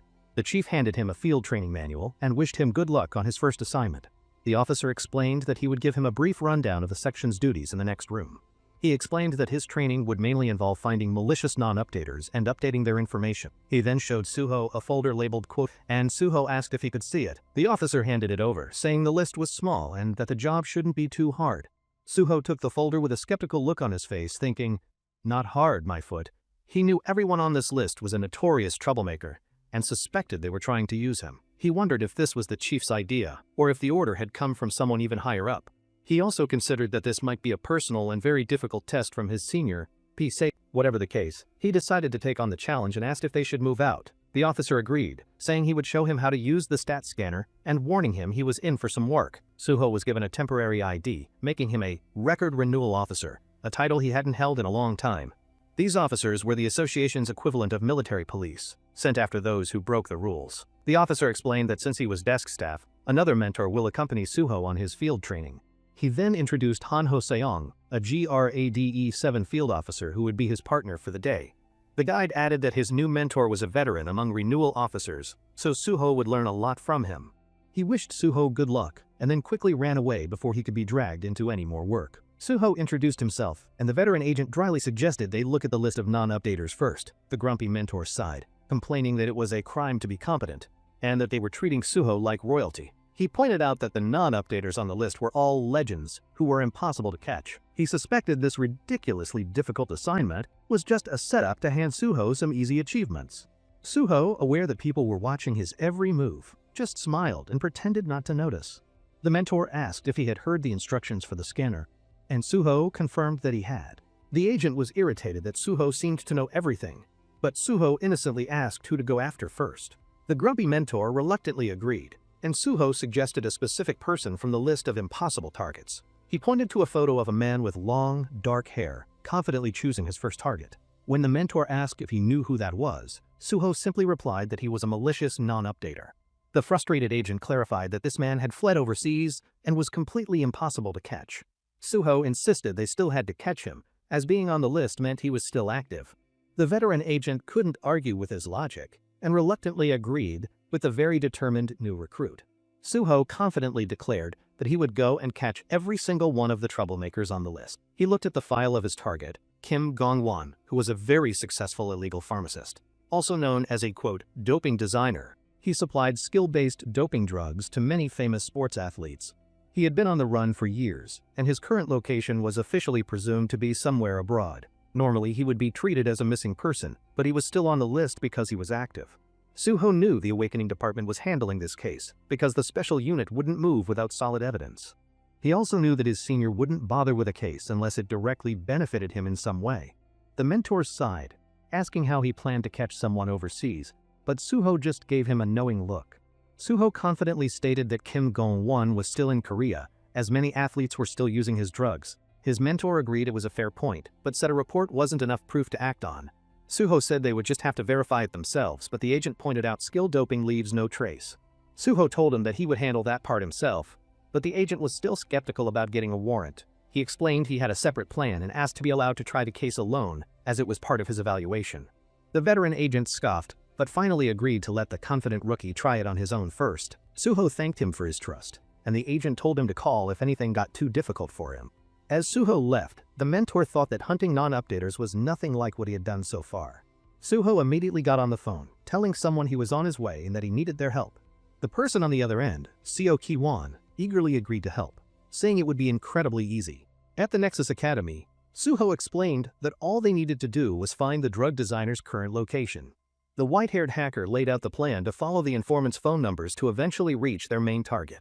Suho was pleased, and the tech whiz, excited by the challenge, asked if they should start right away. Suho told him to wait for a moment, as one more very important person was on their way. Just then, his teammate Hyunmin arrived, and Suho confirmed that he would be joining them on this mission. When the hacker asked why, Suho explained that they needed Hyunmin's very special and unique ability for this. He explained that the Quiet One would be the one to break into a tightly secured phone and extract all the information. With the full team now assembled and briefed, Suho announced that it was finally time to begin the operation. The tech whiz started the operation by making a call and asking for a man named Mr. Hamdaeho. He then launched into a fake sales pitch for an internet plan, and the man on the other end quickly hung up. Ho praised his surprisingly good acting, and they confirmed the informant's phone numbers were legitimate. With the connection now made, the hacker activated his digitation skill to trace the call to its source. He followed the network link from the call, diving deep into the complex and hidden digital space. Suho saw that he had found it, and now they just needed to search for any transaction logs. They decided to start with Pelagram, the app where all the illegal deals were reportedly made. The tech whiz quickly found that the application was, as expected, locked with a powerful security firewall. Suho was completely unfazed, calmly saying that it was fine because Hyunmin would easily break through it. When the hacker expressed his doubt, Suho asked if he knew about Hyunmin's very useful personal trait. He explained that his teammate had the incredible ability to create a passageway that could go through anything. The skill was called entrance creation, and Hyunmin activated it, preparing a ball of dark, powerful energy. The quiet gatecrasher created a swirling portal of dark energy, a secret gateway into the locked app. Suho explained this skill creates an entrance inside the firewall, making it completely undetectable to any security. The tech whiz comically cried, lamenting all the time he had wasted trying to crack firewalls with brute force. Suho told him to think positive, as there would be no more grunt work, then led them through the portal. They found themselves inside the app's simple interface, and decided to check the chat room first. They all immediately knew which chat room to choose, as one of them stood out quite a bit. In the chat list, there was a single, very shadily and obviously named chat room simply titled Drugs. Inside, they saw 2 blank avatars, and Suho explained they were lucky the users hadn't left the chat yet. He identified the chat log and confirmed that the other avatar was definitely the drug dealer they were looking for. Suho pointed out a door behind the dealer's avatar, explaining that it would lead to his pelagram. They stepped through the door and found themselves in a massive building-like digital space, which amazed Kiwon. The chat room was so large it was visualized as a building, and Suho vowed to send them all to prison. The Quiet One got to work, digging through all the logs, contacts, messages, and call history for clues. The hacker pointed out a frequently contacted number which Suho deduced must be the dealer's main supplier. They decided to follow the connection and simply repeat the same process to move up the chain of command. After hopping through many layers of subcontracting, they realized the criminals were trying to be very safe. Suho sensed that they were finally getting very close to the source of the entire drug operation. They finally arrived at their destination, Kim Goong-won's phone, a digital space filled with his selfies. Suho joked that he was prepping his funeral photo and told them to track the GPS location and head back.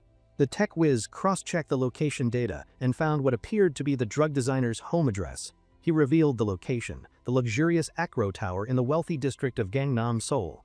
In a lavish penthouse, the head of the Platinum Gang celebrated their unbelievable profits with his associates. He then asked the doping designer Kim Goong-won if he was properly blocking the annoying police. The drug designer confidently boasted that he had drugged not only cops but even people in the Hunter Association. Suddenly, the lights in the entire penthouse flickered and then went completely out, plunging them into darkness. The boss complained about the blackout, wondering what could have possibly caused it in such an expensive place. He grumbled about the high maintenance fees and said he needed to give the building a piece of his mind. He then ordered one of his men to go outside and deal with the very inconvenient power outage. As they waited in the dark, a blur of motion suddenly flashed right through the middle of the room. The gang members were completely shocked to see Suho suddenly appear right in front of them in the dark. He stood over a defeated thug, his eyes glowing as he smirked and said, "Found you, Goong-won." A couple of crooks, a big-shot boss named Son Baekjia and his jumpy sidekick Kim Goong-won, stare down an intruder they swear they've seen before. Stepping over a pile of snoozing guards, Suho gets ready to crash their little party. Suho flashes his badge, saying he's here to bust Gunil-1 for dodging his official updates for years. Just for that paperwork foul, he's under arrest. The drugmaker freaks out, realizing he's face-to-face with the famous sword god. The officer confirms it with a sick neck crack, telling them to play nice unless they want things to get ugly. He flashes a wicked grin, adding that their health insurance probably doesn't cover what he's got planned if they resist. Blink and you'll miss it. Both bad guys are now kneeling, looking like they just got hit by a truck. Suho cheerfully thanks them for cooperating, while one of the crooks mutters it felt more like a one-sided beatdown. He then shouts out his teammate Guyan, whose special ability made breaking in a piece of cake. She just shrugs it off with a smirk, saying the job was so easy she was practically falling asleep. Her partner, Kim Hyun-min, gets a sharp elbow for whining, then she acts all sweet for their team leader. With the crew checked in, Suho's nice guy act drops. It's time to get down to business with the kneelers. He starts with the drug designer, who's sweating buckets, knowing this next part is gonna be bad. Ho whips out a cool gadget, a scanner that can peep at a person's secret stats without them knowing. He brags about getting a 100% reading, which he got by smacking the guy around until the numbers looked right. Leaning in, he sweetly warns the criminal to keep those stats perfect, or he'll personally delete his save file. With one guy properly scared, the rookie turns his gaze to the big boss, Sanbag Jaeum. He mentions that while arresting the boss is on his to-do list, his current probation makes it a hassle. He leans in, reminding the gang leader about some loudmouthed bragging he overheard earlier, much to the crook's confusion. Suho spells it out. He heard all about the bribes to cops, lawyers, and even the Hunter Association. As the guy shakes in his expensive shoes, the officer demands to know which suit in the association is on his payroll. A dark vibe rolls off Suho. He's totally disgusted by this lowlife wasting his life on such sleazy deals. The gangster's tough act is history, as he sweats bullets under the kid's bone-chilling stare. The officer calmly asks if he's choosing silence, making the guy frantically promise he'll spill the beans. Grabbing him, Suho warns him not to screw this up, because second chances aren't really his thing. He orders him to talk, and the terrified man can only squeak out an okay, I get it.